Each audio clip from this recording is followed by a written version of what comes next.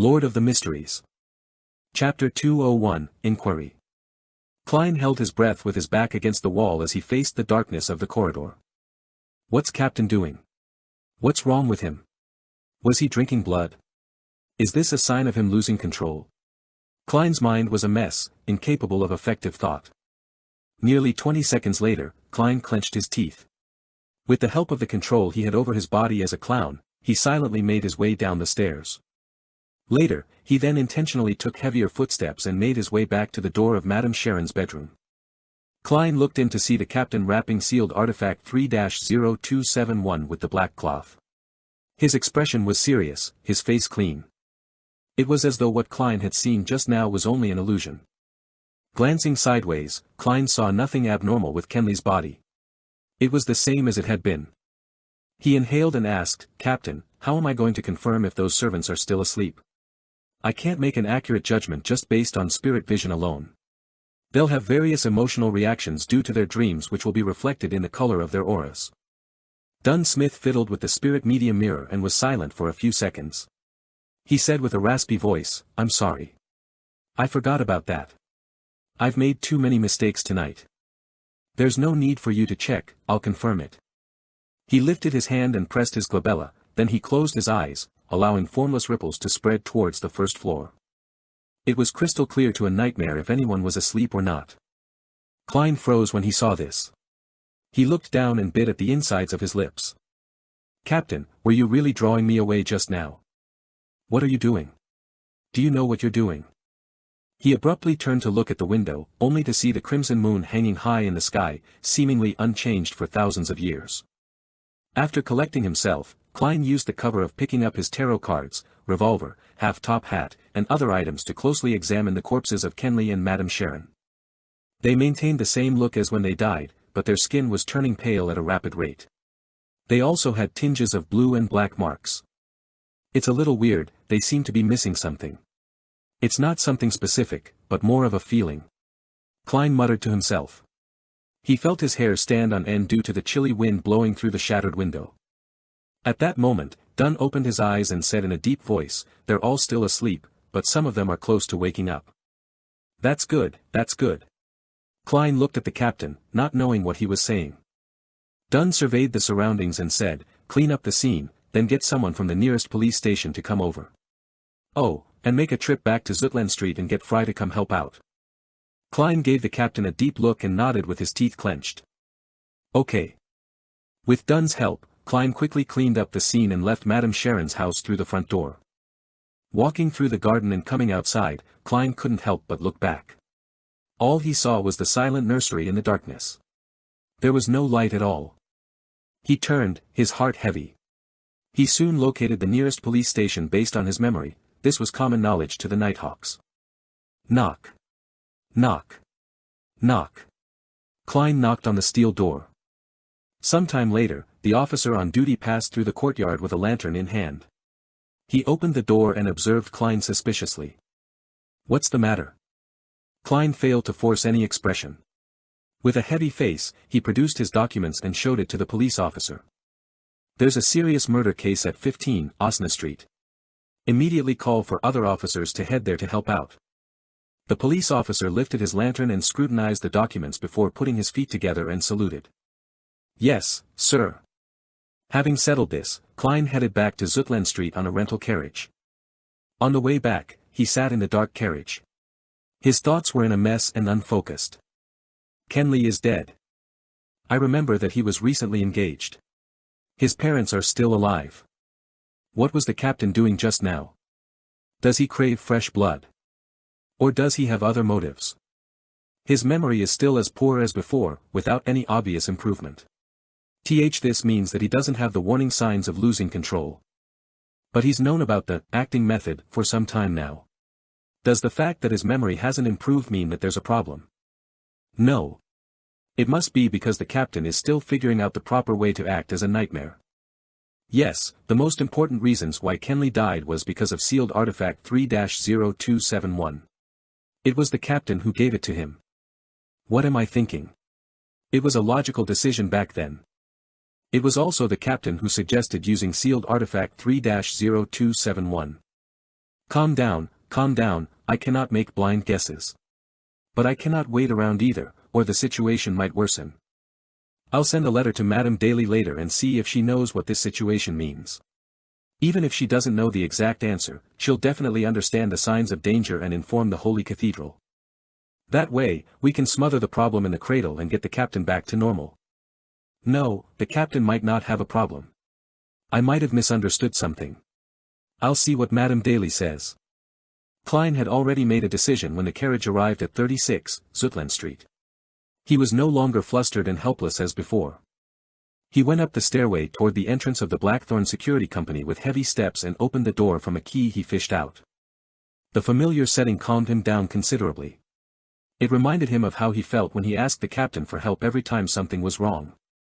Taking a deep breath, Klein went to the recreation room and found Fry reading alone under the gas lamp. Fry turned to look at Klein, his cold face revealing a look of concern and worry. Did something happen? Where's Captain and Kenley? Klein replied with a raspy voice, Kenley's dead, he died at Madame Sharon's hands. We all made mistakes. The captain is guarding the scene. He needs your help there. Before they left, the captain had informed Fry about the general situation. He told Fry that if they weren't back within 2 hours, he was to send a telegraph to the Holy Cathedral. Similarly, since they had to apply for sealed artifact 3-0271 and enter Cheney's Gate at night, Royale, who was guarding Cheney's Gate, was also notified of the mission. According to the internal guidelines of the Nighthawks, a captain could permit the opening of Cheney's Gate at night. If the captain was present, then only the captain could enter.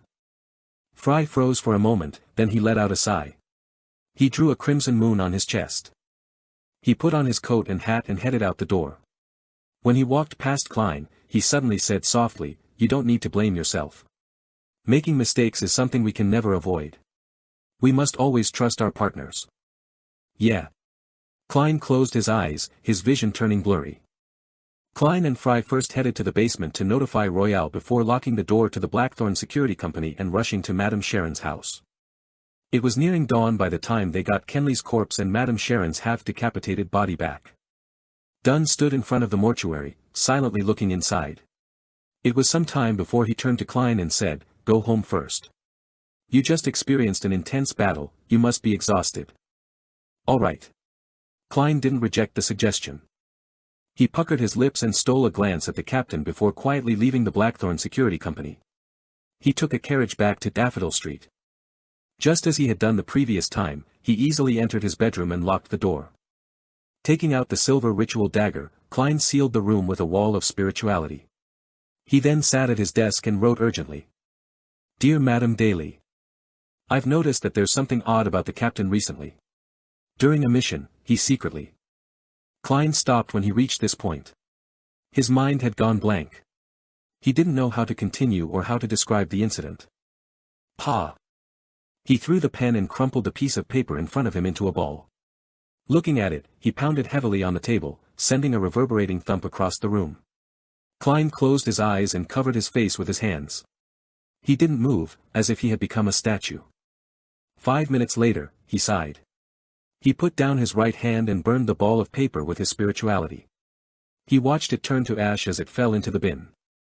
After organizing his thoughts, Klein took out a fresh piece of paper and wrote. Dear Madame Daly. We just completed a mission and regrettably lost a partner. The exact details are as follows. Back then, I felt that with my present standards, my spirit vision was incapable of accurately ascertaining whether the servants were asleep or not, and that it was very troublesome to do divinations for every one of them. Thus, I returned with the intention of asking for the captain's advice. At that moment, through the mirror's reflection, I saw the captain kneeling beside Kenley's corpse, with crimson blood covering his mouth.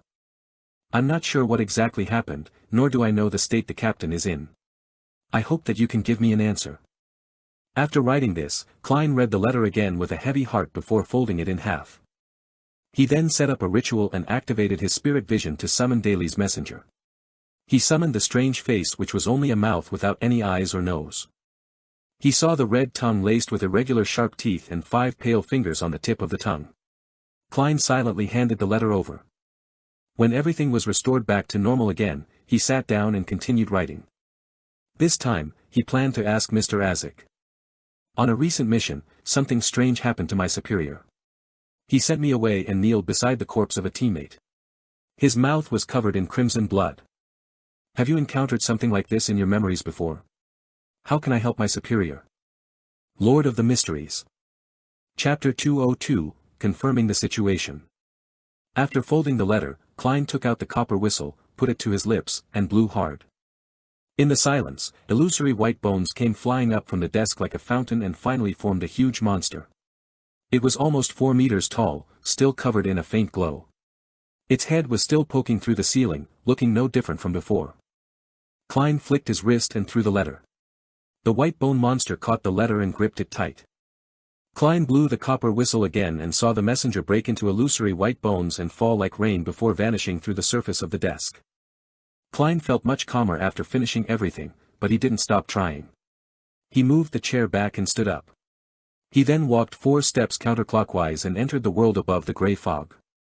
The lofty palace and the ancient model table appeared before his eyes, as though it would stay the same for tens of thousands of years. Klein sat at the fool's seat of honor. Then, he took out the spirit pendulum from his left sleeve and conjured a yellowish-brown goatskin and a fountain pen in front of him. He wanted to divine the captain's situation that night.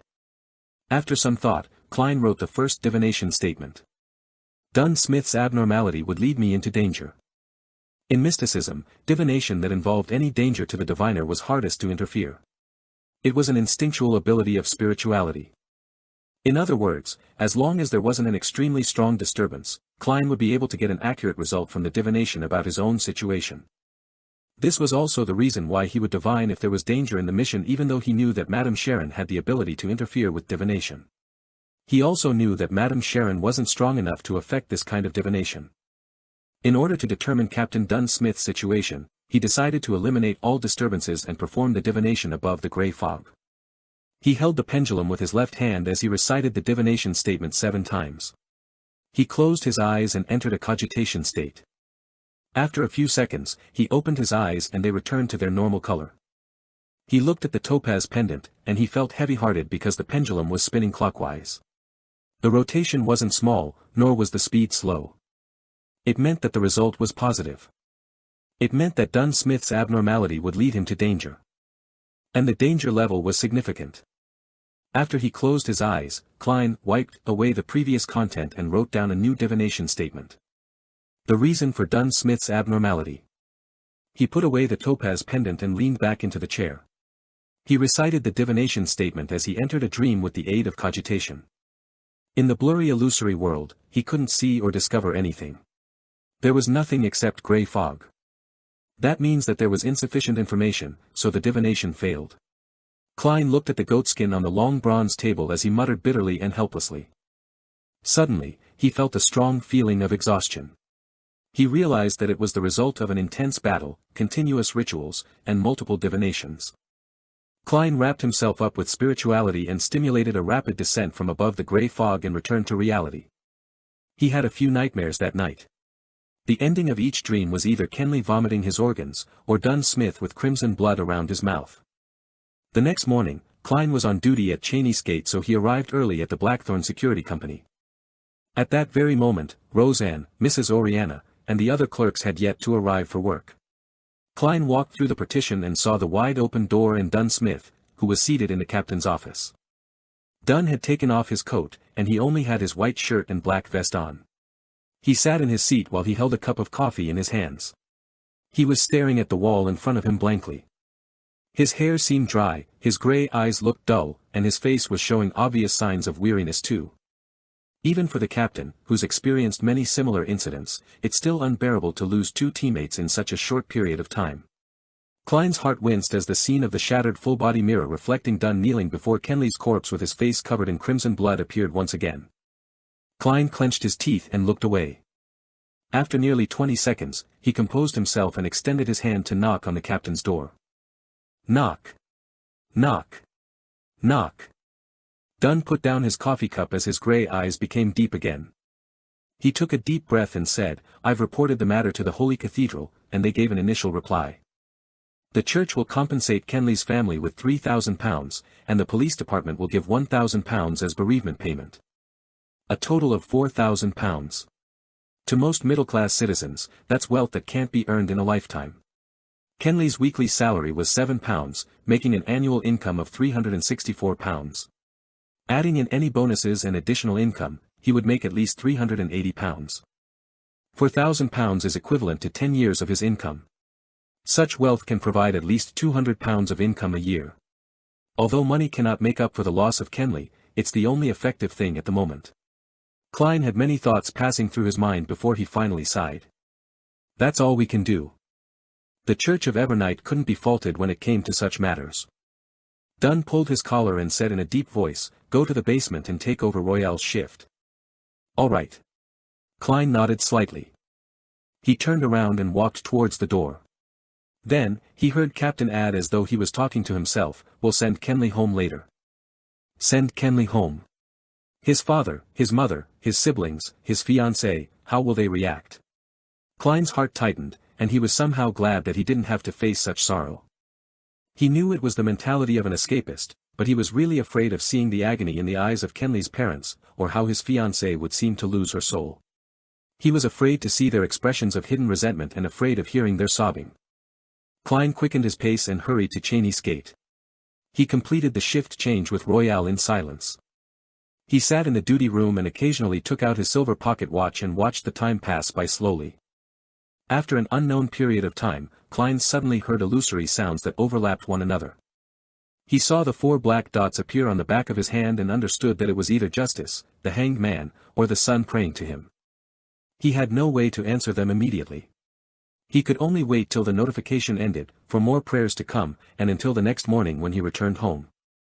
Having just fished his keys to open the door to his house, Klein saw the maidservant Bella wiping the dining table while his sister, Melissa, who was dressed up, and his brother, Benson, came downstairs. "Didn't you just go to Mass last week?" Klein asked curiously. Benson smiled and said, "That sounds like the memory of a person who hasn't gotten any sleep the entire night." Huh? Klein looked even more confused. "Today is the first day that, the Return of the Count, will be releasing tickets for sale," Melissa explained. Klein smacked his forehead and took off his hat. "I've been too busy recently. I totally forgot about it. Especially these past 3 days." He added with a sigh. Melissa looked at him with concern and said, "Your breakfast is in the kitchen. Eat it and get some sleep. Benson and I thought that since we're going out, we might as well drop by St. Selena Cathedral to have Massachusetts." "All right." Klein waved and bade his brother and sister farewell. He had a simple breakfast and returned to his bedroom. After he did the preparatory work, he took 4 steps counterclockwise and entered the world above the grey fog. He saw that Justice and the hanged man's corresponding crimson stars were burgeoning and shrinking faintly. He extended his right hand and emanated his spirituality. Then, blurry images formed before Klein's eyes. Miss Justice's prayer sounded in his ears. "I pray for you to listen. Because of the Kalangos incident, my father hired a beyonder to protect me. There are also others who are watching over me secretly. It wasn't easy for me to finally find an opportunity to pray to you. I would like to apply for leave from the gathering next week. I believe this will pass soon." Klein subconsciously glanced at the blurry image. The image was filled with fog, and there seemed to be a huge bathtub with rippling water. Miss Justice was wrapped in a bath towel. He retracted his gaze and started listening to the hanged man's prayer. His description was different from Justice's, but he was making the same request. He too needed to ask for leave due to the aftermath of Kalangos' death. Klein nodded slightly and responded to their prayers respectively. "I'm aware." Then, he sent a message to the sun's crimson star. "The upcoming gathering will be cancelled temporarily. City of Silver." Derek Berg was paying attention in the training field. The sky above his head was still dark, with occasional flashes of lightning that lit up the sky. Suddenly, his vision went blurry before he saw the thick fog in the ancient palace that looked like the home of a giant. He also saw Mr. Fool, who sat in the depths of the grey fog. "The upcoming gathering will be cancelled temporarily." His voice reverberated, but the view before Derek had already returned to normal. He wasn't shocked at such a magical incident because Mr. Fool contacted him in this manner to remind him before every gathering. Derek looked up at the woman in front of him subconsciously, a member of the City of Silver's 6-member council, Shepherd Lovia. This terrifying expert kept switching between a smile and being aloof. She told every young man at the training field that they would join the patrolling troops soon and rid the dark monsters in the vicinity. That wouldn't be training anymore. Elder Lovia didn't notice anything strange. She seems to be getting weirder. Is it because there's a high-sequence Beyonder's evil spirit among her grazing souls? Derek thought. Klein returned to his bedroom, threw himself into bed, and quickly fell asleep. He dreamed about what had happened these past few days. Suddenly, he felt like he was being shaken by someone, and he suddenly woke up. Klein opened eyes and saw a gigantic white bone hand. The hand paused and threw the letter on the bed. Then, it vanished into thin air. Mr. Azek's reply. Klein grabbed the letter, full of hope. Lord of the Mysteries. Chapter 203, Mutant. Klein opened the letter, feeling both expectant and nervous before he began reading Azek's reply. I thought about a few possibilities regarding the scenario you described, and I remembered a few things about vampires and mutants. Natural vampires were already on the brink of extinction before the dragons and giants bowed out of the stage of world history. Later on, they might occasionally be discovered. The vampires we usually talk about, as well as those mentioned in folklore, are more similar to Beyonders. I recall that the name of a potion in a particular pathway is called vampire. If your superior is now in a half-insane state, then it's very likely that he mistakenly consumed such a potion. The result of mixing two potions from different pathways makes a half-insane state a certainty. Yes, I vaguely remember the pathway of the Evernight, which is also the sleepless pathway as you know it, can be interchanged at high sequences with the pathway of death and the pathway of giants. But it doesn't include the vampire pathway. Of course, we cannot rule out the possibility that your superior might have accepted it willingly. After all, vampires have a long life, an exceptional constitution, and excellent looks. When compared with these benefits, accepting a state of half-insanity is reasonable. Klein froze when he read the letter. He didn't expect Mr. Azek to provide him with this much information. The death pathway is also known as the corpse collector pathway. It can be interchanged at high sequences with the sleepless pathway. I knew about this from Emperor Roselle's diary. But to think that it can also be interchanged with the giant pathway after sequence 4. The giant pathway is the one that the City of Silver possesses, which is also the present-day god of combat pathway. I've always suspected that giant King Ormer was the ancient god of combat. Yes, Emperor Roselle's diary described the Church of Evernight and the Church of the God of Combat as mortal enemies. Could this be because the pathways they possess can be interchanged at higher sequences? If I follow this line of thought, I can find an explanation as to why the three ancient churches, the Church of Storms, the Church of the Eternal Blazing Sun, and the Church of the God of Knowledge and Wisdom, are at odds with each other. That's because the pathways of Sailor, Bard, and Reader can be interchanged at high sequences. Yes, during the end of the previous epoch, the Pale Era, it's likely that the fall of death was caused by the Evernight goddess and the god of combat. The captain is perfectly fine usually, other than his poor memory. He doesn't show any signs of half-insanity. I can rule out the possibility of him consuming the vampire potion. Mr. Azek has recalled quite a number of things recently. Could the creeping hunger have really stimulated his memories? Klein nodded and continued reading the letter.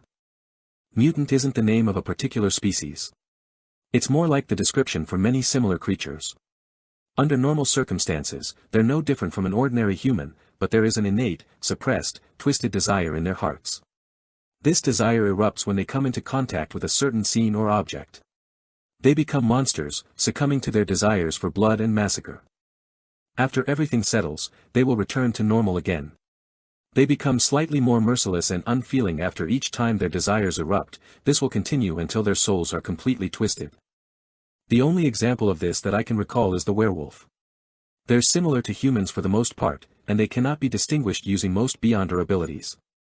But, during the full moon, the twisted desires in their hearts intensify, and their bodies also change accordingly. Your superior might be a potential mutant. The death of your teammate might have triggered his true nature. These are all my personal guesses. I cannot guarantee that there are no other possibilities since I haven't gotten all my memories back. Perhaps your theory of this being a precursor to losing control can also explain this. There's no saving him whether he has consumed the vampire potion, or if he's a mutant. Of course, many people have theorized that mutants were originally ordinary human beings, but were put under a strange curse or corrupted by some evil god or devil, and, thus, transform into a different monster under certain circumstances.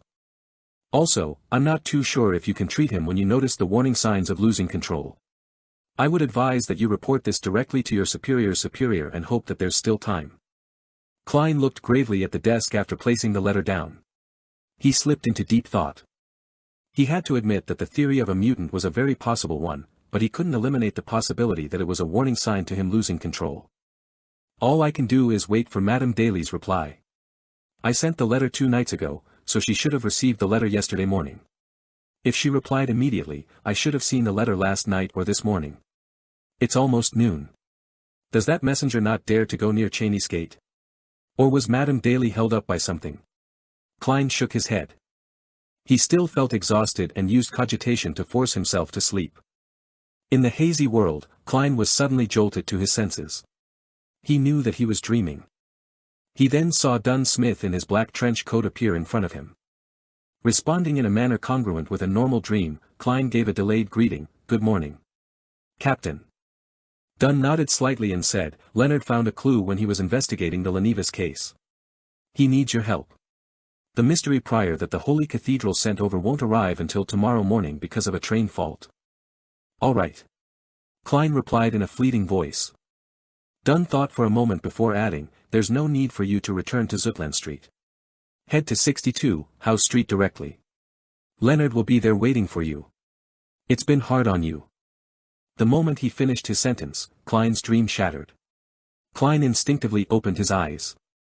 House Street. Isn't that the area where the Divination Club, my classmate Welch, and the member of the Aurora Order lived? There sure are many incidents lately, one after another, as if they're culminating in something. Klein thought as he got up slowly. He washed up in the bathroom before changing into a white shirt, brown vest, and black trench coat. He then picked up his hat and went down to the living room. It wasn't 11 yet, and Benson and Melissa hadn't returned home. Klein informed Bella that he was going out and that she didn't need to prepare lunch for him. He then took a public carriage to House Street and saw the messy-haired midnight poet, Leonard Mitchell, whose hair exuded beauty, waiting for him in at Building 62. Leonard was still in a thin white shirt despite the chilly September weather. He had paired it with beige pants. He swept his green eyes at Klein. This might be the building rented by Lenivas under a false name. How did you figure it out? Klein asked out of curiosity. Leonard pointed to his head. Since you found a clue from Hood Eugen and suspected that Lenivas was likely connected to that member of the Aurora Order, the cloth merchant Sirius Arapis, I had to change my line of thinking after my normal investigations revealed nothing. I started investigating the Aurora Order. The previous report told me that Sirius had interactions with many of the residents on House Street, so I searched every one of them and found a problem with this one. What problem? Klein asked. Leonard raised his brows. An obvious problem. The guest here appears very rarely. He claimed to be going to the southern continent to do business after Hunas Vincent's death and never returned. His records are very realistic, and the police didn't discover anything. This could only be a coincidence. Klein creased his brows. Of course, a coincidence. But when I showed the residents around here Lenivas's picture, an old man felt that he looked similar to the resident at number 62, other than his different glasses. Leonard took out a black and white photograph from his pocket. Why didn't you say so earlier? Klein lampooned inwardly. He entered 62, House Street with Leonard, and at Leonard's request, he started to divine if there were any hidden compartments or secret chambers. The result was yes. The secret chamber or hidden compartment in this building. Klein wrote down another divination statement. He took a seat on the sofa and closed his eyes as he recited the statement. 7 times later, he entered a dream. His vision was blurry. In the blurry world, Klein saw a wooden bookshelf. He saw rows upon rows of books. He saw that one of the books had been taken away. He saw the wooden surface beside the book open, revealing a hidden compartment. The scene quickly disappeared as Klein opened his eyes and told Leonard, in the study. Klein wound the topaz pendulum around his wrist and followed Leonard into the study. He saw the wooden bookshelf he had seen in his dream. Pull out that book, the place it's covering has a hidden compartment. Klein pointed at the book nearest to the sides. So it's here. I couldn't find anything when I searched the place, and I had no choice but to return to Zutland Street to request for help, Leonard grumbled as he walked over. He pulled out the book Klein had pointed out. After searching the area, he finally found the mechanism to open the hidden compartment. A letter lay silently in the hidden compartment. A letter? Lenevis hid a letter here. Klein found it extremely strange. After he divined to see if there was anything dangerous within the letter and received a negative answer, Leonard picked up the letter and opened the unmarked envelope. Leonard pulled out the letter within and unfolded it. Klein leaned forward to get a look of its contents. All he saw were the first few paragraphs of the letter. Haha, congratulations. Congratulations on finally finding this letter. This means that you're not too stupid, nor too slow. You qualify to take part in this game of life and death that I've designed. Child laborers that die before their time. Factory workers who seldom live past 10 years after entering the factory because of their working conditions. Female workers who risk severe illnesses for a meager salary. I see boundless resentment surrounding every factory, turning the surroundings oppressive and gloomy. This is the worst of times, and also the best of times. Our game shall take place under such a setting. Fools, prepare yourselves, I'm going to issue you a hint. Lord of the Mysteries. Chapter 204, Visitor. Klein and Leonard lifted their gaze from the letter and exchanged glances. They muttered, he's crazy, right? Lenevis is secretly a lunatic. A lunatic who truly has a delusional disorder and an antisocial personality. Klein thought and felt a tug at his heartstrings. He quickly redirected his gaze to the letter. Ladies and gentlemen, the hint is that I've placed a bomb in Tingen, a bomb that will grow stronger over time. Seek it and finish it before it explodes. If you lose the game, there will be a boom, and the entire city of Tingen will be reduced to a ruin. Trust me, I'm not lying at all about this. Lenevis, who enjoys giving his friends pleasant surprises. A bomb? Klein looked at Leonard and muttered to himself, perplexed. Leonard held the letter up to the sunlight and looked as he flipped it around. He didn't find any other clues. The term bomb is probably an expression. I've never heard of a bomb that can grow stronger. Klein creased his eyebrows and said thoughtfully, no, I mean, he might be using bomb to reference something in mysticism. Such as an evil ritual that continuously accumulates power. Leonard cocked his head as though he was listening to something when suddenly, his facial expression grew solemn. He nodded as his green eyes constricted. Maybe you're right. Isn't there a description at the beginning of the letter? Child laborers that die before their time, factory workers who seldom live past 10 years after entering the factory because of their working conditions, female workers who risk severe illnesses for a meager salary. Boundless resentment surrounding every factory. Perhaps, that might be the energy source that constantly strengthens Lenevis's bomb. Yes, that's very possible. Klein suddenly tensed up and said, we need to report to the captain immediately. Leonard laughed and said, there's no need to be so nervous. You should know that Lenevis is a swindler. The part where he said that he didn't lie might be a lie itself. Of course, regardless, we have to return to Zutland Street to report to the captain. It's best if we can request the Holy Cathedral to send a mysticism expert over and find the location of the altar through the abnormal accumulation of resentment. Someone is apparently very familiar with protocol. But why would the setup of such an altar need Eugen's help? What role does a psychiatrist play in this? Klein didn't object to the idea. He left 62, House Street with Leonard and rushed back to Zutland Street on a hired carriage.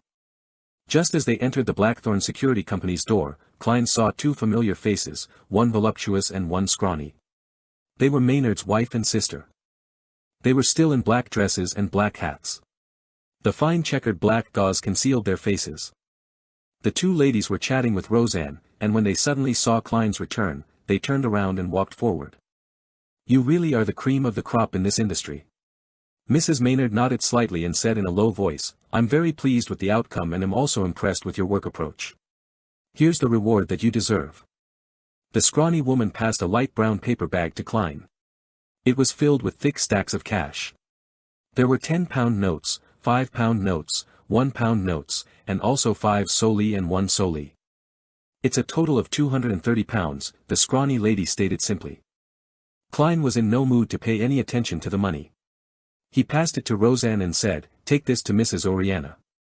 I doubt the two respectable women would make a mistake counting the money. At that moment, the corner of his eyes caught the Tingen City Honest paper in Mrs. Maynard's hands. On the most eye-catching spot on the front page, there were two pieces of news. Old Baron's widow dies in involvement with MP Maynard's murder. Mayor Dennis takes the blame for the worsening public security in Tianjin for the past 3 months and resigns. So that's the official excuse for Madame Sharon's case. I've yet to read the newspaper today. Klein nodded at the two ladies and followed Leonard through the partition to the captain's office. How was it? Did you find any clues? Dunn Smith closed his document, lifted his head, and looked at Klein and Leonard with his deep gray eyes. We found a letter that was left behind by Lenevis.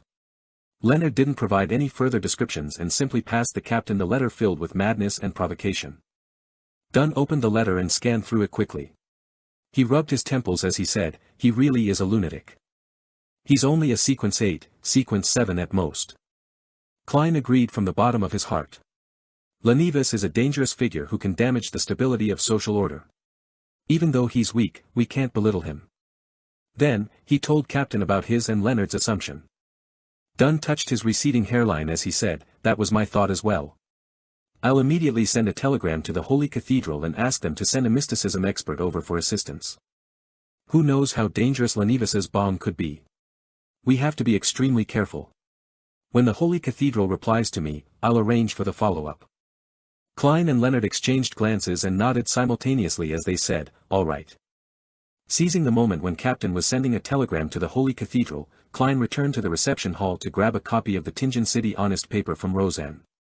He stood at the partition and read the 2 articles with full concentration. The widow of the old baron of the Coe family, Madame Sharon, was suspected to be involved in the sudden death of Member of Parliament Maynard. The police received a tip and took action at night. They discovered that Madame Sharon and her accomplice had knocked out her servants to carry out a pagan ceremony in her bedroom. They refused to surrender and attempted to resist arrest, resulting in the death of a heroic police officer. Finally, Madame Sharon and her accomplice paid the price for their evil deeds with their lives. Mayor Dennis takes the blame for the worsening public security in Tianjin and resigns. He also announced that he wouldn't be running for re-election next year. For the next few months, Deputy Mayor Mr. Harry will take on the responsibilities of mayor. A heroic police officer. Is that the description of Kenley? Klein sighed and knew that it was the best way of handling the situation. According to the internal rules of the Nighthawks, in order to prevent the forces of evil from taking revenge on their family members, their names would be kept confidential even if they sacrificed their lives. He folded the newspaper quietly and returned it to the reception desk. Klein suddenly saw a visitor who walked through the entrance. She was a young lady, in her 20s at most. She was in a ruffled hat and loose dress. She had lovely facial features, blonde hair, green eyes, and also a depressed yet silent temperament. She was quite a beauty. The most eye-catching thing about her was her stomach that bulged out. She looked like she was more than 7 months pregnant. Klein was stunned, and he felt that he had seen the young pregnant lady before. Suddenly, he heard Leonard say in surprise, "Miss Megos." Megos. Yes, the young lady who was conned by Lenevis. She's pregnant with Lenevis's child, and as such, there might be something wrong with her mental health. She says her child sings in her stomach and also whistles. Klein was suddenly enlightened and he wasn't surprised that Leonard knew Megos. When they relaunched the investigations of people related to Lenevis, the lady's photo had been seen by every Nighthawk. Klein knew her even earlier. Her Aunt Christina, whose savings had been conned by Lenevis, had brought her to the divination club to ask for help. Her aunt even asked if the child in her stomach could be used for divination. Then, as Megos heard Leonard's voice, she looked over at the both of them vacantly and replied politely, "Hello. Miss Megos, what brings you here to the Blackthorn Security Company? Do you have anything that you'd like us to do for you?" Klein took 2 steps forward and asked. He was very confused by Megos' sudden visit. He felt it was an extreme coincidence. "We just found Lenevis's letter, and Megos comes visiting." Megos touched her stomach and smiled faintly. "Somehow or other, I suddenly thought of coming to Zutland Street and suddenly thought of coming up to take a look. Her mental health seems to have worsened." Klein recalled that he hadn't managed to activate his spirit vision and check on Megos' situation previously. Hence, he lifted his teeth and was about to tap his left molars. Just then, a series of thoughts screamed through his head in increasing intensity. "Don't look. Don't look. Don't look. You'll die. You'll die if you look. You'll die if you look." Klein stood rooted on the spot like a statue as his forehead was covered in cold sweat. It was like having a deep and heavy nightmare that he nearly couldn't wake up from. Suddenly, he understood something. He had failed to activate his spirit vision the last time because his spirituality had noticed an unimaginable danger. It slowed him down subconsciously, so he missed the opportunity and forgot the follow-up. At that point, Klein had yet to digest the seer potion entirely, and he had yet to advance to sequence 8, so the warnings of spirituality were very subtle and difficult to notice. But now, Clown's spiritual foresight was so clear and obvious. After nearly 20 seconds, Klein finally shook off his paralysis. He looked sideways at Leonard and realized that the midnight poet was also covered in cold sweat, and his eyes were filled with horror. Suddenly, Klein understood what the bomb Lenivus was referring to. It's the baby in Migos' stomach. It's the baby that he left behind. Klein suddenly associated the description in the letter with Hudyugen's answers, and he suddenly remembered something that he read in Emperor Rosel's diary. I started the Industrial Revolution with my own hands and personally ushered in the age of steam and machinery, but this will only become the hotbed for the descent of an evil god upon this world. Klein's pupils constricted as he thought of a possibility that he instinctually refused to admit. No. That's not right. The baby in Migos' stomach can't be the son of some evil god or an evil god waiting to descend upon the world. No. Why would Hudyugen do such a silly thing? Although his psychiatrist power can help Lenivus fool Migos and use her as a spawning vessel in her semi-unconscious state. No. The resentment of child laborers that die before their time, and the factory workers and female workers who live less than 10 years aren't helping the son of an evil god to grow rapidly. No. Do not look directly at God. Lord of the Mysteries. Chapter 205, Urgent Arrangement. Klein instinctively reached for his pockets. He held the flaring sun charm in one hand and Azek's copper whistle in the other. He acutely noticed that the cold, gentle beyonder feedback of the latter had vanished as if it was being suppressed by an invisible power. However, the former was still warm and comforting.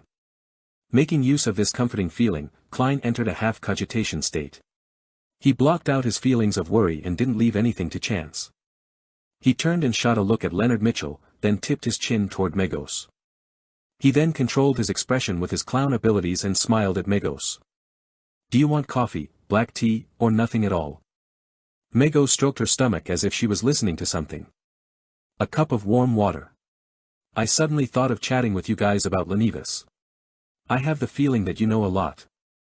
Who told you that? Leonard was no longer the frivolous guy that he usually was. His smile had turned rather stiff. Migos suddenly giggled. My child told me. He knows a lot. He's very smart. Klein fought back the urge to curse. He turned to the partition and signaled to Leonard to keep Migos calm. Leonard forced a smile and pointed toward the sofa. That's exactly what I'd like to talk about. We want to have a chat with you about Lenivus. Behind the receptionist's desk, Roseanne looked on in confusion. She suddenly realized that she didn't need to do anything. Klein quickly made his way past the partition and directly pushed open the door to Dunn Smith's office, then closed the door with a bang. He saw Dunn looking shocked before turning serious and saying in a heavy voice, Captain, something serious has happened. I know what Lenivus meant by bomb. Dunn stood up and pointed outside. Migos. He had obviously heard Leonard's shocked exclamation, but he was unable to see the looks of fear and cold sweat on his teammates' faces. Klein nodded and explained quickly, I tried to activate my spirit vision to observe Migos to ascertain her mental condition, but my spirituality stopped me from making the attempt. It kept warning me not to look, that I would die if I did so. This made me recall a saying, do not look directly at God. Even if the fetus in Migos' stomach isn't an evil god attempting to descend upon this world, or the spawn of an evil god, it's definitely a legendary creature. Captain, connecting this to the black altar in Hudyugen's memories, to his psychiatrist abilities, to the tragic world as described in Lenivus's letter, I think that my guess is quite close to the truth. Lenivus obtained a ritualistic magic link to the true creator from an Aurora Order member. With Hudyugen's help, he turned Migos into a vessel to gestate a certain power. Then, this power will make use of the resentment, oppression, and gloominess surrounding the factories to quickly grow until maturity. In other words, the ritual itself needs this resentment, oppression, and gloominess in order to succeed. Dunn considered Klein's words seriously for nearly 20 seconds before nodding with a solemn expression.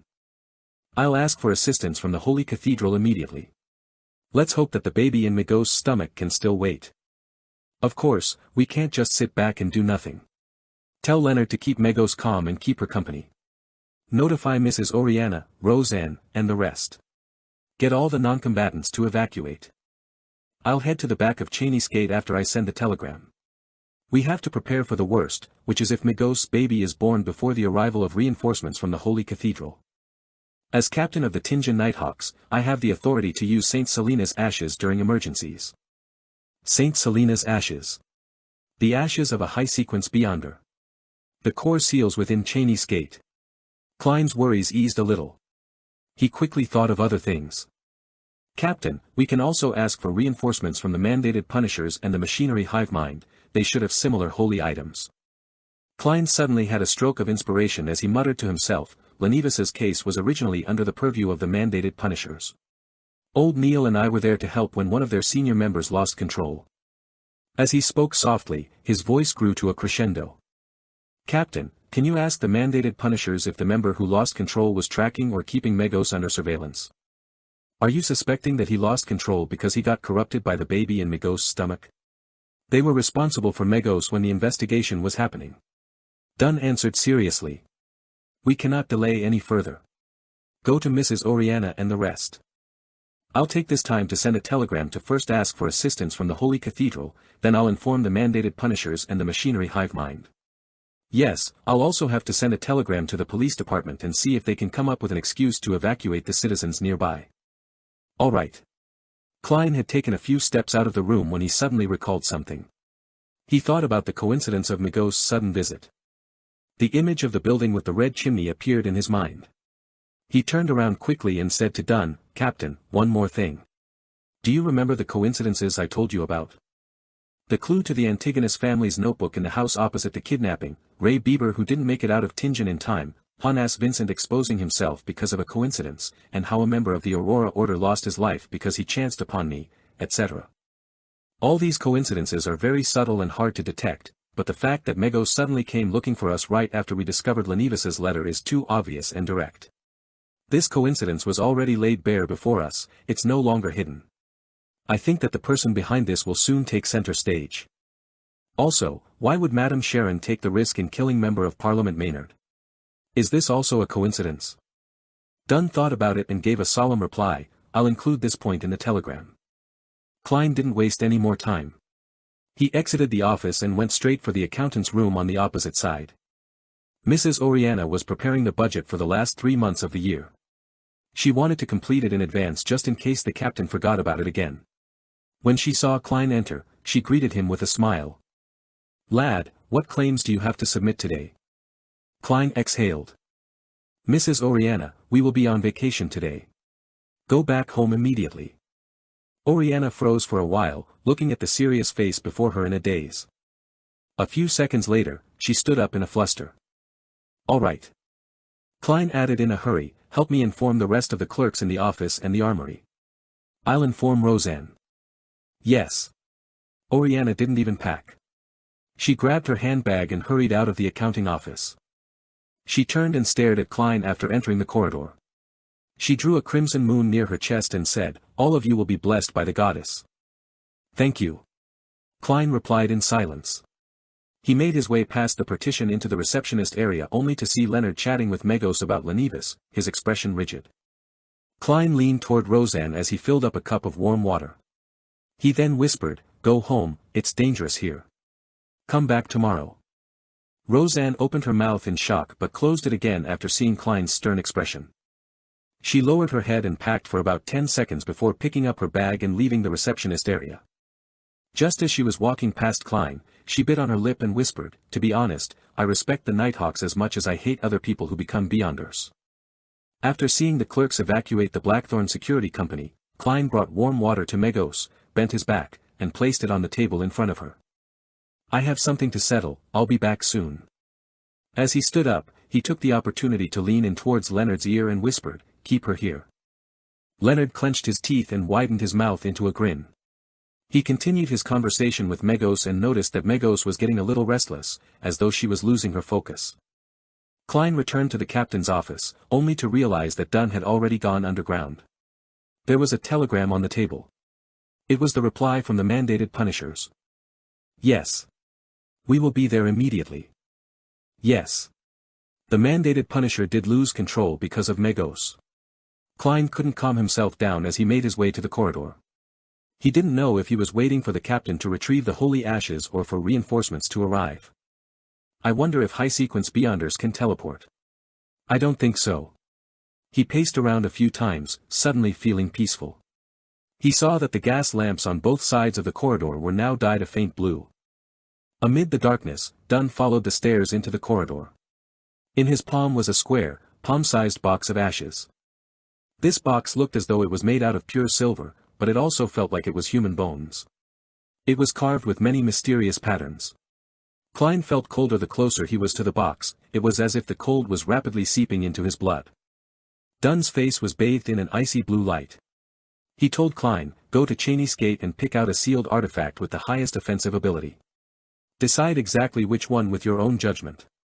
I've already told Sika and the keepers inside. Take note of the hidden threats. Of those, there are 3 grade 2 sealed artifacts, which are... Oh, now that I've taken out the ashes of Saint Selena, Sika and the keepers cannot leave their positions now." At this point, Fry and Royale were both at Kenley's house for the funeral preparations. The Archbishop at Saint Selena Cathedral had gone to the countryside to preach. "All right." Klein didn't hesitate, immediately turning towards the basement. When he was nearing the intersection, Klein suddenly stopped. He knew that most of the sealed artifacts behind Cheney's gate at Tingen City were grade 3 and wouldn't have much of an effect on the baby in Migos' stomach. It was, at the very least, a legendary creature. The mutated sun sacred emblem might work, but it takes too long to have an effect. It's unsuitable for this. There are only 3 grade 2 sealed artifacts in Tingen City, and they're all very dangerous artifacts that can easily result in my death. I estimate their powers to be about the same as my Flaring Sun charm, so I cannot have too many reservations later. I'll use the Flaring Sun charm without any hesitation. It would definitely be as powerful as a grade 2 sealed artifact. After all, it has the power of divine blood in it. Klein's mind whirled as he nodded indiscernibly. He felt for the Flaring Sun charm and Azek's copper whistle in his pocket, but he was surprised to find that the sensation of the latter was back. Regardless of whether it was useful or not, Klein took out a pen and paper set that was used for divination and wrote a short message. "The person who made my fate disharmonious and stole the skull of your child has appeared. He has arranged for Megos to enter the Blackthorn Security Company at 36, Zutland Street. It's highly likely that Megos is harboring the son of an evil god. The situation is very urgent." He put away his pen and folded the piece of paper. Klein took out the copper whistle at the intersection and blew, then watched the giant skeleton messenger appear before him. Lord of the Mysteries. Chapter 206, Grade 2 Sealed Artifacts. In the corridor within the deep and serene basement, the nearly 4-meter-tall bone messenger disappeared before Klein's eyes after taking the letter. When all that was left of the surroundings were the classic gas lamps embedded in the walls, he put away Azek's copper whistle and walked towards Cheney's gate. As he was writing the letter, he had already decided on which sealed artifact to pick. Firstly, it would be almost impossible for the grade 3 sealed artifacts to have any effect on the baby in Migos' stomach.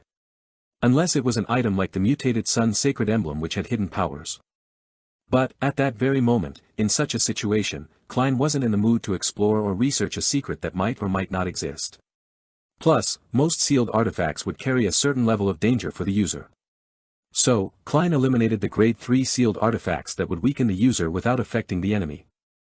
Secondly, the Tingen Nighthawks didn't have any grade 1 sealed artifacts and only 3 grade 2 artifacts. That was originally a secret that Klein wasn't allowed to know, but due to the urgency of the situation, Dunn made use of an emergency clause and told him the general situation. Dunn Smith couldn't hold any other sealed artifacts at the same time while holding St. Selena's ashes.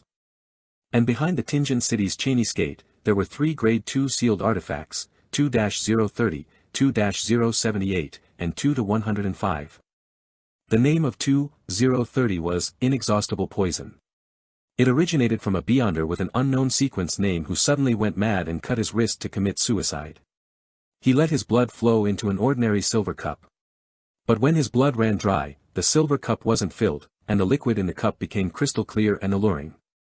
It was a temptation that even a sequence 5 Beyonder had failed to resist. After he drank the liquid, he died of poisoning on the spot. After the person died, the poison seeped out through his pores and pooled together again. Its volume was the same as before he drank it. Not one bit less. Dunn said that the researchers in the Holy Cathedral suspected that the poison could kill a high-sequence beyonder. However, the question lay within the fact that it was almost impossible for a high-sequence beyonder to be tempted to drink it. Furthermore, the traits of 2-030 were obvious, so no one would consume it by accident. If one wanted to poison them, they had to first capture them, seize control of them, and then force it down their throat. But then, why go through the trouble? 2-030 would constantly tempt the living things around it to drink it. The user had to be fully focused on resisting its power. Any slight negligence would make one drink the poison as though it was only natural to do so.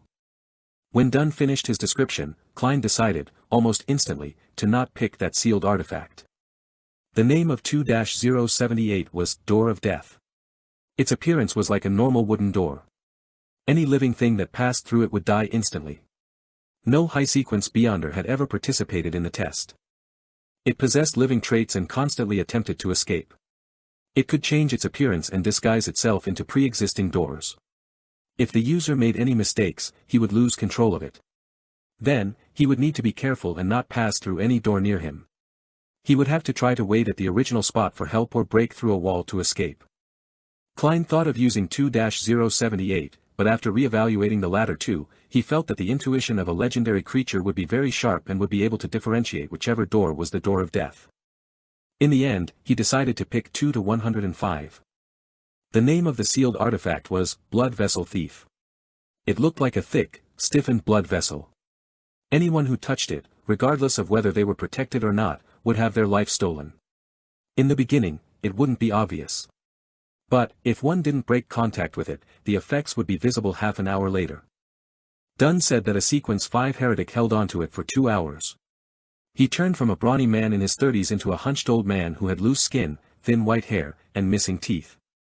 The most important trait of 2-105 was that the person wearing it would have the chance to steal an ability from a target within a specific range.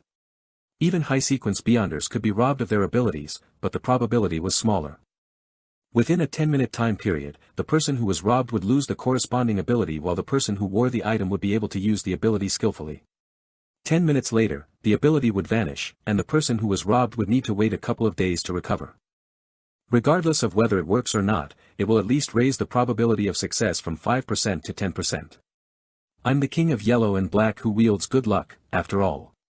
Besides, our main goal is just to take precautions and make preparations to deal with the worst-case scenario. We won't necessarily have to take action. Hopefully, reinforcements will arrive soon. Klein stopped outside the duty room, showing no signs of hesitation anymore. About the negative effects of sealed artifact 2-105, he wasn't worried because he wasn't planning to use the artifact himself. His plan was to give it to Leonard, as he already had the flaring sun charm and Azek's copper whistle who he had no idea if it would still be suppressed. My dear poet, it's time for you to show your true secret. Klein muttered and saw Sikatron standing by the duty room. With her white hair and black eyes, the part-time author remained silent for a few seconds before saying, "Why don't you guard Cheney's gate? I'm stronger and more experienced than you. But you don't have flaring sun charms." Klein replied with a smile, "Madam, I'm already a Sequence 8. It wouldn't be safe here either. There are many sealed artifacts that possess living traits that are itching to take action. Well, if we fail, the people here will definitely not survive. Heh, our goal upstairs is to buy time and wait for reinforcements. It might be safer than being around Cheney's gate." Sikatron puckered her lips slowly and drew a crimson moon on her chest. "May the goddess bless all of you." As Dunn didn't have the time to write the document in time, Klein couldn't enter Cheney's gate directly. All he did was watch Sikatron push open a tiny crack and enter. After a few minutes, she appeared by the door, and she was holding a thick, blood-tainted, pale blood vessel in her left hand. Klein extended his hand to take it, and he immediately felt a faint current surging in his body. In the reception hall of the Blackthorn Security Company. Leonard had already shaken off his stiff state from earlier, and his expression didn't look abnormal as he talked about the recently discovered house that Lenivus rented before. "Is that so? He never told me about it before." Megos replied normally, creasing her eyebrows slightly. Then, she grabbed her blonde hair, pulled out a handful, and casually threw it into the trash can by the side. Leonard was dumbfounded. He gulped with difficulty, and his palms were full of cold sweat once again. Klein walked up the stairs to the second floor with the blood vessel thief in his left hand. He looked at the door that led to the Nighthawk's break room, where Dunn Smith stood silently in his black trench coat. His eyes were gray and deep, just like when they had first met. Reintroducing myself, Nighthawk, Dunn Smith. The voice of the past sounded in Klein's ears as the scene of Dunn by Kenley's corpse flashed in his head. There was blood all over his mouth. He suddenly fell silent and walked over. He lifted his left hand and said, "Captain, I picked sealed artifact 2-105. I plan on letting Leonard use it." Dunn nodded slightly. He didn't ask why but turned and pointed at his office as he spoke. "The Holy Cathedral sent a telegram. They said that they'll gather a team of strong Beyonders immediately and asked us to stall for as much time as possible and try to wait. About those coincidences, they didn't give any reply. I think they don't have any conclusions as of yet. Or perhaps, the person who handles the telegrams doesn't know the actual situation and has no way to make guesses. You know, we have to make the best use of time. Telegrams can't be too long." "Yes." Klein nodded. He got closer to the partition and looked outside as he said, "How's the situation?" "Nothing strange as of yet." Dunn looked down at the Saint's ash box in his left hand. Seeing how Leonard and Megos were having a good time chatting, Klein didn't interrupt them. He retreated to the Nighthawk's recreation room and faced Dunn with the corridor in between them. Just then, Dunn suddenly let out a self-deprecating laugh. "I forgot something."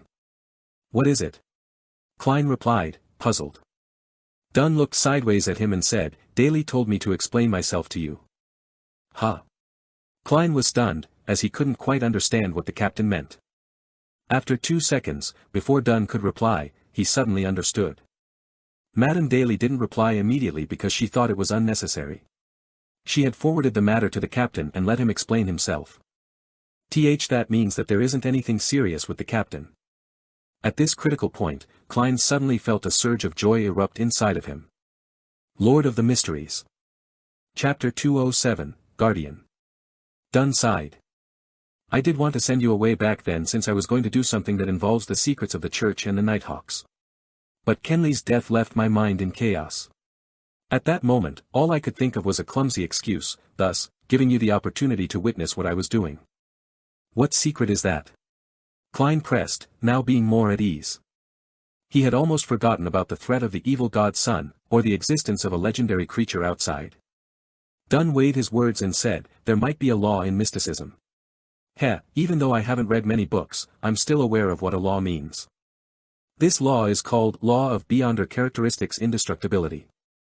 The characteristics of a Beyonder is never destroyed or reduced. It's only passed from one carrier to the next." Klein's eyes opened wide. He suddenly came to a realization and asked thoughtfully, "For example, the sealed artifacts, mysterious objects, or a potion's main ingredients that are left behind by Beyonders who have lost control?" "Correct." Dunn nodded solemnly. "This isn't only the case for Beyonders who lose control, it's also the same for normal Beyonders after they die." "The same." Klein mulled over Dunn's description, now having a faint idea of what the captain was doing. He suddenly recalled when the suited clown died. He recalled the blue, thumb-sized blood sphere that was suspended beside the corpse of the suited clown. Fry's explanation had been that there would always be strange transformations after a Beyonder died. Dunn continued with his deep gray eyes, "But what's different about Beyonders who lose control is that a Beyonder who dies normally won't leave behind ingredients or objects.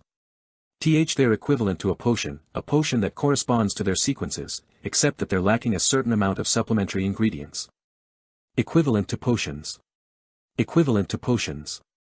Klein squinted as a flash of inspiration went through his mind. The endless darkness in his mind was illuminated in that instant. He suddenly understood many things, figuring out why the Beyonder pathways wouldn't be broken, even if the creatures used as main ingredients were going extinct. Apart from using substitutes, one could also simply use the remains of Beyonders. That should also be the reason why they only handed out complete potions at the higher sequences. Another reason is to prevent the formula from being revealed to people adept at divination or mediumship rituals. Many guesses went through Klein's mind. Dunn looked at the recreation room and explained in a deep voice, "A few years ago. Well, I can't exactly remember just exactly how many years it was, but I wasn't the captain of the Nighthawks back then. I unexpectedly realized this problem, and after interacting with Daly, who had just become a Beyonder, I immediately sent a report to the Holy Cathedral. The Holy Cathedral told me to keep it a secret and gave me two choices. Heh, that's also the reason why it's me, and not Daly, who's explaining this to you. Whoever exposes this is responsible for it. The first choice was to pretend to know nothing, just like a large number of Nighthawk captains and deacons, and allow the Holy Cathedral to continue dealing with the remains of Beyonders who died through normal means. The second was for them to give me a unique, simple ritual and the corresponding techniques. It would allow me to temporarily consume the items produced by the unique characteristics within a limited period of time. Well, this is only suitable for sequences of the same pathway at my level or lower. This would augment my Beyonder characteristics, and I would also become more powerful. In terms of abilities regarding dreams, my powers now are not too different from a sequence SXS. That's also the reason why I dared to deal with Madame Sharon. So that's why. To think that something like this exists. Klein slowly exhaled. He finally understood why he couldn't come up with a logical explanation despite his best efforts. That was because he didn't have all the relevant information and was unable to fill in the blanks. Yes, this does match the law of Beyonder characteristics indestructibility. Would consuming these characteristics cause a qualitative change in the captain by constantly accumulating them? Klein allowed his mind to wander. After glancing at him, Dunn let out a bitter smile. I chose the second option, but not because I wanted to become more powerful. If I wanted to become more powerful, quickly digesting a potion and receiving an advancement is the best and most direct way. Yes, Klein agreed sincerely. Consolidating the characteristics of the potions of the same sequence will increase the risk of losing control at the same time as it improves your abilities, right? Dunn shook his head solemnly. No, these are the remains of normal Beyonders and not Beyonders who have lost control. Well, after I came to know of the acting method, I realized that it would increase the difficulty of digesting the potion. Then why do you still continue? Klein asked in shock. Dunn placed his hand into his pocket, intending to take out his pipe, only to find that he had left it in his office. He shook his head and let out a self-deprecating smile. I just said that becoming more powerful isn't the reason why I consume their remains. Having said that, he paused, his eyes wandering to the blue flicker of the gas lamp opposite where he was standing. They were all my partners. We've gone through many things together. We've dealt with monsters in the darkness and insane heretics together. Some of them have saved me, and I've saved quite a number of them. We walked together in the silent night. We fought together in battles that aren't visible to the general public. We faced danger together. We had each other's backs. I really can't bear to part with them. I remember the lad, Hit. He broke into tears the first time we went on a dangerous mission. I remember Adelaide, he was Roseanne's father. He once blocked an evil curse for me with his arm. I remember the lady, Dwayne, and her warm temperament which was like the dawn. She would always silently record the things we encountered. I remember Kenley being someone who knew how to do many things like play the 7-string guitar, sing, tell stories, even though he wasn't tall. He was more like a poet than Leonard. I missed them very much. I hope to continue fighting with them, to continue dealing with the monsters in the darkness, to deal with the crazy heretics, to protect Tinjin City with them. Thus, I chose to consume their remains. Dunn's gray eyes seemed to flicker. His reliable and dependable persona broke down considerably at that moment. His lips arched upward slightly as he continued, they're still with me in my dreams. Adelaide loves to read, and he often reads at the solarium. He often tells me to discipline Roseanne and get her to mature faster, to the point that Roseanne complains about me becoming more and more like her father and has become scared of me. Hit is a person who cannot sit still and has to hunt in the forest every day. Dwayne always stands by the window of her bedroom and watches us chat. Kenley, who recently joined, created his own 7-string guitar and sings while strumming it. I really miss them. Captain. Klein subconsciously muttered. His eyes became blurred and watery. He couldn't help but rub his eyes and curse in his heart. Fuck. Captain, you're making me cry. But I finally understand the reason for the captain's slow progress despite using the acting method. Klein let out a silent sigh. Unfortunately, old Neil died after losing control. Otherwise, he would have brought along much joy to us. Dunn retracted his gaze. He lowered his head and massaged the bridge of his nose. A few seconds later, he lifted his head and let out a bitter smile. This is a selfish decision. I don't know what the true wishes of Adelaide, Kenley, and the rest were, and, thus, selfishly made a decision for them. I truly am a selfish person.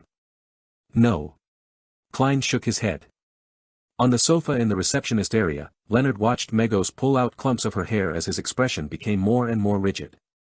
Megos seemed increasingly restless as she constantly picked up the glass for a mouthful of water. She looked at Leonard with a contorted expression. I don't know why, but I suddenly feel a little unwell. Leonard Mitchell was about to reply when he suddenly saw Megos reach for her face. She clawed out a piece of flesh, a long piece of flesh stained with blood. My face is a little itchy. Megos smiled, a little embarrassed. The edge of her lip spread to where her cheekbones were, revealing a row of white teeth and bright red gums. Fuck. Leonard cursed out silently. He felt that the situation was worsening way too quickly. His lips quivering, Leonard turned to listen as his expression immediately turned steely green. He forced a smile and apologized to Megos, who was clawing out pieces of her flesh. I need to use the bathroom. Right. Megos' tone became ethereal. She rubbed her belly and said, my child is a little restless. Leonard didn't reply. He hastened his footsteps and approached the partition. After entering the corridor, Leonard stared deeply at the box of ash in Dunn Smith's hands and exhaled in exasperation. Following that, his expression turned firm. Captain, I'm afraid that it's too late. We have to deal with Megos and her baby immediately. Otherwise, the whole of Tingen will suffer terrible losses. This isn't something that can be avoided just by evacuating the citizens around us. I know that you've already sent such a telegram. Dunn knitted his eyebrows and asked, unusually stern, are you sure that the situation has worsened to such an extent? Yes. In no more than 3 minutes, Megos will undergo a mutation, and her child will descend upon us, Leonard said with a certain tone. At the same time, he glanced at the thick, large blood vessel wrapped around Klein's hand and said, sealed artifact 2-105? Let me use it. I can better utilize its abilities. All right. Klein didn't hesitate to hand the blood vessel thief over to Leonard. That was something he intended to do so from the beginning. At that moment, Dunn tugged at his collar and patted down his trench coat. He spoke with a determined tone, I'll head out with St. Selena's ashes first. Come out after 10 seconds, remember, come out only after you finish counting to 10. Then, regardless of my condition, direct your strongest attacks at Megos and her baby without wasting any time. With that said, he turned around and walked towards the partition with the urn of ashes. Captain. Klein let out a shout, his lips dry. Captain. Leonard also shouted. Dunn stopped and looked back. He had a gentle expression as he said with his mellow voice, don't worry about me. I'm not alone. Adelaide, Dwayne, Hit, and Kenley are all fighting alongside me, no matter what kind of danger I face. He paused for a moment before speaking, his gray eyes gentle. There's no need to be too nervous as well. We're guarding Tingen City. His lips arched upwards, forming his usual smile. After saying those words, he didn't stay any longer. He stepped through the partition, his black trench coat following behind him. Captain. Klein and Leonard shouted at the same time, their tears falling uncontrollably, but Dunn didn't slow down. We are a bunch of miserable wretches that are constantly fighting against danger and madness, but even more so, we are guardians. Lord of the Mysteries. Chapter 208, Cry. Beep. Beep. Beep. The telegram set up in the captain's office suddenly came to life, seemingly having received a new telegram. But Klein and Leonard couldn't be distracted. They were counting the movements of the second hand on the clock as their red eyes welled up with tears. 10. 9. 8. Just then, Dunn Smith carried the silver, bone-like square box into the reception hall with a solemn expression.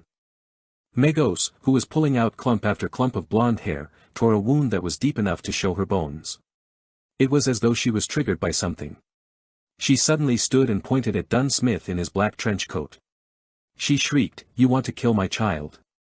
You want to kill my child? Boom. The shrill and terrifying voice reverberated. Klein felt like he was being struck in the head with a sledgehammer. He suddenly forgot to count as he had a headache and felt dizzy.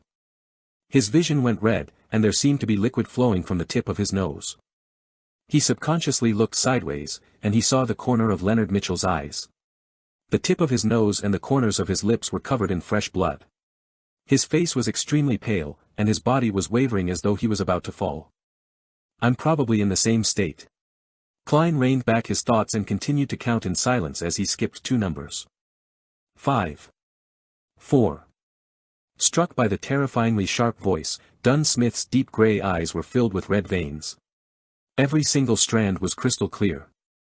The blood vessels in his face protruded out as well, every one of them like a poisonous snake. There was also a gurgle as red liquid flowed out of his ears as well. Despite that, he did feel dizzy.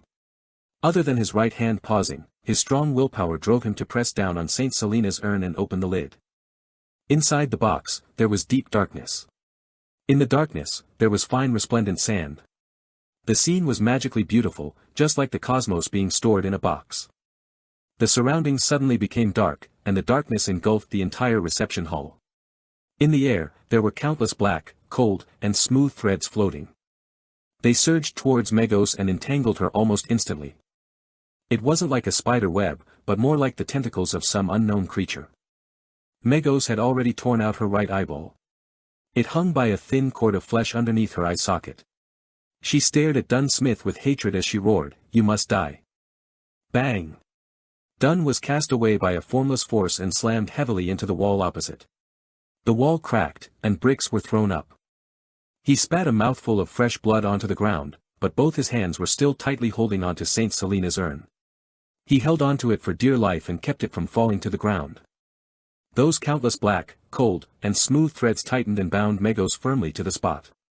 No matter how much blight-tainted flames rose up suddenly, or how her skin began to secrete a liquid that smelt like brimstone, neither of those defenses dealt any damage to the threads holding onto her. 3. 2. 1. Klein and Leonard dashed out through the partition simultaneously. One of them was holding onto a warm thin gold slice, and the other had already aimed his 5 fingers with the blood vessel thief wound around his left wrist at Megos. Megos, who no longer looked human, struggled as flesh protruded from both sides of her shoulders. They were a mixture of blood vessels and green veins, round like a child's head. Above the 2 heads, cracks rapidly spread and seemingly turned into a pair of eyes.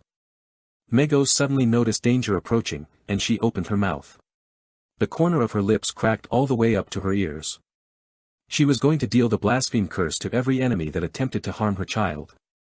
At that moment, Leonard clenched his left hand into a fist as his wrist made a half-turn. His pale face turned livid, and the vessels protruded like bunch of tiny poisonous worms. Megos' blaspheme curse was left stuck in her throat as it came to a sudden halt. She seemed to have lost the ability to speak and the ability to evoke curses. Klein seized the opportunity and muttered an ancient Hermes word in a deep voice.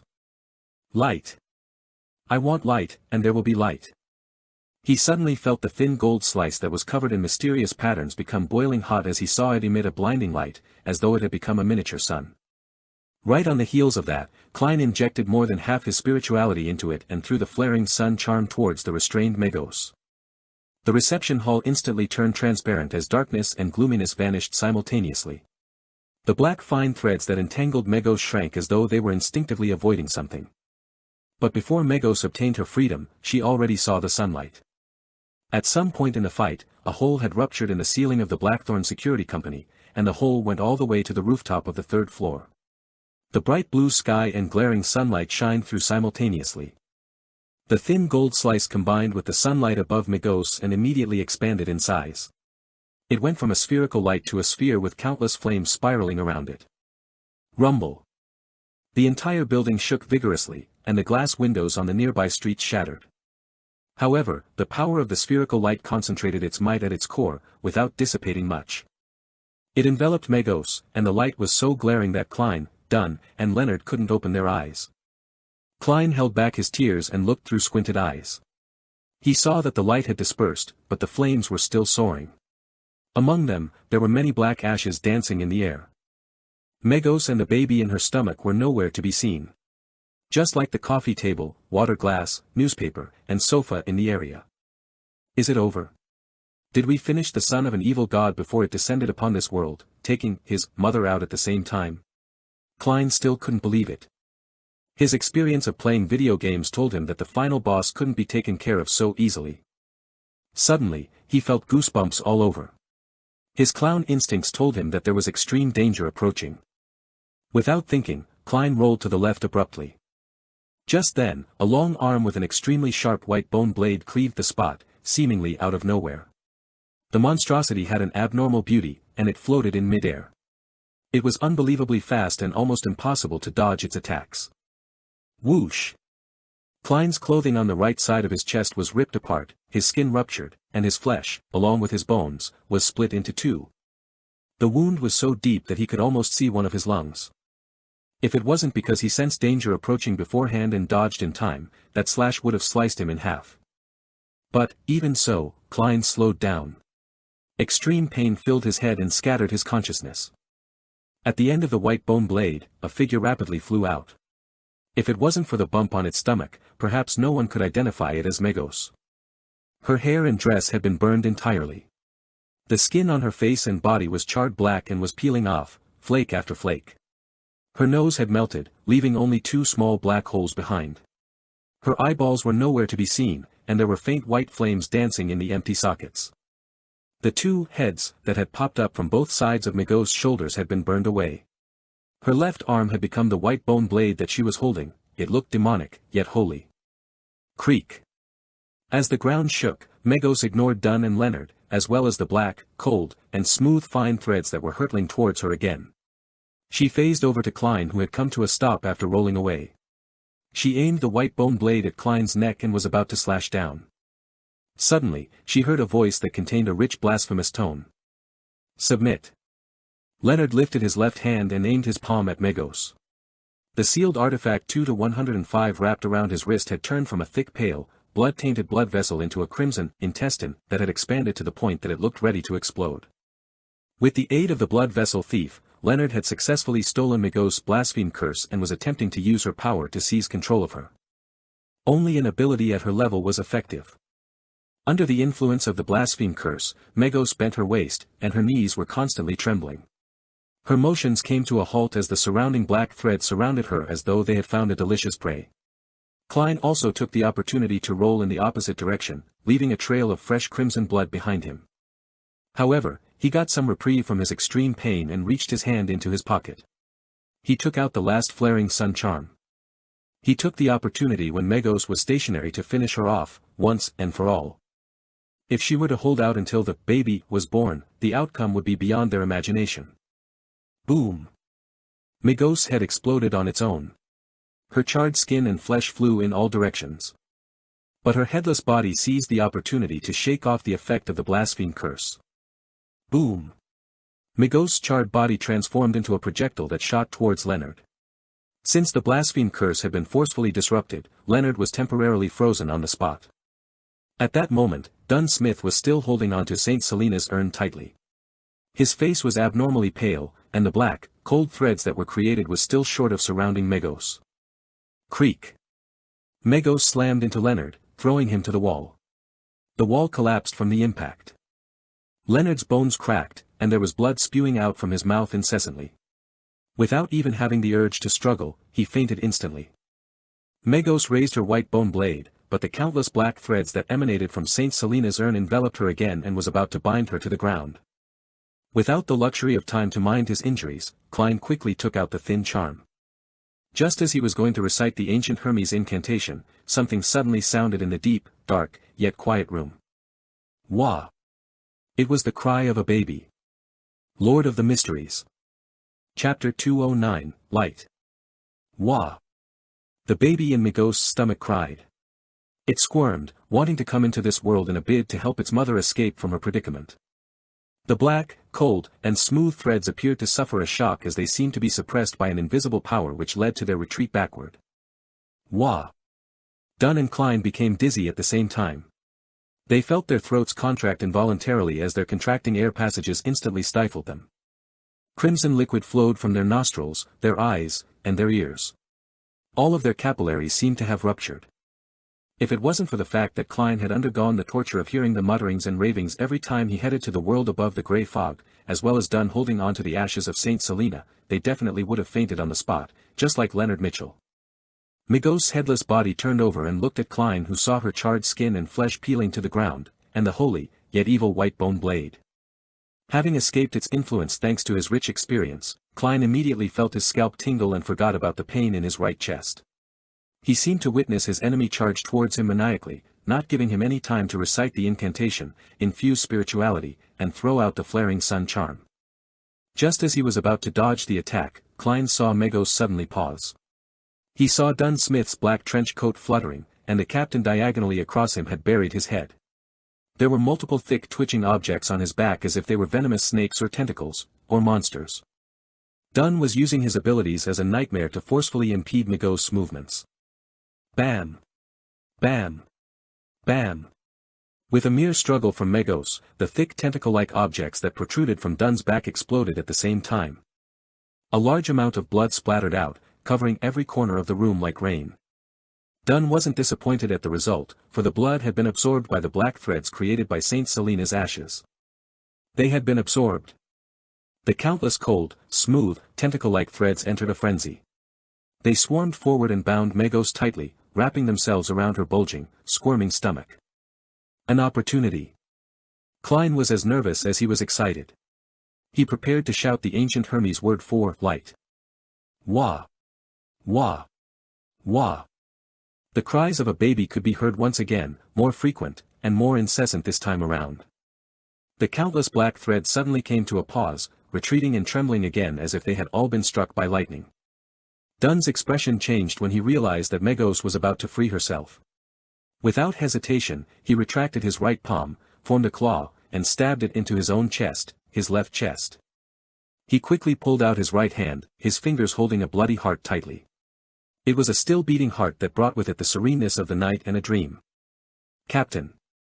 Klein watched helplessly as Dunn Smith stuffed the heart into the urn containing Saint Selena's ashes. His vision quickly blurred. Whoosh! Whoosh! Whoosh! Crying that sounded like a late-night nightmare resounded. The countless cold and serene threads once again resumed their efforts as they wrapped themselves tightly around Megos. This time, they didn't loosen their bindings despite the cries coming from the baby in Megos' stomach. In fact, they even sealed the terrifying sounds within the body. Klein's tears fell together with his blood. He uttered a simple Hermes term in a deep voice, light. The light that illuminates the darkness. The light that brings warmth. He infused almost all of his remaining spirituality into the thin gold piece etched with mysterious symbols, causing his mind to immediately turn blank and dizzy. Having mustered the last of his strength, Klein tossed out the flaring sun charm at Megos, who was still bound by the countless black threads. The black threads didn't retract this time, having not followed their instincts, as if they were being willed by someone. Thump! Thump! Dunn's fresh heart was still beating within the box containing Saint Selena's ashes. The sunlight once again shone in from the hole in the ceiling, shining through all 3 stories, right into the Blackthorn Security Company, as if it were a corporeal pillar. It was guided here by the flaring sun charm, and it was focused on Megos. The sunlight fused with the top of the headless monster, and then exploded like the sun. Rumble. In the burning white splendor, Klein closed his eyes. This last scene was etched deep into his mind. Megos' body lost its left arm, head, and multiple pieces of flesh. Its charred body crumbled instantly. The half-illusory, terrifying creature within her body no longer had the support of a physical body and couldn't complete the last stage of its transformation. It turned into a furious ball of black gas, dissolving amidst the light and flames. Rumble. The entire building shook violently, but this was only due to the released energy of the flaring sun charm. The charm was different from a normal bomb. Its powers were concentrated, yet restrained. Klein fought to stabilize his body. He opened his eyes and looked ahead a few seconds later. He saw that the walls had crumbled. He saw a charred circle where Megos once stood. Surprisingly, the floor had only melted slightly. He saw a burned, bloody placenta on the ground. He saw Dunn Smith standing on the spot, still wearing his black trench coat. He saw the heart in the box of Saint Selena's ashes still beating slowly. He saw Leonard Mitchell lying on the opposite side. His outcome was unknown. The exhausted Klein felt elated and felt that he could still use ritualistic magic to save the captain. He felt that Megos and her baby were truly finished. No, it was more accurate to say that the latter had suffered an interruption and was exorcised. At that moment, Dunn Smith turned to look at Klein. His pale face had a warm and relaxed expression, and his voice still as mellow as it usually was. "We saved Tingen." After saying this, it was as if he had returned to the time when he was 20. He no longer appeared stern and serious as he winked at Klein with his left eye. Klein's expression froze. He saw the heart in the box of St. Selena's ashes stop beating. It turned into a resplendent ball of light before scattering into the surroundings. He saw the captain fall backward, his arms losing their strength. It felt like the scene was made up of a series of paintings, but Klein could do nothing to stop it. Thump. The box of St. Selena's ashes fell onto the ground, just like Klein's heart. Thud. Thud. Even though the box wasn't covered, the darkness within the box sealed the opening, preventing the resplendent sand-like ashes from falling out. The box rolled a distance away towards Klein. Dunn Smith fell to the wrecked floor, his deep gray eyes having lost all their luster.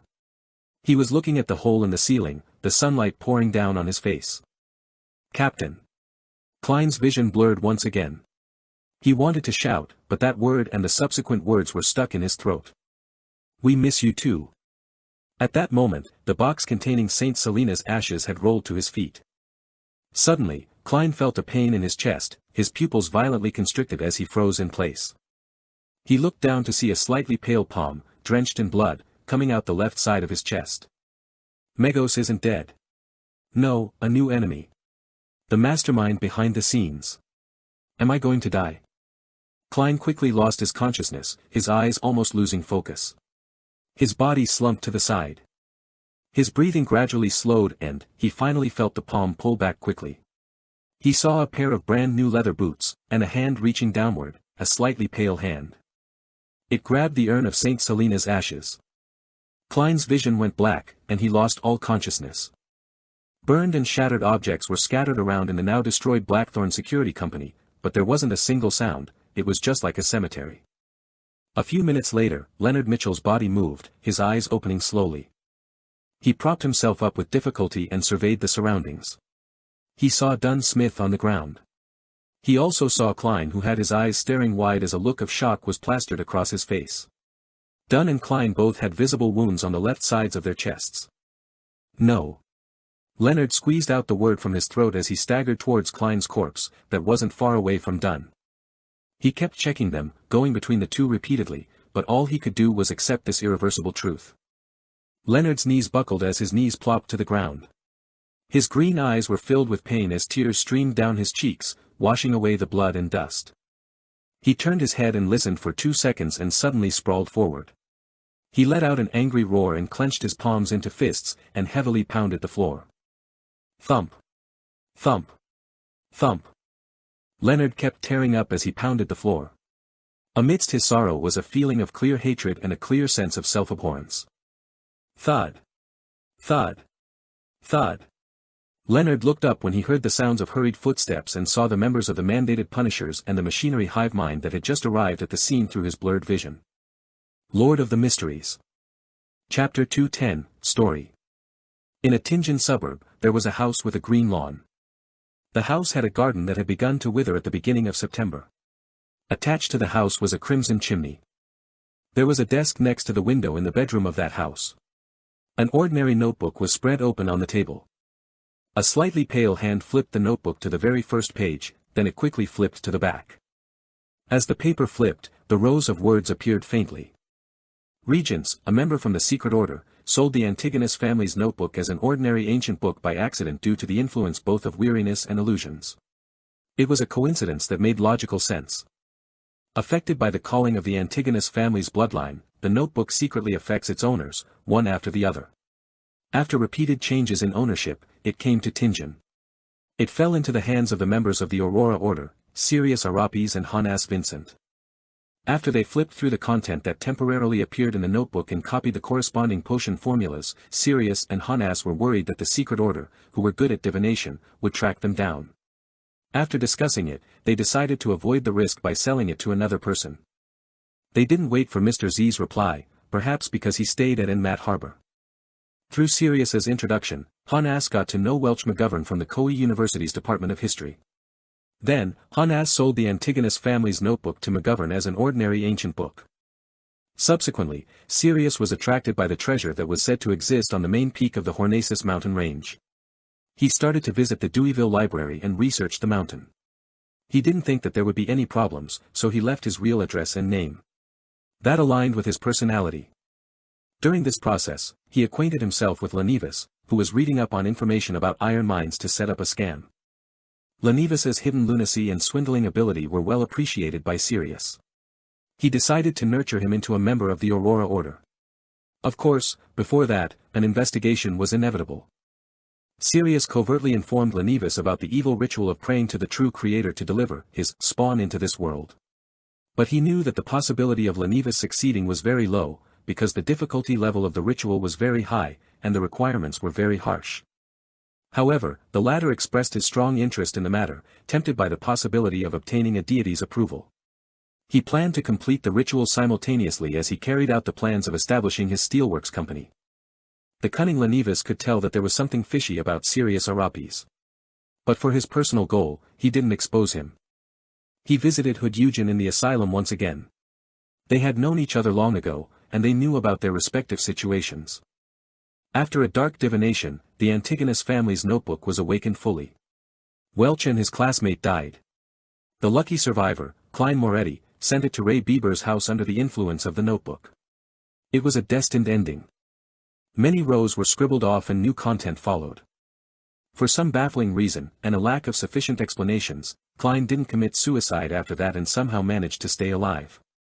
In the Nighthawks investigation of Welch's case that followed, he met Dunn Smith and joined the Nighthawks. Although it had already exceeded in Sangwill's description, it didn't affect the development of the story. Bacchus and his brothers were down on their luck. They lost their last chip at the gambling tables and were drowning in debt.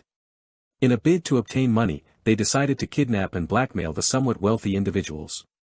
When they were looking for their final hideout, they chanced upon the room opposite Ray Bieber's apartment. By then, Ray Bieber was already seduced by the power offered by the Antigonus family's notebook.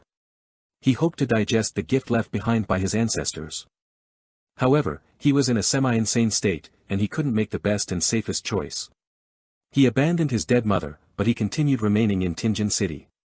He only found a more elusive spot to carry out his digestion ritual. It was truly pathetic. If he had been slightly smarter, the story could have become even more complicated, but his decision was made based on his instincts and his poor state of mind. Bacchus and company purchased weapons and took the youngest son, Elliot, of the tobacco merchant, Viceroy, and held him for ransom. Finally, they successfully carried out the abduction and took Elliot back to the apartment opposite Ray Bieber's. Viceroy's butler was entrusted with looking for help from a security company. Because of Welch's mysterious death, security companies were short on hands. Clee chanced upon a deliverman and happened to discover the existence of the Blackthorn Security Company. Leonard Mitchell and Klein accepted the job. Relying on their beyonder powers, they quickly saved the merchant's son. Regrettably, Klein didn't immediately realize that clues to the Antigonus family's notebook were in the apartment opposite them. However, his spirituality reminded him in his dream. As such, the Tingen Nighthawks discovered corresponding clues. Sealed artifact 2-049 arrived in Tingen. With the aid of the Antigonus family's puppet, Dunn Smith led the Nighthawks to find Ray Bieber before interrupting his digestion procedure. Ray Bieber became a monster, and the situation was out of control. In the end, the Nighthawks skillfully worked together and took care of Monster Bieber, but they immediately faced the attack of a member from the secret order. More rows were scribbled away again, and the original content was impossible to read. Leonard Mitchell, who possesses a secret, was going to end the situation. Before he could, Klein, who was supposed to be doomed, killed the Sequence 7 member from the secret order in an inexplicable manner. That didn't affect the development of the story. Dunn Smith got in touch with the Antigonus family's notebook and flipped through its content. From that point onwards, he was secretly corrupted. Having finished with all his preparations, Lenivas beguiled Hood Eugen and used him to assist in his ritual. They tricked Lenivas's fiancée, Megos, to become the vessel that would carry the true creator's spawn. Lenivas had almost no possibility of success. The most serious problem was that even though Megos would be protected by the ritual's power, she wouldn't be able to withstand the sexual intercourse with the illusory projection of a deity. It would cost her life on the altar. At that moment, the kind and Sangwill helped Lenivas in secret. He split off half a piece of a descendant of Death's characteristic that he obtained and planted it into Megos' body ahead of time. Hood-Eugen made Megos enter a semi-unconscious state and convinced her that the true creator's illusory projection was Lenivus.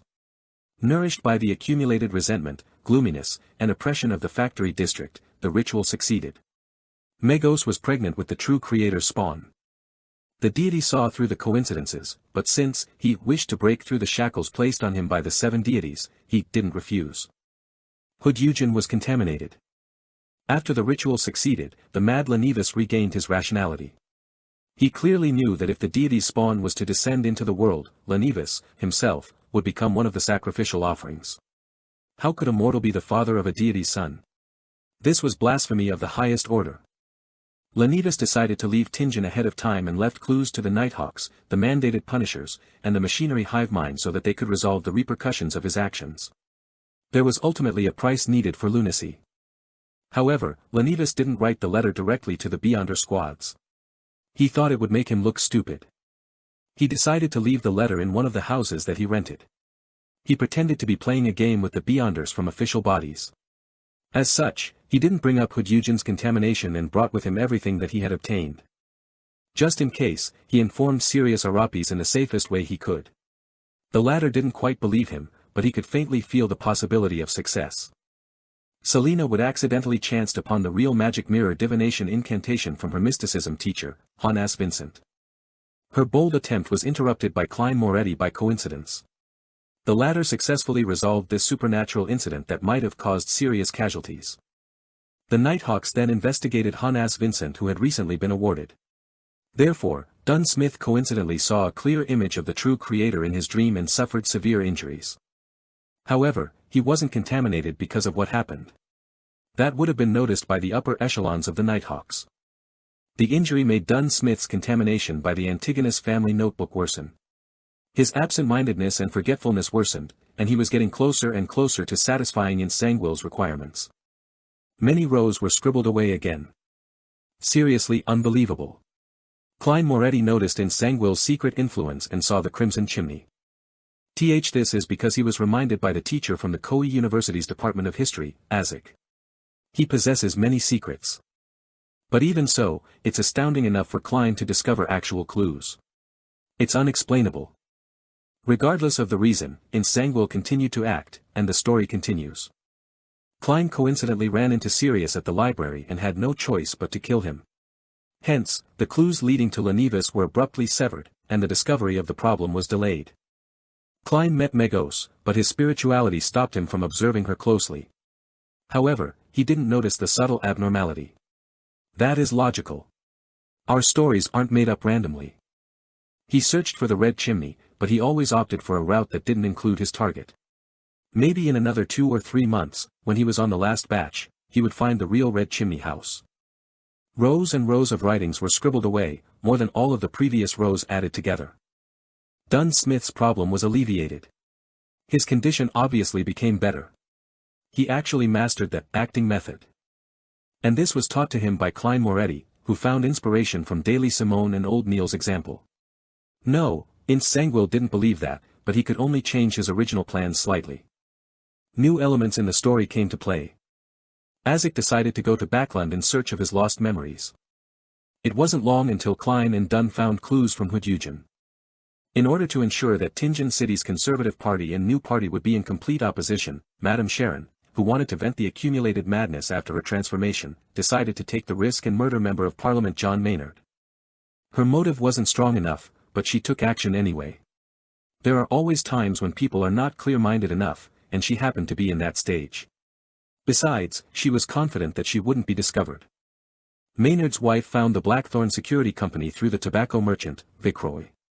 They didn't disappoint her, and they quickly found Madame Sharon's abnormality. Dunn Smith, who possessed power that was close to Sequence 6, decided to take action first. He passed the sealed artifact 3-0271 to Kenley. When the two of them and Klein returned to Madame Sharon's residence, Dunn attempted to pull her into a dream to control her from a distance. It was a good plan, but, unfortunately, Madame Sharon happened to have the statue of the primordial demoness by her side. Hence, the Nighthawk's plan failed. Kenley reflected himself in the mirror due to his nervousness and saw himself. Madame Sharon was taken care of while Kenley died. Dunn blamed himself and consumed Kenley's beyonder characteristic as he usually did. His digestion procedure was interrupted as a result and was delayed. As such, his mental state became unstable. Under the circumstances, Leonard and Klein noticed the letter left behind by Lenivas. Megos received a baffling summoning and arrived at Zutland Street. She entered the Blackthorn Security Company, and the baby in her stomach was at a critical point in its development. It couldn't stop her urges. Dunn made a detailed plan, a plan that was right, but he made one mistake. If he steeled his resolve to lure Megos behind Cheney's gate, he would have stood a chance with the aid of the environment and the items present. If he wanted to wait for backup, he definitely shouldn't have just taken St. Selena's urn out. Unfortunately, Dunn's mind wasn't in the right place due to recent events, and he didn't think of the most critical point. A deity's son would be able to feel the threat of the saint's urn. Hence, it was triggered and started to absorb its mother's strength in a bid to be born ahead of time, even though it wasn't exactly ready. Isaac was in Backlund, but he wasn't a planeswalker, so he couldn't rush back in such short notice. A few rows were scribbled away. Megos became a monster, and the fight began.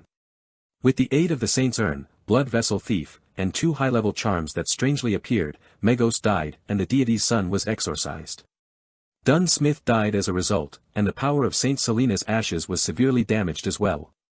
That went perfectly within Sangwill's intentions. Sangwill didn't get a chance to showcase himself, but it didn't hinder him from achieving his goal. He killed Klein Moretti, the fellow who kept disrupting his plans, and he took away St. Selena's ashes. Sangwill set up a ritual with the remaining half of the characteristic of Death's descendant. He consumed St. Selena's ashes and successfully advanced from Sequence 5 of the Death Sequence pathway, Gatekeeper, to Sequence 4 of the Evernight Sequence pathway, Nightwatcher. As such, he received godhood characteristics and became a demigod. The sun continues to shine brilliantly on the land. Nearly no one in Tingen City realized how they narrowly escaped a huge disaster. Monster Adamasol would be left very confused about it. The notebook was flipped to the last page. A middle-aged man that was holding onto the book had dark blonde hair, a dark blue eye that was nearly black, a tall nose, and tightly pursed lips. His facial features were like that of a statue and didn't have a single wrinkle. He held a classic quill with his slightly pale hand and wrote a line clearly without dipping into any ink. He ended with a simple sentence. Tingen's story ends here. The papers rustled as he closed the book, leaving only a brown cover. Lord of the Mysteries. Chapter 211, Funeral. In the basement of St. Selena Cathedral, in the guardroom outside Cheney's gate. Leonard Mitchell was leaning on the back of his chair, his legs were propped up on the table. His eyes were vacant without any focus. Even though he had been healed using ritualistic magic, he still looked terrible, as if he had obtained reprieve from a severe illness without fully recovering. At the moment, the powerful Beyonders sent by the Holy Cathedral were creating another seal behind the Cheney's gate since the ashes of St. Selena was lost. They had conflicting opinions, some wanting to fill in the gap of power using a new holy item, while the others believed that there was no need to go through all the trouble. After all, to the Church of Evernight, holy items were rare and incredibly precious. What they suggested was lowering the presence of the Nighthawks in Tingen and transferring the artifacts with living characteristics or difficult-to-seal artifacts to the headquarters at the Cathedral of Serenity in Backlund's diocese, only leaving behind those that could be controlled more easily. They intended to send a telegram to propose a meeting of the higher-ups, to get a vote from the archbishops and high-ranking deacons. Leonard was uninterested in this debate. He felt as if he had become a living corpse, with no sorrow, grief, agitation, or excitement. He was abnormally numb. He didn't want to face anyone. All he wanted was to stay alone in the corner. Occasionally, he would feel puzzled about why the murderer would only take away Klein's Beyonder characteristic and leave Captain Dunn Smith's one intact. Thud. Thud. Thud. Footsteps reverberated in the corridor. Sikatron, whose right arm had been bandaged, appeared at the door of the guardroom. While Klein and the others were attacking Megos and attempting to save Tingen City, she and the keepers within Cheney's gate were doing battle against a portion of the sealed artifacts. If it wasn't for the timely arrival of the members of the mandated Punishers and the machinery hive mind, or the eventual arrival of the reinforcements from the Holy Cathedral, she also might have lost her life. But even so, the elderly keeper failed to last until the end. He fought to his death, under the call of duty. Leonard, I found an unencrypted telegram in the captain's office. It was sent over by the Holy Cathedral, Sikatron said. Leonard's green eyes moved slightly, finally coming to life. He faintly recalled the sound of a new telegram coming in, but the battle was about to begin. He and Klein didn't have the time to pay attention to it. What does it say? Leonard noticed that his tone was unusually raspy. The white-haired and black-eyed Sikatron replied without hesitation, beware of Insanguil. Beware of sealed artifact 0-08. Insanguil, the archbishop that betrayed the church, the gatekeeper who failed his advancement. Sealed artifact 0-08, an ordinary-looking quill. Leonard muttered at first as he searched his memories, then he tilted his head to the side. He suddenly narrowed his eyes, the dispirited feelings and sadness disappeared from his body. So that's how it was. Leonard pulled his feet back and stood up, his green eyes burning with a passion. He looked at Sikatron and said, I intend to apply to join the Red Gloves. The Red Gloves was a code name for the elite team of Nighthawks. Under normal circumstances, Nighthawk teams were situated locally and had regions under their jurisdiction. They were not permitted to capture criminals outside of their area of jurisdiction without permission. As such, some evildoers would change their location after every crime, making it terribly inconvenient for the Nighthawks. To deal with this, the Church of Evernight set up the Red Gloves. They were carefully selected elites, some even possessing incomplete holy items. Their mission was to reinforce Nighthawk teams that had called for help, as well as track down and arrest evildoers without any restrictions. In some circles, they were also called pursuers or hunting dogs. Red Gloves. But their lowest requirement is sequence 7. Besides, the dangers the Red Gloves face are many times higher than an ordinary Nighthawk squad, Sikatron said in concern and doubt. Leonard smiled coldly. I'm close to advancing soon. His eyes became cold. He clenched his teeth and said to himself, I want revenge. In Sanguil, you must live until the day I become powerful enough. All right. Sika seemed to have guessed Leonard's thoughts. She sighed. Almost half of our team will be new faces. It's rare to see a Nighthawk team become so ravaged. Leonard's expression darkened. He clenched his teeth and asked, Are the bodies ready? Yes. Sika nodded indiscernibly. Leonard suddenly stepped towards the door. I'll notify their families. I'll deal with the scene I don't want to deal with the most. I'll do it. At 2, Daffodil Street, Melissa sat on the sofa, inspecting the 3 tickets in her hands. She was looking at the words, the printed date, and the seat numbers. Benson was sitting beside her, observing his sister with a smile. He had a relaxed posture. Suddenly, they heard the doorbell. Ding dong, ding dong. Melissa glanced at their busy maid, Bella, then she took the 3 tickets with her and stood up, looking a little confused. She briskly ran to the door. Her black hair was shinier than it was before, her face no longer skinny.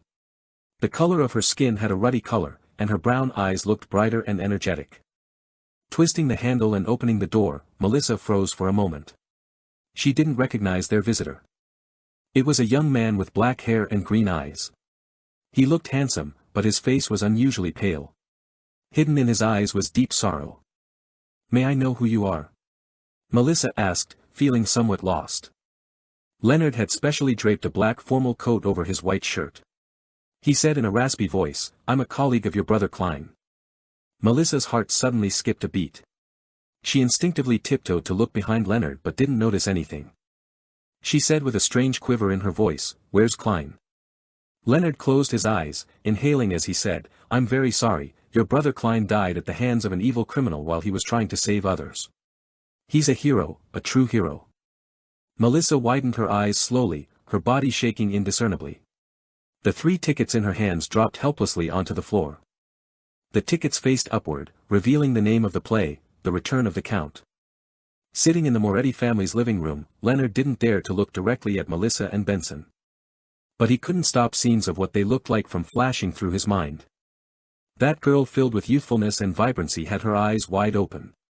She didn't speak, and her eyes were unfocused. Her silence made her appear like a puppet. The man who looked a little like Klein maintained a normal posture, but he would slip into a daze from time to time. His words came out slowly. That's the gist of the matter. I'm very sorry that I was unable to prevent it in a timely manner. The Blackthorn Security Company, the police department, and those that he helped have promised a bereavement compensation of about £6,000. Leonard said, as his eyes darted around. Suddenly, Benson interrupted him. His voice was hoarse as he asked, "Where's his body?" "I'm asking where's Klein's body?" He puckered his lips and paused. "When can we see him?" "In the company." "You can see him now," Leonard answered, unable to mask his grief. "All right." Benson moved his rigid lips with great difficulty. "Let me use the bathroom first." Without waiting for Leonard's reply, he quickly entered the bathroom and slammed the door closed. He stood in front of the sink and turned on the tap, allowing the water to flow. He bent down and repeatedly splashed water onto his face. As he did that, his actions came to a sudden stop. Nothing changed for a long time, leaving only the sound of running water reverberating in the bathroom. A few minutes later, Benson lifted his head and looked into the mirror. He saw that his face was covered in water droplets, the redness in his eyes was impossible to hide now. A few days later, in a corner of the Raphael cemetery. After finishing Dunn's funeral, the crowd gathered before a new tombstone. On it was Klein's black and white photograph, a very scholarly photograph. Melissa stood before the grave, her eyes without focus. Beside her, Elizabeth kept wiping away her tears. Leonard, Benson, Fry, and Brett carried the coffin and walked over, lowering the coffin into the grave. After the priest gave the eulogy and individual prayers, the grave was filled with soil, covering the black coffin bit by bit. At this moment, Melissa knelt down and tossed in the copper whistle she found on her brother's body. Leonard turned and looked at the scene, his heart wincing. However, he admired how strong this girl was. He knew that this girl didn't cry after receiving the bad news. Instead, she stayed pitifully quiet.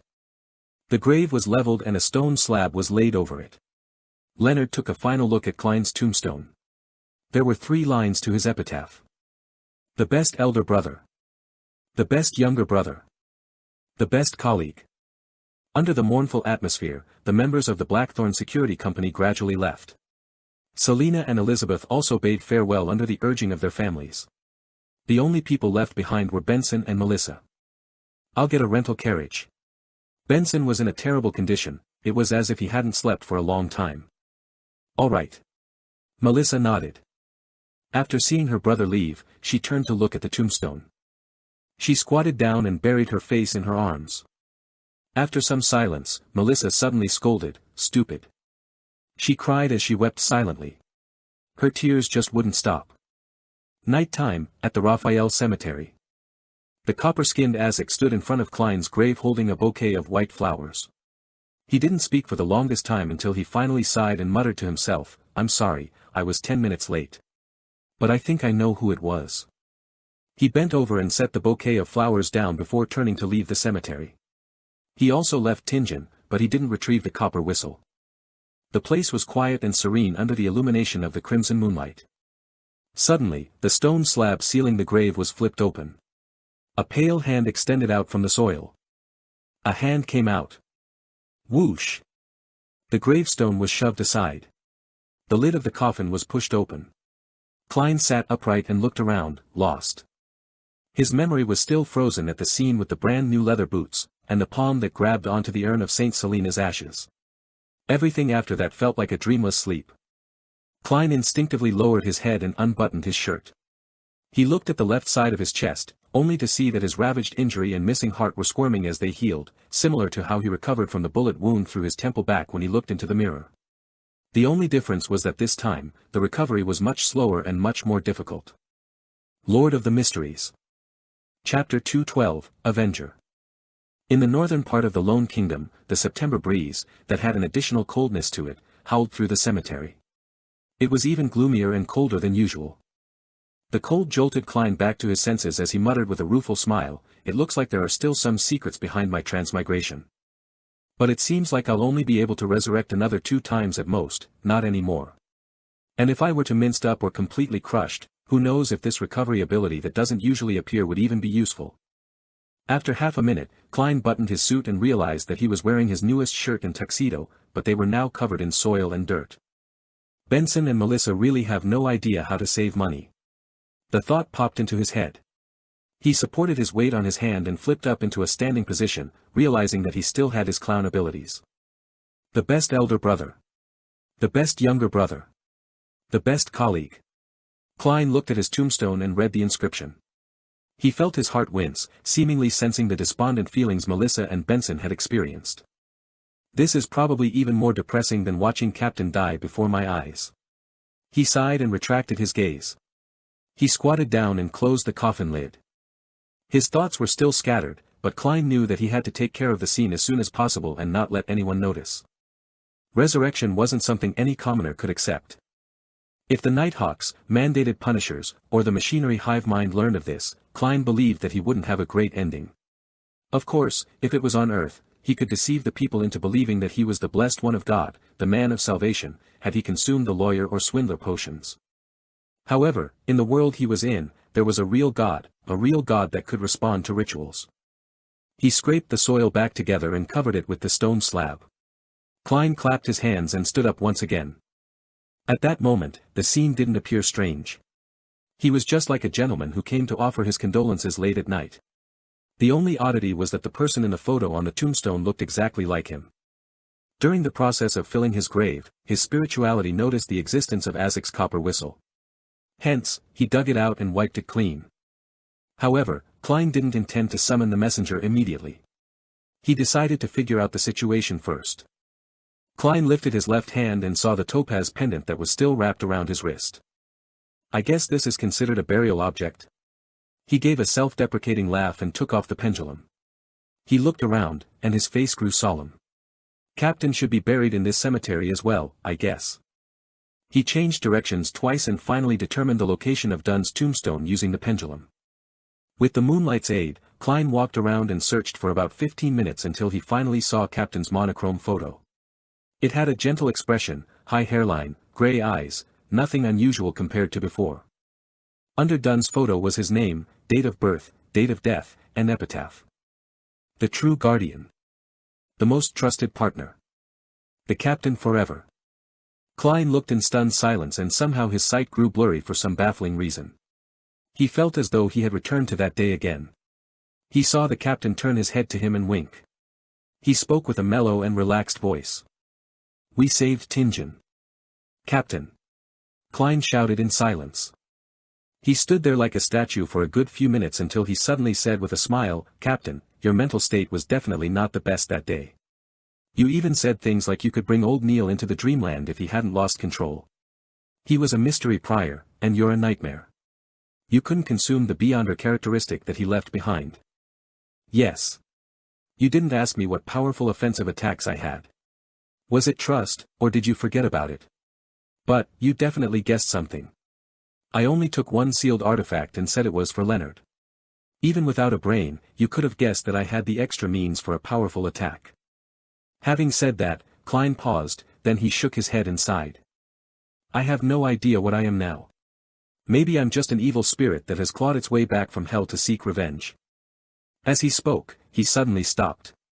His tears streamed down his cheeks and finally, he shouted softly with a choking voice, Captain. We miss you too. Klein felt the cold breeze blow past him as he lifted his hands to wipe his tears and blow his nose. He became silent again and found a hidden spot nearby. He took 4 steps counterclockwise and entered the world above the gray fog. He wanted to find the person that killed him with the aid of divination. He wanted to know the murderer who triggered all of this. As he's already appeared before me, I'm sure that I can divine some information. Klein pursed his lips tightly together and saw the lofty palace and ancient model table as usual. He took the seat that belonged to the fool. A yellowish-brown goatskin and fountain pen appeared before him. Since his physical body in reality was under limited protection, Klein didn't delay and wrote down his divination statement after a moment's thought. The person who killed me. He recited it 7 times and leaned back into the chair. He entered his dream with the aid of cogitation. In the blurry world, there were countless points of light dancing and gathering. In the end, they formed a scene. A pair of brand new leather boots, a pair of slightly pale hands, and the St. Selena's urn that was held by those hands. He looked up, and Klein saw a middle-aged man with short, dark blonde hair.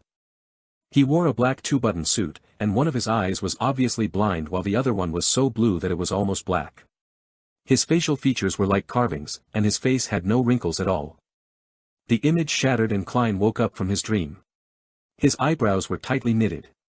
He found his murderer very familiar. As a seer, he quickly understood why he found the person familiar. It was because he had seen the man's photo on a wanted notice. The murderer was Ince Sanguil.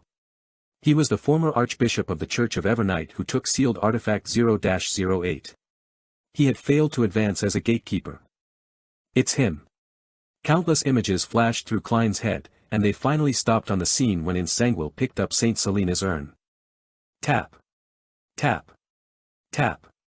Klein extended his hands and rapped the edge of the long bronze table.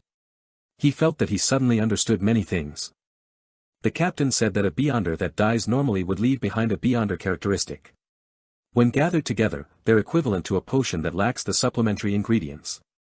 In other words, as long as one knows the corresponding supplementary ingredients, they can advance using remains. Of course, one cannot consume beyond their level, as it would easily lead to a loss of control or going insane. Becoming a high-sequence beyonder would require the accompaniment of some special ritual. That was mentioned in the incomplete unshadowed formula.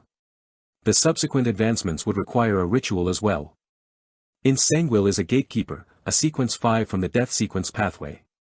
He wanted to become a high-sequence beyonder, a demigod. Based on the situation allowed by the exchanging of sequences, he had 3 choices. One was obviously sequence 4 in the death sequence pathway, second was sequence 4 in the sleepless sequence pathway, and third was sequence 4 in the god of combat sequence pathway, demon hunter. Saint Selena was a saint. She was either sequence 4 or sequence 3. Her urn corresponds to one of the 2 sequence potions. Ince Sanguil, who was a former archbishop, definitely knew exactly which one she was, and he definitely knew the required supplementary ingredients. Was his true motive in planning all of this to get Saint Selena's ashes and advance to sequence 4 in the sleepless pathway? The skull of death's descendant, that might be an ingredient needed for the special ritual. It was from the death sequence pathway, after all. From the looks of it, his target was the captain, and not me. He really was the mastermind behind all this. Having figured this out, Klein wrote down a corresponding divination statement. He took his pendulum and let the topaz hang above the surface of the paper. After he recited the statement, he opened his eyes and saw the topaz pendant spinning clockwise. It meant that the information he provided was sufficient, and the divination was successful. It meant that Ince Sanguil had really plotted the series of events in order to get Saint Selena's ashes, to advance to sequence 4. Klein rapped on the edge of the table again as he mulled over a different question. Ince Sanguil was merely a sequence 5 gatekeeper. Relying on him alone, would make it impossible for him to create so many coincidences. For instance, for Megos to follow his arrangements and visit the Nighthawks at the correct time. So, is it the power of sealed artifact 0-08? Its appearance is that of an ordinary quill. Its function is to write down events that are bound to happen. No, it couldn't be that easy. Otherwise, Ince Sanguil could write that Saint Selena's urn grew a pair of wings and flew into his hands. Then, he could have just waited at home. There must be certain restrictions. 0-08 most likely doesn't possess direct combat ability. Otherwise, Ince Sanguil could have stormed through Cheney's Gate in Tingen. As one of the most dangerous sealed artifacts, perhaps it can let people act according to its description without realizing it. That was the reason behind all the coincidences. If that's really true, then 0-08 is quite terrifying. Even Megos, who was pregnant with the son of an evil god, adhered to its arrangements. No wonder grade 0 sealed artifacts are extremely dangerous. They're of the highest importance and of the highest confidentiality. They're not to be inquired, disseminated, described, or spied. Klein stopped rapping the edge of the table. He divined his earlier guess, but, unfortunately, it failed due to a lack of information. He saw that a few minutes had passed, and he planned to return to the real world as soon as possible. Hence, he didn't let his thoughts run wild but wrote down the penultimate divination statement. The city where Ince Sanguil currently is. Due to the existence of sealed artifact 0-08 and the fact that Ince Sanguil had likely become a demigod, Klein couldn't divine his exact location directly. He could only make a rough inquiry of the general area. Of course, if there wasn't a mysterious space like the world above the grey fog to eliminate disturbances, he would definitely fail in divination, even if it was a rough inquiry. He leaned against the high-back chair and recited the divination statement 7 times. He dreamed again and entered the blurry world. The blurry world suddenly cracked, and there was a wide river which was slightly murky. There was a grand bridge above the river. Both banks had ports lined one after another. There were many goods and many workers. To the northeast of the river, there were rows upon rows of houses. Most of them had the Lone Kingdom's present-day architectural styles, such as polygenic roofs, oriel windows, and no veranda by the street. Other than that, there was a lot of Gothic architecture. The streets were filled with people and carriages. From time to time, strange machinery could be seen. The farther east he went, the more chimneys there were and the smokier it got. When he headed west, the elevation rose, and there were houses in grayish-blue, beige, and light yellow that spiraled up opulent castles and Gothic clock towers. Gong! The chime of a clock sounded and snapped Klein back to his senses. He knew which city he had seen. The Land of Hope, and the Capital of Capitals, Backlund. Lord of the Mysteries. Chapter 213, Another Look. So Insangwil has gone to Backlund. I wonder how long he'll stay there. Yes. I should confirm this every now and then. Klein leaned forward as he thought. He erased the contents on the goatskin and wrote a new divination statement. Lenivus's current location. From his point of view, the person that caused the captain and him to nearly die was undoubtedly Insangwil, but the lunatic Lenivus was definitely an accomplice who cannot shirk from the responsibility. He had to pay the price in blood. After reciting the statement 7 times, Klein once again entered the dream. But the scene that appeared after the foggy world shattered was the same as the one he had seen before. A wide, slightly murky river, countless piers and buildings. The buildings were primarily in the present lone architectural style, some a little more Gothic. There were crowded streets, flourishing sites, chimneys that continually spewed smoke. There were opulent castles standing tall with the trademark Gothic clock towers. Lenivus was also in the Land of Hope, the Capital of Capitals, Backlund. Klein opened his eyes, a little confused. He had divined for Lenivus's specific location, but the results were still a very general, vague region. This tells me that Lenivus's sequence must be much higher than I imagined. No, it could also be that he's received a large benefit from helping the son of the true creator descend upon this world. For example, a little godhood characteristics, or some object similar to the placenta left behind by Magos's baby? The latter would most likely have been taken away by Insangwil. Thoughts ran through Klein's mind as he muttered to himself whilst he made initial assumptions. After confirming the rough area where both his enemies were, he thought about another problem. He still didn't have the ability to exact revenge. Even if Lenivus is only a sequence 7, or even 8, it wouldn't be easy to deal with him if he did indeed receive a large benefit.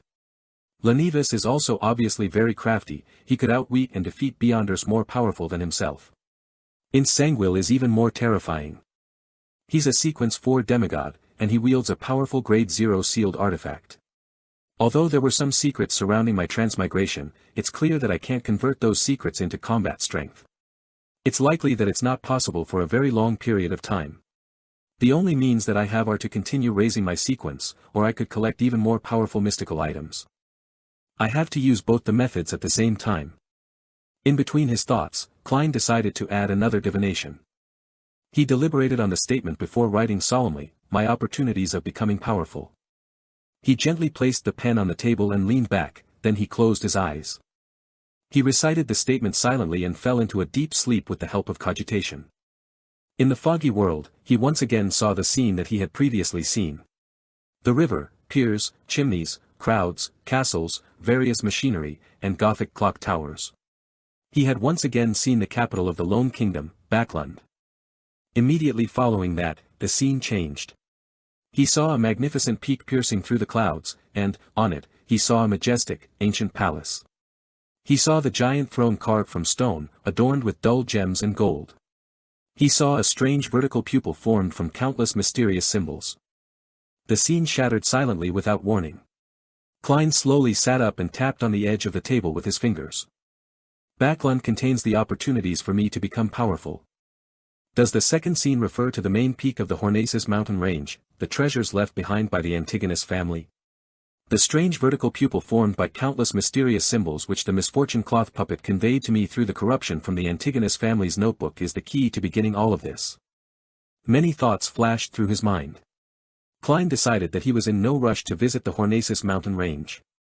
Even a sequence 4 demigod might not be able to deal with the dangers that resided there. I guess I'll head to Backlund first.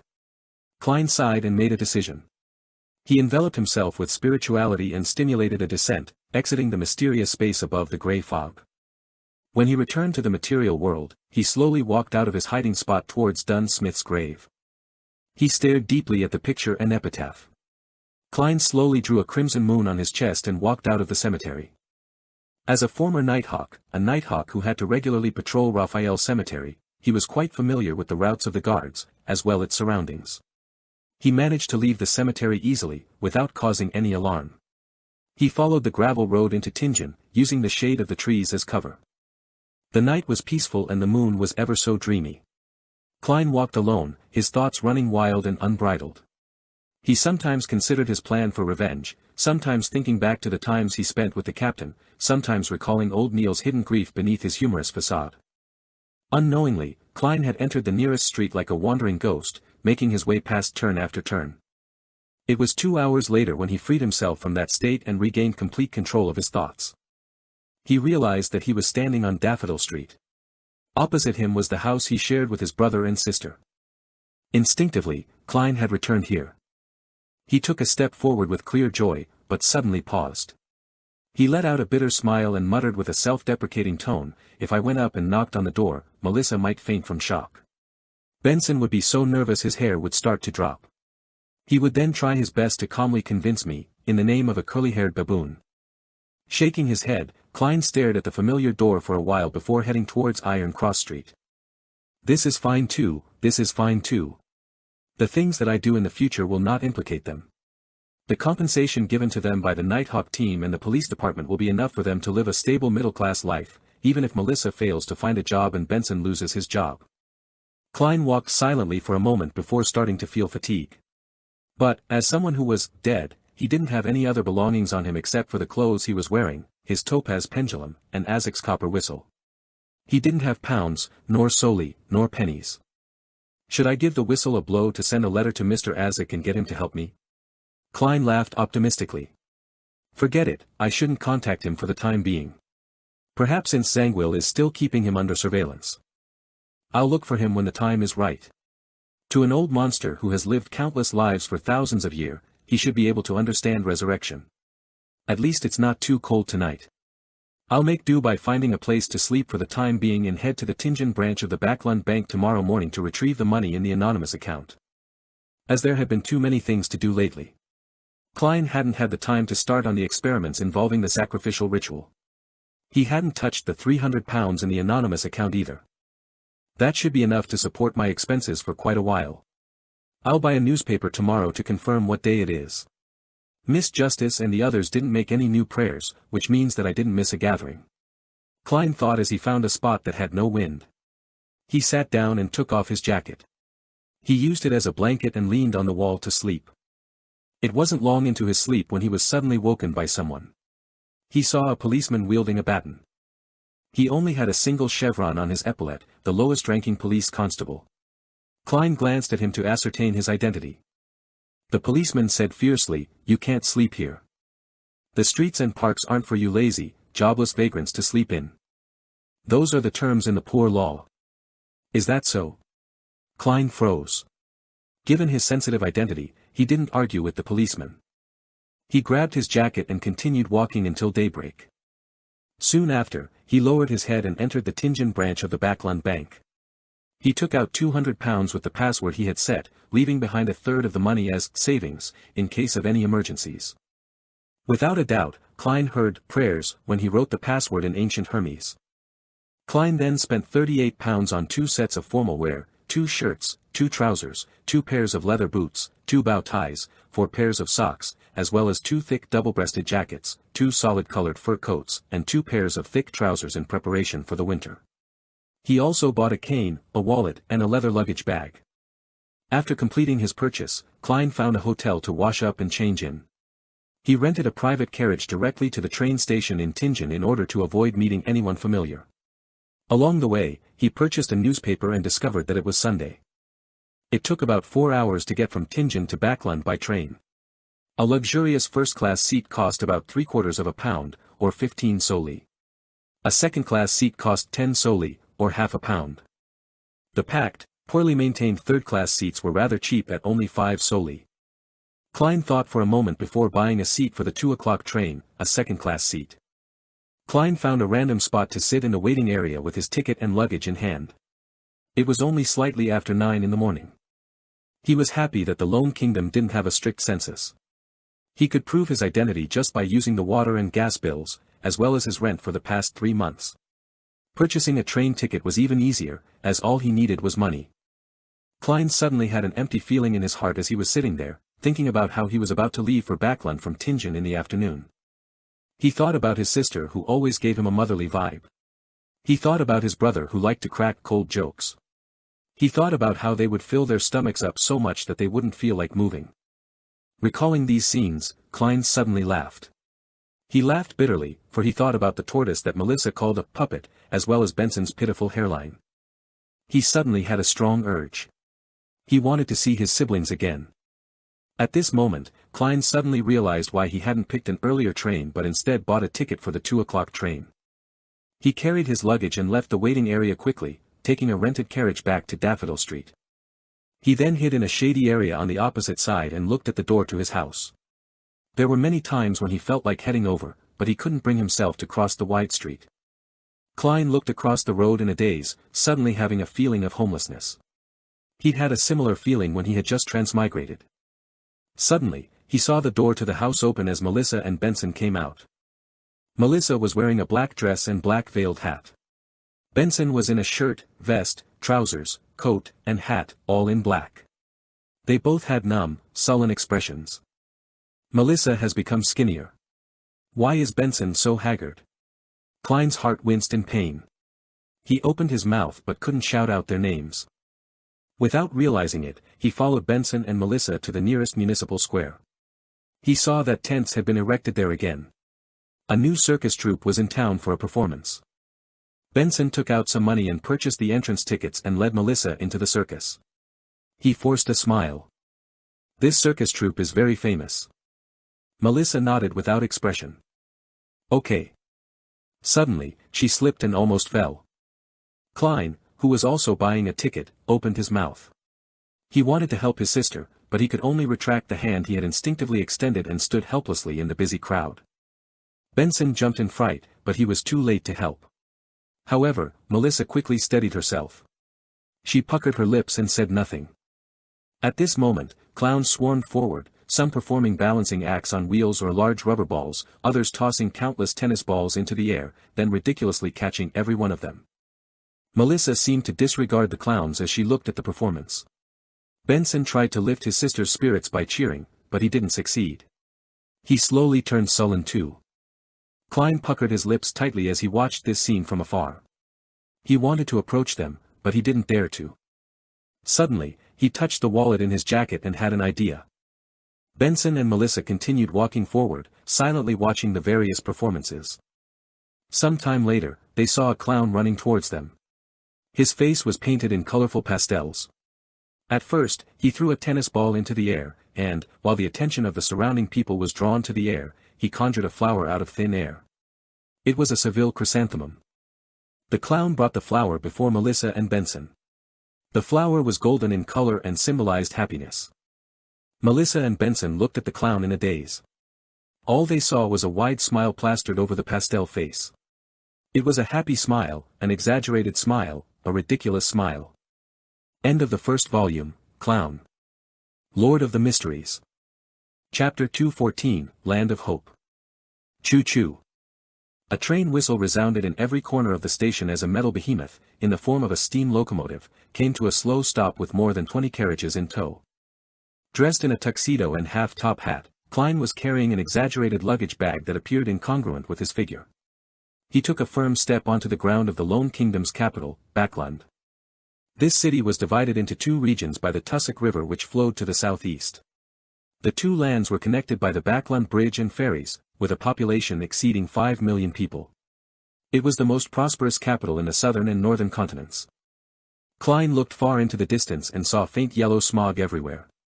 Visibility was terrible, and the gas lamps hanging above the train platform were already lit to dispel the gloominess and darkness. It's only 6:30. It looks like it's 9 or 10. Klein shook his head indiscernibly. Suddenly, he recalled a joke he read on the Tussock Times. A gentleman who just arrived in Backland finds himself lost in a thick smog. Helpless, he asks a drenched gentleman passing him by, "How do you get to the Tussock River?" The gentleman answers him in a friendly manner, "Walk straight without stopping. I just swam from there one." Every time I read Backland newspapers or magazines, the reporters and editors will make a mockery of the polluted air or the increasing number of foggy days in every conceivable way possible. Previously, the Backland Daily Tribune even did the statistics, and it was found that it has gone from about 60 days a year from 30 years ago to the present 75 days a year. For this, many far-sighted people established organizations like the Soot Reduction Association, Smoke Reduction Association. Apparently, there was a bill in September that motioned the need to establish the National Atmospheric Pollution Council. Klein lowered his huge luggage bag and pinched his nose to gain respite from the sudden discomfort. Then, tracing his golden chain, he fished out a golden pocket watch from his vest pocket. He popped it open and looked at the time. When he truly bade farewell to his siblings, he had especially visited a department store and spent £4.10 solely to buy a golden pocket watch and matched it with a golden chain worth £1.05 solely. To not constantly be aware of the exact time made him feel a sense of horror. Klein had planned on buying a silver pocket watch as he felt it matched his temperament. But after considering the true essence of a clown, he finally chose a more showy and exaggerated golden watch. 6:39. It's not that much later. Klein put away his pocket watch and held his cane and luggage bag as he slowly walked out the steam locomotive station with the crowd. Suddenly, he made a sudden turn, causing a person who was secretly tailing him to have his hand fall empty when reaching for his pocket. Klein was unfazed by this episode as he followed the cement-paved road and mixed into the crowd, arriving at an intersection in front of him. There was a lawn and garden that circled around a column that resembled a chimney. No, it's very likely a chimney. Klein saw the column spewing thick smoke from its top end. A portion of the smoke floated high into the sky as a portion condensed into tiny liquid droplets that scattered everywhere. Klein paused once again and placed his luggage down. He spread open the newspaper and map that he had held onto using his other hand. While on the steam locomotive, he had already planned where he was going to go or what to do next. The experiences that he had undergone, and the mental experience that he had, when disguised as a clown in the morning, made Klein finally understand the true essence of a clown. Although being capable of knowing a little about fate, one remains helpless towards fate, therefore, one might as well use a smiling face to hide all the pain, sorrow, confusion, and depression. At that moment, he clearly felt the clown potion digest, and believed that if he continued acting this way, it wouldn't take long for him to make another attempt at advancing. But herein lay the problem. He didn't know the corresponding name of the Sequence 7 potion, much less know its exact formula. How should I obtain the formula? The secret order seldom appears. They only seem to be interested in the Antigonus family's items. This is also why others have little understanding of them. Yes. I should consider two aspects. 1. I need to come into contact with the local Beyonder circles and see if I can find clues. 2. I should set a trap and use the Antigonus family's treasure as bait to lure the secret order out. After all, I do possess knowledge of the strange vertical pupil formed from the numerous mysterious symbols. But that's too risky. I need to be careful since the bait cannot be too good or too bad. It won't garner their interest if it's too bad, and if it's too good, I might end up attracting a shark that can swallow me whole. The secret order's leader, Zeradol, is a figure who guided Emperor Roselle.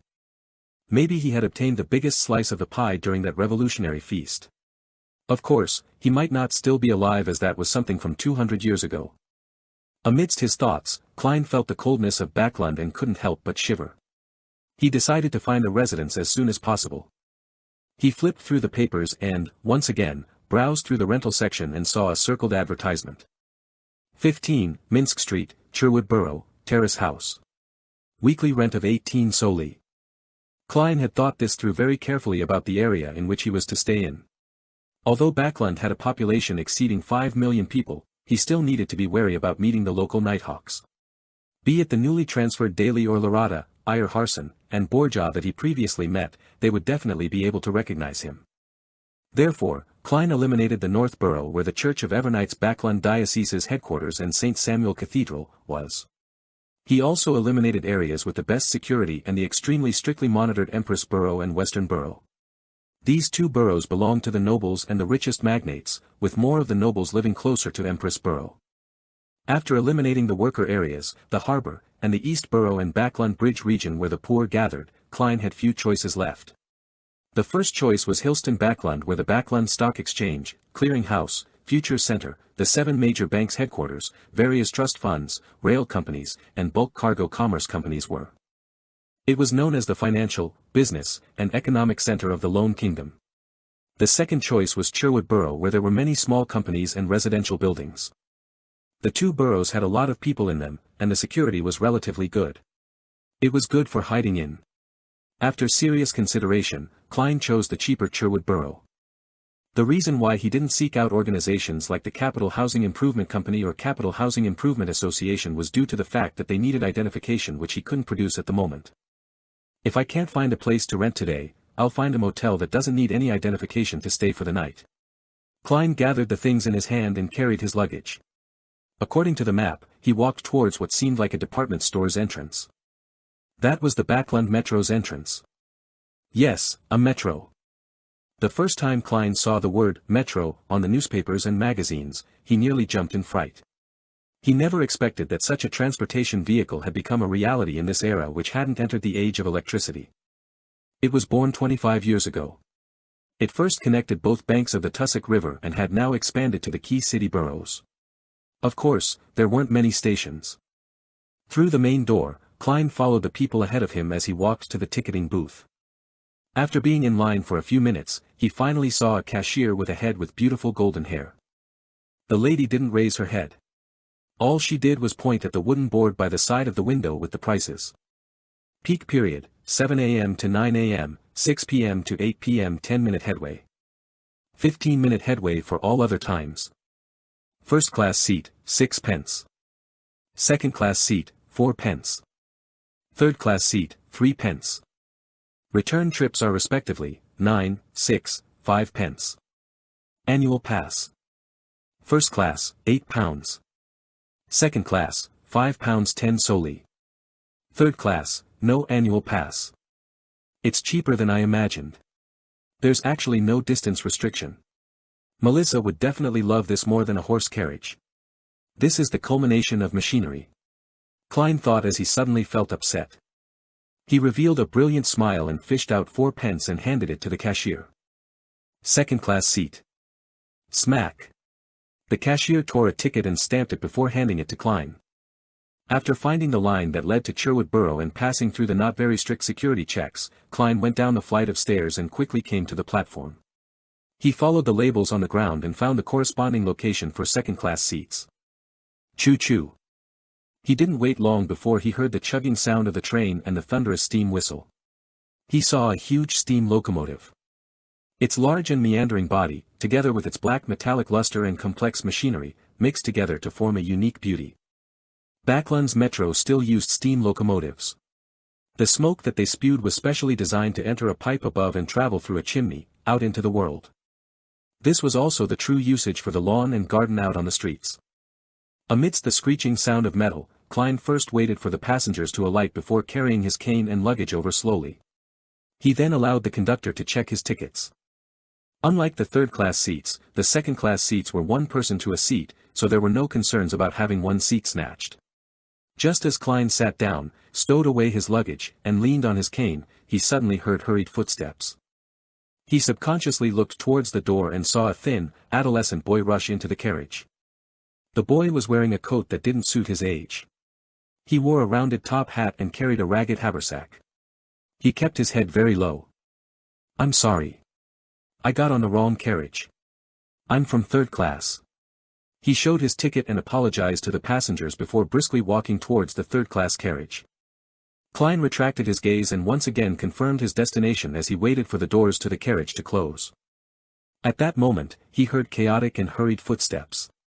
He then saw a few men dressed in black coats and half-top hats rush into the carriage. Are they chasing after that 15-year-old boy? Klein instinctively had such a thought. He shook his head gently and continued reading his newspapers and map, just like the other passengers on board the carriage. Lord of the Mysteries. Chapter 215, Mrs. Sammer. Did you see a teenage boy? He's wearing an old coat. One of the men who dashed into the carriage asked the conductor fiercely. Klein glanced at the man through the corner of his eyes. He was thin and hardy, his skin a dark shade from prolonged exposure to the sun. His eyes were much more recessed than the typical Lone Kingdom citizen. A Highlander? Or a mixed blood? He nodded thoughtfully.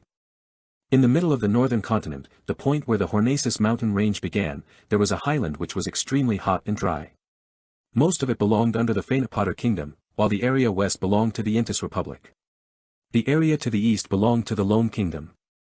Its natives were thin and barbarians, but they were brave and skillful in warfare. A long time ago, they posed as one of the biggest problems for the three nations.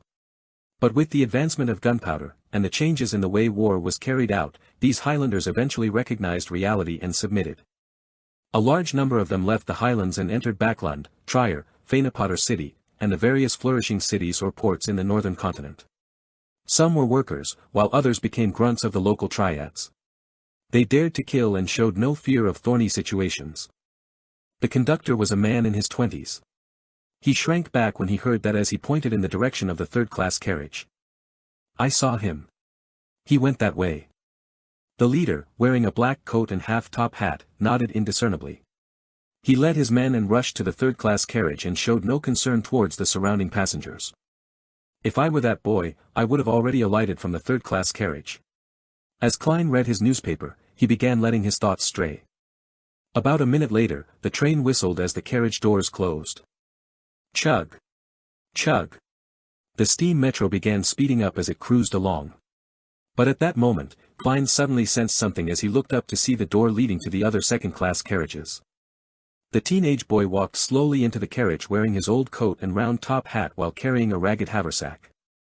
He looked adolescent and had refined facial features. His red eyes were staid and solemn. Impressive. He alighted from the third-class carriage and circled around to enter from the first-class carriage again. Was he afraid that his pursuers had partners waiting inside the metro station? Klein was slightly surprised. He felt that the boy's handling of the situation was rather mature and careful. He was much better than most people in their 20s. He clicked this left molar lightly and secretly activated his spirit vision. He scanned the boy and saw that he was in a state of fatigue. His emotions were tense and he was dispirited. However, he still maintained a blueness that represented calm thinking. Impressive, at his age. Klein mumbled silently as he lowered his head and continued reading his papers. The boy didn't notice that he had been scrutinized by a beyonder as he headed for the third-class carriage once again. The rest of the journey happened stably and calmly. Klein arrived 20 minutes later at one of the 3 train stations in Sherwood Borough. He took a rented carriage for nearly 10 minutes before finding Minsk Street. According to the descriptions in the papers, he came to Unit 17 which was next to Unit 15 and pulled the doorbell. Cuckoo! Cuckoo! As sounds reverberated inside the house, a mechanical bird that didn't look too fancy popped out from above the door. It was about the size of a palm and was made up of gears and other parts. It constantly nodded its head and let out the sound of a cuckoo bird. Not a bad toy. It's just not very well crafted.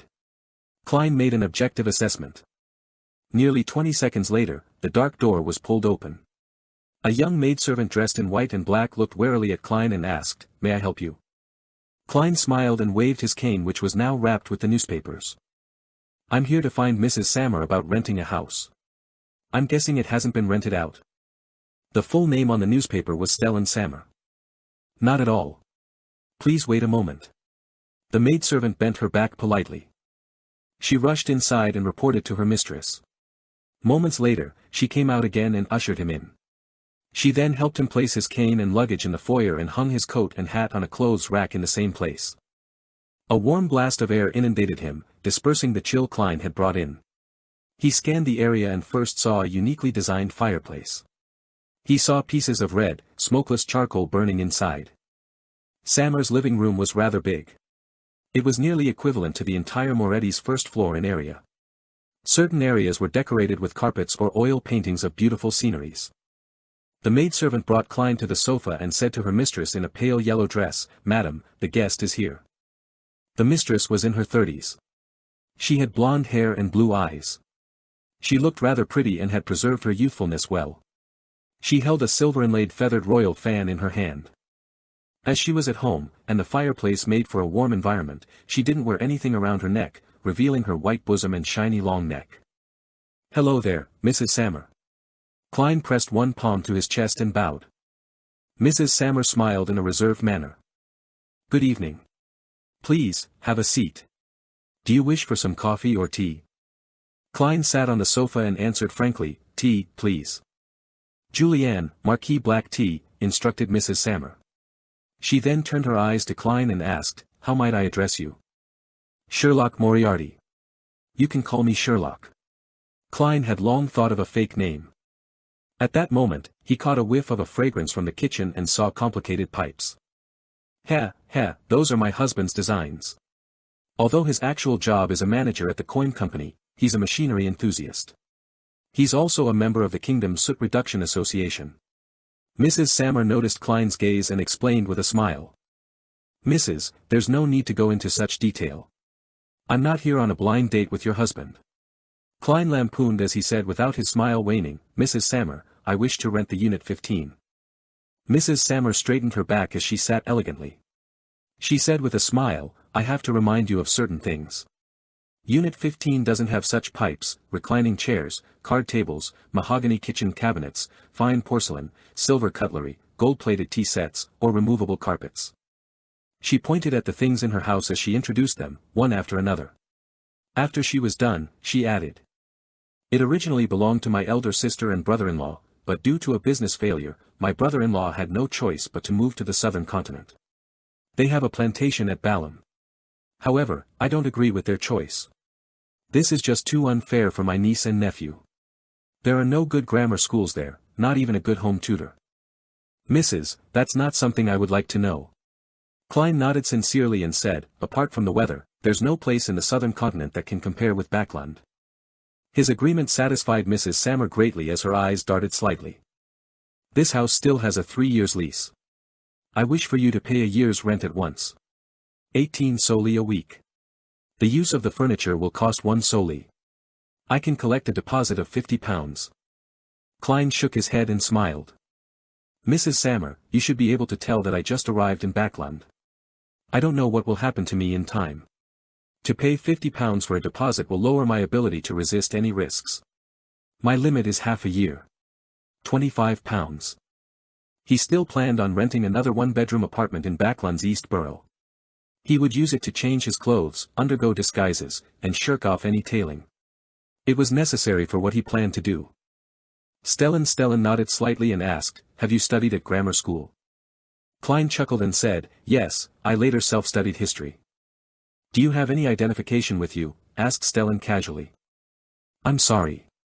I was in a hurry when I left home and forgot to bring it with me. I forgot to introduce myself. I'm from Midseashire." Klein deliberately used the accent his classmate, Welch, often used. When he said, "forgot," it reminded him of Captain Dunn Smith.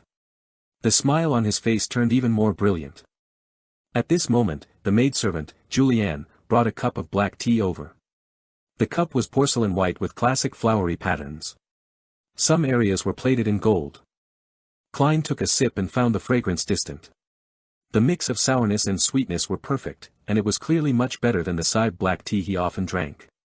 "Very authentic Marquis black tea," he complimented with a description which couldn't be faulted. Mrs. Stellan Sammer curled her lips and said, "Then, let's do half a year's rent.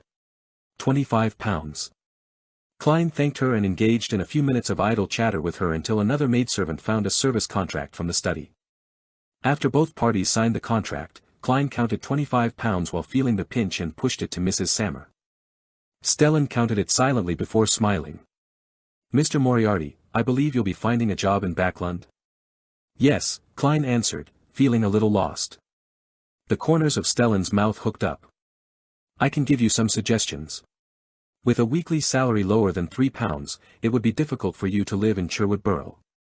Your rent, food expenses, water, gas, and charcoal expenses, transport expenses, and everything else added up will cost at least £2.5 soldi. Believe me, this is Backland. One still has to consider new clothes and good cutlery and tea sets. A weekly salary of £3 is the bare minimum. If your weekly salary reaches £5, you can hire a lady's maid. At £6, you can consider hiring a chef. At £7, you can add a footman. For £8, you can hire an additional lady's maid. Mrs. Sammer, I think you are flaunting your wealth. I once earned more than £10 a week. Klein maintained his smile as he listened attentively. At that moment, the door suddenly opened. A stout man walked in. He was dressed in a black double-breasted suit and leather gloves of the same color. Above his lips were two elegant mustaches. "Luke, this is Mr. Moriarty. He will be our neighbor." Stellan Sammer went forward and introduced him. Obviously the master of the house, Luke took off his coat and handed it to the valet behind him.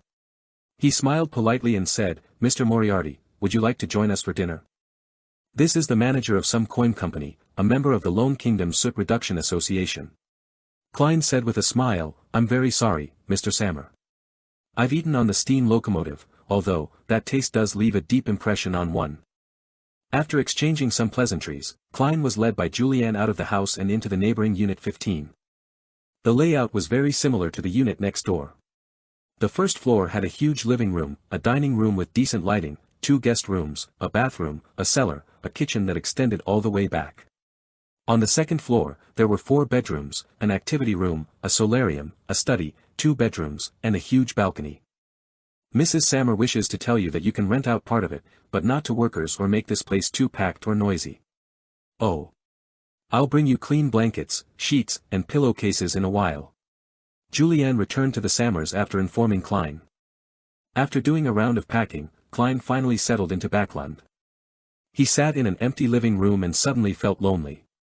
Hence, he forced himself to consider his future plans.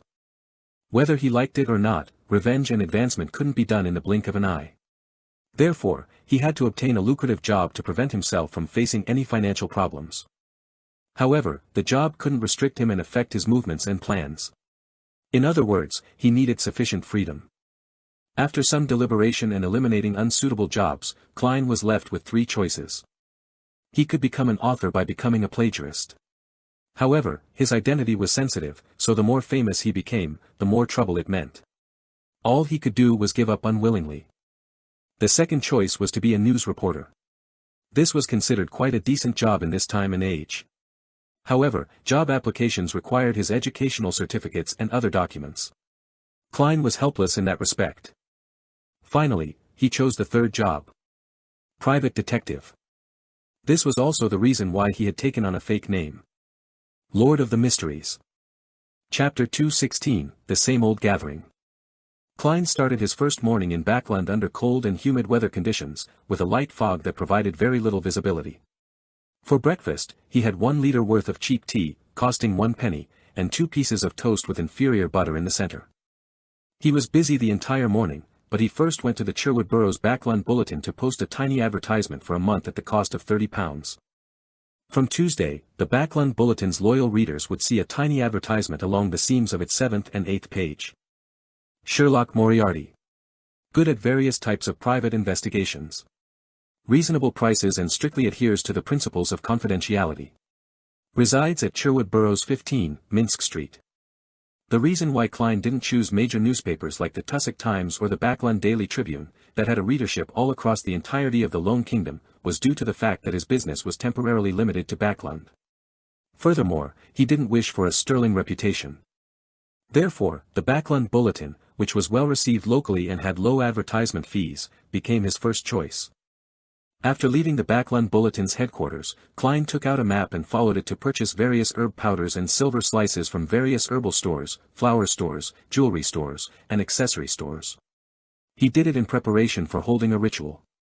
When items that didn't have any spirituality were involved, most of the materials in mysticism could be purchased from ordinary stores. However, they weren't all under one roof, requiring him to visit many stores to collect them. To do so, Klein spent another £5. The humongous sum of £200 that he withdrew broke below the £100 mark, leaving him only with £92. Spending money is as easy as drinking water. Klein found a small cafeteria nearby and ordered a black pepper steak worth 8 pence.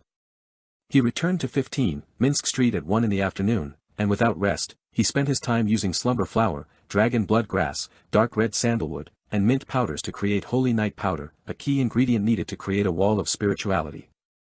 He could only make do with this method until he bought a real silver ritual dagger. Klein speculated that he would have to advance to sequence 7 before he could do away with this restriction. Phew, Miss Justice, Mr. Hanged Man, and the Sun haven't requested for leave yet. The gathering will be held on time today.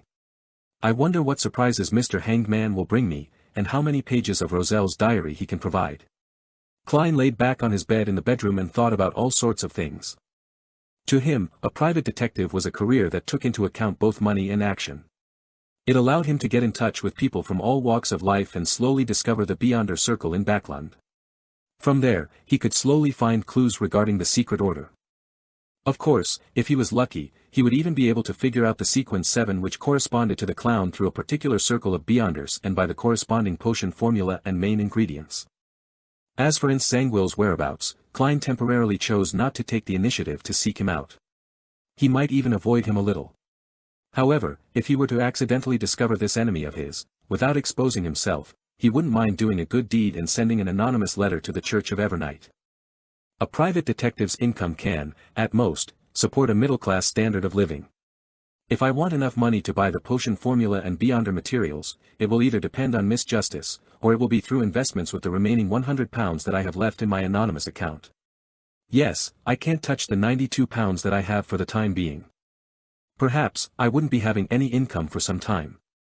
With this in mind, Klein suddenly sat up. He came to the first floor and began reading the various newspapers he bought in passing.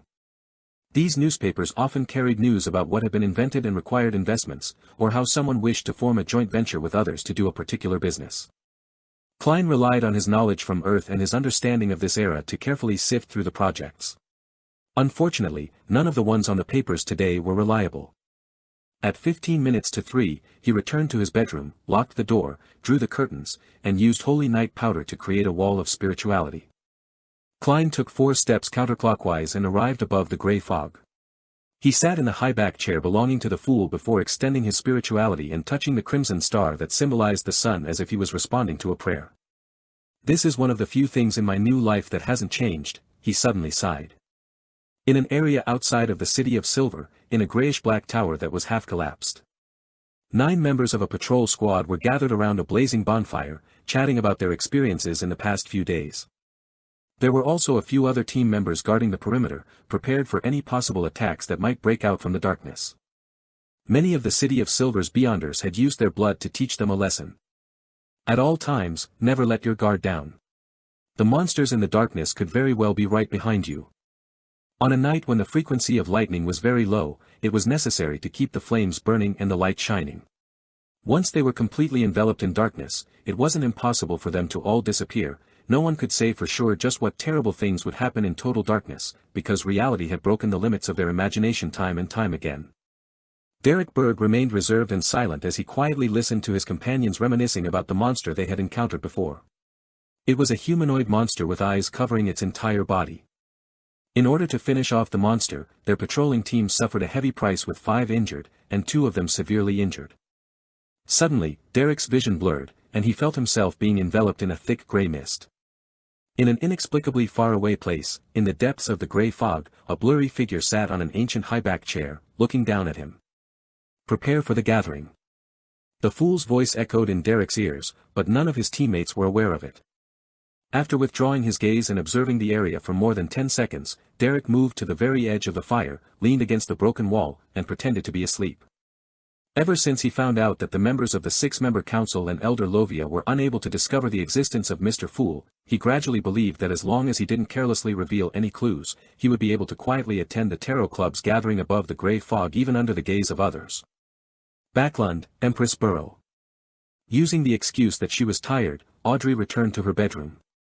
She curbed her excitement and didn't pace back and forth. Instead, she sat quietly on the bed, waiting for Mr. Fool's summoning. Father was busy communicating with the other members of Parliament about the proposed bill, and the Beyonder Guard isn't tailing me constantly. Thank you, Goddess, my life has finally returned to normal. 2 weeks have passed. Mr. Hanged Man must have prepared the pituitary gland of a mature rainbow salamander. I'm about to advance to sequence 8. Audrey thought with sparkling eyes. To her, this was even more exciting and worth looking forward to than the £30,000 bounty and the large plantation worth at least £8,000. Finally, she saw the familiar illusory crimson surge towards her like a tidal wave, drowning her.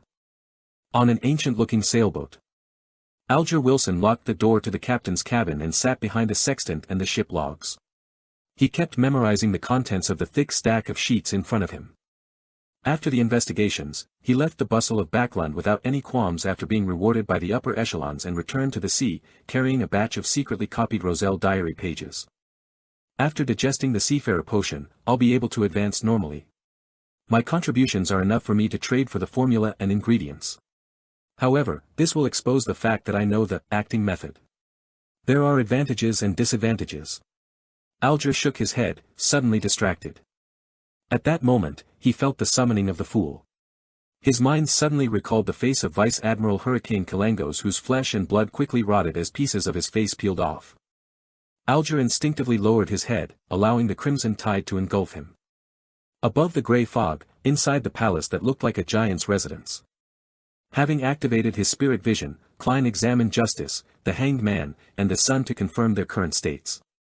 Audrey was about to happily greet everyone when she suddenly saw the Hanged Man gesturing to her before rushing to speak before her. "Mr. Fool, I've obtained 19 pages of Roselle's diary this time. Here, I must thank you for sending your bless to help me get rid of Kalangos. These diary pages will be the compensation I should pay." 19 pages? Not bad. Klein didn't talk much about the blessed as he smiled faintly. That is the principle of equivalent exchange. As expected of Mr. Fool. A pirate admiral with a mystical item was nothing to him. From the looks of it, I don't have to mention my claiming of the bounty. I wonder how many high-sequence beyonders Mr. Fool has as his blessed. Audrey had begun to use the word he, him, or his to refer to the fool without realizing it. Upon hearing the fool's answer, Alger said humbly, "The limit of my current memory is 6 pages. Please allow me to give them to you over separate occasions." "No problem." Klein, who was surrounded by thick grey fog, nodded gently. The son Derek looked at the pages that appeared before the Hanged Man and was very curious about the contents of the diary. With his previous experiences, he believed that the items that Mr. Fool was interested in definitely contained many mysteries. He looked at Miss Justice, and when he saw that she didn't have the impulse to ask, he cautiously maintained his silence. Soon, the 6 pages of the diary were complete and came into Klein's hands. Audrey and the others began to wait quietly. They were already used to such things. Klein looked down and read the first page. December 16th. I managed to contact the pathetic fellow who's trapped in the storm and was lost in the darkness. Finally, there's a follow-up to one of the previous pages of the diary. Klein was delighted, and he became more focused. He called himself Mr. Dorr and tried to teach me a complicated and difficult ritual. He wanted me to help him return to the real world and promised to fulfill 3 of my requests. Does he think I'm stupid? I've lived for more than 60 years over my 2 lives. Does he think I can't tell that this is the usual manipulation done by evil gods and devils? But the history of the 4th epoch that he described was truly interesting. Lord of the Mysteries. Chapter 217, Mr. Dorr's description. Mr. Dorr. This naming style is very similar to mine. I wonder what was the real name of this pathetic fellow who was lost and trapped in the deep darkness amidst the storms is, and what his sequence is. Or rather, just as Emperor Roselle had guessed, he's one of the evil gods or devils. Klein let out a silent chuckle which was mixed with ridicule and self-deprecating humor. He was also interested in the history of the 4th epoch. I know of the most famous War of the 4 Emperors in the 4th epoch, but the specific details and the main figures involved are limited to the information spread by the major churches. For example, the Black Emperor of the Solomon Empire. It wasn't until today that this so-called Mr. Dorr finally answered my questions by letting me know who the remaining 3 emperors are. The half-insane Blood Emperor of the Tudor dynasty, the Night Emperor of the Trunsoist Empire, and the Emperor of the Underworld of the Southern Continent, also known as Death. According to Mr. Dorr's description, in this war that changed the situation of the entire world, the Black Emperor, Blood Emperor and Night Emperor fell one after another. The Emperor of the Underworld reaped the greatest benefits. Having said that, Mr. Dorr added with profound significance that after over a century of digestion, Death went mad, but he also became stronger. Therefore, Death teamed up with the primordial Demonis and brought about a pale disaster for the northern continent. Of course, this isn't something he witnessed personally, but rather something that he hears when he comes close to the real world every month. Death went mad, but also became stronger. Even deities can go mad. What a horrifying sentence. However, this also confirms my guess. Before the fifth epoch, those deities would often descend into the real world, directly interfering with the situation in the northern and southern continents. They might even personally appear just like death. I asked Mr. Dorr if he had participated in the War of the Four Emperors. If so, what role did he play? And what was the position the seven deities maintained in this war? What role did they play? Mr. Dorr didn't answer my question. He only said in a teasing manner that the number of preeminent mighty figures in the fourth epoch far exceeds my imagination. In addition, he also mentioned two laws, one is the law of beyonder characteristics indestructibility, and the other is the law of similar sequence beyonder characteristics conservation, which is consistent with certain things that I have learned from that most secret and ancient organization, and also from some of the phenomena I have observed. This can lead to many interesting conclusions, making many explanations take on other forms, making one's mind tremble in horror. For example, when there are too many high-sequence beyonders in the same sequence pathway, the low-sequence beyonders would reduce, and vice versa. The beyonder characteristics have been fixed at the source. It will not increase or decrease. Does this mean that there really is a God who created all the deities, an omnipotent and omniscient God, and everything originated from him? This was the longest Roselle diary that Klein had ever seen. It took up 2 full pages, and one could imagine that it originally came on a double-sided page. It only became 2 separate pages after repeated copying. That's a lot of information. Klein sighed silently. As a history student who had graduated normally, he had always believed that the Solomon Empire, the Tudor dynasty, and the Trunsoist Empire came one after the other in a line, with a certain degree of restoration before a new political outcome was established. To his surprise, the War of the Four Emperors described by Mr. Dorr clearly and unambiguously revealed one thing: all 3 empires had existed at the same time. If this were true, then it would really overturn most of the current research on the fourth epoch in the field of history. Klein suddenly thought of the original Klein, who was filled with interest towards archaeology and the history regarding the fourth epoch. Today, I've helped him achieve his wish. I wonder if Death had already become a true deity during the War of the Four Emperors. It's hard to determine according to Mr. Dorr's descriptions. I can only first assume that the Emperor of the Underworld, who had obtained benefits from the War of the Four Emperors, had broken through his limits and become a deity, but he also went mad as a result. To have a deity go mad was truly terrifying. Just thinking about the details makes one tremble from the bottom of their heart. It's no wonder that the knowledgeable Emperor Roselle would use the word horrifying to describe this matter. Could it be that the so-called evil gods were crazy orthodox deities? Would that mean that there might only be evil gods left in this world one day? Man, does this mean that the end of days cannot be stopped? Klein smiled to hide the growing solemnity of his emotions. He felt that the future he imagined was filled with a dark gray hue. At the same time, he raised his evaluation of the Black Emperor, Blood Emperor, and Night Emperor, believing them to be the preeminent mighty figures who were close to being deities. Perhaps that means sequence 1 is the peak existence of a single pathway. According to this logic, for Black Emperor to live for centuries or over a millennium wouldn't be unacceptable. That would explain the original Klein's confusion. He had obtained contradictory findings from the content recorded in the Antigonus family's notebook with his own mentor's viewpoint. He believed that the Black Emperor was the common name used by every emperor of the Solomon Empire. Perhaps, the Black Emperor had always been the same Black Emperor. Of course, other possibilities cannot be eliminated. For example, they could have been replaced 2 or 3 times, but is the name of that pathway's sequence 1, Black Emperor? I wonder who Mr. Dorr is in the history of the fourth epoch. Emperor Roselle didn't go into detail when describing his erroneous experiments and accidental coincidences, making it impossible for me to even try to converse with that Mr. Dorr. The laws of beyonder characteristics indestructibility and similar sequence beyonder characteristics conservation shares the same description as the one used by the captain. Perhaps, the term he used came from Emperor Roselle. According to the 2 laws described by Mr. Dorr, we can indeed deduce a lot of interesting speculations. For example, with there being so many holy artifacts and high-sequence beyonders in the 7 churches, there shouldn't be many low-sequence beyonders. But this contradicts reality, and the only reasonable explanation is an additional gift from the deities. For example, is the destruction of the nation of the Evernight due to the conservation of characteristics, that the mere possession of resources causes it to be in trouble? Or could it be said that their existence seriously weakens the potency of the Evernight pathway and threatens the position of the goddess? For example, theoretically speaking, certain sealed artifacts could also be used as the main ingredients for potion materials, or they can even be considered equivalent to potions. Of course, the prerequisite is to remove all latent dangers and madness. No wonder the documents that were unearthed called the Fourth Epoch, the Epoch of the Gods. So it turns out that in this epoch, there are many records of deities descending. Then what caused them to stop coming, to the point of there not being any revelations?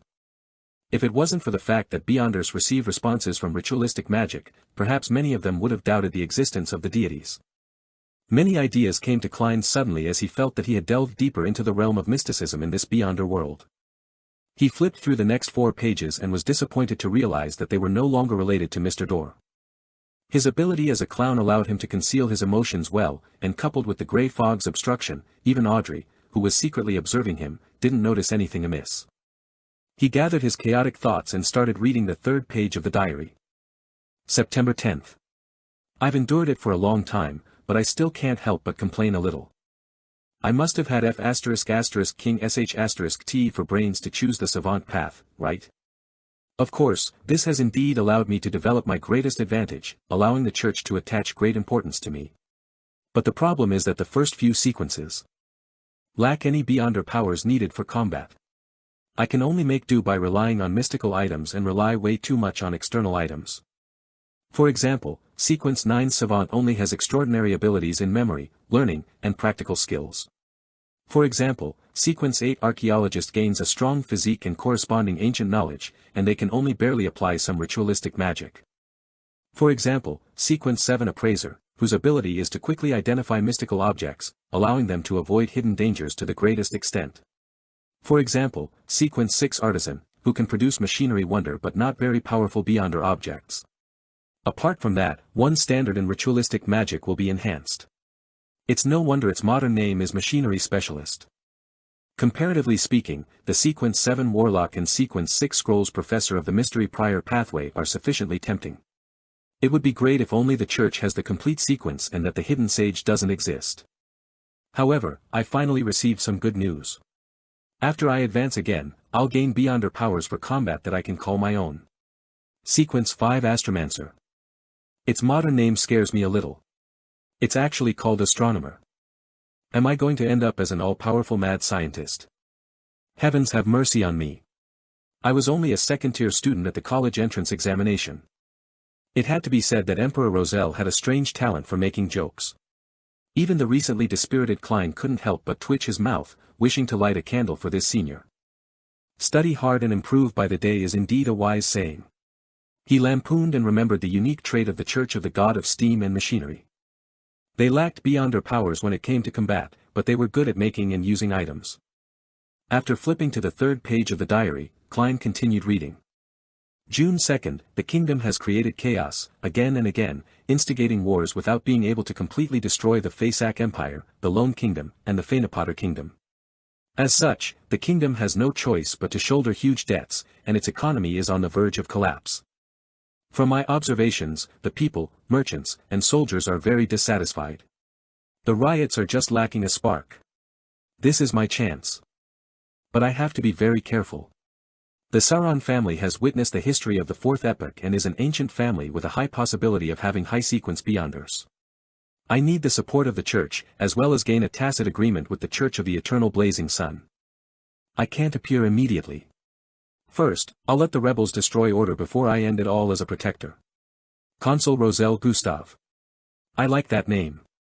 Lord of the Mysteries. Chapter 218, Free General Knowledge. June 3rd. After discussing with Edwards and the others, I gave up on the idea of reaching a tacit understanding with the Church of the Eternal Blazing Sunday. This might very well reveal my true intentions, making the Sauron family and the ancient nobles who support them aware of them in advance and carry out a direct approach. That would make matters extremely difficult and dangerous. It's a pity that Grimm died in the Sea of Fog. He was the smartest among us. Descend into chaos. Descend. Only with everything in chaos will I get the chance to fish in troubled waters. Only when the Sauron family is incapable of handling this situation will the Church of the Eternal Blazing Sun reluctantly acknowledge me. Perhaps I should give some help to those rebels, but how should I conceal myself so that no one would notice? June 4th, Zeradal from the Secret Order came to visit me in incognito very suddenly. And then? Klein was just feeling intrigued over the reason why Zeradal, leader of the Secret Order, would seek Roselle on the eve of the rebellion and coup d'état when he realized that the two subsequent pages had nothing to do with it. This made him feel a sense of irrepressible anger. Although the 3 diary pages didn't provide very detailed descriptions, with rather straightforward accounts from Roselle, Klein could still feel the famous turmoil in Intis that happened in 1173, more than 100 years ago. The outcome was clearly recorded in history textbooks. As a colonel, Roselle quashed the rebellion and enacted political changes. The Intis kingdom was transformed into a republic, with him acting as a self-appointed consul. In the following 19 years, he reformed the penal code, encouraged inventions, and protected the Industrial Revolution. He greatly increased the country's strength and fought wars both north and south, making Lemberg, Meissen, Seeger, and other countries protectorates under the Intis Republic. He also made the 3 mighty countries on the northern continent, the Faisak Empire, the Lone Kingdom, and the Feinapater Kingdom, bow their heads. At the end of 1192, almost 20 years after his appointment as consul, Roselle converted the republic into an empire, declaring himself Caesar. Less than 6 years later, he perished in the White Maple Palace, ending the 5th epoch's most legendary piece of history to date. The more he thought about it, the more he felt that there was more to Roselle's death than what appeared on the surface. It was just like how this famous historical event definitely had power struggles amongst Beyonders behind it, and that a Beyonder faction had leveled the situation, unlike the descriptions in textbooks. As expected, one of the so-called 4 horsemen of the apocalypse, Grimm, died in the Sea of Fog. In a previous diary page, Roselle had written that there was something wrong with this horseman. It seems to have something to do with the tiny island where they discovered many extraordinary beings. Not only was it a fortuitous encounter, but it was also a dangerous one. Klein thought of a previous entry and turned to the 5th page, feeling emotional. The contents of this page are of little value. They consist of Roselle's comments after drinking an 1128 Ormer red wine, the disillusion of finding the woman who had gained his adoration in his youth to be aged and out of shape, as well as a degenerate summary of a certain period when he was addicted to playing cards. The 6th page was about the same as the first one, with accounts of his daily life. However, the last one made Klein's eyes light up. April 8th, I have to send someone to investigate the Secret Order to get more information. I can't repeat my passiveness from before. I can't let Zeradal lead me by the nose anymore. So, did you discover anything, Comrade Roselle? Since Klein couldn't find the rest of the information, he could only force himself to calm down and wait for the next gathering when the hanged man would hand over another 6 pages. He knew that an investigation from over 100 years ago was unlikely to help him find any clues related to the Secret Order Association. After all, over such a long period of time, other than the special ones, many of the high-sequence Beyonders would have already died of old age, not to mention the middle or low-level members. However, Klein believed that this would help him obtain inspiration and grasp the precise identity and activity patterns that the Secret Order often used. Putting down the 6 diary pages, Klein tapped his right index finger on the edge of the long bronze table, slowly moving his gaze from Miss Justice to the hanged man, and then to the sun. Right, in the diary just now, there was a line Emperor Roselle described, God who created all the deities, an omnipotent and omniscient God. This is very similar to the customs of the City of Silver. Where did he hear this from? Could it be from that most ancient and secret organization which controls the world from behind the scenes? This organization was established before the forsaken land of God was forsaken. Suddenly, Klein had a new idea. He said with a low and gentle smile, Roselle mentioned some hidden history in his diary, and mentioned some simple general knowledge. The latter reminded me of something that I don't recall informing you all. Audrey suddenly fell into a trance. She immediately turned her body around and looked at the very top of the ancient long table in pleasant surprise. Mr. Fool is taking the initiative to mention the contents of Roselle's diary. What would it say? She was so excited and thrilled that she completely forgot that she was a spectator.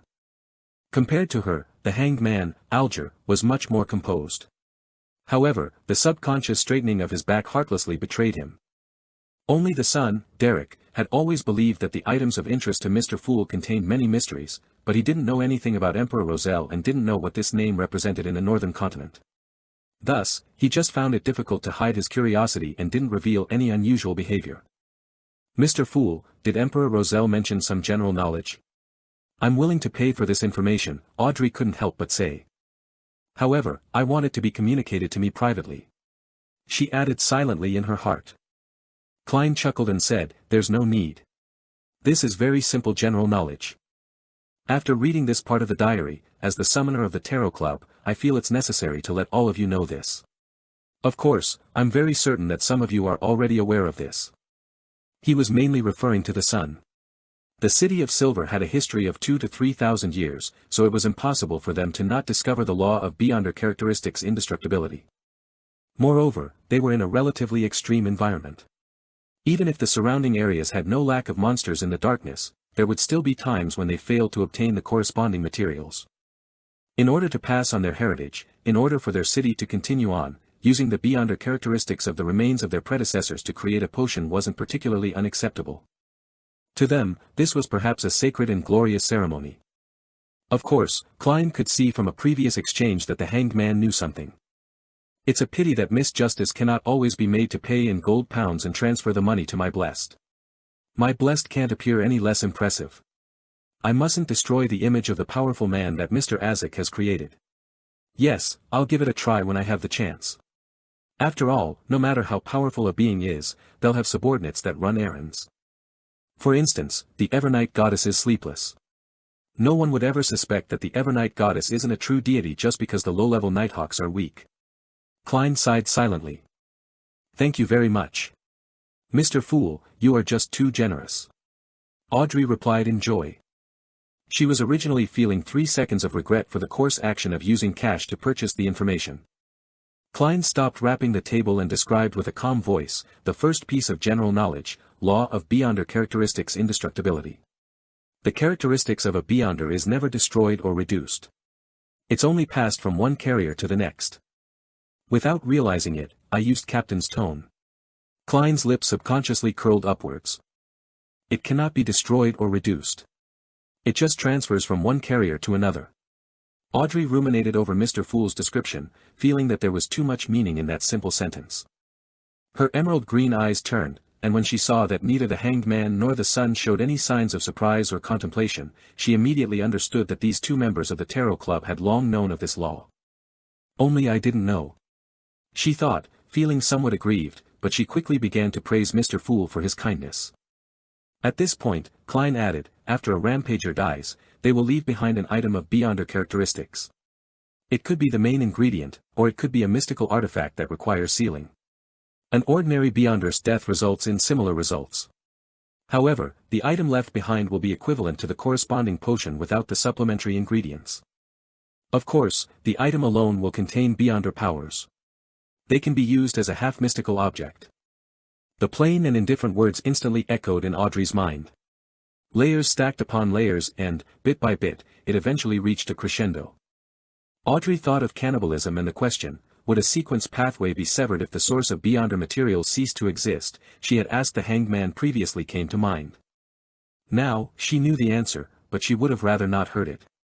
She felt like she was having a nightmare. How can it be so cruel? Why is it so dark? Audrey had previously seen some bad situations that involved Beyonders, but those situations were only caused by a person's own perverse and evil nature. For example, Mr. A or Kalangos. They didn't affect her yearning and love for mysticism and the Beyonder world. However, this time, she discovered that the mystical world was filled with grayness and darkness. Wake up, Audrey, you can't be naive. Consider that the cruelty and darkness described by Mr. Fool are predictable. Since I've chosen this path, I have to bravely walk down it. Audrey consoled herself, easing her mood a little. She saw that the hanged man and the sun were making only habitual movements and appeared to understand what had just been said. Humph. Mr. Hanged Man is terrible. He even wanted to use this information as an exchange previously. Ugh. This information is indeed worth a lot and is quite important, but it's only a simple piece of general knowledge to us and Mr. Fool. Audrey suddenly wanted to laugh a little. Her mood began to improve, and she slowly pushed all the extreme examples that she had just thought of aside. Klein wasn't surprised by the three members' reaction. He continued in a calm tone, the second piece of general knowledge, law of similar sequence Beyonder characteristics conservation. Law of similar sequence Beyonder characteristics conservation. The hanged man slightly changed his sitting posture. He felt that he understood something, but he was unable to fully understand what this law represented and what it consisted of. Justice and the sun shared the same feelings as he did. They were unable to directly understand the true meaning behind this law. Why similar sequence? Alger couldn't help asking. Klein smiled and replied, what do you wish to pay for the answer? One of the ideas he had was that general knowledge was free, but any explanation required a fee. This both matched his status and didn't waste the information. Free things cost the most. Lord of the Mysteries. Chapter 219, Explanation. If the fool had simply mentioned that there was some simple general knowledge contained in Roselle's diary, the hanged man, Alger, wouldn't necessarily be determined to pay the price for the answer, partly because the description of it being simple killed his curiosity. Another aspect stemmed from his constant wariness against making trades with the fool, as it reminded him of the examples when deals were made with evil gods and devils. But now that he knew the so-called contents of simple general knowledge, his interest was piqued. Yet, he was unable to understand parts of the description, much less gain any actual or deep grasp of the concept. Therefore, he couldn't hold back his urges to ask in absolute reverence, Mr. Fool, what kind of payment do you want? Yes, yes. Justice Audrey nodded her head nearly indiscernibly but very frequently, indicating that this was something she wanted to ask as well. Although the son Derek remained silent and didn't make any additional body gestures, the look he gave to the fool explained everything. Klein, who was waiting for such a response, smiled and said, information regarding the secret order. The secret order. The hanged man Alger muttered to himself. He wasn't unfamiliar with this term. He had once received payment for explaining to Miss Justice about many secret organizations, including the secret order. Audrey and Derek both frowned subconsciously. The former's only understanding of the secret order was limited to what the hanged man had described. And the latter had never even heard of such an organization. Klein had long anticipated what the son would feel, but he wasn't surprised. According to his conjecture, the area where the City of Silver was located should have been a part of the third epoch after the appearance of the first blasphemy slate and before the appearance of the second blasphemy slate. It was even possible that it was the direct catalyst or manifestation of the cataclysm. The Zeradal family had only stepped onto the stage of history in the fourth epoch, and the secret order was created in the latter half of the fourth epoch. There was no way both entities could have existed in the same period. It would surprise Klein if the son were to know about the secret order. He would then have to overturn some of his speculations, reconstruct his knowledge of the City of Silver, the forsaken land of God, and the Zeradal family. After nearly 20 seconds of silence, Alger looked at the fool in the grey fog, deliberated his words and said, I will accept this request and help you gather information regarding the secret order. Can you make payment in advance? It wasn't surprising that a suspected deity was interested in an ancient and secret organization, therefore, Alger wasn't puzzled about it. More importantly, after many gatherings, he had a guess in his mind, which was that Mr. Fool's state wasn't perfect, that he might be in a predicament, that all his attempts and the actions of his blessed on the northern and southern continents were to help him break free from his confines. This might even be related to the huge secret of why the seven deities no longer descend upon the real world after the fourth epoch. A thought flashed through Alger's mind, and he shuddered as he felt himself entering the realm of the gods. Upon hearing the hanged man's request, Klein leaned back in his chair and nodded. No problem. If the information you have collected exceeds the value of the answer, I will provide you with further compensation. As for the circumstances in which the value of the answer was lacking, it is naturally up to the esteemed Mr. Fool to decide. If he has the ability to make the additional payment, so be it. If not, forget it. Klein silently added. Justice Audrey's eyes lit up all of a sudden. She raised her hand and said, I want to partake in this deal. Klein laughed and replied, sure. Frankly speaking, his main target was Miss Justice because she was a local of Backland and she had mixed herself into several Beyonder circles. Her access to information in the Land of Hope far exceeded his, considering it was his first time in the capital. She was also more informed than the hanged man who was out at sea most of the time. According to the earlier revelation he received from his divination, Klein believed that the clues related to the secret order would appear in Backland and not anywhere else. The son Derek listened quietly and after some thought, said, I'm willing to use the payment I reserved and exchange it for the answer. In the previous three-way deal, he had traded the Sequence 8 telepathist formula for Sequence 9 Bard. Klein had promised to compensate him, and his choice at the time had been to save it up and prepare for the subsequent potion formulas and main ingredients. Klein nodded his head and gave an explanation that he had long prepared. The so-called similar sequence refers to how high-sequence Beyonders are exchangeable with other pathways. Let me give an example. The Death Pathway's Sequence 5, Gatekeeper, can not only be advanced normally, but one can also choose the giant pathway, which is the gatekeeper pathway sequence 4, Demon Hunter. This won't lead to the danger of losing control, nor will it accumulate madness. It's different from taking the wrong potion. Of course, if it's not a similar sequence, a semi-deranged state is the best result. Exchangeable? Audrey blurted out, surprised and delighted. She was surprised that sequence pathways weren't completely fixed, that they didn't need to follow the original path all the way. The price of switching wasn't being semi-deranged and never to advance again. Within the 22 paths of the divine, there were special circumstances and sequences which were similar. And what delighted her was that she had another chance to choose again in the future. It was just like being able to select something that caught her interest at Philip's department store. It was a wonderful experience. So that's how it is. Alger silently muttered to himself, suddenly feeling like he had understood several things at once, and he had resolved many of the doubts accumulated in his past experiences. This information is way too valuable. As expected of Mr. Fool. So-called simple general knowledge is enough to shock and awe most low-sequence beyonders and benefit them immensely. He sighed inwardly. Derek the son was a little disappointed because he had no intention of changing sequences. He wanted to be the sun that lit up the darkness and dispelled the curse. However, he quickly recalled an incident that happened in the City of Silver. The former chief, a powerhouse who had the greatest possibility of breaking past the limitations of Demon Hunter, had built a mausoleum for himself and went deep inside, making it his home. Afterwards, he appeared less and less, until the main door of the mausoleum could no longer be opened. Back then, the citizens of the City of Silver all believed that a problem had arisen during the chief's advancement and that he had gone mad, to the point of being close to losing control. He was believed to have finished himself off. Now, combined with the description from the fool, the son suddenly thought of another possibility. That chief might have been attempting to advance in sequence through a similar pathway. In one of his explorations deep into the darkness, he had acquired the corresponding formula for the death pathway, and the mausoleum might have been a special requirement. But in the end, he still failed. But why didn't he turn into a monster? What did he encounter in that dark mausoleum? The City of Silver doesn't have the subsequent sequence potion formulas after Demon Hunter. As these thoughts crossed his mind, Derek was suddenly jolted back to his senses by Miss Justice's reserved voice. Mr. Fool, may I ask what other pathways are exchangeable with the spectator sequence pathway? Sequence 4 Demon Hunter sounds pretty good. That's very suitable for me, very suitable for Justice. Audrey admired the first high sequence name that she knew. I want to know too. Klein was tempted to answer Miss Justice's question in such a manner. Before he could say anything, Audrey added in a faltering tone, I can pay for the answer to this question. How many gold pounds do you think is enough? I believe that your blessed will need a certain amount of funds for their activities.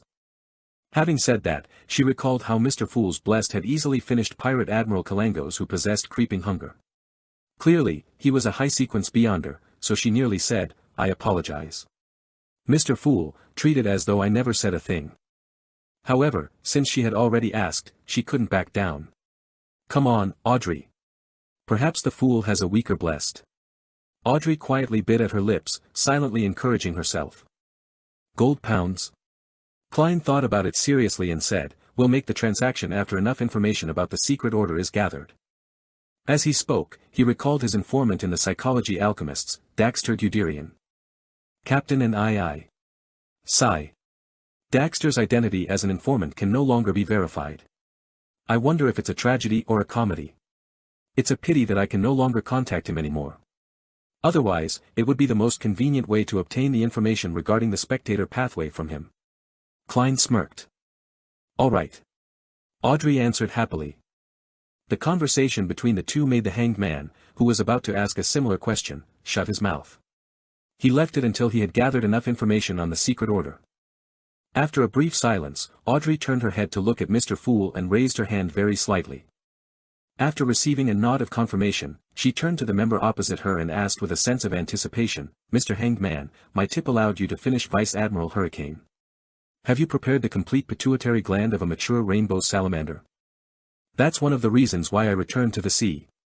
Alger nodded gently and said, I've gotten the Beyonder material you wanted. But how should I give it to you? How? How should it be given to me? Audrey froze for a moment as she lost herself in thought. It's impossible to just give my address. Nor can I go through Zio and Furs.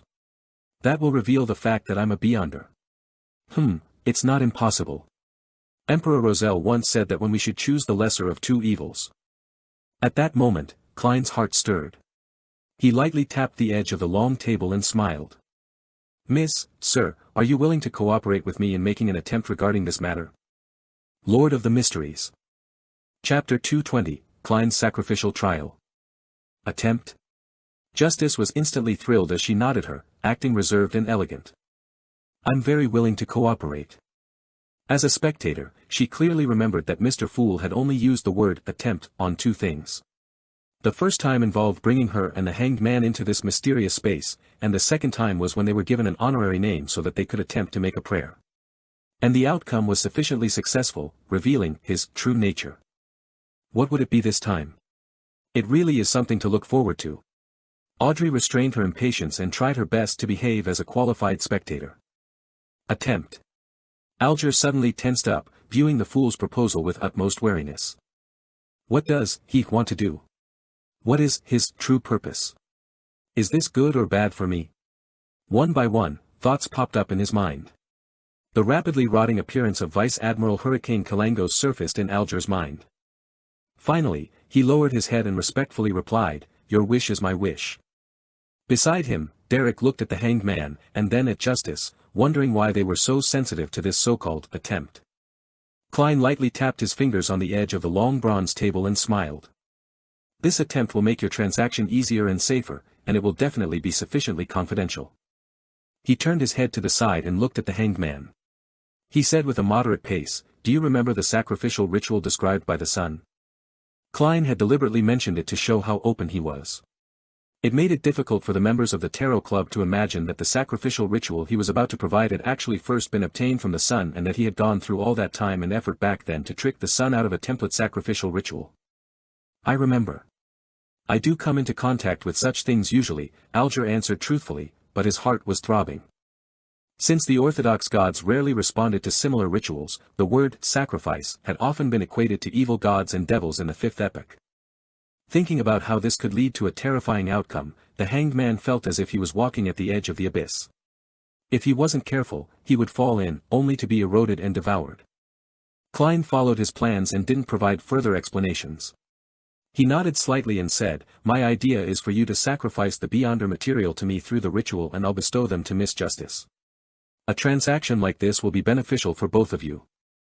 "That can be done." Audrey was instantly dumbfounded. She felt that this exceeded the limits of her imagination. But she very quickly came to her senses and understood the advantages of this method and the true nature of a deity hidden behind this simple act. Mr. Fool is great.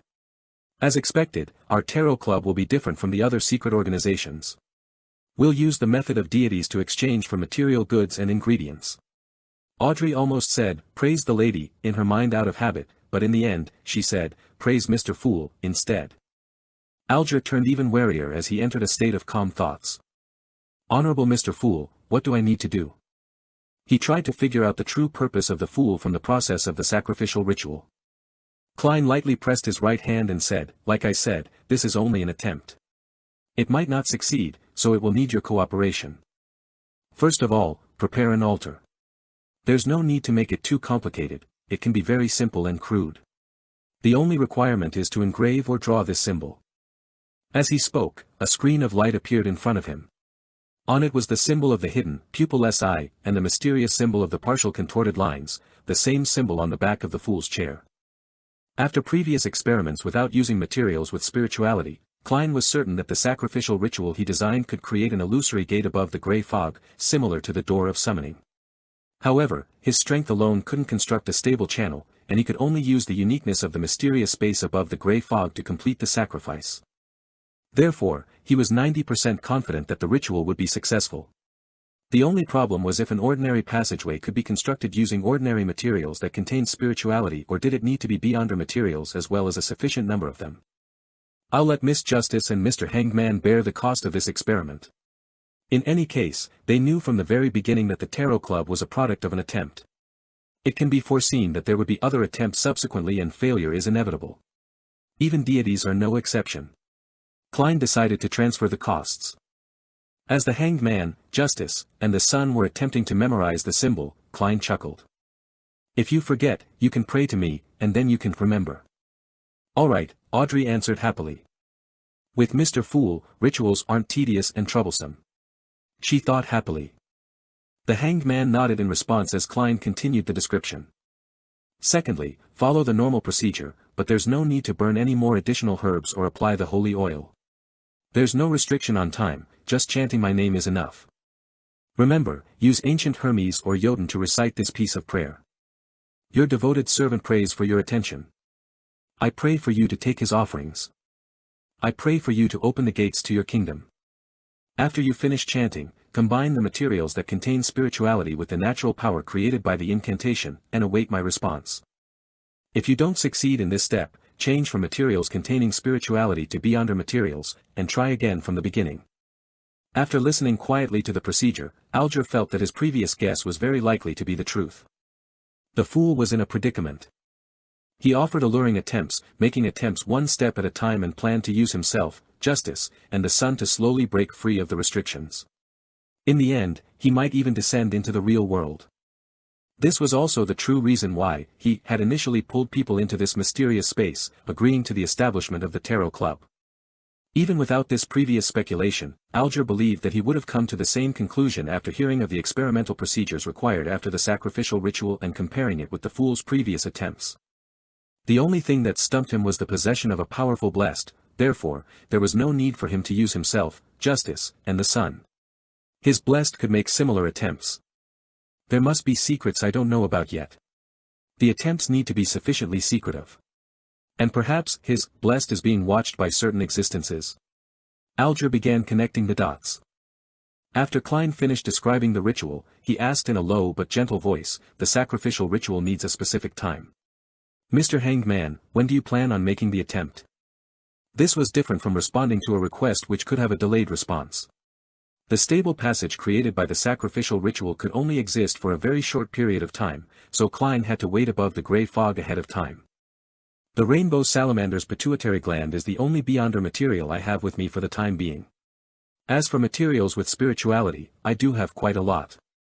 Mr. Fool, once the gathering ends, I'll immediately attempt the first scenario. If it fails, I'll seek out other beyonder materials. Once I obtain anything, I'll inform you by praying to confirm a time, Alger said as he couldn't help but turn his gaze towards Miss Justice. As a spectator, Audrey instantly understood what he meant. She answered without the slightest hesitation, if any additional beyonder materials are required, I'll compensate you afterward. Well, I can't guarantee the specific type of material you would want. As expected of the wealthy Miss Justice. The Fool, Klein, couldn't help but sigh before chuckling. We have come to an agreement. He looked at Justice and said after some thought, once Mr. Hanged Man's attempt succeeds, I'll inform you of the bestowment ritual. All right. Audrey was entirely confident with Mr. Fool's abilities. After answering the question, a sudden thought struck her as she realized that the exchange of money could also be done through this method. Of course, this was only if the attempt was a success. I wonder if items without any spirituality would work or not. I'll ask Mr. Fool again after the attempt is successful. Audrey's lips curled as she thought of the beautiful future. With the sacrifice and bestowment topic coming to an end, she deliberated for a few seconds before saying, Mr. Fool, I've found 2 ladies suitable for our tarot club. They're both beyonders and have their own circle and resources in Backland. They're also able to keep a secret and have decent personalities. Are you willing to let them join the gathering? Does Justice want to strengthen her faction within the tarot club? This was the most instinctual thought that Alger had. Derek was very interested in this matter as he looked sideways at Mr. Fool, waiting for his answer in anticipation. Klein appeared to be in a bit of a dilemma. Previously, he had imagined that the members of the Tarot Club wouldn't know each other, and they would then develop their own subordinates, forming a relatively tight and secretive organization. This way, even if a certain member was exposed, captured, or had their spirit channeled, it wouldn't have much of an impact on the Tarot Club. But Miss Justice's description just happened to hit his weak spot. He was hoping to find clues regarding the secret order and Lenivas by acquainting himself with beyonders with different circles and resources in Backland. If it's done through justice, the person involved would eventually hold back. However, I'm not sure if it's possible to pull them up above the gray fog simply by reciting my name. In order to maintain his image, Klein didn't think too much and instead procrastinated on it. He said calmly, "It will require a certain amount of examination. Miss Justice, use a clandestine method that wouldn't expose yourself to let them know of my name to garner interest in them." When Audrey saw that her proposal was about to be accepted, she immediately responded in excitement, "Yes, Mr. Fool." After a few more exchanges, the gathering came to an end. The sun, the hanged man, and Justice returned, while Klein remained in the grey fog, waiting for the sacrifice. Lord of the Mysteries. Chapter 221, The Tarot Club at a Higher Level. The Blue Avenger was like a leaf on the surface of the undulating waves of the Sonia Sea. At times, it was raised high and sometimes low from the ebbing of the waves, but there was no sign of it being at risk of capsizing. Alger Wilson stood in the captain cabin, his back to the shelves of red and white wine, as he subconsciously paced around. Finally, he gritted his teeth and returned to the mahogany desk with a grim expression. He removed the brass sextant, found a piece of paper and a pen, and leaned over to draw the complex, mysterious symbol given to him by the fool. With a seafarer's memory, Alger quickly completed the first step of the sacrificial ritual. Then, he opened the drawer and took out a candle. He set up the ritual according to the dualism principles and placed a candle above the symbol that was formed by the combination of the pupilless eye and the partial contorted lines. One candle was placed in the middle that represented the person making the sacrifice. After cleaning up all the items on the table, Alger condensed pure water in the palm of his hand and wiped the altar clean. He then used the silver dagger from the ceremony to create a ceiling wall that surrounded his desk. After doing all this, he used his spirituality to light up the two candles and retreated a few steps under the dim light. Taking a deep breath, Alger lowered his head and recited in ancient Hermes. "The fool that doesn't belong to this era. You are the mysterious ruler above the grey fog. You are the king of yellow and black who wields good luck. Your devoted servant prays for your attention. I pray for you to take his offerings. I pray for you to open the gates to your kingdom." This ancient incantation reverberated within the wall of spirituality, stirring up spiraling gales as they swept forth with the force of nature. It was the oldest sacrificial language created by human beyonders, and it contained many mysteries itself. However, it lacked sufficient protection for the user. Bearing with the pain that was akin to having knives slicing across his skin, Alger took out a small dark brown glass bottle from his pocket, unscrewed the lid, and poured out a lot of sesame-shaped granules. These granules swirled with a metallic luster and exuded an indescribable sense of beauty. Alger scattered these granules into the wind. Whoosh! The gale grew stronger but was no longer tempestuous. It was dyed in two separate colors, silver and black. As they continued to collide and mix, the two differently colored winds were infused into the candle flame that symbolized the fool, burgeoning and tearing open an illusory ordinary-sized door. Its surface was carved with the same symbol that Alger had drawn. At this moment, Klein witnessed the appearance of the hazy door behind his high-backed chair. He could feel the spirituality in the air that was rippling apart and stimulating the mysterious space. It seems to be working. Klein suddenly had a premonition and immediately spread out his spirituality, infusing it with upheavals and stimulation. Creak. Amidst the insubstantial sounds, the blurry door slowly opened. In the captain cabin, Alger suddenly saw the illusory door, formed out of wind and light, open.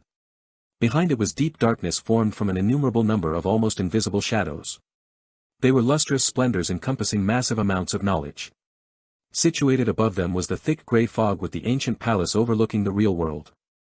Such a scene caused Alger to involuntarily tremble. It was a deep fear, an indescribable excitement. He hurriedly picked up the rainbow salamander's pituitary gland that he had long prepared. He held it with both hands, and, with his head bowed, he raised the palm-sized object which was constantly changing in color and had a soft feel to the ridges to the illusory door. Alger's hands grew lighter under the sudden appearance and instant disappearance of a suction force.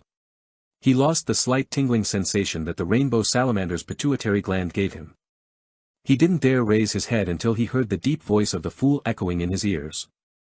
"You did well." "It's my honor," Alger answered without any hesitation. He looked ahead again, only to see that the illusory door had disappeared. The gale had stopped, and the candle flames had returned to their original state. After the candles were extinguished according to the normal procedures, Alger sat down with a complicated expression and said to himself silently, "In the beginning, only people could be pulled into the world above the grey fog.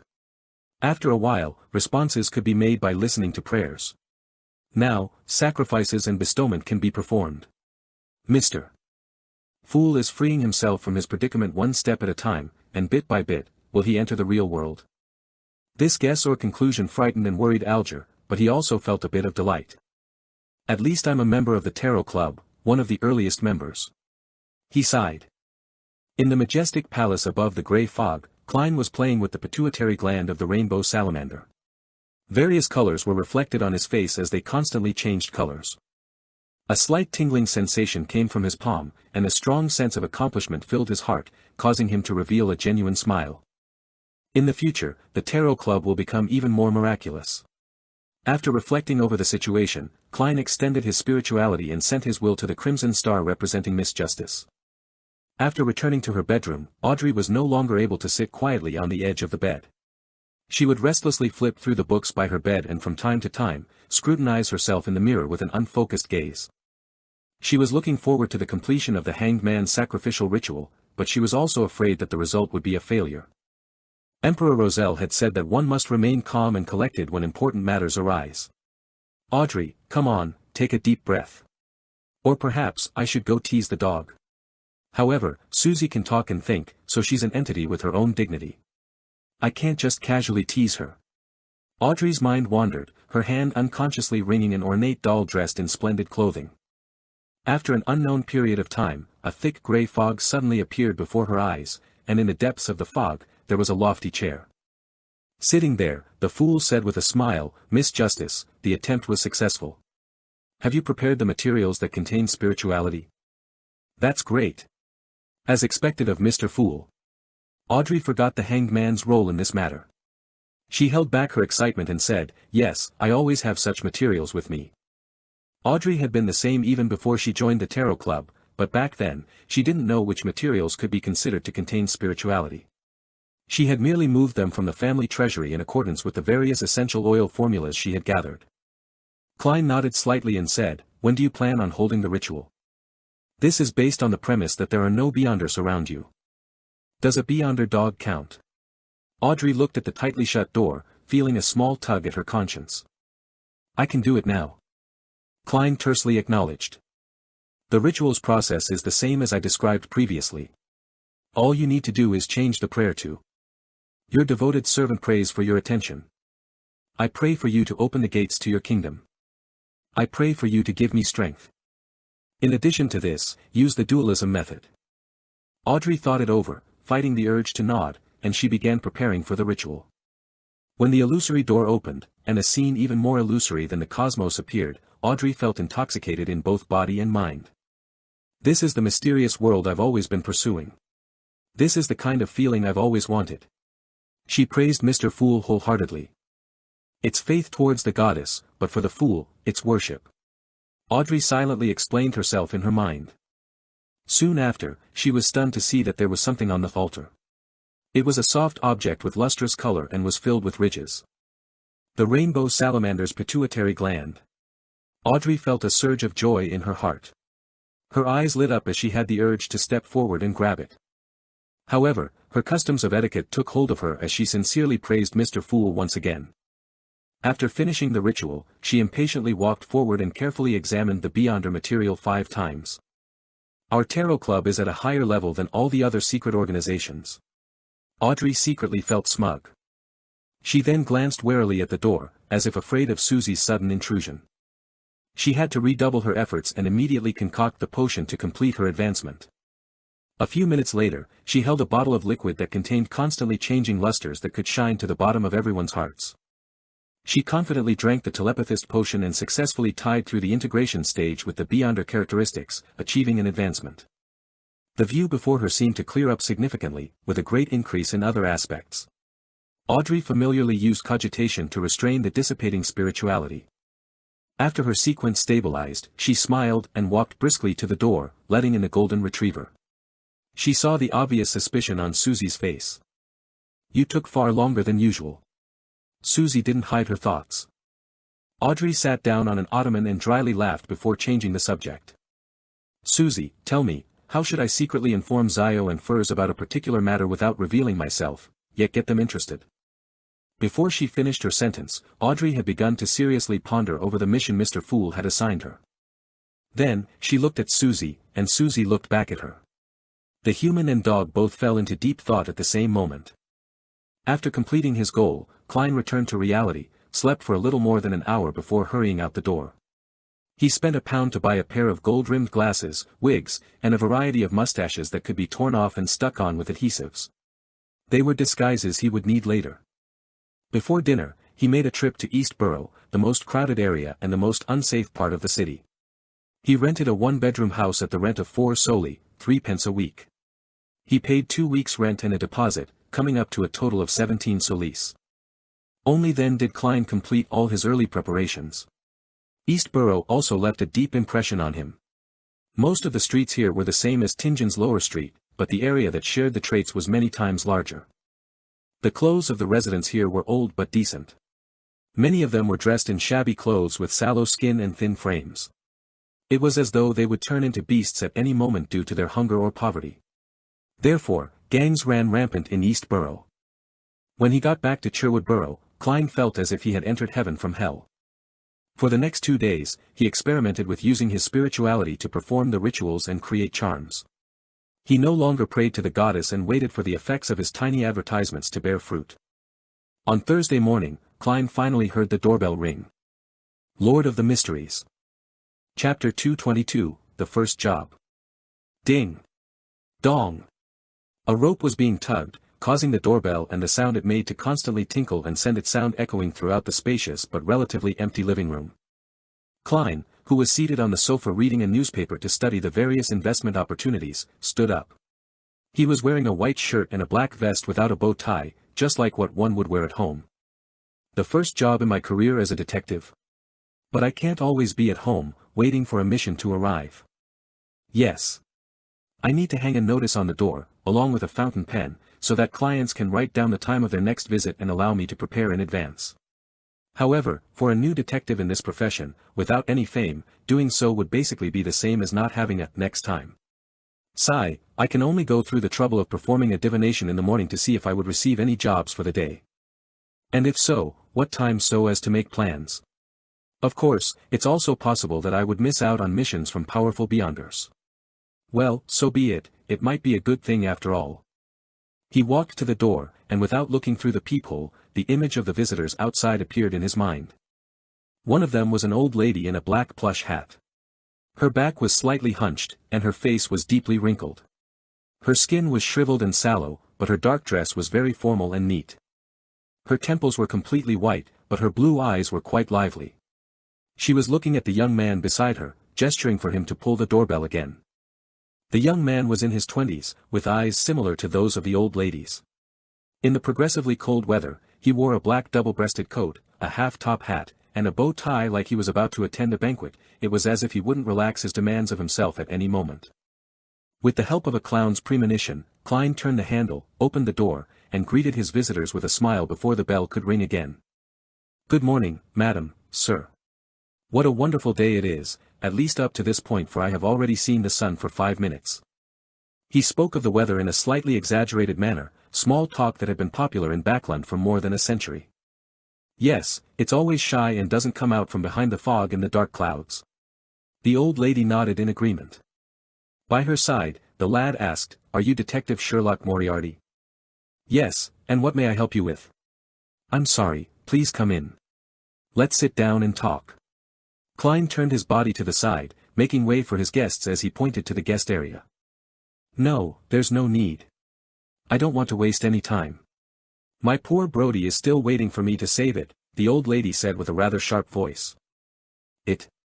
Klein noticed the most important pronoun and suddenly had a bad feeling. The very formally dressed young man nodded and said, "Brody is a cat owned by my grandmother, Madame Doris. He went missing last night, and I hope you can help us find him.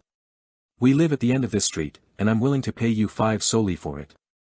Of course, if you can prove that you've spent more time and effort than that, I'll make it up to you." "Find a cat. The reason why you're entrusting me with this job is simply because of the convenience stemming from how we live on the same street." Klein felt that this wasn't the detective career that he had imagined. "It makes me look like a clown. Well, I can't turn down my first business deal. This is a seer's point of view." He pondered for a few seconds and asked, "Can you describe it in detail?" Granny Doris spoke out before the young man could open his mouth.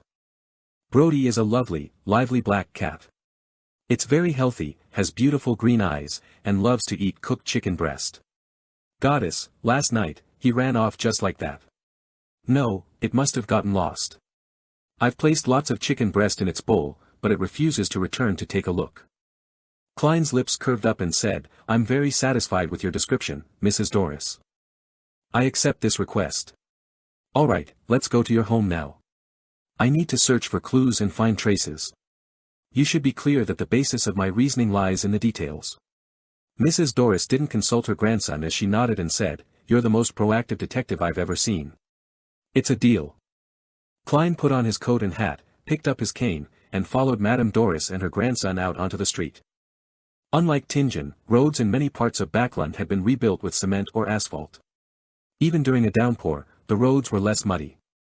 While the old lady was leading the way, his grandson came close to Klein and said in a low voice, I hope you'll do your best to find Brody.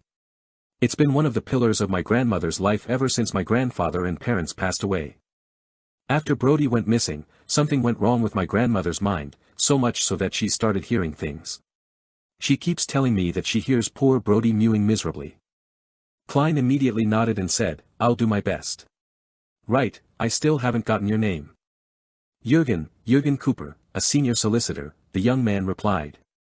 Soon, they reached 58, Minsk Street and entered the dark house. This is Brody's bowl. This is his favorite box. He always sleeps here.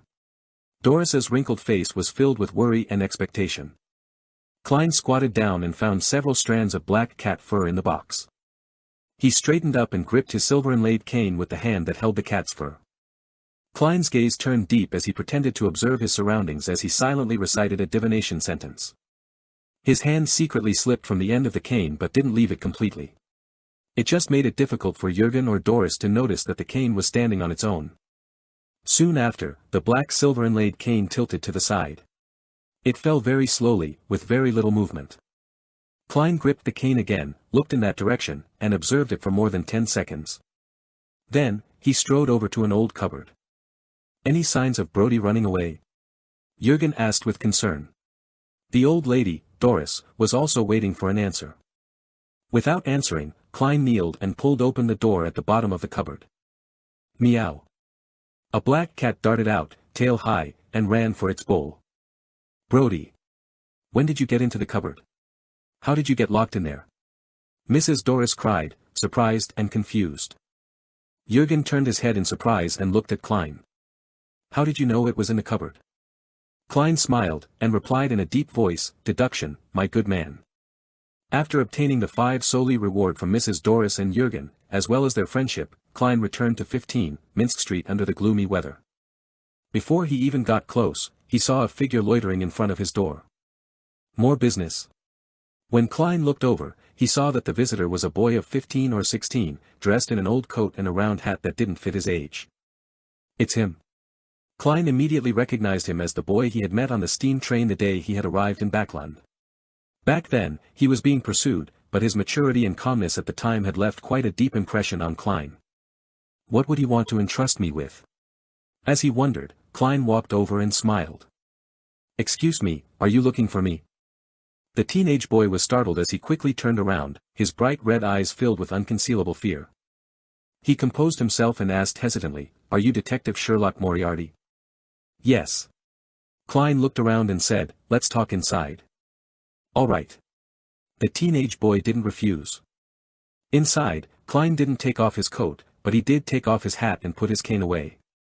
He led the teenage boy to the guest area, pointed at the long sofa and said, Please, have a seat. How might I address you? What job do you have for me? You can call me Ian. The teenage boy surveyed his surroundings and fell silent for a few seconds. I was previously hired by another detective, Mr. Real Victor Lee, who helped me gather some news and information. Klein sat down, clasped his hands, and said, Does the job have anything to do with your former employer? Yes, Ian nodded solemnly. A few days ago I suddenly found myself being followed, by someone with ill intentions, therefore, I thought of a way to lose their tail.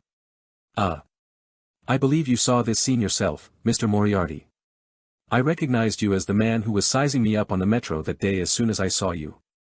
This level of observational skills isn't any worse than a spectator's. Could it be that he was born with a special ability? Or is he a beyonder? Klein activated his spirit vision and looked at Ian, but he didn't find anything strange. He nodded and calmly replied, "Your response left an impression on me." Ian didn't harp on the topic and continued, "I suspect that my encounter has something to do with Mr. Zreal, so I went to visit him at his place. I found the place seemingly normal, but there were many hints that indicated that someone had infiltrated and triggered all the tiny mechanisms. I haven't seen Mr. Zreal since that day. I suspect that something has happened to him. I tried to call the police, but his disappearance period has yet to reach the required number of days to make the request. I tried to get help from other detectives that I knew, but all of them turned me down, on the grounds that they had just met Mr. Zreal at a fellow detectives party. That surprised me because I didn't receive any response from Mr. Zreal when I contacted him using the agreed-upon method. I still stood by my judgment and intended to ask for the help of a detective whom Mr. Zreal doesn't know. Well, as such, that meant it would be someone I don't know either. I had no idea who to look for as well. Therefore, I could only search through the newspapers and ended up finding you, Mr. Sherlock Moriarty. Lord of the Mysteries. Chapter 223, 3 Matters. Klein asked after listening carefully, "So you suspect that the Zreal whom the detectives saw was someone in disguise?" Holding his brown round hat, Ian replied as if he had already thought about it, "It's a possibility, but I think it's too difficult due to the huge risks involved. The party was at night, and it's true that the lights weren't very bright, but most of the people attending are detectives with keen observational skills. Just a wig, beard, or cosmetics can hardly hide from their eyes. Perhaps some beyonder powers can do it. Just like how creeping hunger enables such an ability." There was a little trap in Klein's question. He wished to determine from the teenage boy's answer, the expression on his face, and his body language to determine if he had ever come into contact with beyonders, or if he knew things about mysticism. The initial answer was no. When Ian saw Detective Moriarty nodding slightly in agreement with his reasoning, he continued, "I believe that the detective saw Mr. Zreal, but he wasn't free. He was in a controlled state in which he couldn't send out distress signals. The reason why he wasn't responding to my attempts to liaison with him is to probably signal to me that he needs help. A reasonable explanation." Klein released his clasped hands and sat back a little, making himself look more relaxed and confident. Ian fell silent for about 10 seconds before he said seriously, "I'd like to entrust you with the task of investigating Mr. Zreal and determine his current condition. All I need is confirmation." Considering that Ian was a semi-professional who had gathered intelligence and information for a detective, Klein had the intention to make his acquaintance. He smiled and said, "Then how much are you going to pay? You should be well aware that this may be very dangerous." Ian looked down at the pocket of his old coat and said after some deliberation, "There are 2 ways. The first, I can directly give you a payment that's enough to satisfy you. Afterward, regardless of whether the mission is simple or difficult, that will be all unless you suffer a relatively serious injury. Secondly, I could pay you £5 in advance, and when you finish the job, you can add on to the bill depending on the difficulty of the matter. But it's easy to cause a dispute, even if there's a contract." Klein pretended to be in thought and after almost 30 seconds, he said in a low voice, "Why don't we do it this way? You can pay me £5 in advance and help me with 3 things after the mission is completed. Don't worry, they won't be anything difficult. They will be within your capabilities, and it won't make you feel too uncomfortable. This can be agreed upon in the contract." Ian knitted his brows before standing up. He leaned forward and stretched out his right hand. "All right." Klein shook hands with him, pulled out a standard contract that he had prepared, picked up a round fountain pen, added all the details he had discussed, and stamped it with his fingerprint. After signing the contract, he gave the teenage boy, Ian, a stack of white paper and watched him write Detective Zreal's relevant information. After a while, he browsed through the information and casually asked, "How can I contact you if there's an emergency, or if I've confirmed Zreal's condition?" Ian pursed his lips and remained silent for quite a while. Only when Klein looked over did he reply in a somewhat stiff manner, "You don't need to contact me. I will appear at the right time." Without another word, he took out a thick stack of cash from the pocket of his old coat. They seemed to be stacked up in a very neat order, from high face value to low face value. Ian pulled out 3 £1 notes from the bottom, counted 6 5-soldi notes, and finally 10 1-soldi notes.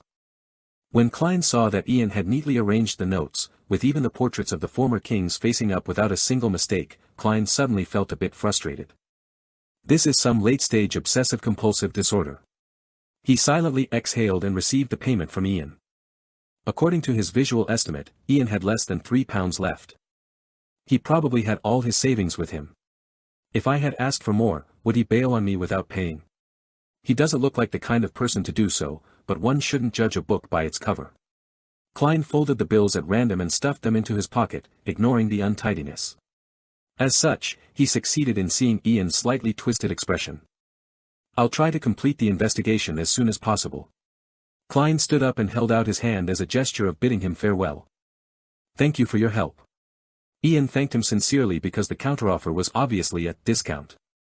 Watching the boy who was more mature than his age leave, Klein stroked his chin and silently said to himself, this matter goes deeper than it seems. Ian didn't mention anything about Zreal's recent investigations or what information he had been instructed to gather. Forget it. I'll handle as much as the money is worth. All I need to do is confirm Zreal's current condition. He turned around and walked back into the living room. While doing so, he fished a quarter-pence out of his trouser pocket. Ping! As the copper coin tumbled in the air, Klein's eyes turned dark as he muttered if there were any beyonder elements in the case he was handling. Then, he opened his right hand and tried to catch the copper penny. Clang! The coin slipped from his fingertips and fell to the ground, rolling away. This result meant that the divination had failed. From the looks of it, Ian has withheld more things than I thought. The information is so lacking that I can't even obtain a vague divination result. He pursed his lips, took a few steps forward, and bent down to pick up the coin.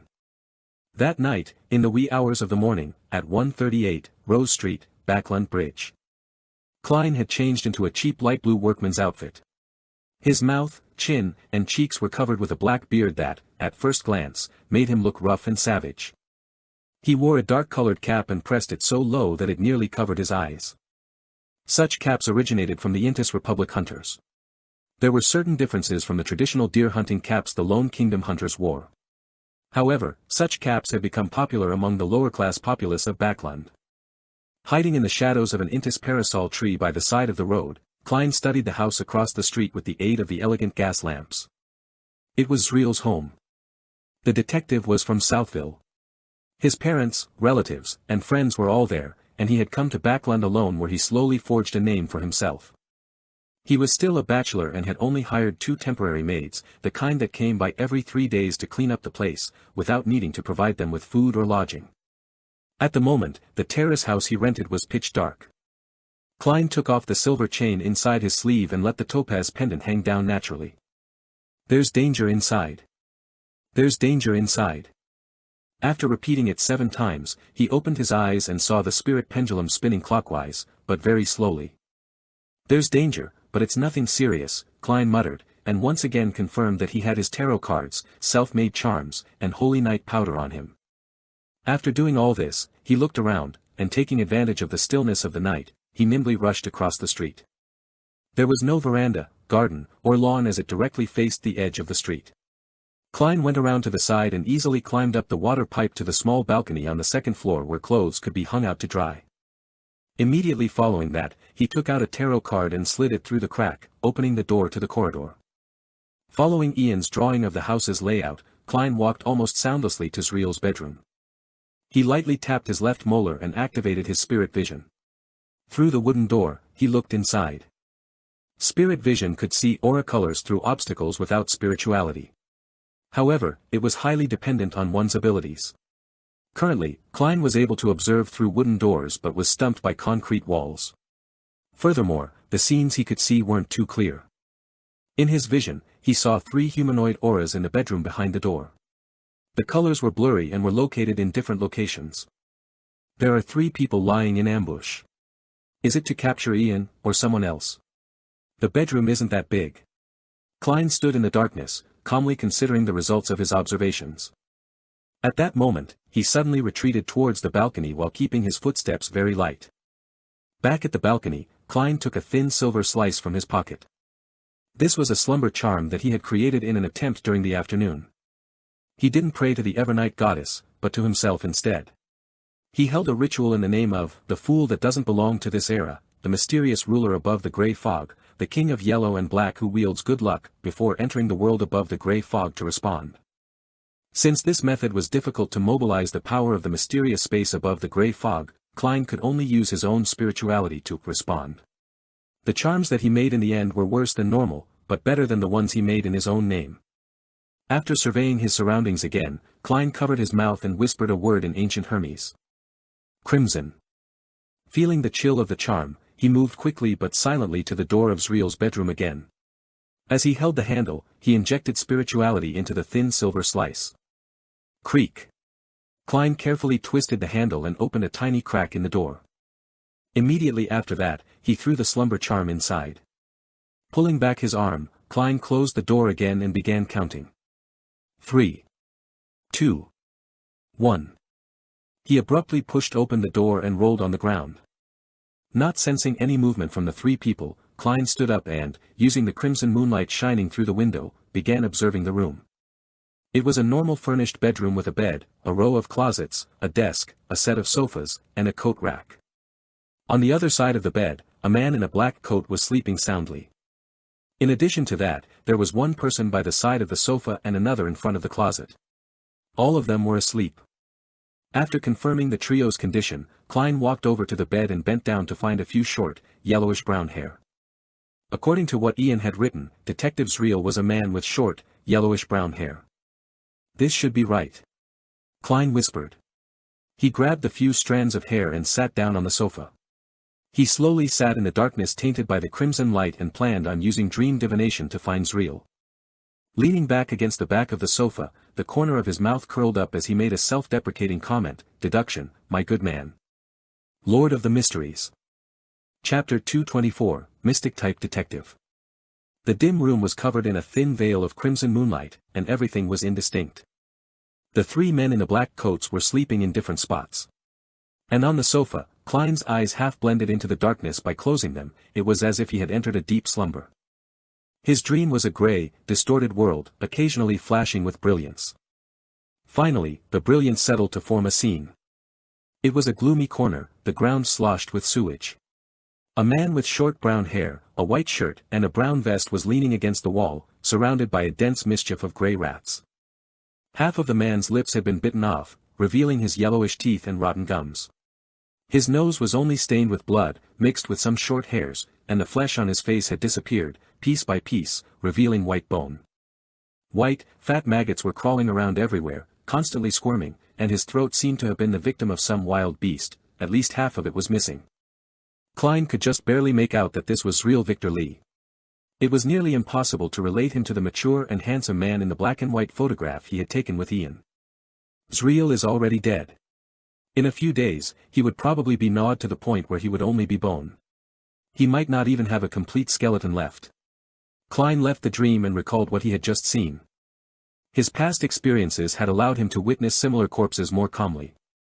Looking out of the window at the crimson moon, Klein thought for more than 10 seconds and decided to try communicating with the soul of the man in black next to the sofa. During the last few days of preparations, he had concocted a bottle of Amantha extract and eye of the spirit medication. As for Serenity Agent, Klein had no need for it. He was personally capable of invading the dreams of others and forcefully communicating with their souls while maintaining calm and rationale. After setting up a simple altar and letting the quiet and tranquil fragrance waft out to create a half-dreaming state, Klein prayed to himself, "The fool that doesn't belong to this era." Following that, he entered the world above the gray fog and used more than 2/3 of his spirituality to give a response. When I advance to sequence 7, such prayers should also allow me to use a little of the power of the mysterious space above the gray fog, just like my summoning and bestowment rituals. Looking around, Klein made a rough judgment and quickly returned to the real world. He passed through what seemed like a starry sky and a chaotic storm of thoughts, entering the mental plane of the target. There, he saw the man's illusory figure floating in midair. "Who sent you to Zriel's home?" Klein looked at him and asked in a deep voice. The man replied in a daze, his illusory eyes vacant, "Massault. Massault sent me to wait for the boy named Ian." The light in his spiritual world changed, revealing a lean, capable-looking, dark-skinned man. He was none other than the leader of the group who was chasing Ian on the steam train. As expected, it's him. Klein, who had exhausted so much of his spirituality in responding to the prayer, was beginning to feel exhausted. He hurriedly asked, "Who ordered Massault?" "No idea. He's an executioner of ours Manger gang." No one can order him other than the boss, the man said, blankly. Smanger. The word warrior in the language of the Highlanders. Klein, a pseudo-historian but a true mysticism scholar, suddenly felt a sharp pain in his head, and his body involuntarily flew out of the storm of thoughts. Not long afterwards, he exited the mediumship and felt his head throbbing. He was in no hurry to leave. He methodically packed up the materials and the short yellowish-brown hair before opening the oriel window to let in the cold night wind to disperse the smell of the amantha extract and of the spirit medication. While this happened, Klein returned to the balcony, locked the door from the inside, and wiped off all the places he had touched. When Zriel's bedroom returned to its original state, he then held his hand to his chest and bowed towards the three men who were still sleeping soundly. Straightening his back, Klein put on his gloves and leaped, nimbly flipping out of the oriel window. He stood firmly, tiptoeing in the abnormally tight space. He raised the open window's vertical latch and used a tarot card to hold its bottom. With his clown abilities, he took in the details and adjusted the balance. After a few seconds, Klein slowly pulled back the tarot card, and the vertical latch suddenly stopped in place and didn't fall further. Whoosh! First, he closed the unlatched half of the window, then he jumped over to the window with a latch. His right hand jerked inward, closing the other half of the window. The speed of the action was so quick that the latch didn't fall down until there was a vibration, accurately inserting itself into the matching hole. Clang! A sound that was difficult to eliminate rang out, like a strong wind slamming onto the surface of the glass. Klein knew that the three men in the bedroom were about to awaken. Without further ado, he jumped onto the street. For the current him, the height from the second floor wouldn't pose any danger. It was just that he couldn't maintain his silence when he landed, so he didn't make any obvious noises. Klein quickly left the vicinity, as well as Rose Street, but he didn't directly take a rental carriage back to Cherwood Borough's Minsk Street. He turned a few corners and headed to the neighboring East Borough. It was a cold night, and the wind sent a biting chill right into his bones. Klein shivered and decided that he would need an additional sweater for his future missions. He decided to buy charcoal on one of the following days and let the fireplace carry out its role. After an unknown period of time, he entered Backlund's East Borough despite not having a map. He had completely relied on instinct. There were only a few gas lamps to be seen in the distance, and if it wasn't for the fact that the dark clouds hadn't covered the crimson moon, Klein believed that many parts of the road would be pitch black. As he was walking, he suddenly saw pairs of eyes appear in the deep darkness in front of him. They came stooping from a distance. They sauntered over from a vague distance away, in silence. Living corpses. Klein came to a sudden halt. He reached out for his requiem charm and tarot cards, and he quickly activated his spirit vision. He saw the unhealthy and weak-colored auras and saw the faces of the numerous figures. These were all living people, normal living people with numbed expressions, vacant eyes, and weak movements. There were both men and women. It's almost midnight, why are they still walking on the streets? Confused, Klein warily leaned to one side, passing the group on the sidewalk, but soon, he came across a second wave, a third wave, all of them had the same pain amidst numbness. He frowned slightly, and just as he was about to move forward to inquire, he suddenly heard a shout ahead. Get up! All of you get up! You sons of bitches! The streets and parks aren't for people like you to sleep in. Klein was startled, then the corresponding term, poor law, popped up in his mind, and he understood what was going on. He had experienced the same thing himself. Phew. Klein exhaled, picked up the pace, and headed for his one-bedroom house on Black Palm Street in the East Borough. There, he slept for 2 hours. After recovering some of his spirituality, he went out again and broke a withered branch to serve as a dowsing rod. The location of Zriel's corpse. The location of Zriel's corpse. After repeated divinations, Klein walked for a long time with the help of the short yellowish-brown hair until he arrived at a corner of East Borough where there was a sewer entrance. 12 years ago, after the Great Plague, the Lone Kingdom gradually built up an advanced sewer system in the capital and, in one fell swoop, surpassed Roselle's heritage of the Intis Republic. Moving the manhole cover out the way, Klein held his breath and climbed down the vertical metal stairs. Since his clothes weren't specially made, he was unable to bring too many items due to the lack of pockets. He hadn't brought Quelag's oil which he had learned about from Fry. Klein felt especially regretful for not having brought the refreshing and odor-dispelling Quelag's oil. 10 seconds later, Klein's feet touched the sticky ground. The feeling of filth caused fine goosebumps to pop up over his arms and body. However, he could only endure it and continue walking forward, venturing deeper into the empty and quiet sewer. There was a fork in the road ahead, one which was relatively hidden. A thick pungent smell wafted over from there. Klein turned around and walked to the end where he saw a dense number of spirituality light dots and aura colors. Without needing to use a candle, he activated his spirit vision and directly saw that in the dark corner, there was a rotten corpse that had been bitten to pieces. This was the exact same scene he had seen in the dream divination. Squeak.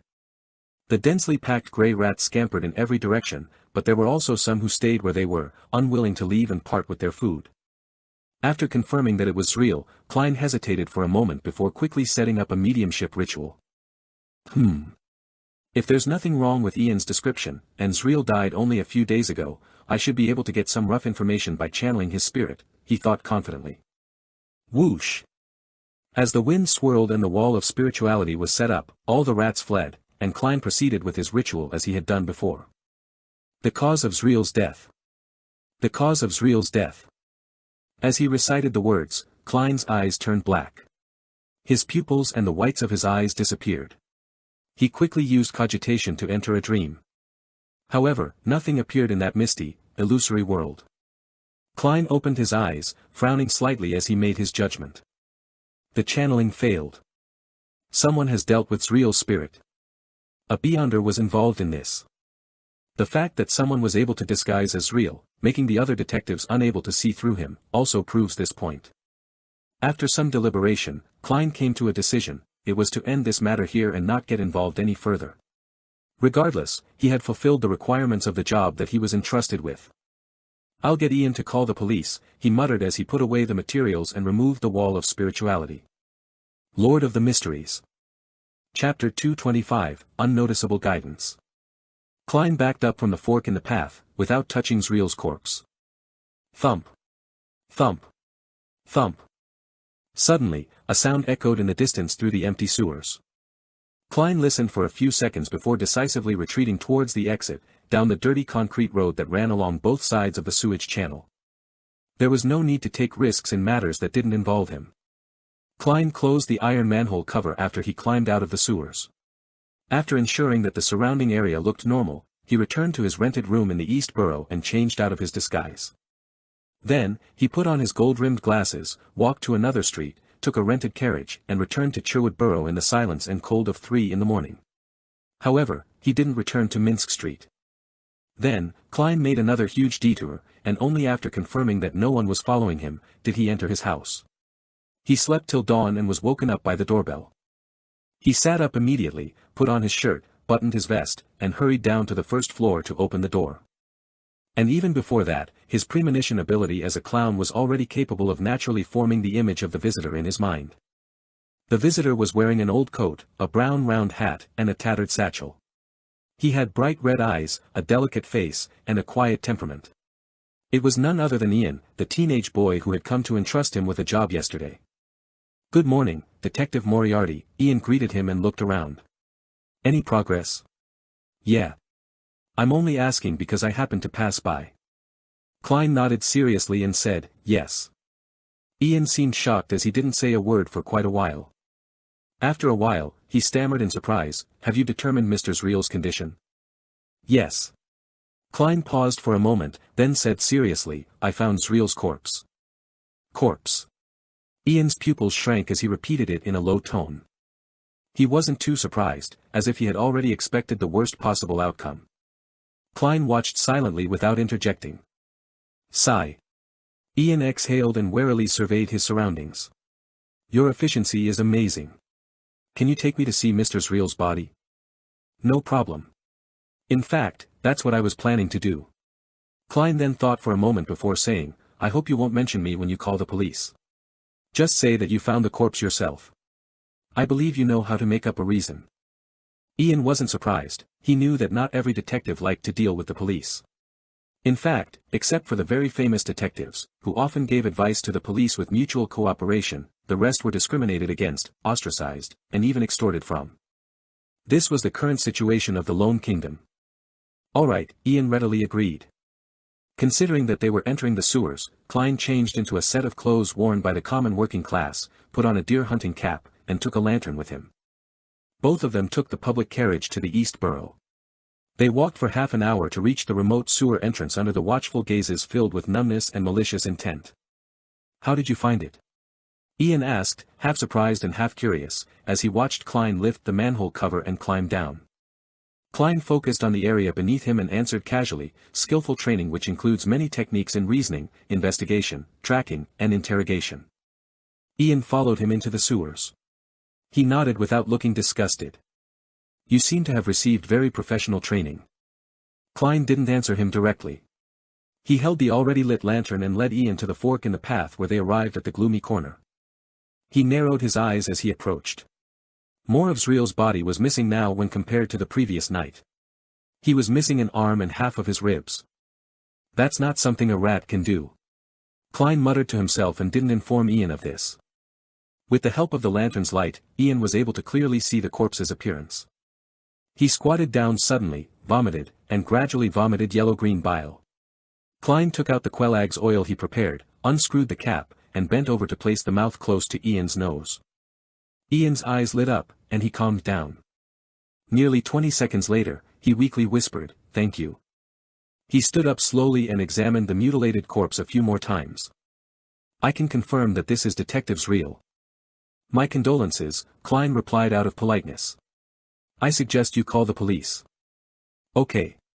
Ian nodded indiscernibly as he followed Klein back to the surface. At that moment, Klein clapped his hands. "This is the end of my mission. As for what should be done after this, that is up to you." Ian fell silent for a few seconds. "I still owe you 3 matters. You can tell me now." "Actually, I can only think of one at the moment," Klein answered frankly. "I want to know where I can get a gun and bullets, without needing a full-class weapon permit." Ian spoke, almost without thinking, "Go to Braveheart's bar at Iron Gate Street in the Backland Bridge district. Find Kasper's Kalinin. Tell him old geezer introduced you. Alright, let's talk about the other 2 matters in the future. I have a feeling that we'll meet again." Klein deliberately nodded casually. Ian gave him a look but didn't say anything. The two split up and headed down different streets in the East Borough. The secluded spot, once again, regained its silence. After walking for a while, Klein suddenly turned around and retraced his steps. He then hid himself in a secluded corner, peeking at the entrance to the sewer. After waiting for 2 or 3 minutes, he saw Ian return silently as he looked around warily. Klein withdrew his gaze in a timely manner, leaned his back against the wall, and listened. He heard the scraping sound of the manhole cover being removed and heard someone climbing down. Carefully poking his head out, Klein discovered that Ian had re-entered the sewers. Was there a clue or something on Zreel's body? Indeed, this matter goes deeper than it seems. He nodded thoughtfully. Having satisfied his curiosity, Klein decided to leave for real and planned to seek out Kasper's, 2 days later. At tea time, Viscount Glaint was in his home situated in Empress Borough. The door to the study was tightly shut, separating the 4 people inside from the participating guests in the salon outside. "Zio, Furs, this is the reward the 2 of you deserve." Dressed in a pale yellow lace dress, Audrey pushed a bulging envelope across the desk to the 2 ladies sitting opposite her. Zio wanted to say something polite, but her hand had reached for the envelope faster than her mouth. Feeling the weight of the money, she could only say sincerely, "Miss Audrey, thank you for your generosity. Your honesty makes you look even more beautiful." As she spoke, she untied the thin string around the envelope and saw the bills inside. It was uniform gray paper money with black stripes. The stack was thick and exuded a special smell of ink, one that left one feeling refreshed. £10. Zio took one note out and checked its face value. Beside her, Furs, who appeared lazy and unbothered by money, had also leaned over. "This is at least." Observing the thickness, Zio tried to figure out how many notes there were. She couldn't help but exchange looks with Furs and saw the surprise in each other's eyes. This was obviously a lot more than they had imagined. Audrey smiled faintly and said, "A total of £800. Decide how you will split the money between the 2 of you. I'm very sorry that this matter had placed you in danger." £800. "No, there's no need to apologize. Even if we had to do it again and knew of the possible consequences, I would still accept the request. Even if it's divided evenly, with my savings, it's enough to buy the potion formula for Sheriff Zio, who was slightly taller than 150 centimeters, stared blankly at the notes in the envelope, wishing she could pull them all out and count them over and over again. She believed that the generous and beautiful Miss Audrey wouldn't pay them any less, but what if she had made a mistake counting? Everyone makes mistakes at times. Zio raised her right hand, paused for a few seconds, then silently lowered it. The corners of Furz's lips couldn't help but rise as she said wistfully, "This is even more than the royalties I've received for my Stormwind Mountain Villa, so far." Should I praise Miss Audrey or laugh at the poverty of an author? She added silently. Viscount Glaint, who was sitting on the sofa, was also a little envious, but it wasn't directed at Zio or Furz. As a viscount with a fairly good financial situation, £800 wasn't a large sum. What he envied was Audrey's ability to hand out money without feeling the slightest burden. Ahem.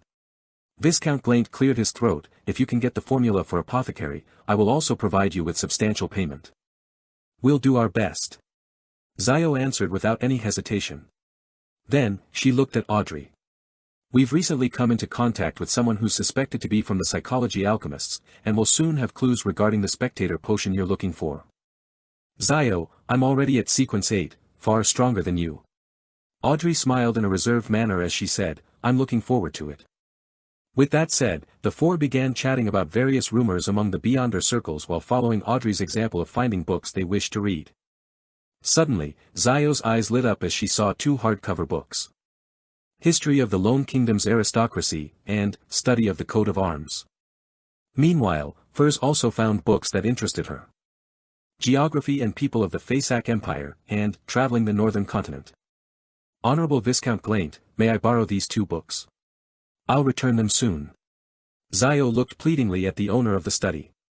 Glaint nodded without much care. "No problem." At his response, Furz hurriedly made a request as well and similarly obtained his approval. The corners of Audrey's mouth curved into a faint smile as she witnessed all of this. She looked modestly to the side, pretending to be looking for a book. As a qualified spectator who had just advanced, she had accurately grasped Zio's and Furz's preferences in certain domains after being in contact with them multiple times. Thus, she had made arrangements in advance without anyone realizing it. Letting the one being guided feel like it was done out of their own will was a manifestation of the powers of a spectator. In the evening, Zio was curled up on the sofa in front of the fireplace, reading History of the Lone Kingdom's Aristocracy under the gas lamp's illumination. Furz had gone for a gathering meant for authors.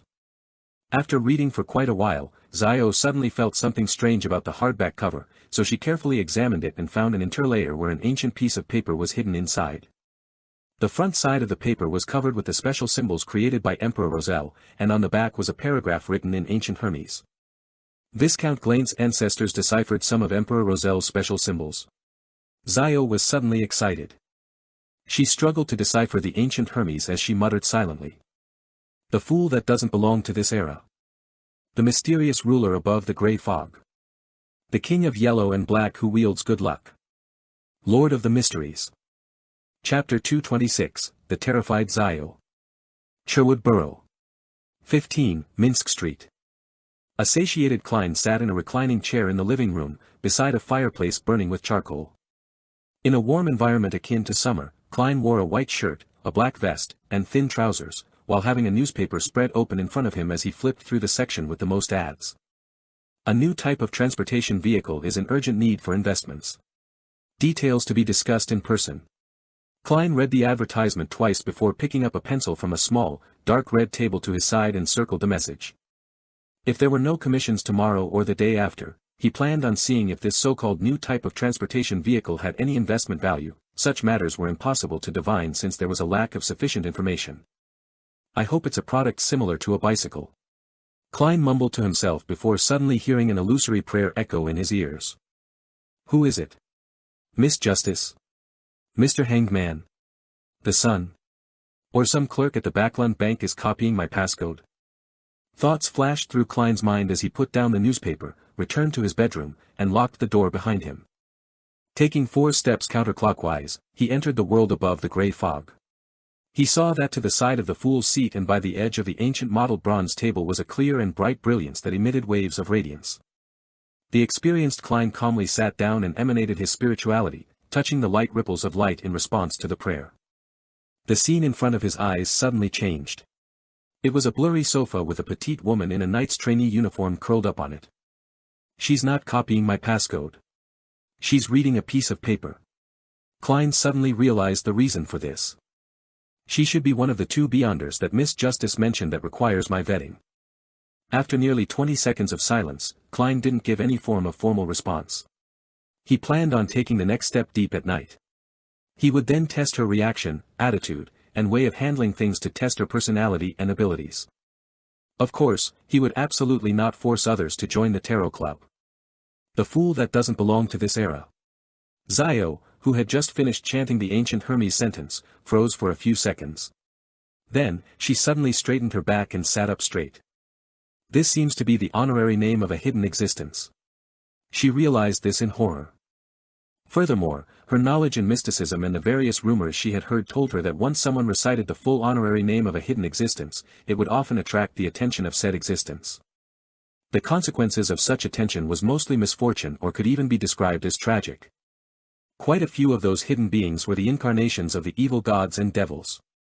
Furthermore, I recited it in ancient Hermes, completely unprotected. I'm so dumb. Why did I focus so much effort in identifying the sentence and actually read it in my head?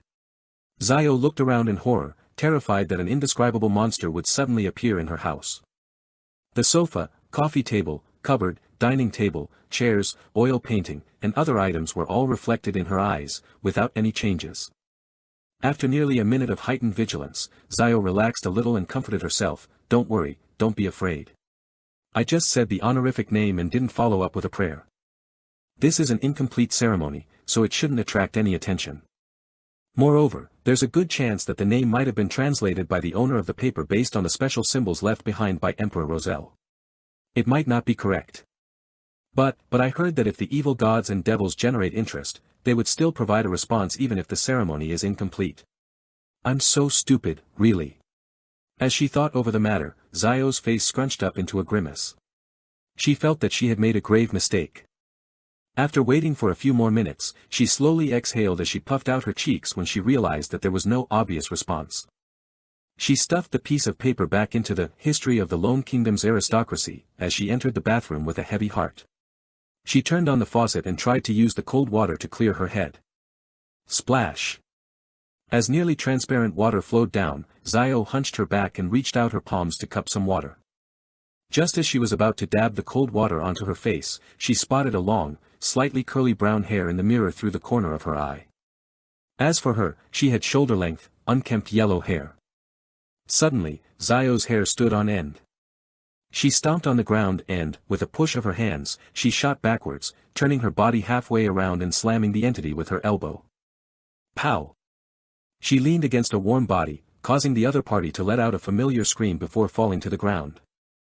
Zio stopped any subsequent actions and looked at her good friend who was hugging her stomach in pain, tears in her eyes. The corner of her mouth twitched without her realizing it as she said, "Furs, when did you get back?" Furs didn't reply immediately.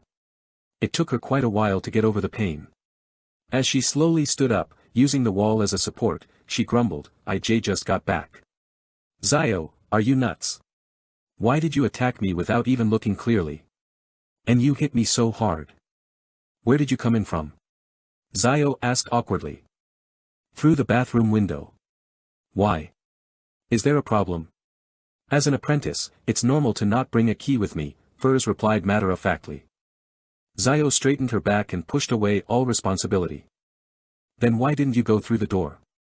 You really gave me a fright just now." Furs blinked her eyes and said, "If that's the case, I'll have to make one big round. That's too troublesome, I'm used to walking in a straight line." She paused as she asked suspiciously, "However, wasn't your reaction a bit too much?" Zio struggled for 3 seconds, choosing between losing her dignity or losing her life, before answering honestly, It's because I made a mistake, a fatal mistake." "What mistake?"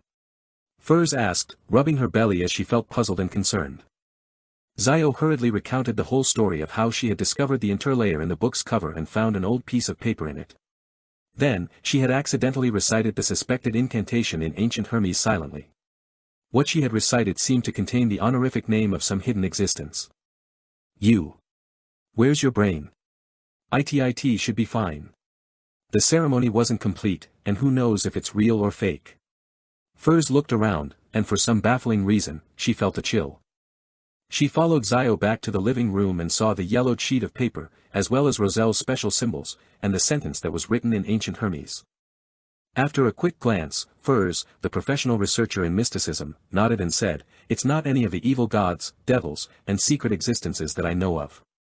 It should be fine. Furthermore, nothing has happened up till now. That means that everything should be fine." Seeing Zio relax, she thought of the pain in her stomach, so she deliberately added maliciously, "Of course, if something were to really happen, there's no way we can rescue ourselves with our meager abilities." Zio's face paled as she blurted out, "Furs, let's sleep together tonight." "Forget it, I'll just sleep on my own." Furs pricked up her brows and chuckled, "All right. In fact, you don't have to worry about it.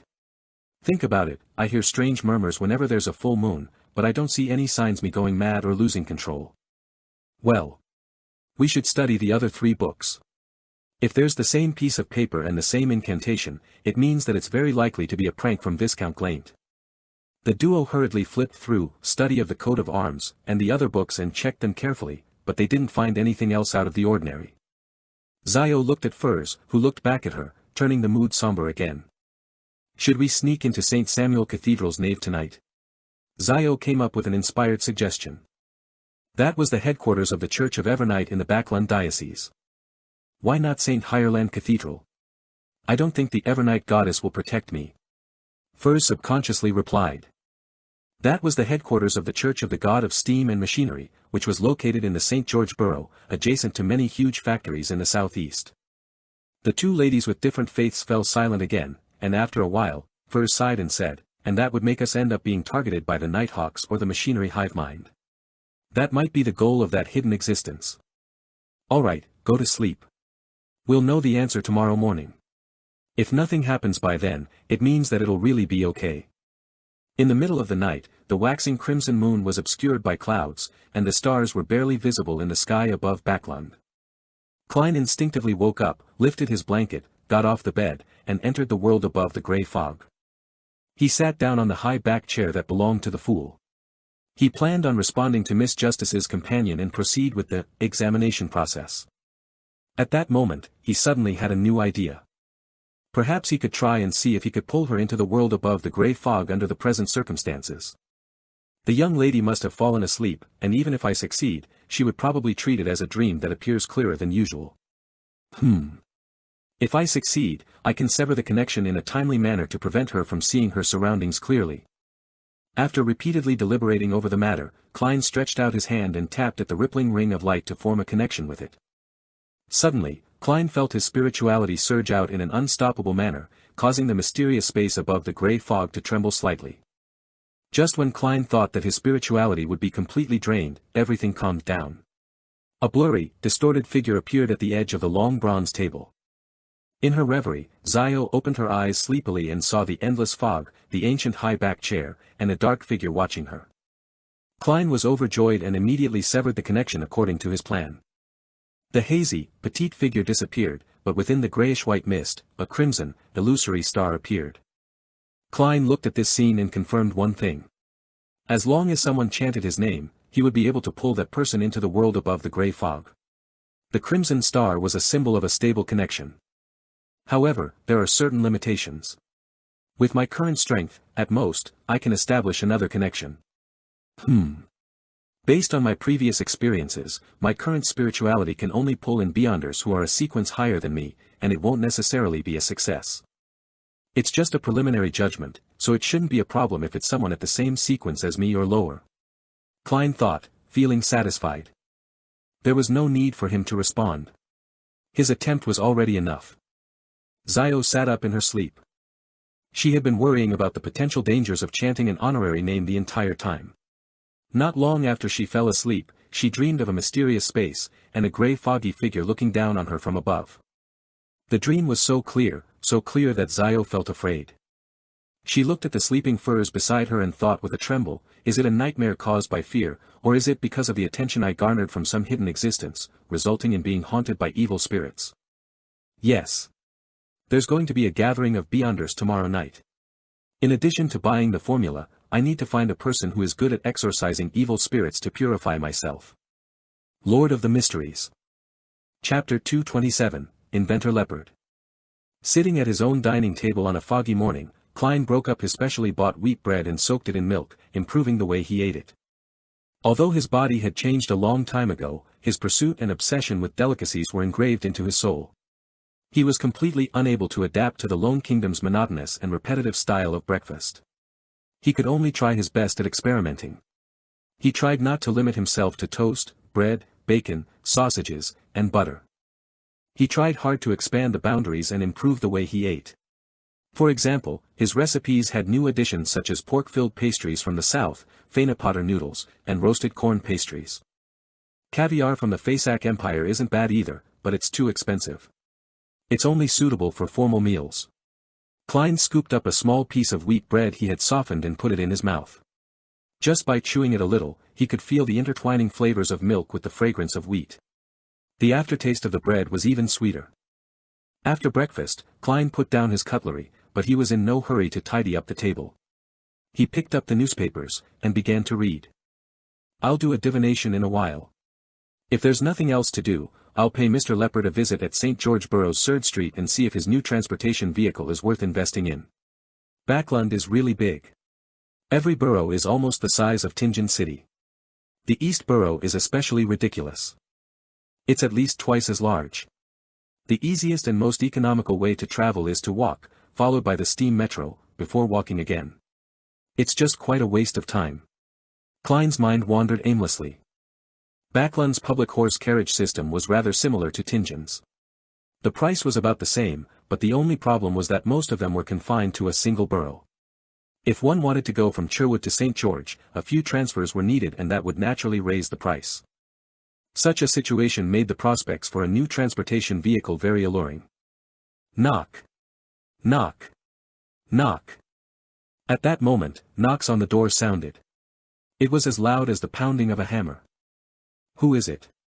Don't they know how to ring the doorbell? He muttered a few words, straightened his collar, walked to the door, and pulled it open.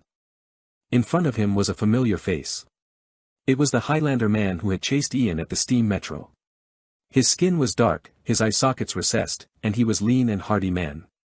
According to Klein's mediumship results, the man's name was Massault, an executioner of this Manger gang who was almost equal to the boss. Excuse me, who are you looking for? Do you have a commission to entrust with me? Klein deliberately acted somewhat confused. Massault was wearing a black coat and a pompous silk hat, but he didn't look anything like a gentleman at all. He coldly sized Klein up, then he asked in Lone, with a thick Highlander accent, "Are you Detective Sherlock Moriarty?" "Yes," Klein replied short and sweet. Massault nodded his head stiffly. "I want to hire you to find someone. We can talk about the exact situation inside." Klein prevented himself from acting odd in any way. Massault shook his head coldly. "There's no need." After saying that, his eyes suddenly became sharp. "The person I'm looking for is called Ian. Ian Wright. He has a pair of bright red eyes, maybe 15 or 16. He likes to wear a brown, old coat and a round hat of the same color. I believe you know him." Klein let out a soft chuckle. "I don't know what you're talking about." Massault seemed to ignore Klein's denial. "He's a thief who has stolen an important item from me. If you can find him, you'll be paid at least £10. You've provided too few clues." Klein made up an excuse. £30. Massault made a new offer.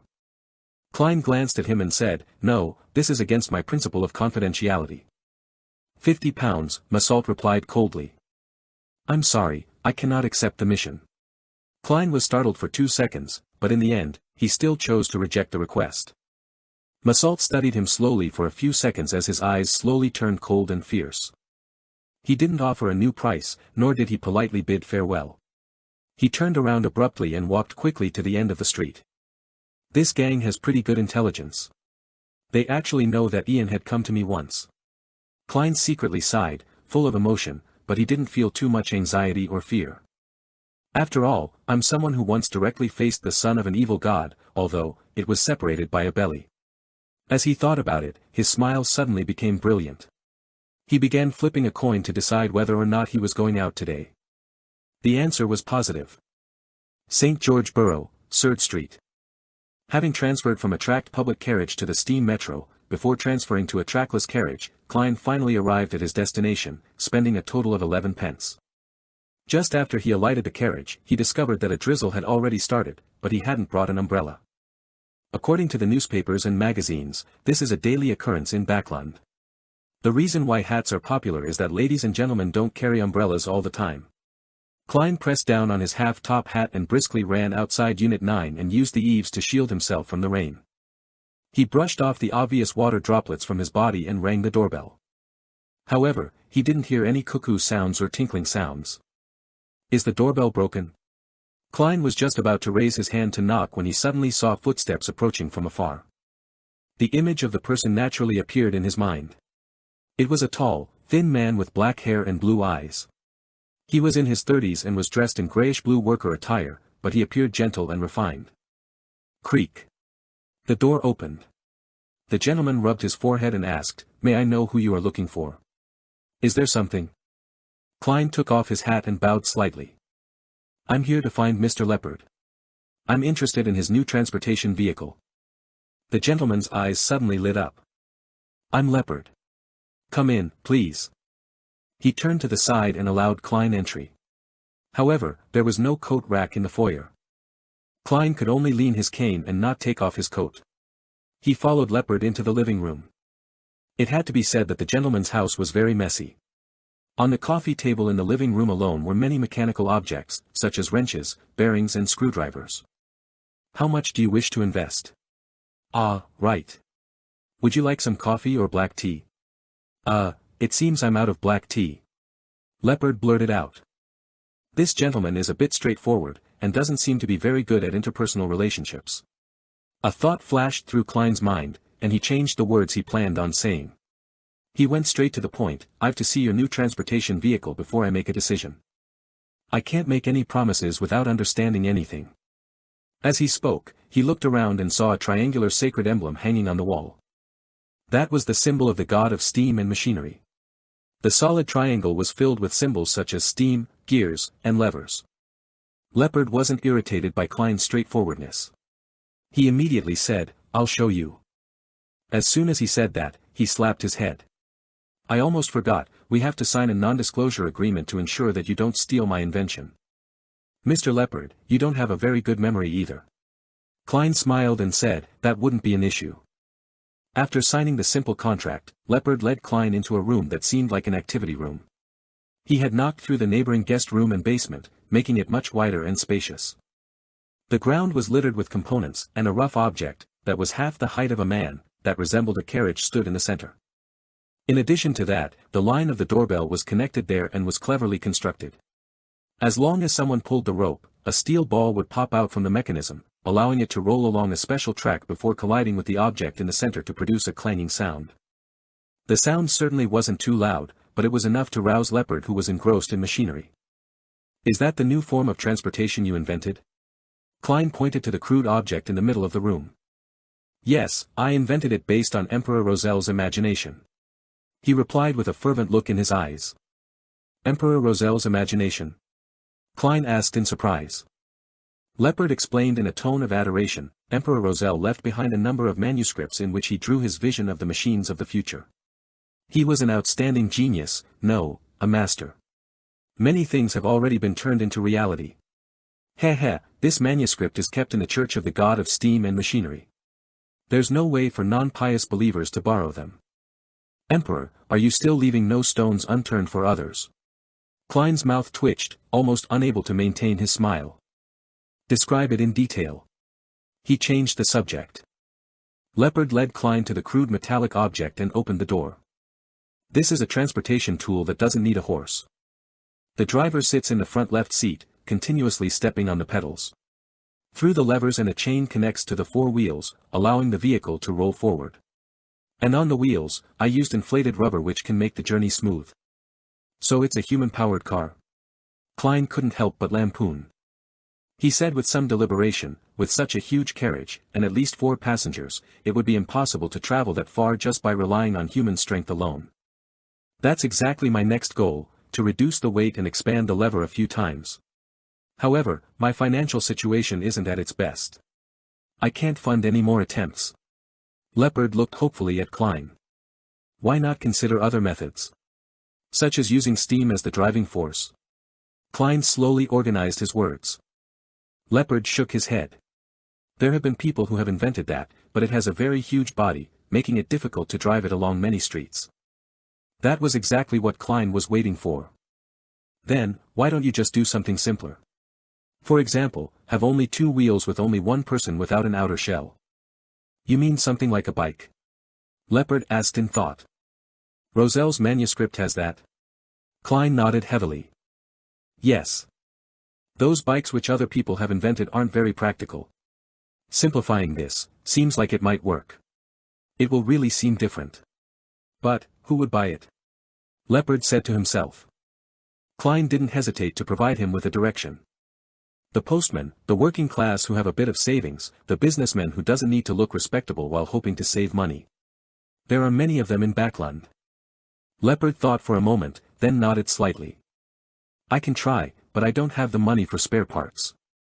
I'll invest 100 gold pounds. In addition to my suggestion just now, I'll take a total of. Klein hesitated to say 10% of the shares. 15% was better. After all, £100 was, strictly speaking, not much.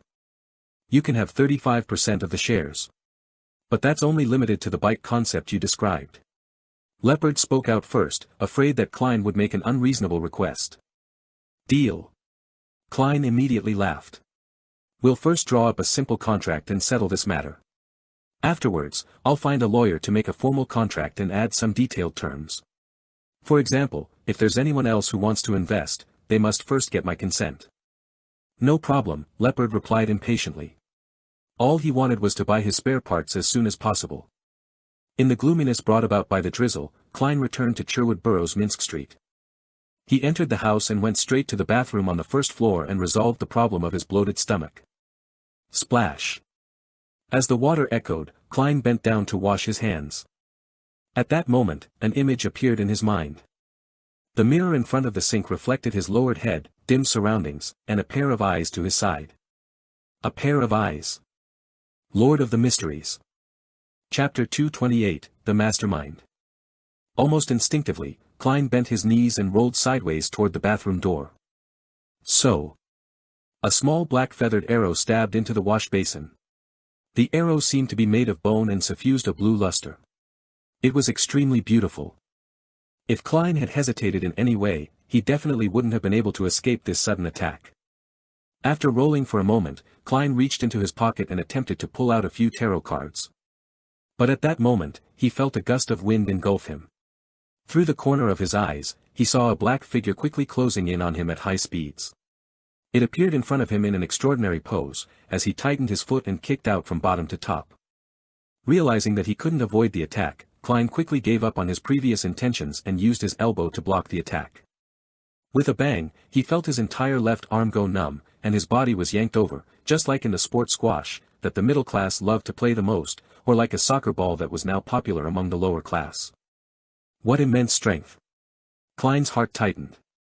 Without being flustered, he adjusted his body in midair and changed his posture, barely maintaining his balance as if he was performing acrobatics. Pa! Pa! Pa! At this moment, a tree-bark-colored blowpipe had just landed on the floor of the bathroom and bounced behind the door, at a declining speed. Just as Klein was about to stretch out his body to firmly stand and face the follow-up attack, a scene suddenly flashed in his mind. The speed of the enemy in black far exceeded his expectations, arriving even faster than he had expected. He lowered his body and swung his arm, striking him in the chest. In the blink of an eye, Klein's body bent over, spinning half a circle more, like a small ball that kept falling and kept being thrown around. Pow! He stretched out his hand and pressed it to the ground, opening his legs like scissors while keeping his head low. It made black-clothed man's fist miss as it tore through empty space.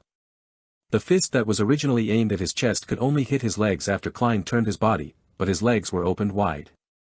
Pushing up, his legs closed in together, allowing Klein to leap nimbly to the side as he finally managed to stand up straight. Pow! Before he had the chance to observe his enemy, the black figure had already arrived in front of him, bringing with it a strong gust of wind. What a fast reaction! Klein quickly lifted his arms up in front of him to block. With a dull thud, he felt as if he had collided with a black bear. Failing to withstand the immense force, he could only stagger backward, his arms almost turning numb in the process. At the same time, Klein finally recognized his attacker. He had dark skin, a lean and hardy build with recessed eye sockets. He was none other than the executioner of the Zmanger gang, Massault, the person who had come to see Detective Moriarty in the morning. Pa! Pa! Pa! With a fierce glint in his eyes, Massault closely pursued after him as he flung both of his arms, delivering left hooks or right punches in a barrage of attacks at Klein. The gap between Klein's strength and that of his opponent was obvious. He was unable to face him head-on, and he had to rely on his agility and premonitory senses to barely avoid the combo of punches. No. I have to make full use of my advantages. With a similar thought, Klein stopped engaging in melee combat. He lowered his body and rolled to the side. Crack! A chair was torn apart by Massault's kick. Klein supported his body with one hand as he exerted strength in his waist and continued rolling in a bid to seek a chance to use his tarot cards and self-made charms. Tap! Tap! Tap! Massault caught up quickly and kicked out his legs, one after another, that was in no way slower than his opponent. He was like a giant bear with the gift of agility and had zero weaknesses. He made it so that the rolling Klein was only capable of focusing on dodging and defending, without giving him the chance to draw his cards or use his charms. Gotcha! Bam! Bam! A chair was broken, the table overturned, the coat rack toppled, and Klein had circled most of the way around, but his situation was turning dire. I can't go on like this. He kept dodging, rolling and tumbling, seeking every opportunity to turn the situation around. Suddenly, an idea came to him when he spotted the coffee table in the living room through the corner of his eyes. Bam! Klein defended a blow with one arm as jumped back towards the living room while enduring the pain. At this moment, Massault's leg muscles bulged suddenly like they were inflated with air. Boom! He stepped on the ground so hard that it seemed to shake, and he jumped up and shot at Klein like a bullet, with one of his legs aimed at him. Klein barely managed to hold on for a moment before being sent flying again, crashing through the coffee table with a clang, sending the ceramic tea set flying towards the cupboard, scattering the round fountain pens, the contract template, and the various newspapers on the floor. Seeing that the detective in the black double-breasted coat was weakened from the impact and momentarily unable to stand up or roll, a fierce glint flashed in Massault's eyes. He slid forward, pushing his knee out amidst the shattering sounds of the porcelain. Klein's eyes turned dark as he watched this scene. He was already holding a contract template in his hands. He had fled to the coffee table in the living room, ignoring the warnings his premonition was giving him, solely to pick up a contract template or newspaper. When he saw Massault's knee coming at him, Klein's wrist shook. At that moment, a scene appeared in his mind once again, a scene with Massault's neck twisted backward. So. Klein slightly pressed his wrist, shaking out the contract template in his hand. So. The contract was like a dart made of fine steel as it shot at Massault's throat. At that moment, the distance between the two of them was less than a meter. Moreover, as Massault closed in, the distance between them was decreasing. A white item was reflected in Massault's eyes as he instinctively tried to jump back to dodge it. Oof! The contract stabbed right through Massault's throat, penetrating his windpipe. Blood with patches of bubbling blood gushed out as Massault fell in front of Klein, his knees heavily hitting the ground. Huff! Huff! Huff! He pulled out the bloodied contract template and clutched his throat. However, he was unable to stop the blood from flowing out of his wound, and his eyes gradually became unfocused. In the end, his body twitched a few times, and he stopped moving. Klein took a moment to recover before he had the strength to turn around and stand up. He had a few tarot cards between his fingers, on guard against possible counterattacks and other enemies. After activating his spirit vision and confirming that his assailant was dead, Klein looked around and didn't see any other auras. Only then did he relax a little. He noticed that two of the chairs were broken, the coffee table was smashed up in several spots, and porcelain was strewn all over the floor. The entire living room, dining room, and foyer were in a mess. Lowering his head, he saw that the sleeves of his suit had been damaged and that the outer layer of the cloth had been stained with a great deal of dust. Suddenly, Klein said softly in a self-deprecating manner, "There's no way to claim reimbursement for this." Ha ha. Ha ha ha. Ha ha ha. He laughed as if he had encountered something that could amuse him for the rest of his life. He laughed so hard that his body bent forward and backward, to the point where only his laughter reverberated in the entire house. A few seconds later, Klein stopped smiling and walked to the corpse with a heavy expression. He wanted to make the dead speak. Being familiar with the mediumship ritual and answering his own prayers, Klein took up a whiff of the refreshing fragrance and used the technique of dream divination to whisper, "The mastermind who sent Massault on this mission." Soon, his eyes turned black as he entered a dream and saw a gray blur. Suddenly, the gray and blurry world and lit figures changed, forming numerous scenes and images before him. In front of Massault was a middle-aged man without a hat. His white shirt had a complicated, layered, petal-shaped collar and cuffs, which made him look very magnificent. Matched with a tight black vest and skinny trousers, he looked gaudy and exaggerated. This middle-aged man had brown hair and blue eyes, a thin face with a stubble. He was a very good-looking gentleman. He looked at Massault and said in a deep voice, "No matter what you do, make sure you find Ian Wright alive. If he's dead, bring him to me within an hour, preferably within 15 minutes. Yes, Mr. Ambassador." Massault didn't hide his unruliness but still kept his head lowered. The scene shattered, and Klein frowned. "Mr. Ambassador? This matter actually involves other countries. Judging by the style of the shirt, the ambassador is most likely the ambassador of the Intis Republic to Backland. Ian is only a teenage boy. That gentleman is able to channel spirits, or at least he has someone around him who can do so." Klein thought for a moment, then constructed another sentence for the dream divination. "The reason for finding Ian Wright." In the grayish blurry dream, Klein once again saw the middle-aged gentleman from before. He stared at Massault and said in a low voice, "You don't need to know why. Just heed my instructions. I gave you the potion and money to become the person in power behind this Manger gang, not for you to raise questions, but for you to do things. Yes. You only need to know that Ian Wright might be involved in an item of great importance." As the scene faded away, Klein once again exited the dream. An item of great importance. I really can't tell, Ian. What could it be? Potion. So Massault is actually a Beyonder. It's no wonder that his combat skills were so powerful and terrifying. He should be a Beyonder adept in this field. As these thoughts crossed his mind, Klein felt exhausted. It seemed that responding to his own request had consumed too much of his spirituality. If he wanted to have his mediumship standards restored to what it was previously, he estimated that it would only happen when he was a Sequence 7. After ending the ritual and dispelling the wall of spirituality, Klein looked at Massault's corpse and carefully observed it for a long time. Finally, he saw specks of spiritual radiance converging at the wound on his opponent's throat, slowly congealing into a piece. Carefully grabbing it, Klein pulled out a dark red object that looked like jelly from Earth. Is this the Beyonder characteristic left behind by Massault? I wonder what kind of sequence potion it is. That's easy to determine. I'll get the answer by doing a divination above the gray fog. Theoretically speaking, the Beyonder characteristic of low-sequence Beyonders will be able to imbue a person with the corresponding powers, even without the supplementary ingredients. However, one can easily lose control and go insane on the spot after consuming it. Nearly all the supplementary ingredients for low-sequence potions lack spirituality. Klein's thoughts ran wild before he finally forced himself to focus. A corpse was now in front of him. It gave him a headache thinking about what he should do next. Lord of the Mysteries. Chapter 229, Lesser of Two Evils. Massault's body lay there, his eyes wide open, as if he still had a murderous look in them. The wound that had severed half his throat was originally thin, but with the condensation of the Beyonder characteristic, it had expanded by quite a bit and became much more mangled. At the same time, the phenomenon of incontinence after death made his lower body reek of a stench.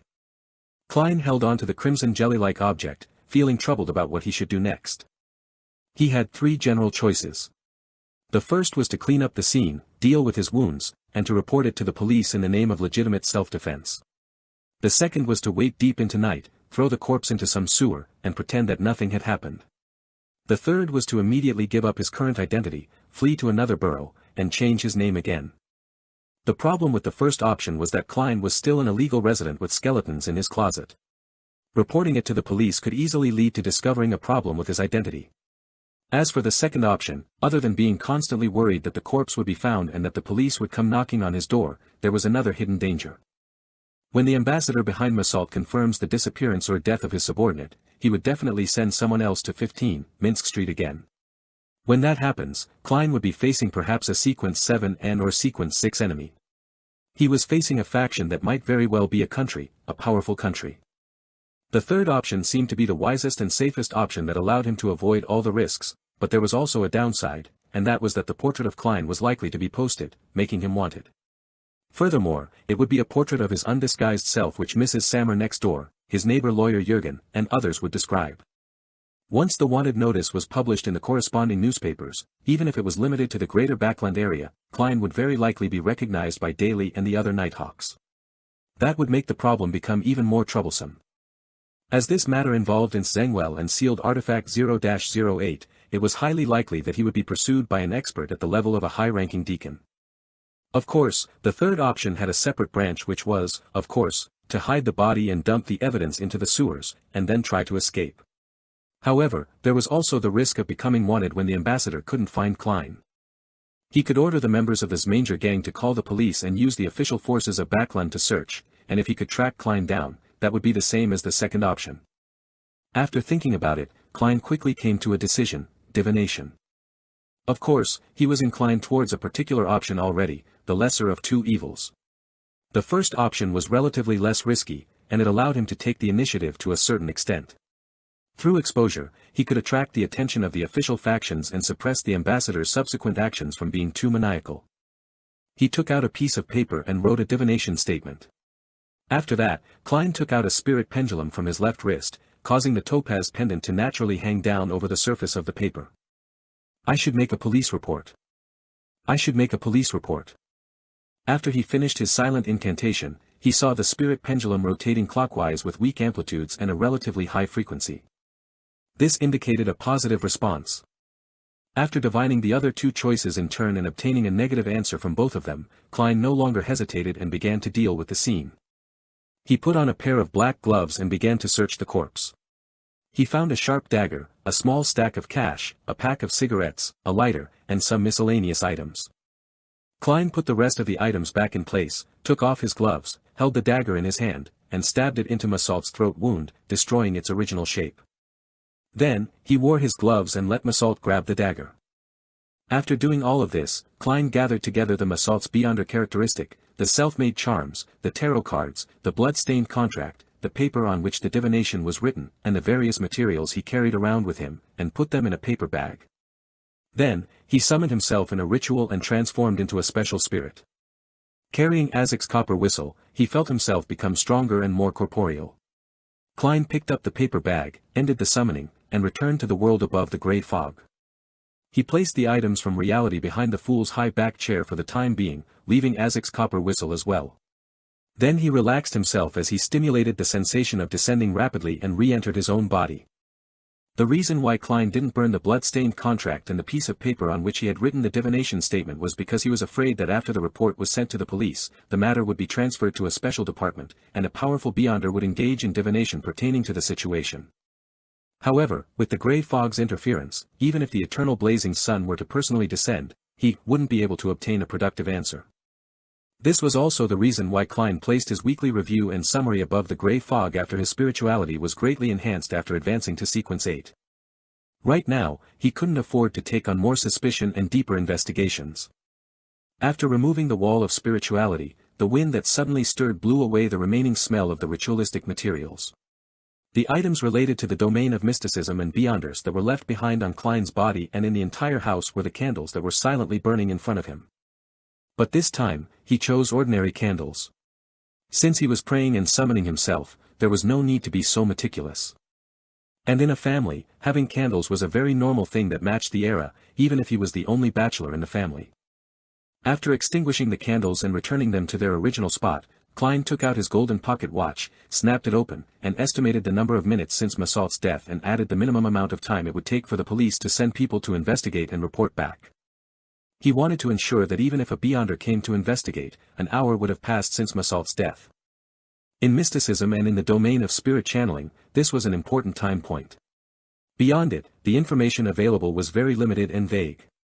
For example, one could discover, through mediumship, that the person who killed Massault was Sherlock Moriarty. However, they couldn't get the specifics of the death. As for whether or not his opponents could divine if Beyonders were involved, Klein wasn't worried at all, because the main factors involved, the bloodied template contract, were above the grey fog. Even his premonition and combat abilities would also be obscured, as the opponent's divination would definitely point towards the mysterious space above the grey fog, and would certainly suffer from interference. Fortunately, I'm also a professional. It feels like I've really become Moriarty. Klein re-examined the scene, making sure that there were no problems, and began to walk with his eyes fixed on his pocket watch. After the estimated time, he put on his gold-rimmed glasses and waited for a few minutes before he opened the door and went out. The sky in Backland had already gone dark, and the gas lamps on the street lit up the rain. As a middle-class neighborhood, Minsk Street was often patrolled by the police. Klein waited for a while, then spotted the target and went up to meet them. They were two low-ranking constables with only one chevron on their paulette. They held guns, batons, and were holding up an umbrella while looking around. "Officers! A criminal attacked me!" Klein shouted with great skill. His unkempt appearance made the two constables place importance on the matter. They each took out their batons and looked warily to the side. "Where's the criminal?" the round-faced, brown-eyed cop asked in a deep voice. Klein pointed to his house. "He sneaked into my home and tried to kill me. In the fight, I accidentally stabbed him to death." "Stabbed him to death?"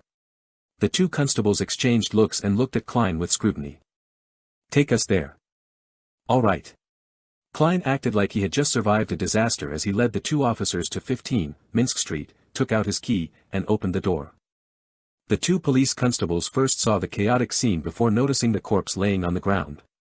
They noticed the hideous wound on the deceased's throat, and noticed a bloody dagger. "Watch the scene, I'll return to the station and report it to the inspector," another constable said to his round-faced, brown-eyed colleague. "All right." The round-faced, brown-eyed constable cast his gaze on at Klein, his face and body language revealing his wariness and caution. After a while, a sergeant dressed in black and white checkered uniform with 3 chevrons on his epaulette arrived with the constable from before and 2 other subordinates.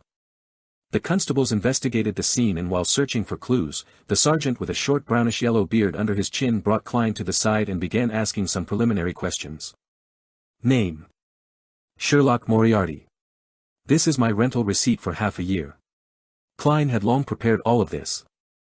The sergeant gave him a casual look and continued asking, "What's your occupation?" "Private detective," answered Klein frankly. The sergeant frowned and said, "Do you know the deceased? Do you know why he attacked you?" "I know him.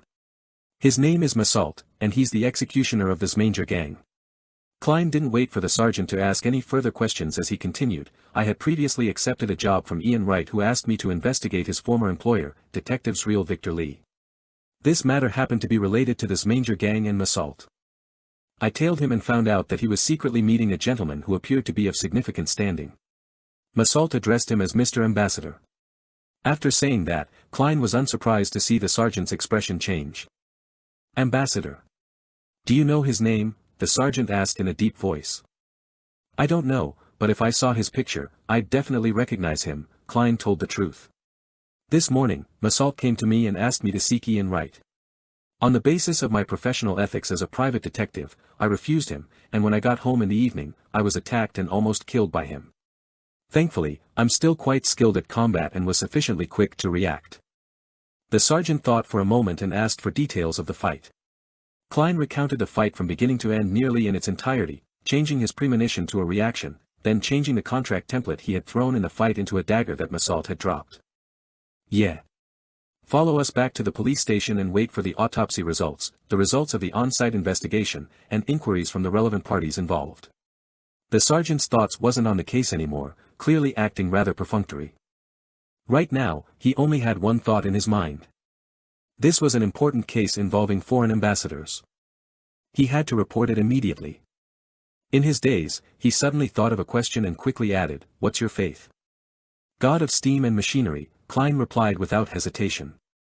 The Backland headquarters of the Church of Storms was in the Sherwood borough, so cases involving Beyonders were often referred to them, with one exception: the people involved were not believers of the Lord of Storms. In order to not encounter the Nighthawks, Klein had no choice but to let the goddess down. Lord of the Mysteries. Chapter 230, Interrogation. Empress Burrow. In an unremarkable house. Zio and Furs took a seat at random and examined the writing on the blackboard. Like always, Mr. A was sitting quietly, alone on the sofa at the front in his hooded robe, looking down at the crowd from a high vantage point. Sequence 8 Sheriff Potion Formula. 450 pounds. Zio silently read the familiar content as she inwardly let out a sigh of relief. The situation she feared the most was the lack of a seller when she had finally amassed the money with great difficulty. I received 400 pounds from the split, plus my original savings of 150 pounds, that's enough. However, I definitely need a huge sum of money for the main ingredient. Alright, maybe I can change circles and see if there are any Beyonders who are interested in this formula. Zio suddenly felt invigorated, and she realized that she had found a way to make a fortune. Frankly speaking, there was no way she would leak the formula if she wasn't in desperate need for money to buy the materials to concoct the potion. On the one hand, most people always hoped that there were fewer Beyonders in their own sequences, and on the other hand, the price of the corresponding ingredients would be raised significantly if there were many competitors who bid up the prices of the ingredients.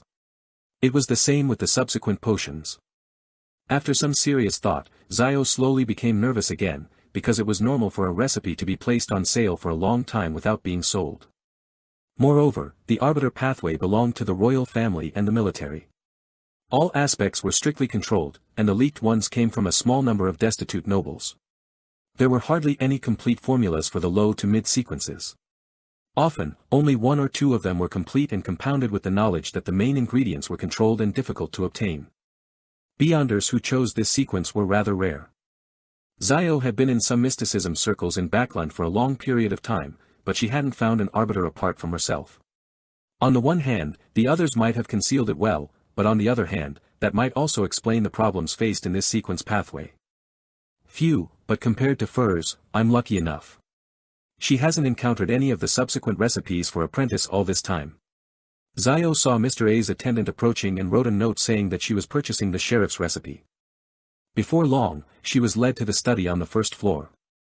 Before entering, she took a hooded robe from the attendant and covered herself with it. The seller in the study was dressed in the same way, so they couldn't see each other's faces clearly. This is the formula to the sheriff potion. Where's my money? The seller asked with a hoarse voice as he pressed a piece of paper on the desk. Zio pulled out the cash that she had long counted numerous times and pushed it to the seller. After checking the authenticity of the notes and the total sum, the seller finally released the potion formula he held. Zio immediately took one step forward and grabbed the note. Her eyes swept straight to the main ingredients as they were of great importance. A pair of terror demon worm's eyes. Silver war bear's right palm. Beyonder items I know of, but I've never seen them being sold. Zio sighed and walked out of the study and took off her robe. Back in the living room, she sat beside Furs. Having fulfilled her wish, she slowly began to worry about the unknown honorary name and the evil spirit that might be haunting her. 10, no, 20, no, 30 to request for someone skilled in exorcism to do a purification ritual for me. Zio made up her mind, and after exchanging a few whispered words with Furs, she beckoned for Mr. A's attendant. After the end of the free communication break, she saw her request appear as an additional entry on the blackboard. Suspected haunting of evil spirits. Requesting the help of friends who specialize in exorcism. 30 pounds. After a while, Mr. A's attendant came to the two of them and quietly invited them to the living room on the first floor. There was a man wearing a white mask inside. He looked at the two people who were wearing loose robes that concealed their genders and chuckled. Let me introduce myself first, so that you won't doubt my ability. No, no, we trust Mr. A, Zio, with her hood over her face, said before Furs could open her mouth. She deliberately suppressed her voice to prevent her childish voice from revealing her identity. The man with the white mask spread his hands and laughed. This is my habit, I am a believer of the sun. As you know, this is not common in Backland, or in the entire kingdom. It is only through moments like this that I can live as my true self. Due to the great conflict between the Church of the Eternal Blazing Sun and the Church of Storms, the former had never been able to obtain the right to proselytize in the Lone Kingdom. A believer of the sun. Furz's languid look instantly vanished. This is the first time I'm seeing a living believer of the sun. Eh. It's not like I can meet diplomats of higher standing. Then, should I feel honored? The man in the white mask spread his arms wide and held them up in a gesture of praise for the sun. Instead of answering his question, Furs smiled and said, in terms of exorcism and purification, the attendant of the sun is a professional. Our hearts are at rest, so we can begin. The man who claimed to be a believer of the sun didn't drone on. He took out a badge with the symbol of the sun on it and placed it on the round table in the center. Then, he used a dualistic ritual method to light up 2 candles. After finishing the preparatory steps one step at a time, he chanted with a loud and abnormally pious tone. The sun that is eternal. You are an inextinguishable light. You are the embodiment of order. I pray to you. Please bestow me with your cleansing glow. Please repel the evil spirits in this body. Amid the echoing Hermes incantation, Zio and Furs saw bright light burst out from the sun's emblem, bursting in a pure and warm manner. It was endless, like the tide, as the light surged towards the 2 of them, engulfing them simultaneously. Nearly a minute later, everything was restored to normal.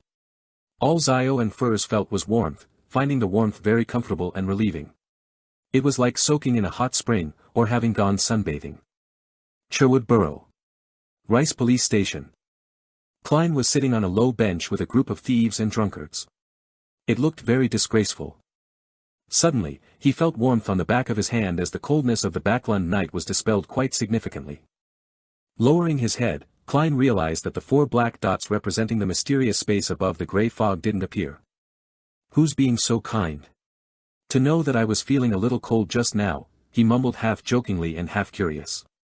As a former inspector, he looked at the thief on the left who was handcuffed to the pipe, then at the drunkard on the right who could vomit at any moment but kept yelling about hitting people. He sighed at his present predicament and wasn't sure when he would be free from this. There should be another test after this and then I'll be fine once I pass it. I hope the police will have their attention on the ambassador and this Manger gang, and ignore my origins as a puny detective. In theory, there's a high chance for that. As long as Mrs. Sammer, Mr. Jürgen, and the others don't say anything of interest to the police.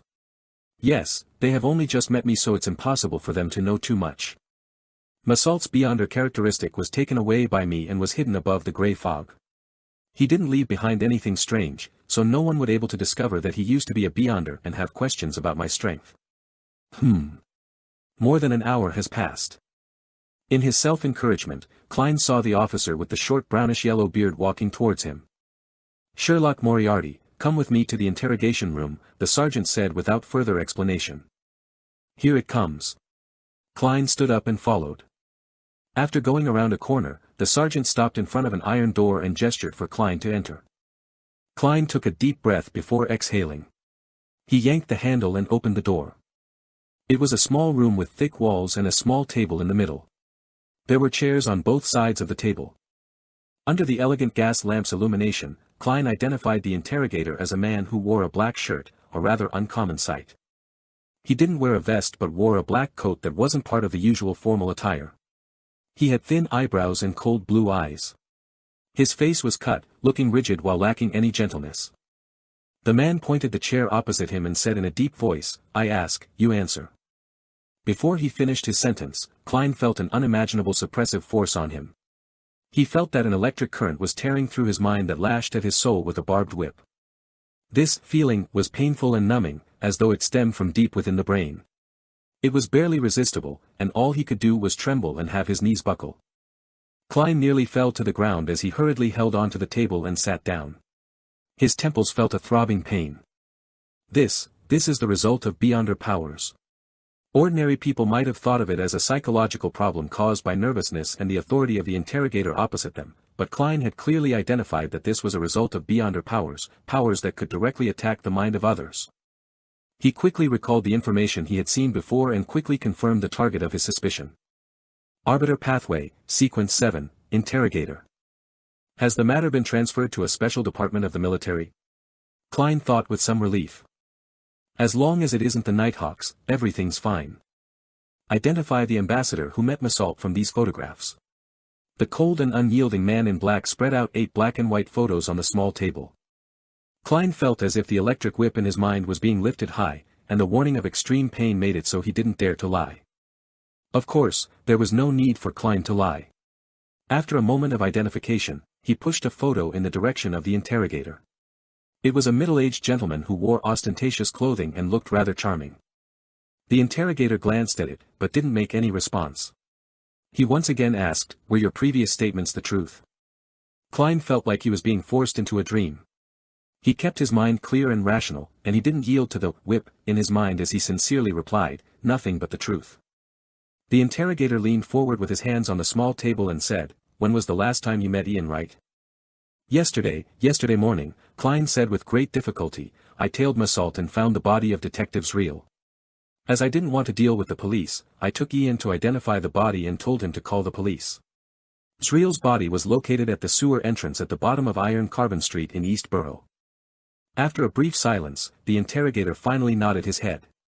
Klein immediately felt the enormous pressure disappear along with the whip in his mind.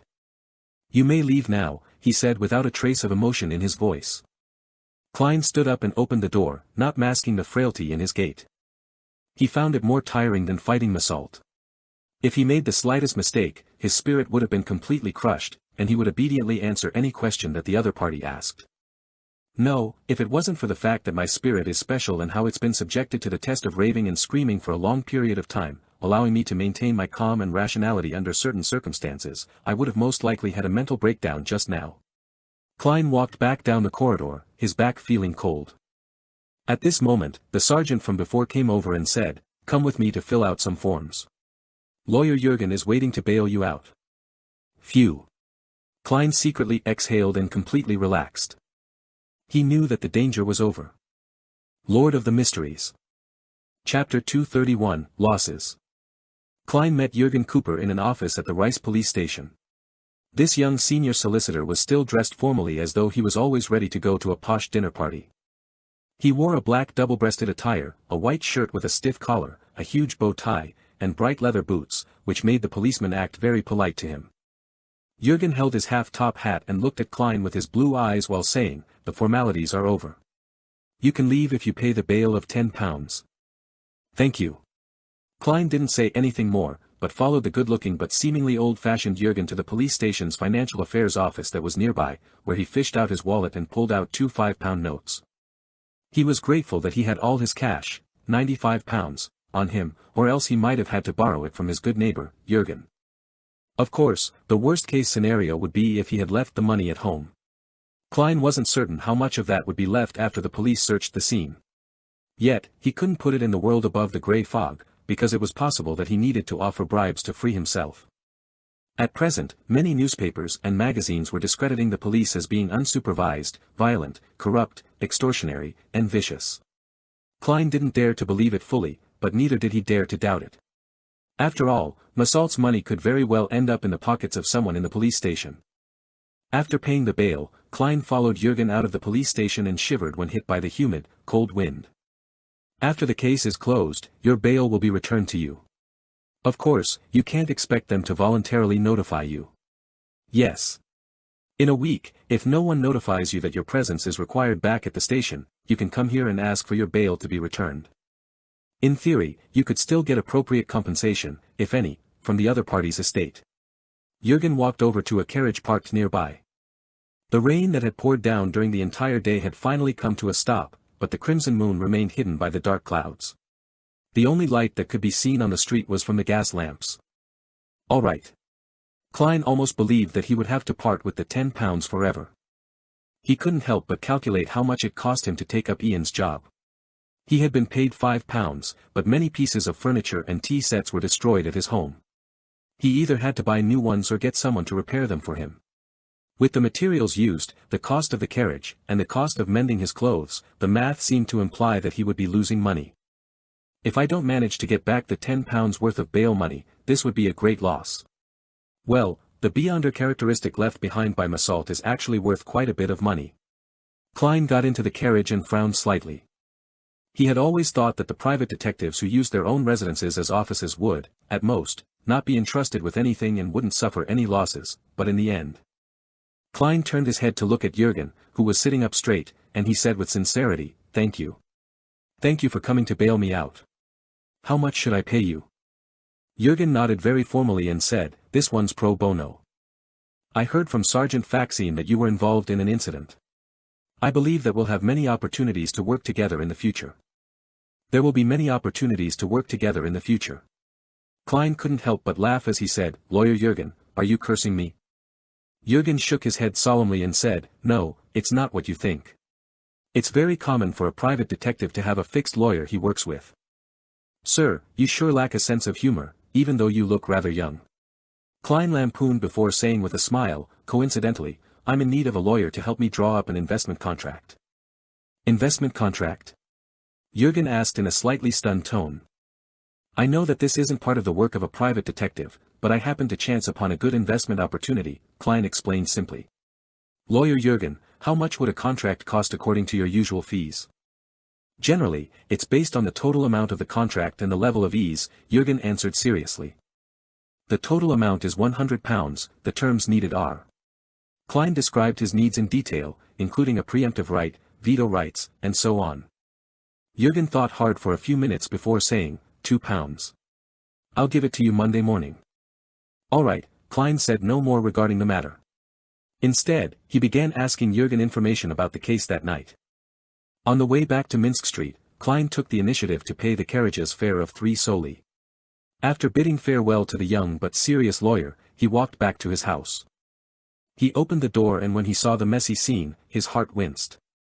He never expected that he would start his detective business with a loss. Just as Klein took off his coat and began working on cleaning up the mess, the doorbell rang. He opened the door in puzzlement and saw Julianne, the maid from next door in a black and white skirt. Good evening, Mr. Moriarty. Mr. and Mrs. Sammer wish to invite you over to discuss something, Julianne said with a tone that had traces of fear. Here it comes, the problem regarding compensation. Klein revealed a smile and said, all right. He changed into a clean coat and followed the maidservant next door. Luke Sammer and his wife, Stellan Sammer were sitting on a sofa in the living room. The stout Luke, with a pencil-thin mustache, stood up and extended his hand as he said with a chuckle, Good evening, Mr. Moriarty. I only just learned that you were a private detective. That's quite unbecoming as a neighbor. No, it was my fault. I didn't know if I was suited for this career and might find other jobs at any moment, Klein said as he shook the hand of the mail master. I'm very sorry for what happened tonight. I'll compensate you. It's just an accident, Luke said reassuringly. The blonde, blue-eyed, and pretty Stellan asked out of curiosity, did you really kill the intruder?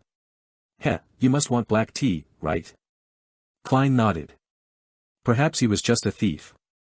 He didn't mention that the problem stemmed due to one of his jobs, in order to prevent the Sammer couple from having any unpleasant feelings. Since the police didn't inform them, there's no need for me to do anything unnecessary. Klein silently added. Luke Sammer laughed and said, you must possess excellent combat skills. As a neighbor, I feel very safe. Perhaps we will have matters to entrust you in the future. Klein seemingly gave a self-deprecating laugh. Actually, I was almost killed. Regardless, you were the ultimate victor, Luke said. After chatting about this topic for a while, Stellan picked up a porcelain teacup and took a sip. I'm very curious about how many commissions a private detective receives a week, and how much can they earn. Klein didn't try to hide anything as he laughed. It depends on the situation. Just like when there are good and bad harvests in the farms. I earned £5 and 5 soldi last week. But after last night's incident, I might have made a loss. As if she didn't hear the latter half of his words, she continued, if you can maintain this income, you'll get a pretty good life in Backlund's Sherwood district at £5 a week. There's no need to sublet another room, and you can hire a maid to do odd jobs, listen to a symphony every other week, or go to the theatrical opera once. Once a week, you can play tennis or squash, join a reading salon, and go to a nice restaurant. Of course, if you're already preparing for marriage, you need to save a little money. A weekly salary of £5 is still a little short of being truly decent. Then, what is the required weekly salary to be truly decent? Klein asked. £7, at least. Stellan lifted her chin slightly. Klein turned to Luke and said casually, I heard from your wife that you work at Coim, but I'm not sure what its main business is. Anthracite and charcoal, Luke answered with a smile. It's no wonder you became a member of the Soot Reduction Association. Klein pondered for a moment and said, in Backlund, how big of a salary does a manager receive? It's seldom mentioned in the newspapers and magazines. It depends on the industry, as well as the actual position's job scope. Backlund Bank's best manager earns £5,000 a year, but for me, it's about £430 to £440 including bonuses, Luke said casually. That's about £8 a week. No wonder. Before Klein could open his mouth, Stellan Samuel grumbled, actually, we could have lived in the suburbs, and I'll have a garden and a lawn.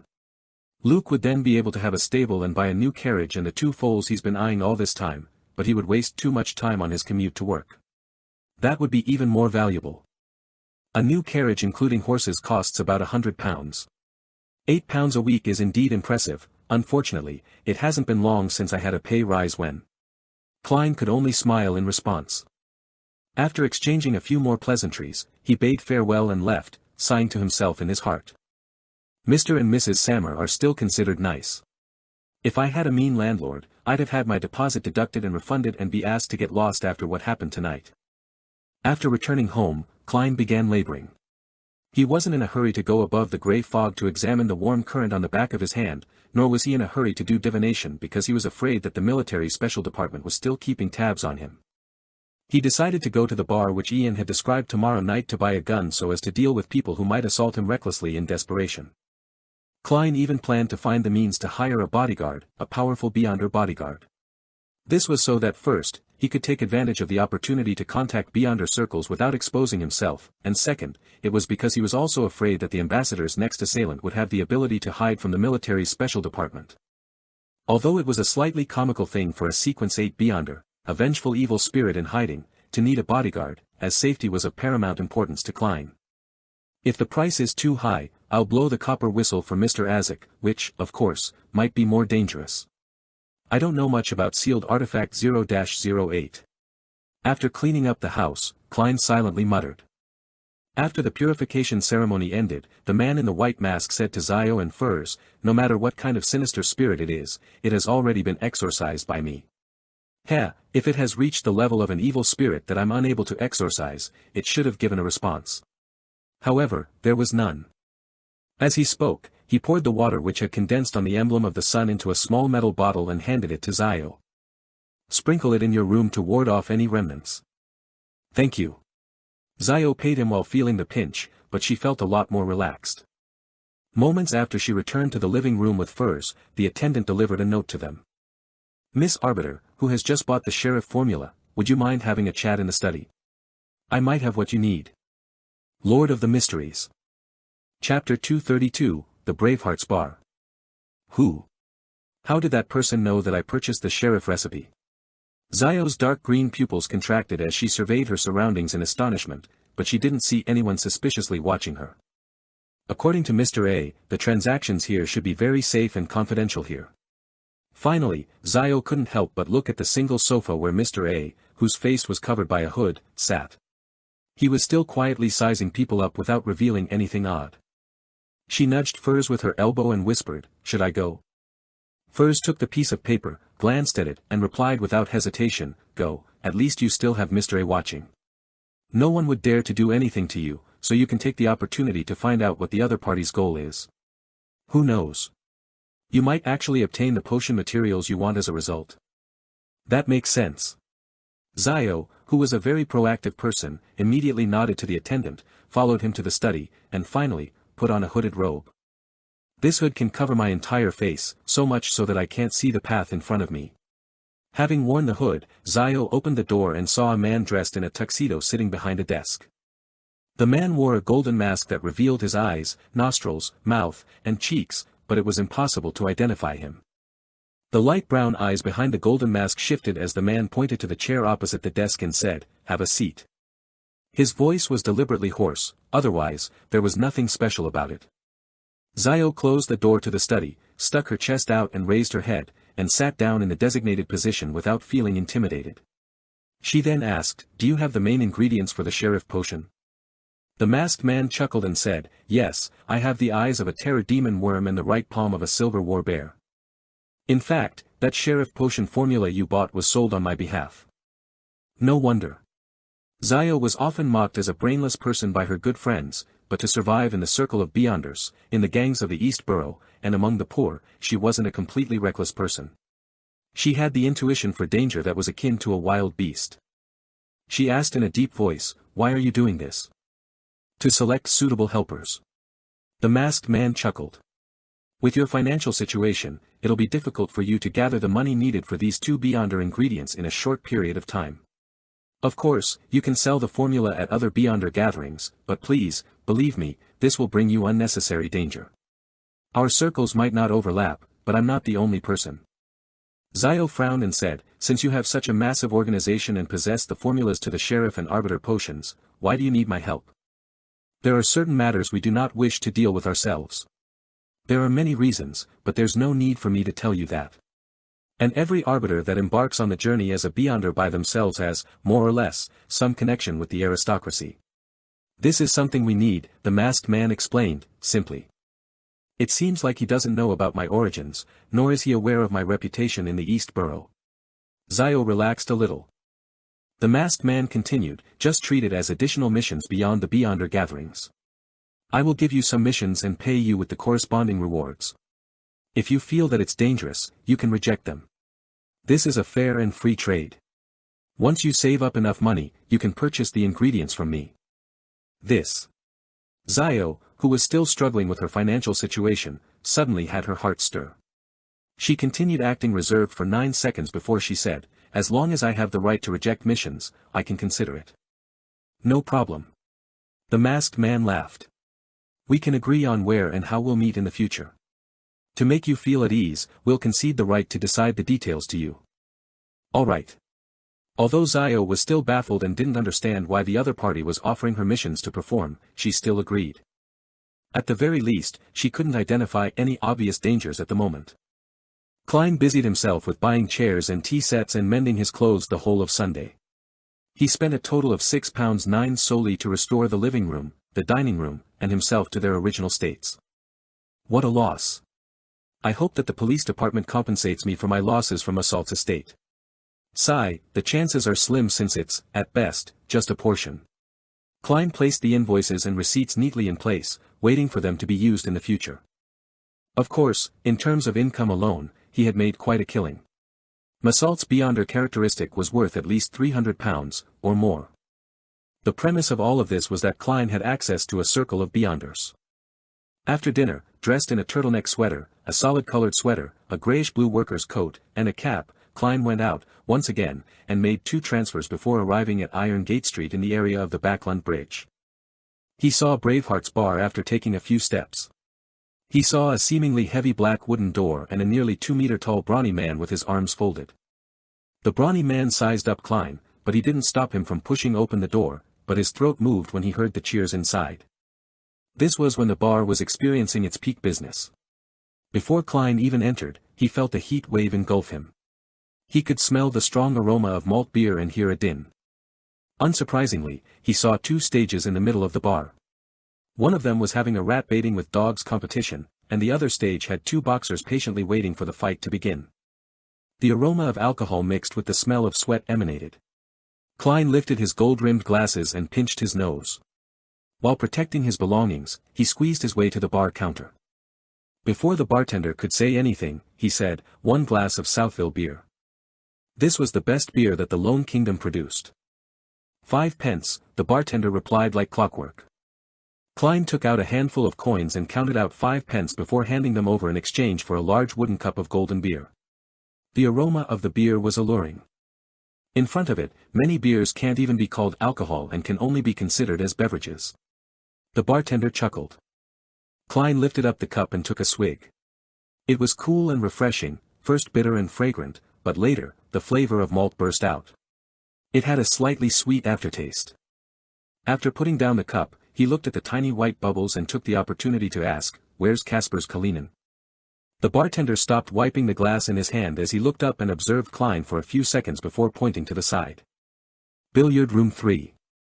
In the spirit of not wasting anything, Klein carried the cup and walked to the 3rd billiard room. With just a light tap, he allowed the door to creak open. The 2 men inside stopped and looked towards the door. "I'm looking for Kasper's Kalinin."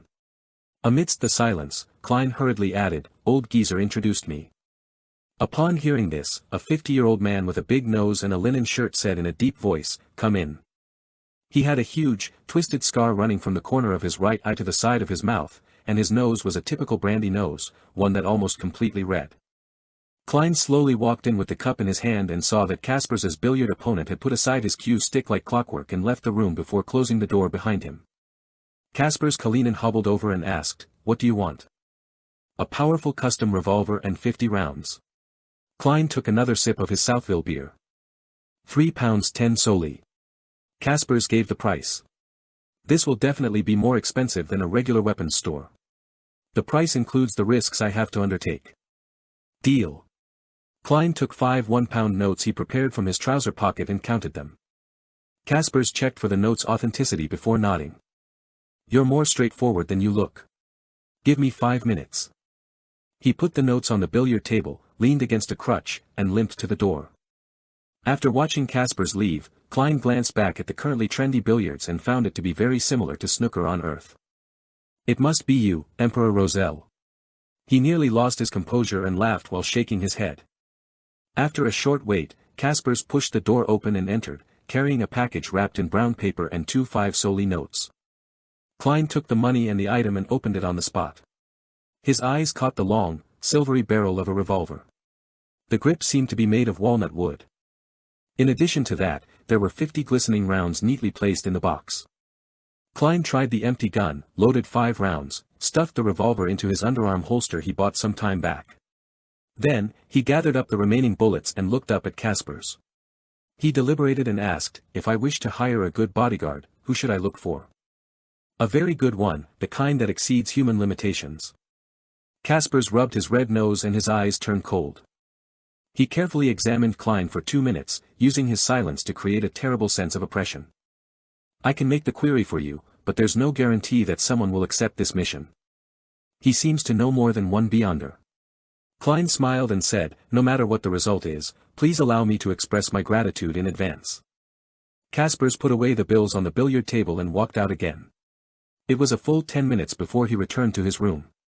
And by then, Klein had already finished his huge cup of Southville beer out of boredom. "He wants to meet you before making a decision," Kaspers said in a deep voice. "No problem. I would also determine the difficulty of the mission if it were me." Klein smiled and nodded. He followed behind Kaspers, who hobbled past the crowded boxing ring and into the kitchen of the bar. Kaspers suddenly stopped and lightly knocked on a door.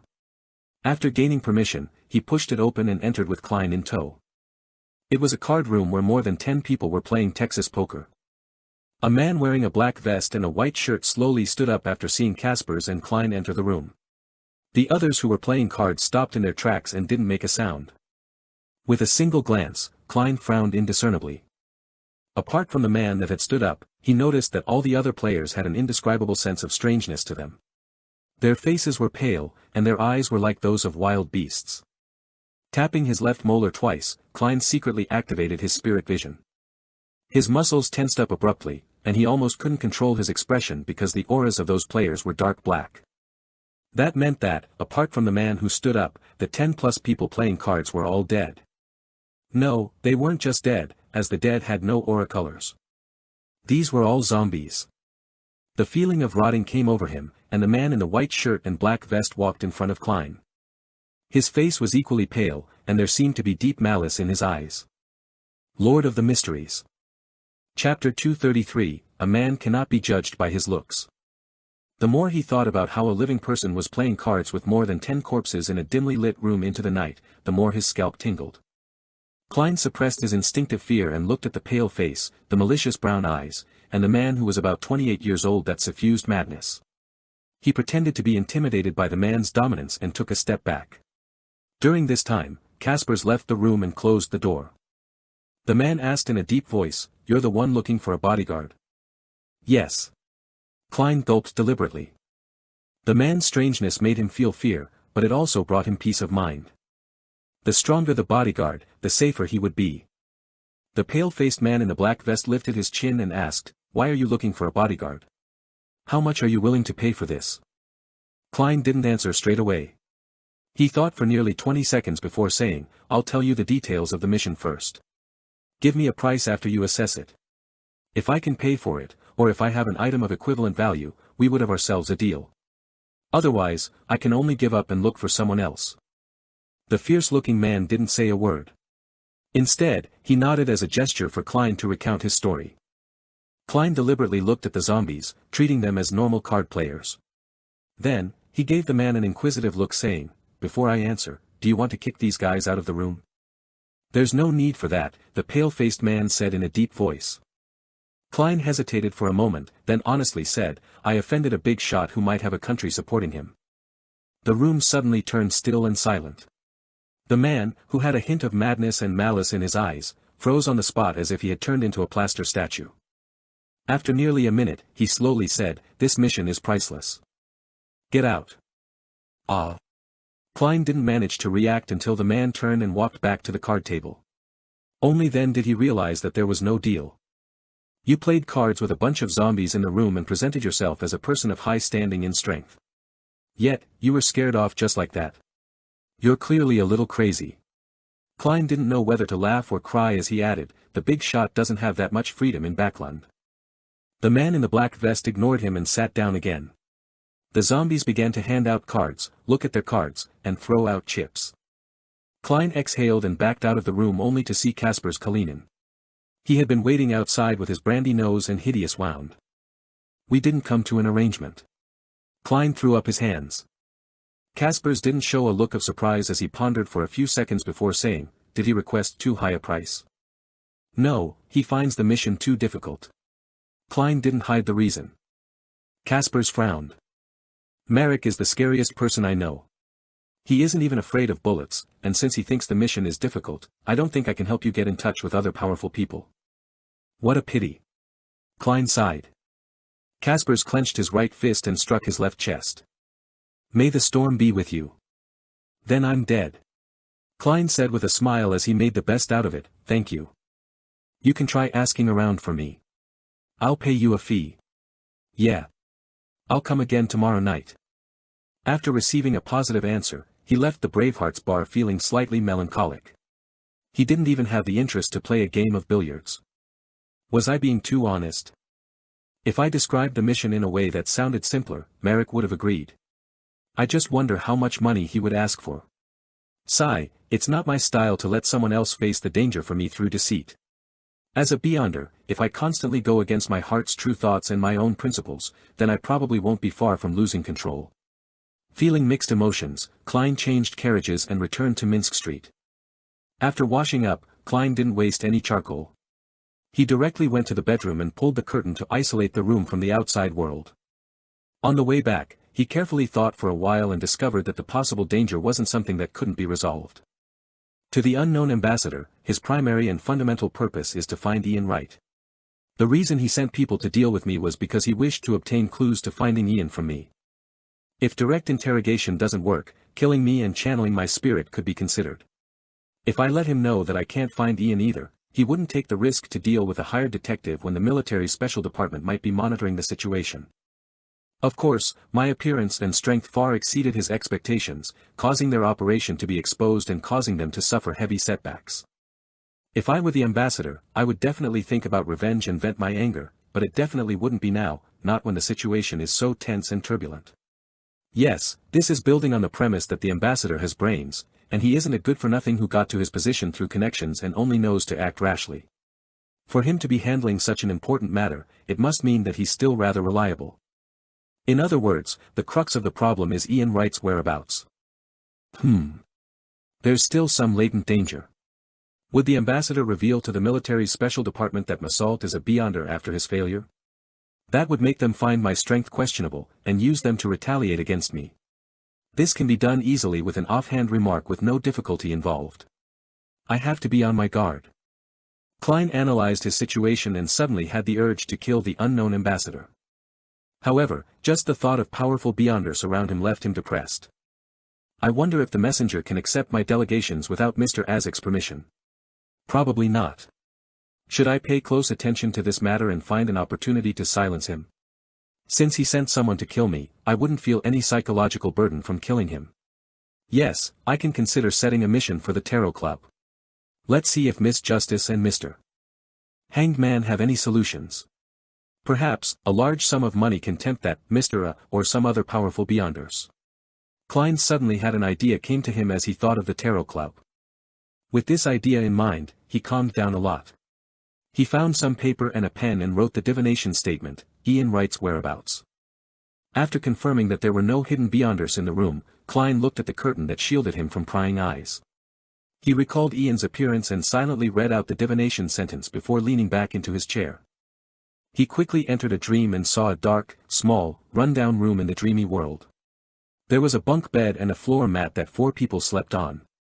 Ian was curled up at the top of the bunk bed, sleeping soundly under an old satchel. When the dream shattered, Klein opened his eyes and interpreted the revelation. Living quarters like that only exist in the East Borough and the Backland Bridge area, but it's an abnormally huge place. Even if all the police in Backland are deployed, they still wouldn't be able to find it. Ian was very careful. He didn't leave anything with me. Otherwise, I would have been able to find him through dowsing rod divination. After a few minutes of consideration, Klein picked up the pen and added a paragraph to each of the divination statements, making it an excuse. I don't know Ian Wright's whereabouts. I haven't seen him since we found Zreel's body. That piece of paper was left on the desk with a pen pressed against its edge. After all was done, Klein got up and went back to his bed, making a quick, less obvious flick of the coin to make sure that no one was watching him. After obtaining a negative answer, he quickly took 4 steps counterclockwise, chanted the incantation, and entered the world above the grey fog. Within the ancient and towering palace, Klein couldn't be bothered to inspect the situation around him, and instead repeated the divination he had just done. Seeing that the negative answer hadn't changed, he stopped feeling so nervous. Raising his head to the side, he realized that the core position of the newly added crimson star had been dyed with a sun-like gold. Is this the source of the warmth I felt? Klein spread out his spirituality and gingerly touched it in response to the prayer. A blurry scene quickly appeared in front of his eyes. The petite lady he had tried to pull up above the grey fog was standing in front of an altar with a lady with slightly curled brown hair. A man wearing a white mask softly chanted the honorary name of the eternal blazing sun, creating a warm and pure light. Was she trying to get someone to do an exorcism? Klein almost laughed. At that moment, he finally understood the reason behind the previous situation. It wasn't that someone had penetrated the grey fog and locked onto him. It was similar to Justice and company reciting his honorary name before making a prayer. And after the grey fog received the message, it automatically gave him feedback. However, since it wasn't a prayer, the illusory, overlapping voices ended up becoming a warm current.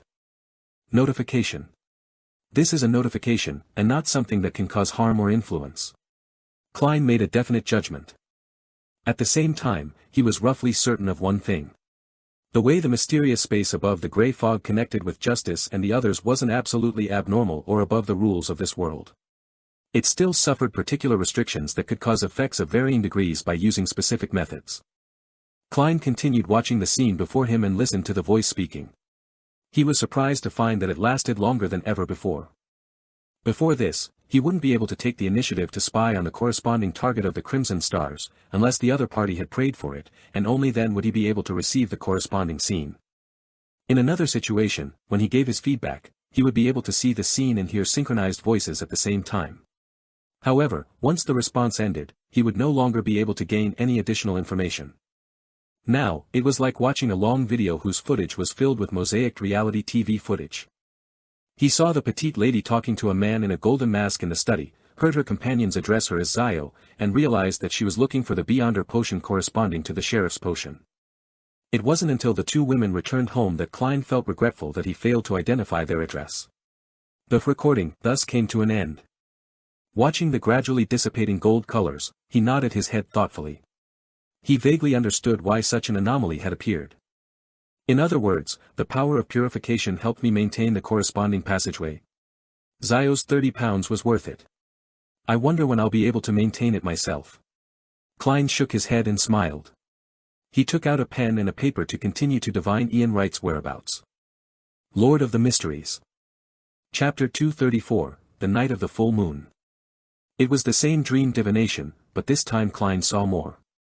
The first scene was still the small, dark, squalid room with Ian Wright sleeping soundly on a bunk bed.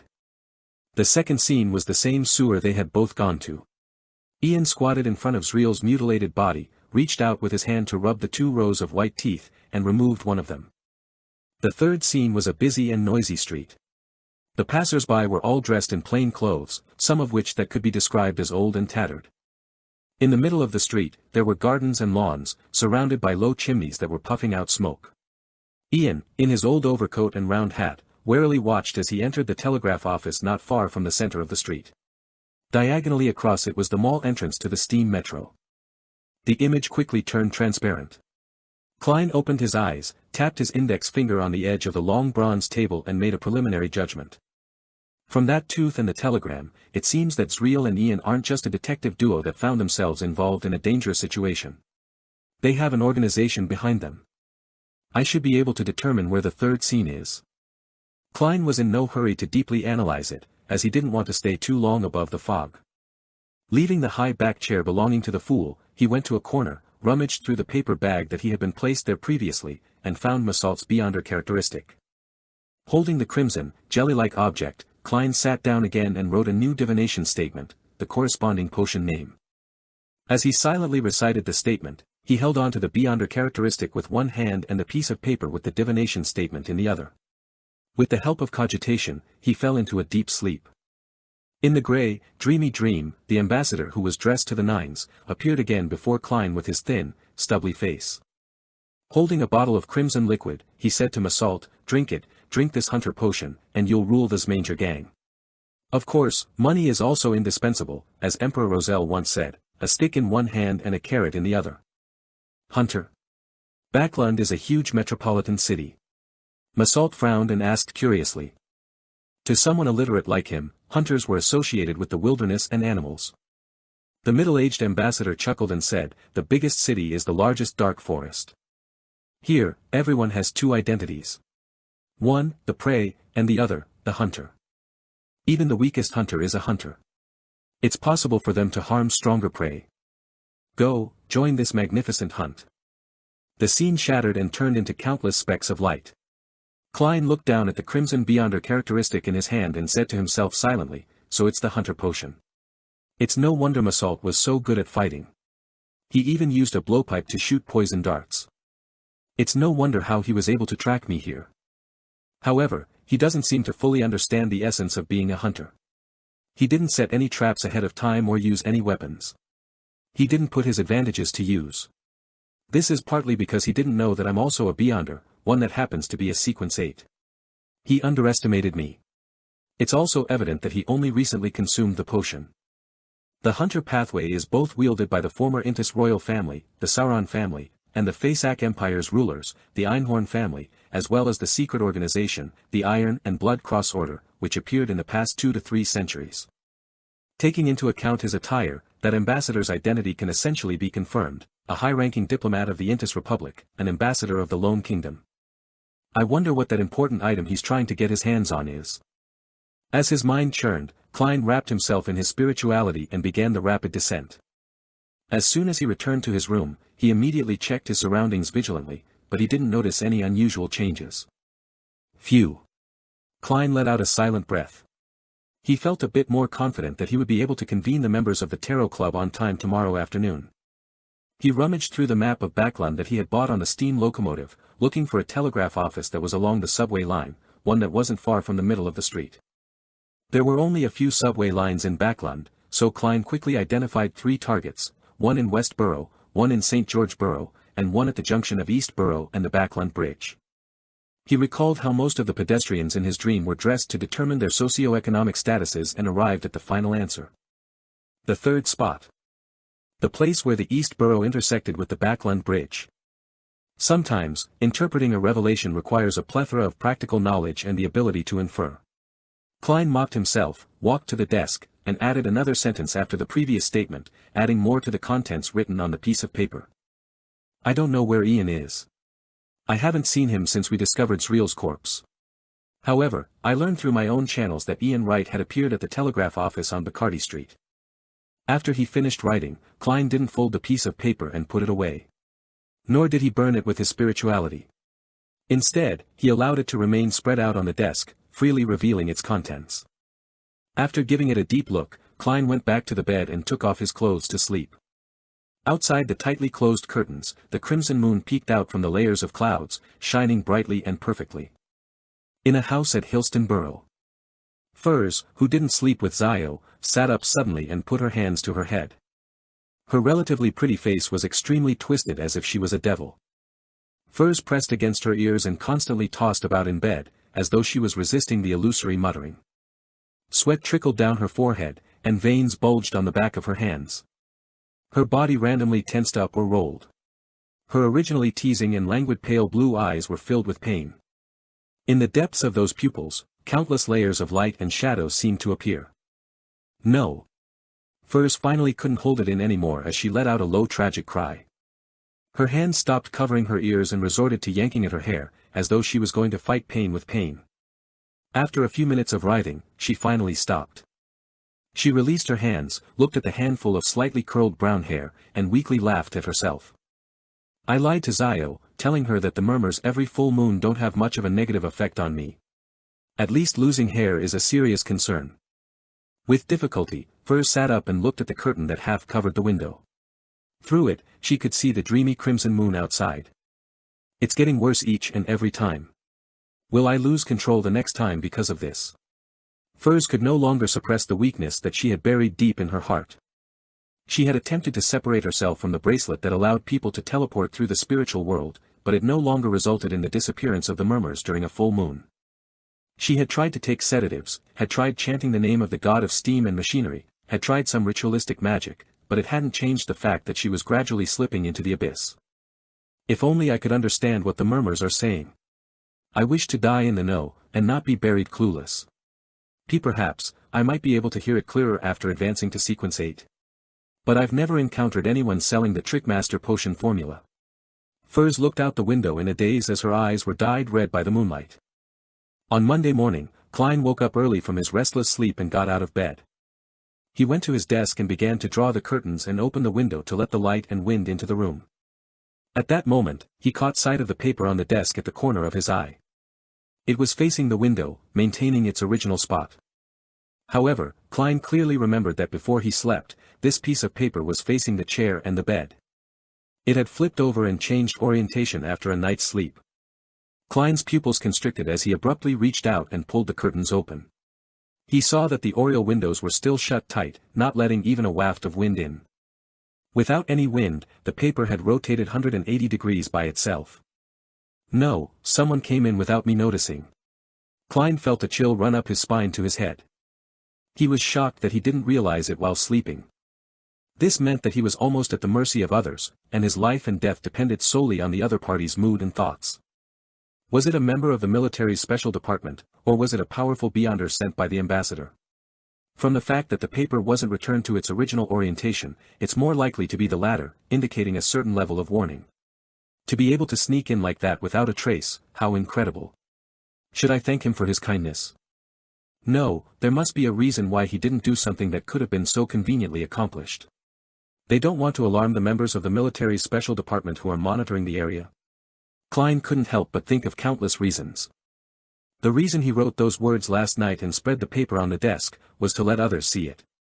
He wanted to let the ambassador know what he wanted to know and delay any possible acts of revenge until the matter was over so that he himself could have more time to prepare. However, Klein had expected that the other party would sneak into the room while he was out, and when the surveillance of his house by the special military department would be reduced. Who knew that the person in question was able to bypass the beyonders around him and quietly enter the bedroom while he was still sleeping? The feeling of having his fate controlled by someone else was extremely uncomfortable. A beyonder who's very powerful or with extremely odd abilities. Klein turned his back and faced away from the oriel window and pulled out a copper penny. Someone sneaked into this room last night. He silently chanted the statement, and with the help of his body's concealment, he flicked the coin. The coin tumbled in the air and fell without exceeding Klein's shoulder height and landed in his open palm. This time, the number faced up. It was a negative result. No one had sneaked into Klein's bedroom last night. The paper wouldn't have turned around for no reason. Could it be sleepwalking? No, I can even stay awake after the captain invaded my dream. Klein suddenly frowned and thought of two possibilities. First, the divination was disrupted and resulted in misleading results. 2, the one who sneaked in was not human. Lord of the Mysteries. Chapter 235, The Busy Monday. Klein was in no hurry to confirm his general assumptions. He pretended that nothing had happened and turned the page so that it faced him. The information he wrote about Ian Wright was completely true. He would still get a positive answer even if he used divination techniques to confirm. Therefore, he believed that the people under the ambassador's charge would follow this investigation's trail and gain something in return. It was unlikely that they would have the motivation to seek revenge on him for the time being.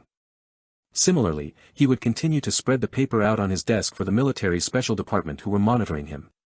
It would direct their attention away from him as they shifted their focus to Ian Wright. It would then be a race against time to find him before the ambassador. This way, Klein would be even safer. It feels like I'm walking on a tightrope. Is this a clown special trick? He shook his head in amusement. He opened the oriel window, hoping to take in the fresh morning air, but there was thick, choking smog outside that made him quietly close the windows. Pressing down the paper with Ian's information with an ink bottle, Klein went to the closest bathroom and quickly washed up. He then picked up the black double-breasted frock coat and the half-top hat that hung from the rack and walked all the way to the first floor. He had an appointment with lawyer Jürgen for breakfast today.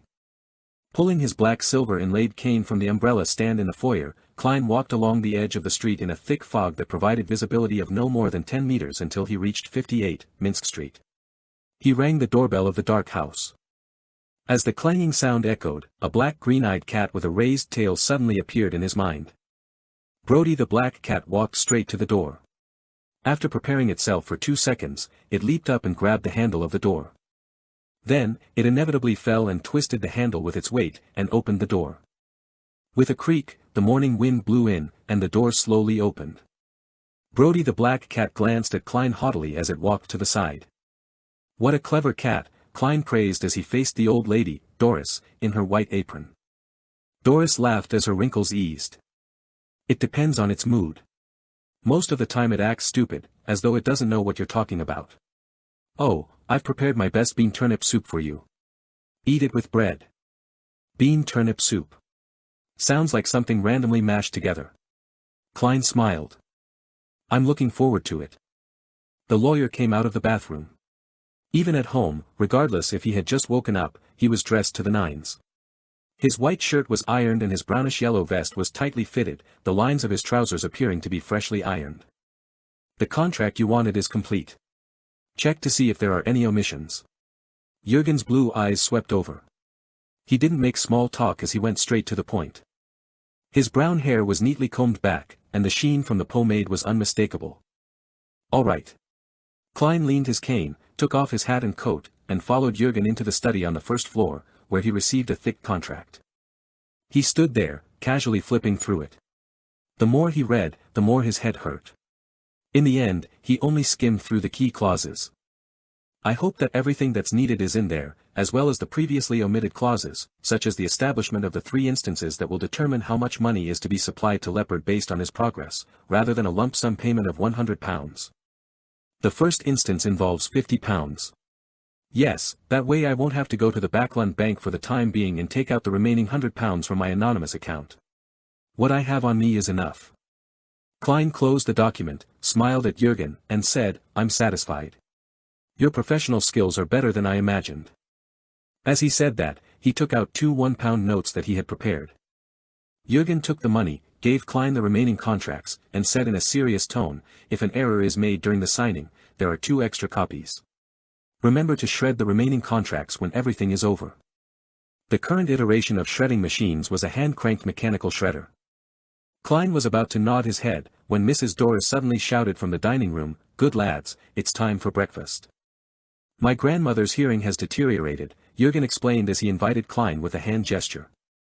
Klein followed him into the dining room and saw that Mrs. Doris had scooped out a spoonful of yellow and green liquid from a black pot and poured it onto the corresponding plate.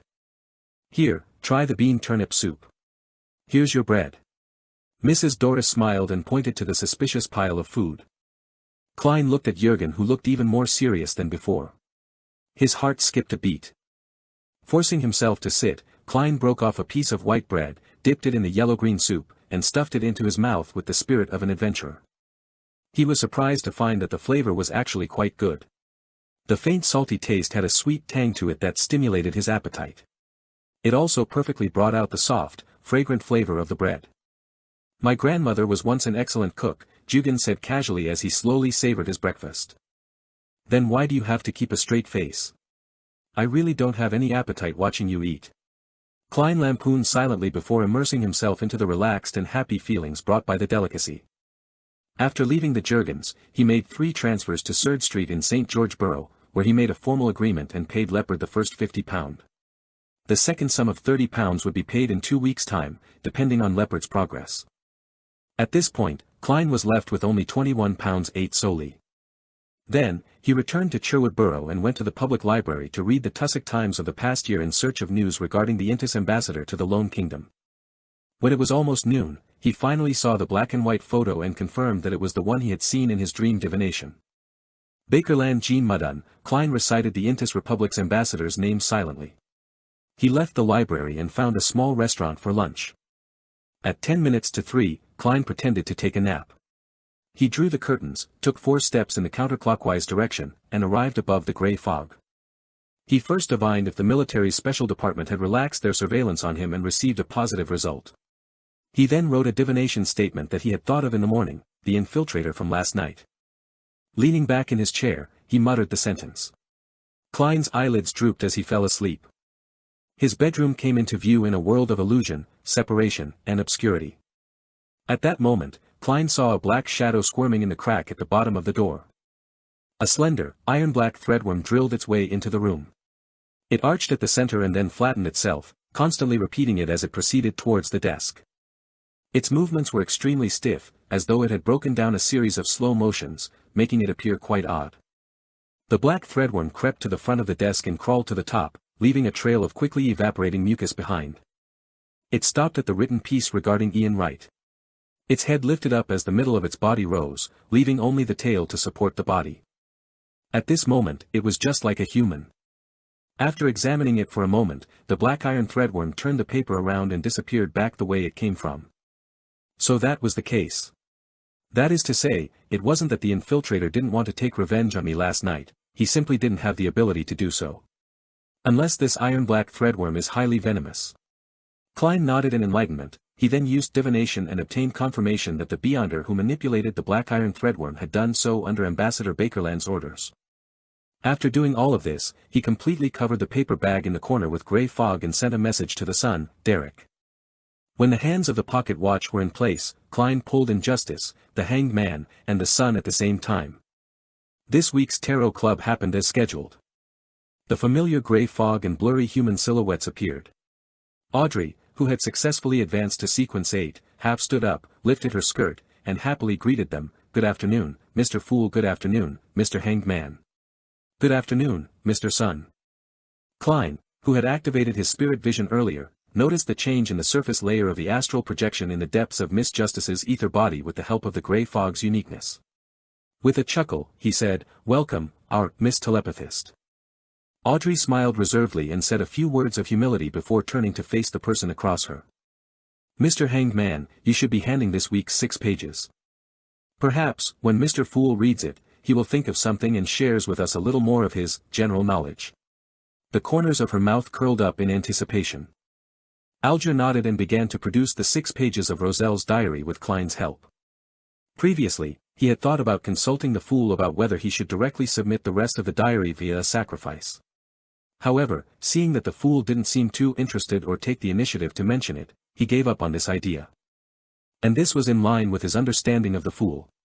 Roselle's diary had a certain effect on the godlike man, Mr. Fool, but it wasn't that great. He would collect it, but he definitely wasn't in a rush. The 6 pages of the diary were completed very quickly. As Alger was about to offer it to the Fool who sat at the end of the long bronze table, he suddenly remembered something. He hurriedly said respectfully, "Mr. Fool, I have obtained a piece of information related to the secret order." There was no obstruction of information on the ocean, it just wasn't timely enough. The pirates also valued intelligence and often sent people to the colonial island to exchange information that they had gathered. It was through these channels that Alger learned something about the secret order. Very good. Klein nodded his head slightly, giving his permission to the Hanged Man to recount what he knew. He didn't stop the presence of Miss Justice and the Sun from letting him speak. This would help the former gather more information about the secret order, while the latter understood nothing. At the same time, he allowed the 6-page diary to appear in his hands. The hanged man said unhurriedly, "The secret order has some connection with the Intis Republic." The Intis Republic. Yes, Emperor Roselle was from Intis, and Zeradal had sought him out in Trier, the capital of Intis. The secret order was also involved in the famous incident at Intis. Well, it's not too surprising that the secret order still has some connection with the Intis Republic today. After validating this new piece of information with what he knew, Klein confirmed that the information provided by the hanged man was true. Just in time, I'm going to deal with the ambassador of the Intis Republic. Klein was in no hurry to read Roselle's diary. He looked up at the three members. Lord of the Mysteries. Chapter 236, Internal Commission. As Klein's knowledge of mysticism and beyonders deepened, as well as his experiments with some of the powers of the space above the grey fog, he no longer felt anxious when facing justice, the hanged man, and the sun. He became less preoccupied with maintaining an enigmatic and unfathomable image so as to prevent the Tarot Club members from keenly noticing his facade. He now knew that although the deities in this world were powerful and bizarre, they were by no means omnipotent and omniscient. This description was something that only the legendary creator of everything could do, one that only the City of Silver was still worshipping.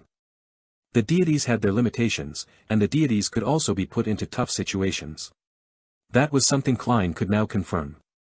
Be it the Book of Storms or the Revelation of Evernight, they more or less touched upon this. Therefore, at the recent tarot gathering, Klein was consciously building character traits, slowly shaping himself into a restricted powerhouse who, for some reason, couldn't move freely but was almost a deity. This way, even if he occasionally showed that he didn't understand certain things and occasionally asked for help, it wouldn't arouse the suspicion of the Tarot Club members. Of course, the premise of all this was that, through his previous attempts and through the power displayed by his blessed Azek, he had undoubtedly embedded the image of a deity-like existence into the minds of Justice, the Hanged Man, and the Sun. Phew, I hope that this building of character traits will succeed. That way, I won't have to worry about not being able to answer their questions in the future. Of course, things that are part of general knowledge still have to be known, and I shouldn't show fear. Klein tapped the edge of the ancient table and said with a chuckle, "I want to issue a mission." Mission? Audrey's ears pricked up slightly as her eyes widened. She was astonished, expectant, and perturbed at the same time. She clearly remembered that this was the first time that Mr. Fool had officially issued a mission. Although he had previously made a few requests, they all involved prepaid rewards. It seemed like he had randomly selected missions to conform to the principle of equal exchange. This time, he used the word issue. As a telepathist, Audrey was already very good at reading the hidden meanings behind words. At the same time, she keenly realized that although the hanged man appeared to remain unperturbed, he was actually abnormally tense. As for the Sun, he seemed to be muddle-headed, treating this as a very normal thing. You can choose to accept it or not. With the help of his clown's powers, Klein's tone sounded much more relaxed. Another blessed of mine has arrived in Backlund. He wants to finish a matter, but it's not convenient for him to show himself. Another blessed. The hanged man nodded, seemingly in thought. He wasn't surprised at all. In his eyes, for a powerful godlike existence like Mr. Fool, possessing many blessed was a matter of fact. I wonder what the sequence number of Mr. Fool's blessed is. Well, I still owe his previous blessed a reward. Even though Mr. Fool's reward was paid by Mr. Hanged Man, and he doesn't really care about money, I did pray for help at that time. Furthermore, Vice Admiral Hurricane was killed by that blessed. His blessed would still need some funds for their activities. Audrey thought with some guilt. Frankly speaking, 30,000 gold pounds and a large plantation was an enormous amount of wealth to her, but that alone didn't have any significant effect on her life. It's good having it, but it didn't matter if I didn't. Well, I might feel the pinch a little. Audrey nodded to herself earnestly. As a teenage girl who wasn't considered an adult yet, ignoring the large plantation, she actually didn't have absolute control over the remaining 30,000 pounds. She could only go with her father's arrangements, purchasing some stocks from Backlund Munitions Corporation and investing in a company that was attempting to spin off some of the technology in ironclad warships for commercial ships. The amount she ultimately received that could be used as an allowance was only 5,000 pounds. However, her fixed annuity that originally ranged between 15,000 to 25,000 pounds had increased by 2,000 pounds. Seeing that Justice and the others hadn't spoken, Klein issued the mission.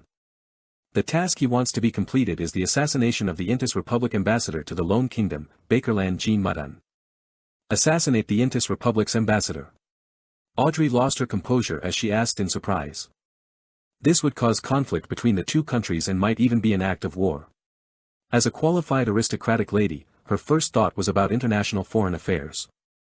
As for why Mr. Fool didn't do so himself, she found the answer obvious.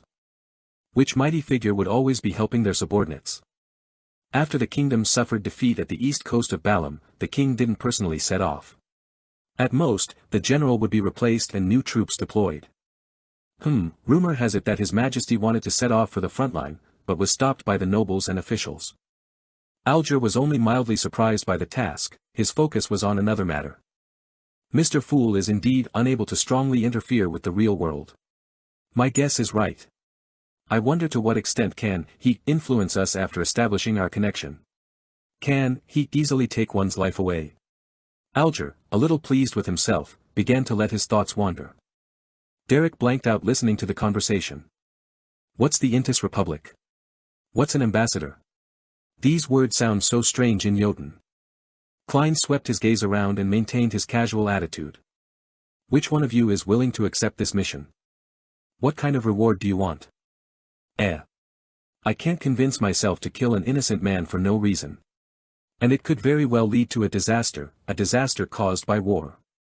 Audrey, who wanted to raise her hand, hesitated. Just then, the hanged man chuckled and said, I've heard that this Ambassador Bakerland is also the intelligence chief of the Intis Republic in the kingdom.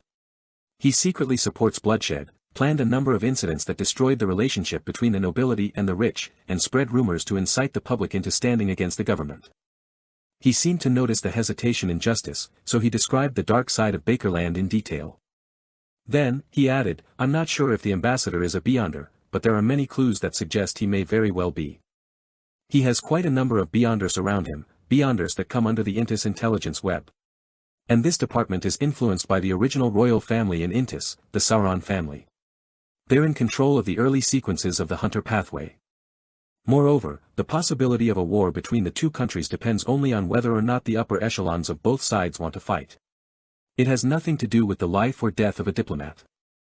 After the assassination of Emperor Roselle, Intis suffered several great shocks but ultimately managed to maintain a stable republican system. Because the Sauron family suffered a brutal blow during Roselle's reign, their strength fell tremendously in all aspects. All they could do was accept the reality and change their goal to fighting for a seat in parliament and secretly influence the country's intelligence department and parts of the army. After listening to the information provided by the hanged man, the hesitation in Audrey's heart disappeared. She gracefully nodded and said, for the past few years, the Faesak Empire has expanded rapidly, having defeated the kingdom and the Intis Republic on the Balam East Coast and the Highlands. As long as we push the blame to them, the higher-ups and the citizens of the Intis Empire, it will be something acceptable and believable. Audrey didn't know much about politics, but with her father being a member of parliament in the House of Lords, she still knew certain things. Be it the shirking of responsibility or shifting the focus onto the kingdom's internal problems, the unpopular northern barbarians were the popular and easiest targets for the nobles and ministers. Whether they did it or not didn't matter. Of course, more than 100 years ago, this role was played by Intis and Roselle.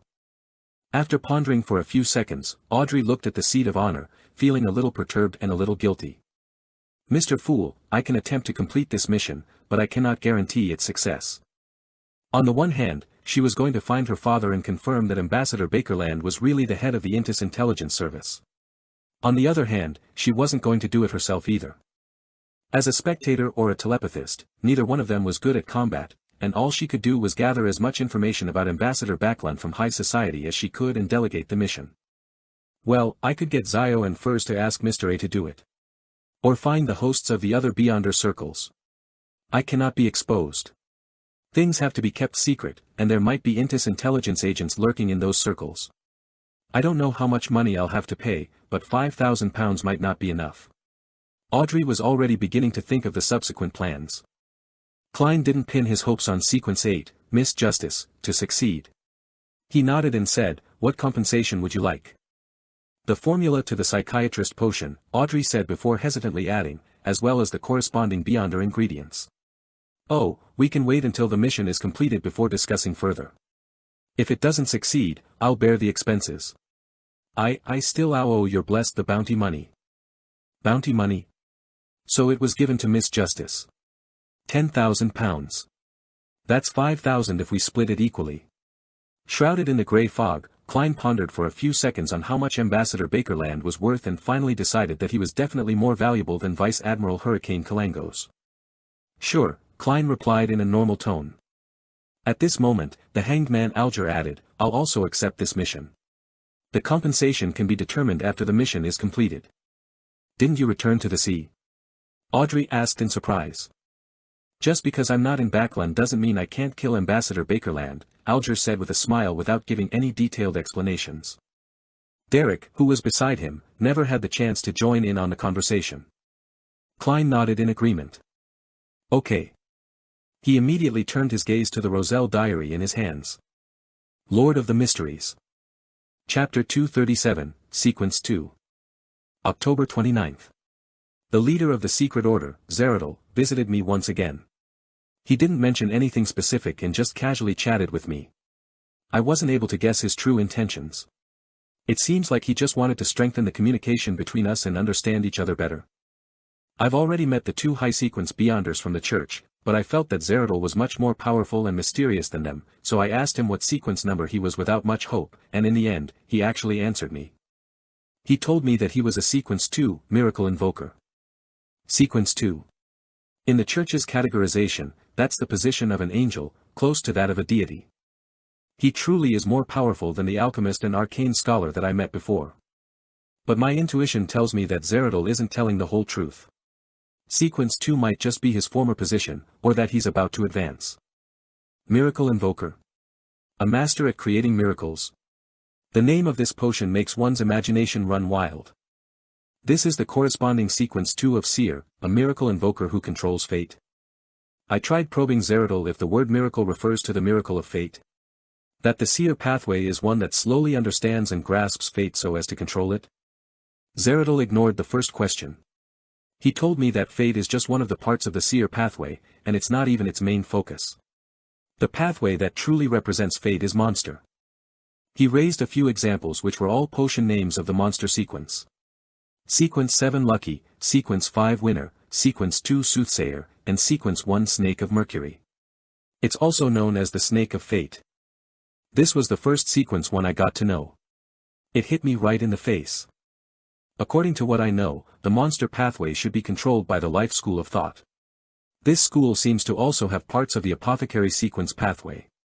They propose 3 major divisions: the world of absolute rationality, the world of the spirit, and the material world. Yeah, it's pretty cool. Zeradol told me that the Life School of Thought specializes in astromancy, seeking to use medicine, music, light, wine, and fragrance, to eliminate paths with unfavorable star readings and fate. They believe that disasters and diseases are caused by the loss of balance between man and nature, as well as the balance between man and his own mind. He added meaningfully that the Life School of Thought worships the moon. Why worship the moon and not go one step further, the Evernight goddess? This diary took up 2 pages and was clearly copied from both sides of the original. That's a lot of information. Klein sighed in heartfelt silence. This was also the first time he was learning of a Sequence 1 potion's name. Snake of Mercury and Snake of Fate really made one feel a pining for. Similarly, it's my first time learning of a Sequence 2. I now know the corresponding Sequence 2 of Seer. The name Miracle Invoker sounds pretty good. It contains deep meaning and doesn't sound lowly. Of course, compared to Soothsayer, it does seem a little inferior. Fate is only part of the Seer pathway and it's not even its main focus. I have to remember this. I should constantly reflect on myself and not end up steering towards fate. It might result in the failure of my acting. Zeradol's words don't seem contradictory. The Monster pathway is the real path of fate. So, Soothsayer is a Sequence 2. If that's the case, then I already knew of a Sequence 2 in the past. Although he didn't take his eyes off the paper, Klein was seriously considering his own sequence chain. Due to his experience in digesting the 2 potions, Seer, and Clown, and because he could spy and revere fate, he was able to be a little prescient regarding fate. However, he would still be helpless toward the development of fate. He had slowly been equating the essence of his Beyonder pathway to fate. If it wasn't for this diary, it was very likely that he would have used this as a premise to comprehend and act for the subsequent sequences. As for whether or not Zeradol was lying, what Klein was certain of was that the monster pathway was definitely the sequence of fate, which was consistent with what he had seen from the confidential information of the Nighthawks and with the potion name he had heard of earlier, Soothsayer. Now that there was a fate sequence, the Seer pathway was unlikely to be a repeat. This would result in some degree of overlapping, and it would be inconsistent with how each of the current sequences had different characteristics. Therefore, Klein was inclined to believe what Zeradol had said. He was inclined to believe that fate was only part of the Seer's pathway, not even its main focus. The value of these 2 pages is invaluable to the present me. The Alchemist and the Arcane Scholar should be the higher sequences of the Savant pathway. From Roselle's tone, they definitely don't belong to sequence 2 and 1. That is to say, they are sequence 4 and sequence 3. For the time being, it's impossible to determine which is sequence 4 and which is sequence 3. Klein gathered his thoughts, flipped the diary, and continued reading. As for why the Life School of Thought only worshipped the moon and didn't believe in the Evernight goddess which symbolized the crimson moon, he was unable to ponder too deeply about it due to the lack of information. The 3rd page was Roselle's recount of inventing a practical steam engine. At times, he was afraid of suffering crackdowns, and at other times, afraid that the fruits of his labor would be seized by powerful figures. His words displayed his fear of being persecuted. To think that even Emperor Roselle, who thought of himself as the protagonist of an era, would have such a perturbed and worried side to him. The corners of Klein's mouth twitched as he flipped to the 4th page of the diary. April 18th. Matilda is pregnant. It's to be expected, and I can even tell you exactly which love-making session she conceived in, because I felt a decrease in my Beyonder characteristic. Once the conception is successful, my own Beyonder characteristic will follow a mysterious connection, and part of it will be transferred to my child. After that, I asked Archbishop Van Esten worriedly. He told me that this is a normal phenomenon. For sequence 7 and below, Beyonder characteristics will not be passed on to the next generation, but it isn't absolute. Sequence 6 and 5 will naturally pass down a portion, but it will not affect the parent's strength. As for the child, they would be born with certain Beyonder powers, close to that of sequence 9. But as a result, their pathway is basically fixed. At high sequences, the inheritance of Beyonder characteristics is something one can control. One can choose to pass down or not, or one can even choose to pass down just a little bit, a third, half, or all of them.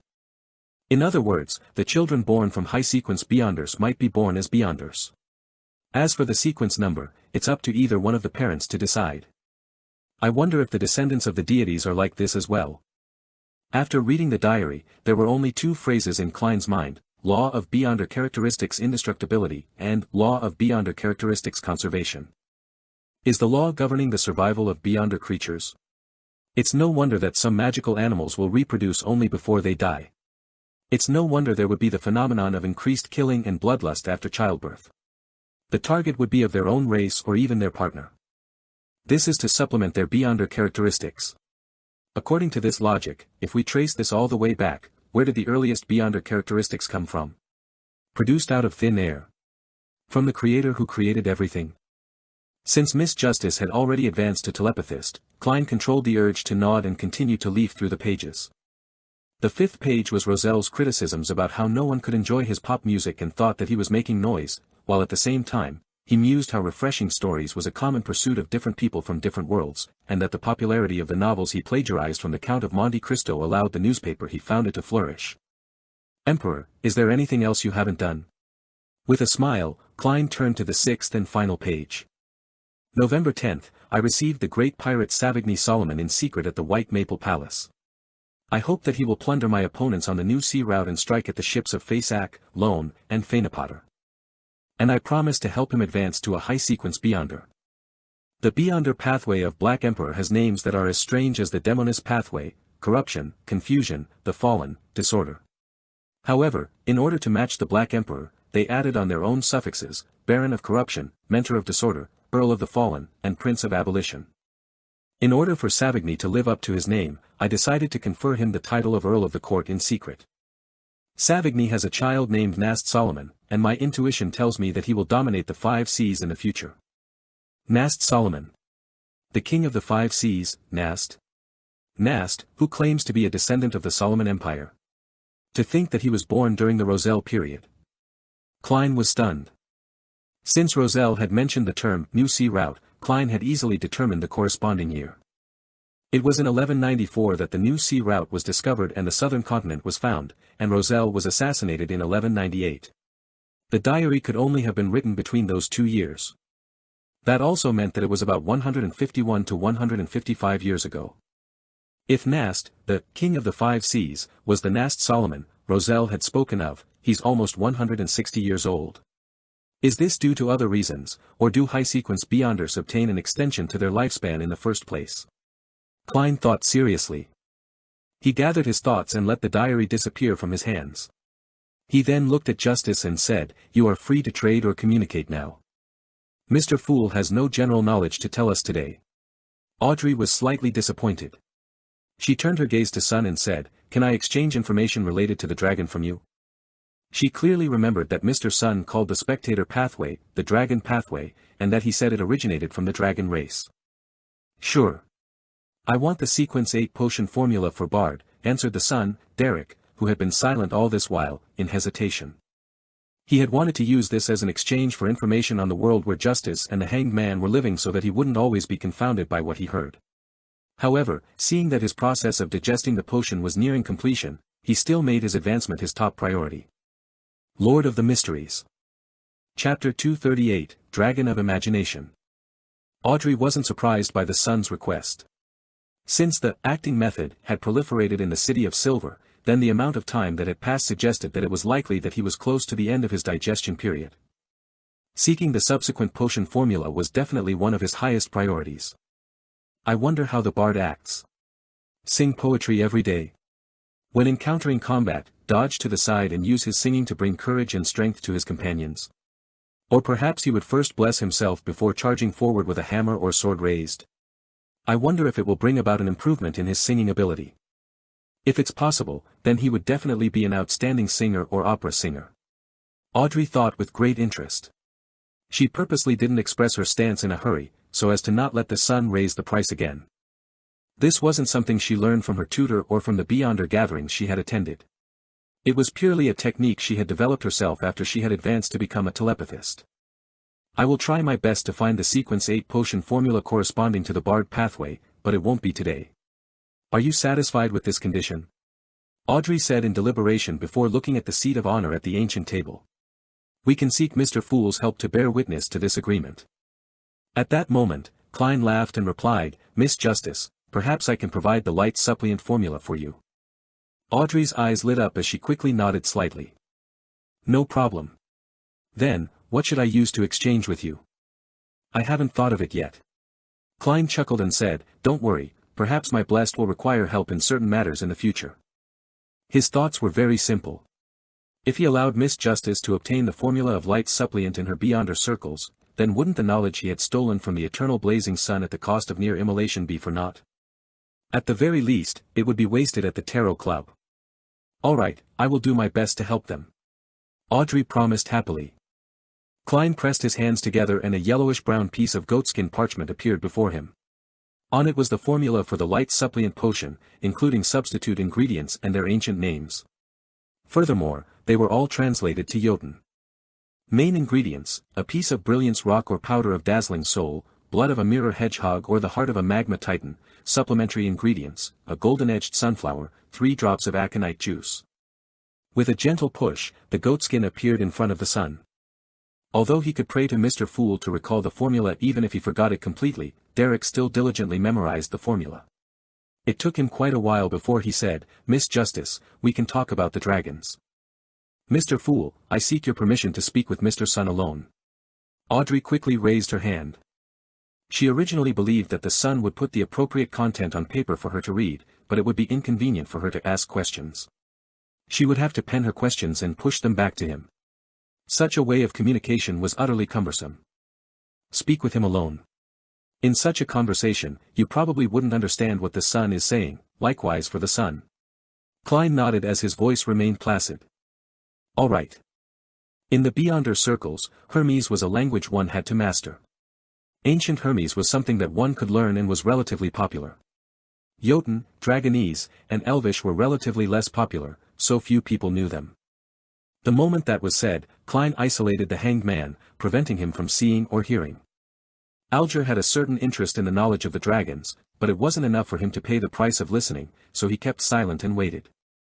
Seeing that Mr. Fool had made a gesture for them to start talking, the son, Derek, remained silent for a few seconds, organized his words, and said, "The dragons are mortal enemies of the giant king. They all look like magnified lizards, and their entire bodies are covered in scales of different colors. Their 4 limbs are thick and powerful, and their wings are wide enough to drive their giant bodies to flight. They are the rulers of the sky. They have a myriad of abilities, some have the ability to breathe fire, others the ability to command lightning, bring corrosion, or even creating frost. But these are not mainstream among the dragons. The Mind Dragons occupies the greatest number of dragons with Dragon King Ankwelt as their representative. The Beyonder pathway that stems from the Mind Dragon is the Spectator. In the City of Silver, we typically call it the Dragon Pathway. With regards to similar trades, Derek had initially prepared to regurgitate the historical texts, but upon discovering that Miss Justice and Mr. Hanged Man didn't seem to share the same world, he gradually realized the value of the widely known history of the City of Silver. Thus, he only talked about dragons this time and spoke nothing of giants, elves, mutants, phoenixes, vampires, etc. The King of Dragons Ankwelt. This aligns with the records of the church. Audrey nodded slightly, politely refraining from interrupting the son's narration. Derek recalled the contents of his textbook and said, "Back then, the most powerful and most terrifying dragon was the Dragon King Ankwelt, also known as the Dragon of Imagination. Apart from it, his son, Alzahad blanketed the sky as well, overlooking the famous, powerful figures across the land and sea. Its name was the Dragon of Nightmare. Regarding the Dragon of Imagination Ankwelt, there was a legend that whatever he imagined would manifest. The kingdom he imagined would definitely descend upon the material world. The future it declares would definitely play out and become reality. This." Klein suddenly frowned. If it wasn't for the fact that Justice Audrey was focused on listening to the son, she definitely would have noticed his abnormality, even if he was covered by the thick gray fog. The description made him think of sealed artifact 0-08. A declared future would definitely play out. They share similar characteristics. Klein leaned back in his chair, he looked relaxed, but in fact, he was even more focused. Dragon of Imagination, how cool. That's the mark of a deity. Audrey's eyes lit up when she heard him, filled with excitement and anticipation. Derek paused for a few seconds before continuing, "Its son, Dragon of Nightmare, Alzahad, is similarly terrifying. It can control the hearts of every living creature and make them act according to his will. And these living creatures will find it hard to sense it, believing that their actions were of their own will. It will also fabricate real nightmares into reality, causing many living creatures to unknowingly participate in them. It would then give them the cruelest and shocking ends. Legend has it that it especially loves mischief, that it will let a prince kiss a princess to wake her up, but the princess has already mostly rotten away. It will make ordinary girls wear dancing shoes and dance in front of the prince, but find themselves unable to stop dancing until their deaths. It will create all kinds of coincidences and push the fates of many living creatures towards tragedy. All kinds of coincidences. This sounds even more like a 0-08. Of course, I don't know much about the sealed artifact." Klein resisted the urge to stroke his chin as he made himself look like an immutable ancient well. What a vile dragon. However, its abilities are very interesting, Audrey said, half sighing, half excited. Is this the future of the Spectator pathway? No, I have to call it the Dragon pathway. I don't want to switch to another sequence. Audrey wished that she could immediately become a Sequence 7 psychiatrist and continue her rapid advancement. The son Derek answered sincerely, "It has been 2,000 to 3,000 years since the history of the dragon and the giant king. Everything I know comes from textbooks and legends, so there is no guarantee of its authenticity. At least your history remains intact." Audrey was in a good mood. And then, the creator awoke, and the Dragon of Imagination, the Dragon of Nightmare, and other famous dragons fell from the sky, losing everything, including their lives. This resulted in a lack of sunlight for 49 days, causing countless volcanoes to erupt, as well as tides that drowned everything. And after the dragons declined, they could only hide away in various dangerous areas. Later on, the Giant King was destroyed by the Creator as well, Derek said in a heavy tone. This is different from the history I know. Wasn't it the Lord of Storms, eternal blazing sun, and the God of knowledge and wisdom who led humanity to defeat the dragons, giants, and kill their kings? Audrey felt confused, as though time and history were somehow out of place. Klein was also puzzled by this and felt that the true history was riddled with mysteries, especially as it was from the Second Epoch, a time more ancient than history. Most of the legends recorded in the Church's ancient texts should be fake, but the history of the City of Silver cannot be completely believed. What would real history be like? He gathered his thoughts, smiled and asked, "Is the exchange over?" "That's all I know," Derek replied in shame. He felt that the information he had provided didn't match the value of the light supplement potion formula. Audrey quietly drew a breath, as the corners of her mouth curved upwards. "I'm very satisfied. I know my future direction," she added happily in her mind. After a few more exchanges, Klein announced the end of this week's Tarot Club. After sending off Miss Justice and the others, he didn't linger any longer and quickly returned to his bedroom to reduce the risk of being discovered by others. In Empress Borough, the opulent villa of Earl Hall, Audrey happily paced back and forth, planning to reward Susie with a few dog treats. Just then, she heard a knock at the door. From the sound of her footsteps and the gate, she could tell that it was her personal maid, Annie. "Come in." Audrey looked at the mirror, smoothed her hair, and straightened her back. Annie came in with a piece of paper and smiled. "Miss, a telegram for you came from the southern continent." "Southern continent? Alfred?" Audrey suddenly thought of her elder brother, took the paper in delight, and examined it closely. It was indeed from her second elder brother, Alfred Hall. He had sent a telegram from the east coast of the Balam Empire and it read, "I found the rainbow salamander you wanted. 2 in total. Please await its delivery. But, I don't need it anymore." Audrey froze, blinked, and turned her head sharply to Susie. The large golden retriever wagged her tail with a stupefied expression. Lord of the Mysteries. Chapter 239, each having their own gathering.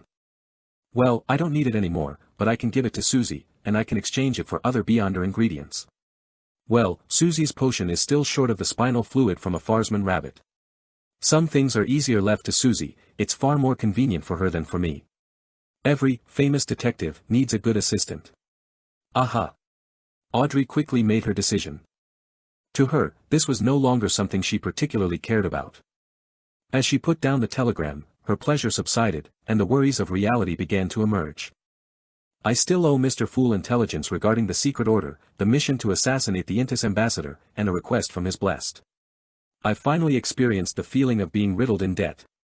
Audrey, we can't delay any longer. Let's start." The girl quietly clenched her fists. She wanted to find a pen and paper and write a letter to Viscount Glain so that he could arrange for her to meet Zio and Furs as soon as possible. She needed to delegate the mission. She picked up a fountain pen, dipped it in ink, and suddenly, Audrey held her wrist in midair without writing. She had just thought of a crucial problem, which was that she knew very little about the Intis ambassador Bakerland. In such cases, it was easy to misjudge the difficulty of a mission, either because no one was willing to accept it or because the mission had been entrusted to an unsuitable person, dooming the mission to fail at the very beginning. The resulting growing cost wasn't her main concern. Instead, she believed that the Fool would better reward her and help her even further. After pondering for a moment, Audrey turned her head to her maidservant, Annie, and said, "Tell Countess Jeria that I accept her invitation and will punctually attend her ball tomorrow evening." Jeria was the wife of Earl Wolf, and she had invited ambassadors to loan from every country to her upcoming ball, including Bakerland Jean Madun. Audrey had planned on declining the invitation with the excuse of being sick, but now she was interested in the ball. After she observed Ambassador Bakerland and gathered enough information, she would meet with Zio and Furs. Audrey suddenly felt the excitement of participating in a major event that she always dreamed of. First manor in the Rorstad Archipelago, City of Generosity, Byam. Having returned to the real world, Alger Wilson changed into attire that was considered gaudy in the Intis Republic and went through the back door of the hotel into the alley and made several detours. He stopped in front of a house with no garden or lawn and put on a familiar white mask. Next, he knocked on the door with 3 heavy knocks and 2 light ones, separating them with 2 lengthy pauses and 2 short pauses respectively. After about 10 seconds, the door creaked open. A man wearing a pirate's headband stuck his head out and looked around quickly. "Come in," the man said with a deep voice as he made way. Without a word, Alger quietly walked into the room. Creak. The door slammed shut. At 15, Minsk Street, Klein drew the curtains open and sat down at his desk. The information about the secret order that was given to him by the hanged man made him realize that his target might have certain connections to the Intis Republic. At the same time, he was reminded of the words the hanged man had used to describe the Antigonus family, strange and terrifying. The beyonder who sneaked into my room last night to read the information and leave me a warning was indeed strange. The sequence pathway that the Antigonus family has in their control is the seer pathway which the secret order possesses. The two can be equated. That is to say, one can speculate that the beyonder from last night was a member of the secret order who works part-time as an Intis Republic spy. Or could the person not be a member of the secret order, but someone who used the connection between the Intis Republic and the secret order to obtain the corresponding formulas and potions? Klein began to boldly assume that as he carefully tried to verify. This can explain why my clown's premonition ability didn't trigger when the strange threadworm intruded. This is the suppression effect of a beyonder from a higher sequence that shares the same pathway as me. Of course, it's also possible that the iron-black threadworm posed no concrete threat to me. Similarly, it can be explained why the threadworm infiltrated my room the same night that I wrote the information regarding Ian Wright. Furthermore, it went straight for the desk.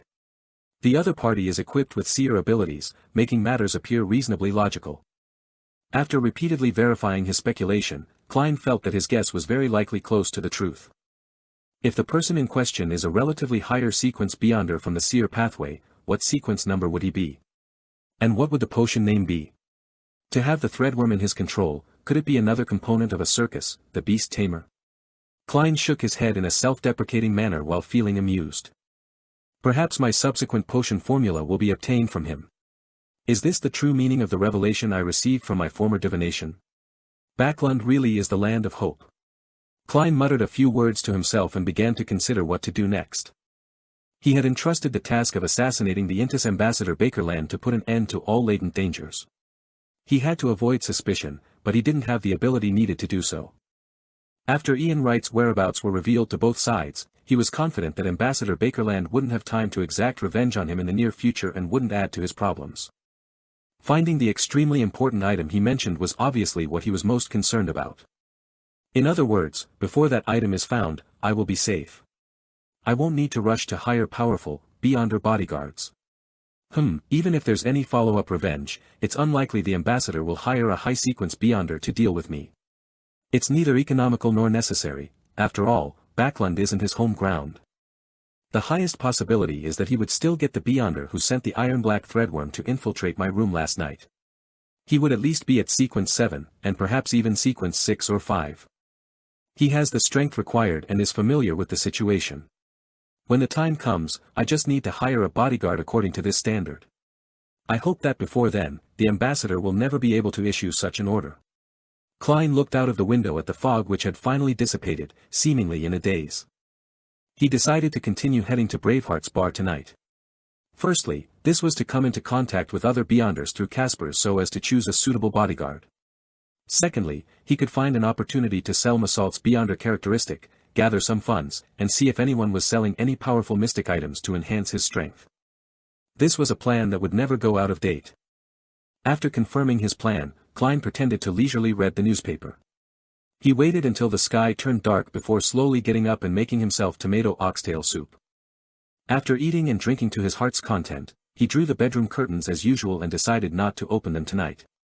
Then, summoning himself and responding to himself, he turned into the unique spirit body, bringing back Azek's copper whistle, Massault's beyonder characteristic, the self-made charms, all sorts of materials, and the tarot cards to the real world, leaving behind only a few items, such as the bloodied contract. After doing all of this and equipping the corresponding items, Klein's strength returned to its peak, and he was once again half an expert in mysticism. He straightened his collar, took his hat and cane, and left 15, Minsk Street. Iron Gate Street, inside Braveheart's bar. In exchange for a glass of beer, Klein found Casper's in a card room, playing Fighting Evil while betting on a boxer outside. He was leading quite a pleasant life. The familiar surroundings reminded Klein of the last time he had met Merrick playing poker with more than 10 zombies. He was suddenly glad that he hadn't brought Azek's copper whistle with him. If I carried the copper whistle that Mr. Azek had given me, I think that a dozen or so of Merrick's zombies would mutiny on the spot and come to entertain me warmly. I wonder what kind of expression he would have. Klein stood by the door, nodding at Casper's Kalinin to indicate his intentions. Caspers covered his cards and swore. He got up, walked to the door, and said in a low voice, "I'll take you to a place where the people, although they aren't as good as Marek, are pretty strong. As for whether or not you can make a deal, it has nothing to do with me. However, I have to warn you in advance, you are not to anger them, or you might not be able to see the sun tomorrow. Of course, it's not easy to see the sun in Backlund after September." "Do I need to pay you?" Klein asked sincerely. Caspers nodded, pleased. £2. I can buy a revolver with that money at a weapons store.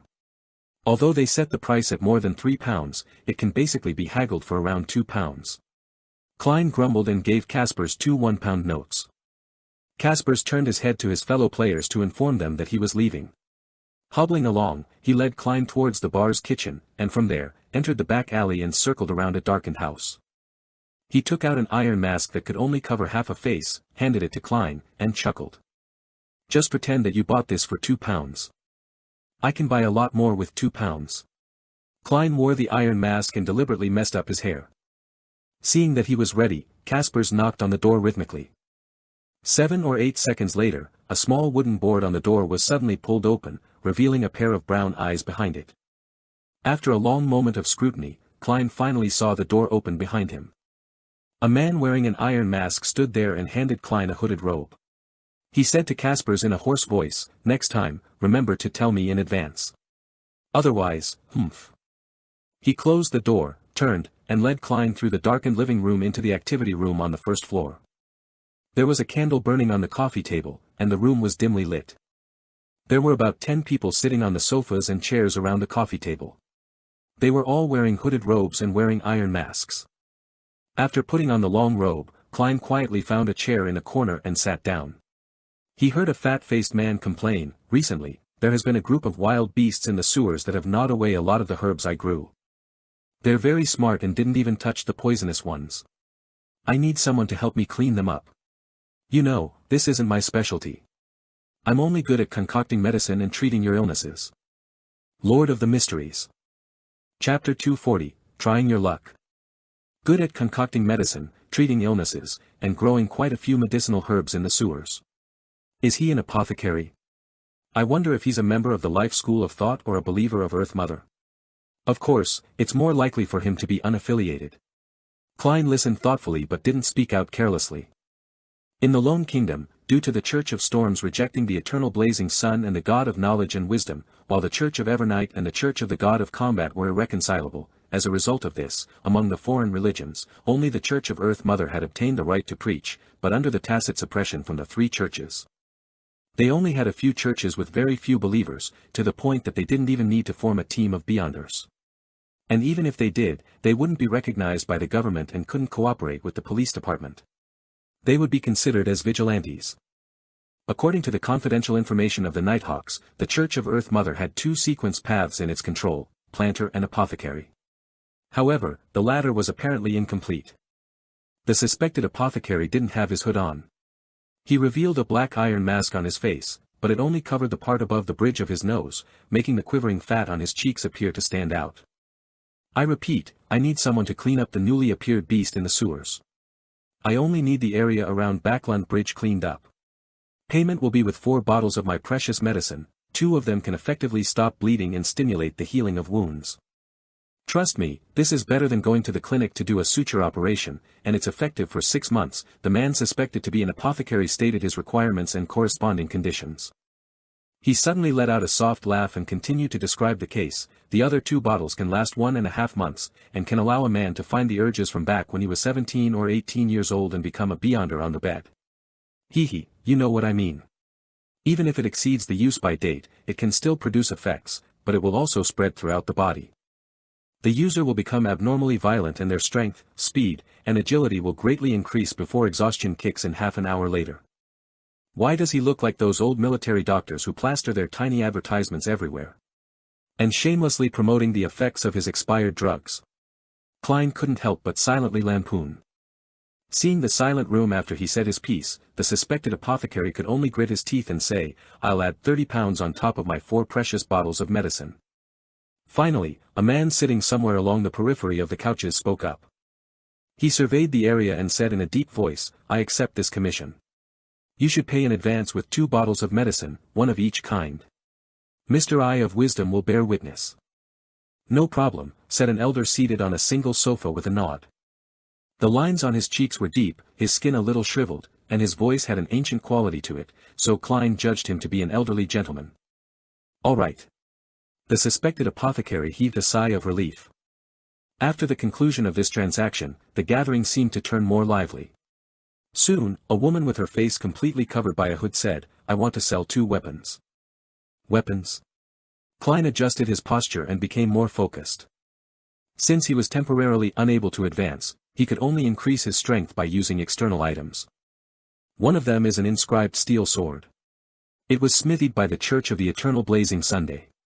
It comes with purifying and evil-warding effects. It's the nemesis of water ghosts, wraiths, zombies, and other undead creatures. It can still be used for another 3 years. Of course, its sharpness is enough to kill. The woman's voice fluctuated in volume, a clear attempt to hide her characteristics. 500 pounds or the sequence 8 potion, barbarian, and it will be yours. How expensive? For me, there's no reason I must have it. If I were to encounter an undead that I'm currently unable to deal with, blowing the whistle is the best solution. Even without Mr. Azek, the messenger alone should be able to intimidate many undead creatures. Klein shook his head and listened to the lady's introduction of the second weapon. Meat cleaver, with exquisite mechanical structure. It can be transformed, making it easy to carry. This is a combat weapon, made by an outstanding craftsman. It's rarely seen, and will cost 25 pounds. There sure is a huge difference in pricing between weapons with Beyonder effects and those without. Klein watched from the sidelines until the steel sword was bought by a sullen gentleman in another corner, and the meat cleaver became part of Mr. Eye of Wisdom's collection. There were successes and failures in the few deals that followed. The only thing that tempted Klein was a fortune accessory, a Beyonder item that could make a person's luck with fortune rise for 3 months. However, this wasn't his main goal, and the price wasn't that great. Seeing that the atmosphere had turned silent once again, he slowly exhaled and said in a suppressed voice, I want to sell something. After attracting everyone's attention, he took out an iron cigar case and pushed out the crimson Beyonder characteristic which resembled jelly. Without needing to organizing his words, he introduced it with something he had already prepared ahead of time. This is something I obtained from a corpse. I'm not sure what use it has, it's just that I find it very magical. Maybe some of you know what this is.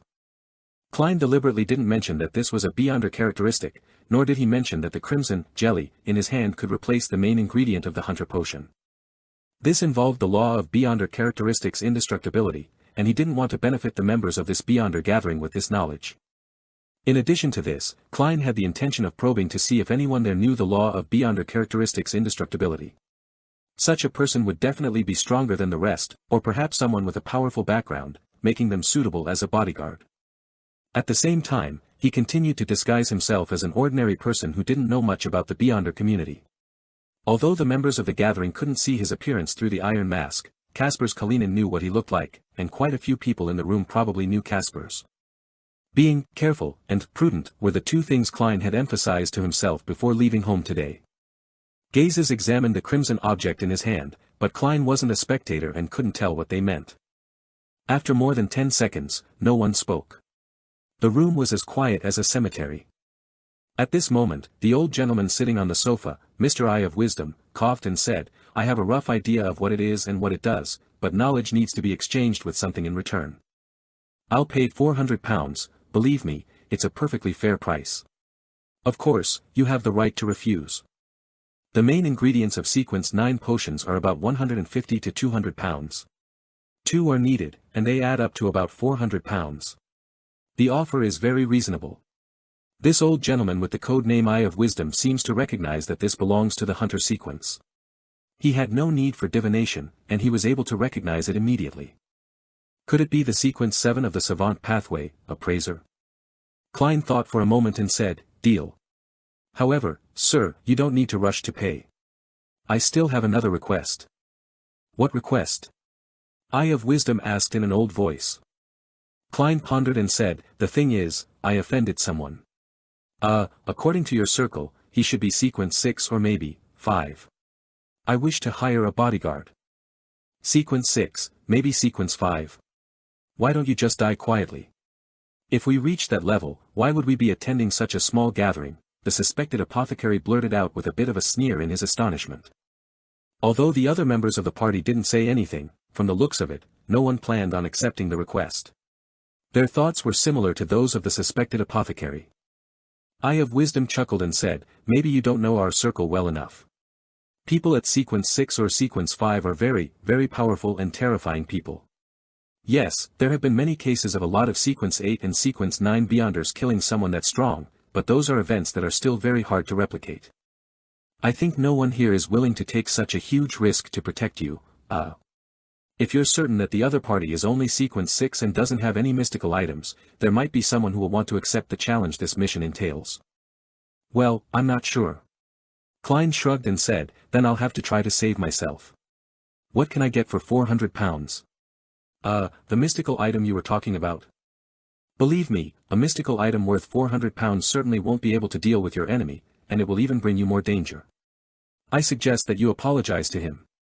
Sincerely apologize and perhaps 400 pounds will be enough to buy his understanding, Eye of Wisdom said sincerely. Frankly, I've thought about it, but I don't think they'll accept it. Klein was about to answer when the man who had accepted the task of cleaning the sewer beast suddenly laughed. Maybe, you can try your luck. I have a mystical item here that I can sell you for 400 pounds. It can let you hear the voice of a great being. If you're lucky and can decipher some useful information, you'll become very powerful, and it will no longer be difficult for you to protect yourself. Well, if you're unlucky and end up deciphering a curse, or fail to decipher it, then you'll be hurt, or even end up dying. Do you want to take the gamble? Before he could finish his sentence, Eye of Wisdom growled, Black Snake, don't mention that ominous item of yours. Black Snake laughed and said, I'm not lying, I'm not violating the rules here either. I told him about the advantages and disadvantages and left him to make his own choice. The probability of getting useful information is approximately 10%, do you want to take the gamble? The Russian roulette of the Beyonder world. Hearing the voice of a great being. Is this the Aurora Order's listener? An item left behind after a listener lost control. Klein looked at Black Snake, that he suspected to be a member of the Aurora Order, and made many connections. Perhaps I can bet on it. No, I can't call it a bet, because I'll bring this item to the world above the gray fog before using it. I can already bring real objects there. This way, I can avoid most of the danger. However, this is only an item left behind by a sequence 8 beyonder. The corresponding benefit might not be that good. 400 pounds isn't cheap. As his thoughts raced through his mind, Klein nodded solemnly and said, Deal. Lord of the Mysteries. Chapter 241, Language of Foulness. There was only a single candle that illuminated the room. The atmosphere in the living room was so silent that it was as if everything had frozen. A few seconds later, the suspected apothecary finally muttered, Why don't you leave an address? That way, I can get something out of your body. He looks like he's cursing me, but he's actually persuading me otherwise. Klein pretended not to understand and said to Black Snake, I don't have any chance of survival if I don't gamble. There'll be that sliver of hope if I gamble on it. I won't sit back and wait for death. Hearing this, Eye of Wisdom, who was about to say something, shut his mouth because he couldn't offer any other hope. I really admire your character. Black Snake laughed. I also admire you. In the past, I had quite a few friends who had such characters. Now, I visit their tombstones every year and place a bunch of flowers there, the suspected apothecary mused in a mocking but actually persuasive manner. He didn't care that Black Snake was a better fighter than he was. He said whatever he wanted to. Mr. Apothecary must have suffered because of his temper. Klein was secretly grateful. He handed the iron cigar case containing the Hunter Beyonder characteristic to the attendant who brought it to Eye of Wisdom. The old gentleman counted out 400 pounds in cash from the suitcase beside him and got the attendant to pass it on to Black Snake. Black Snake casually took a glance and said, I believe in Mr. Eye of Wisdom. He took out a small wooden box, bent down, and placed it on the ground. He pushed the box so that the object slid to Klein without going through the attendant. The moment Klein's fingers touched the surface of the box, he heard faint illusory sounds and immediately felt a strong sense of dizziness. For him, this wasn't something he couldn't handle. It wasn't even comparable to the illusory voices of Justice and company when they pray to him. After sitting up straight again, Klein carefully opened the wooden box and saw an ear inside. The ears looked real, except that the skin was dark and there were a few green areas where it had rotted. "How do I use it?" Klein asked. Black Snake casually replied, "Grasping it without gloves is the same as using it. Heh, you'd better go home and try it when you're alone." Klein didn't ask any further questions. He closed the box and put it into his pocket. He deliberately smiled bitterly and said, "This makes me dizzy." After a short moment of silence, the suspected apothecary suddenly shouted, "I want to buy Spring of the Elves marrow crystal, who has it?" As his voice echoed in the air, no one answered. The apothecary smacked his lips and mumbled, "Seriously, there's no answer every time this is asked." "Maybe you could book a cruise to Sonia Island," Eye of Wisdom quipped. The Spring of the Elves was also known as the Sonia Golden Springs, and one could tell from its name where it came from. The Spring of the Elves was a commonly seen liquid and was an object with rich spirituality. However, the marrow crystals were considered beyond their ingredients and not easily purchasable. After that, there were a few failed transactions at the gathering.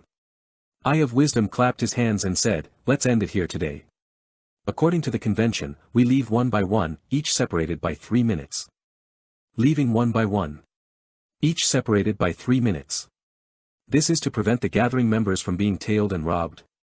When Klein received the signal from Eye of Wisdom, he stood up and, guided by the attendant, left the activity room, and went to the door. He took off his hooded robe and handed it back to the attendant before following the path in his memories back to the back door of the Bravehearts bar. He then removed his iron mask and walked through the kitchen to see Casper standing outside the card room, over the barking of dogs and clamoring of people. "I'm delighted that you could come back."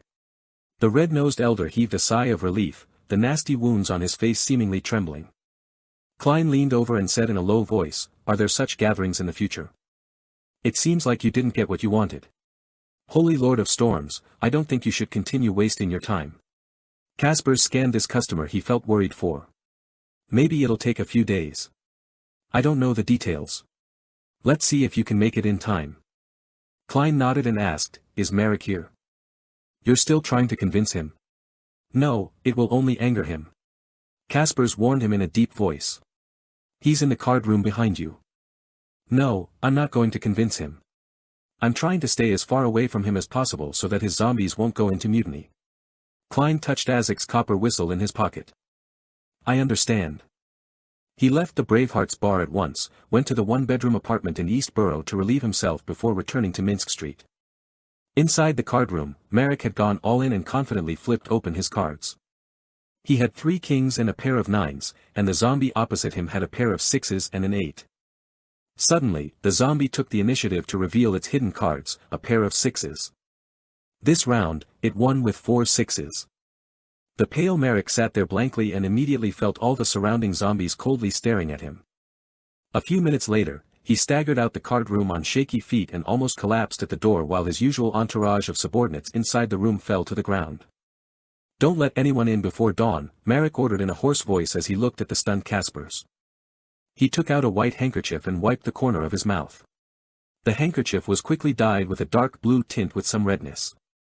After receiving Caspers's acknowledgement, Merrick found a chair to sit and asked for a barrel of Southville beer. He stared blankly as he drank. At 15, Minsk Street, Klein followed his usual routine of washing up and returning to his room before he drew the curtains. After waiting for over 10 minutes and confirming that there were no specks of spirituality around, he started to summon himself. He responded to himself and brought the wooden box containing the black ear into the mysterious space above the grey fog. The illusory crimson stars didn't twinkle at all as Klein sat at the seat of honor of the long ancient table and opened the wooden box. This time, he didn't hear any murmurs or feel dizzy. The boundless grey fog seemed to isolate all external sounds. Klein let out a sigh of relief. He was now much more confident with his impending attempt and much more confident about his own safety. With a thought, he blocked his own hearing and performed a few experiments to confirm the effects. "That's right." Klein nodded in satisfaction, reached out, and grabbed the black ear with signs of rot. He felt its coldness and slipperiness, but he didn't hear the voice of the great being that was described by Black Snake. Completely isolated. This won't do. It's impossible to use it alone. Klein muttered to himself, puzzled as he thought of the methods he could use to stimulate an effect. After a dozen or so seconds, he conjured a pen and paper, intending to emulate the process he used to spy on the eternal blazing sun previously. That time, I looked directly at the eternal blazing sun through the use of divine blood. This time, I'm only using the remains left behind by a listener, so it definitely isn't that dangerous.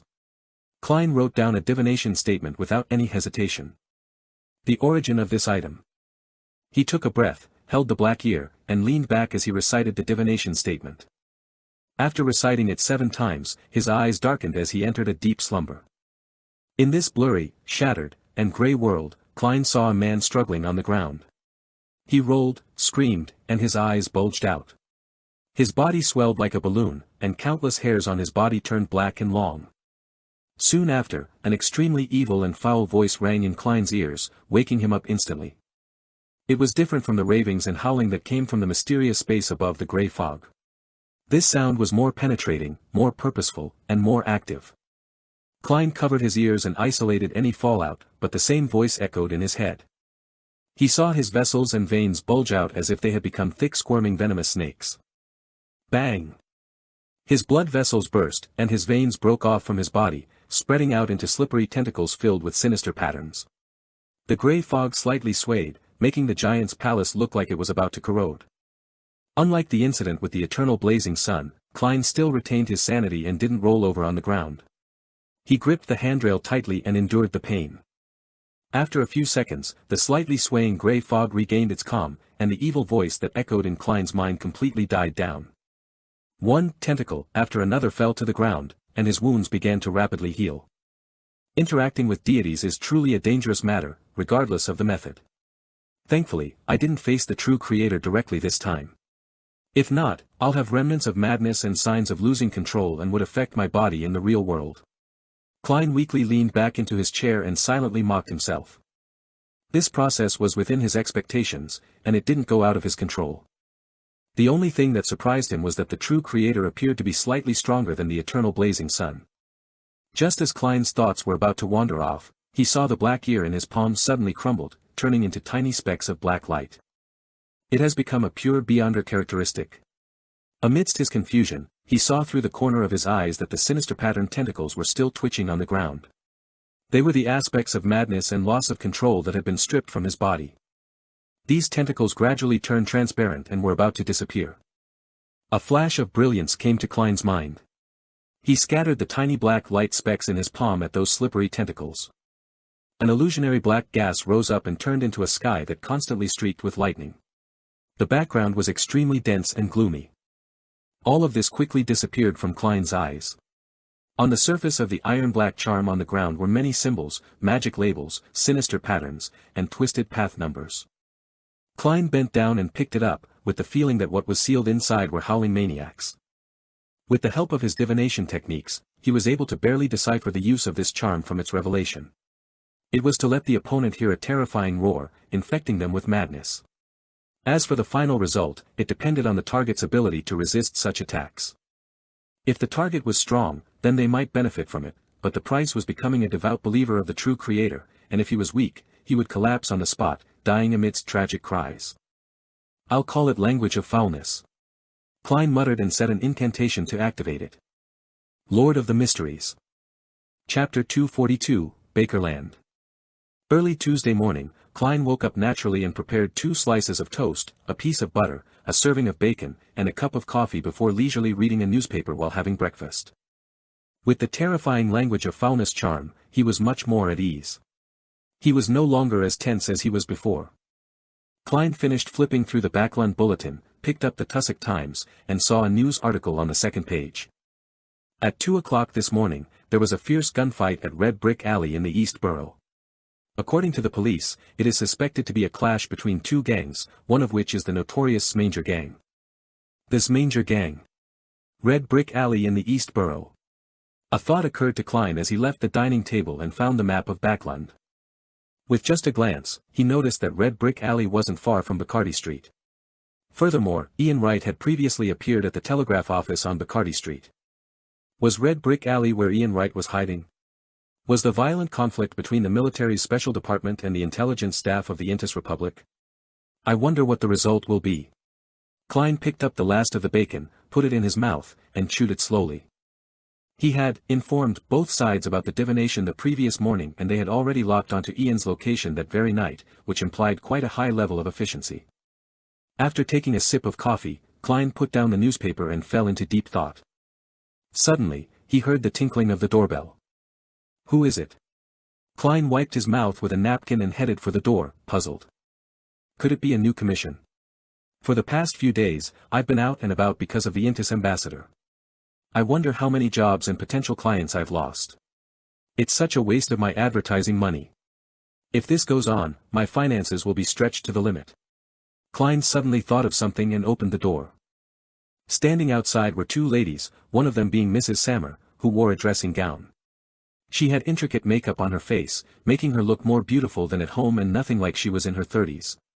The other lady wore a wide-brimmed hat with a black tartan veil, and a darker, more fluffy dress. Detective Moriarty, I have a friend who needs your help. Stellan Sammer held on to her veiled hat, but there was no hint of a smile in her blue eyes. Please come in. Klein pointed to the living room, and while he was turning around, he took the opportunity to fasten the top button of his shirt and adjusted his black vest. Stellan nodded slightly and, without another word, led the black-veiled lady into the room. She knew the place very well, and without Klein's guidance, easily found the sofa and took her seat. Klein wanted to immediately start asking, but then thought about Stellan Sammer's style of doing things, so he asked with a smile, coffee or tea? In his eyes, Mrs. Sammer was a lady who pursued a high quality of life and tried to show her superiority all the time. There's no need. The other lady took off her hat. She had good features, but the combination was disappointing. In addition, her cheekbones were too high, and she looked older than her actual age. A little anger, a little sadness, a little hesitation, a little fear. Klein read the lady's emotions. It wasn't that he suddenly possessed the abilities of a spectator, but that the lady's actions were just too obvious. Yes, neither coffee nor tea can solve the problem. Stellan imitated a position found in magazines, trying her best to appear classy. This is Mrs. Mary Gale, a shareholder of Coin Company. What would you like to entrust me with, Mrs. Gale? Klein sat down on a single-seater, leaning forward slightly and resting his arms on his thighs. Don't call me Mrs. Gale. Just call me Mary. Mary Gale pursed her lips. I wish for you to tail my husband and confirm if he has a mistress. It's best if you can obtain material evidence. As a result of the Church of Evernight's active push for years, the Lone Kingdom was more radical in its marriage laws than the other countries, such as Fasak, Intis, and Lenberg. It stipulated that those who committed adultery had to pay a financial price for it, which meant that the adulterer would be at an absolute disadvantage during the division of property. I've heard that at least 4 out of 10 of the other private detectives are investigating extramarital affairs. I didn't expect that I would receive such a job too. Klein said thoughtfully, material evidence is not easy to obtain. I'll lend you the latest portable camera, Mary replied without any hesitation. As long as you have the evidence, I will pay you £10. If you only confirm that he has a mistress, you will only receive £3. You mean the so-called portable camera that's about 2/3 the size of my head? £10, this isn't a low price. Mr. Klein has been focusing on entrepreneurship and knew about the latest cameras. He hesitated for 2 seconds before saying, all right. But you have to provide me with detailed information about your husband and his regular activities. No problem. Mary paused for a second before gathering all her strength to say it. Thank you for your help. I hope you won't tell anyone else about this, Stellan reminded him. Hearing this, Klein immediately sighed. I'm a person who upholds confidentiality, and I often get into trouble for that.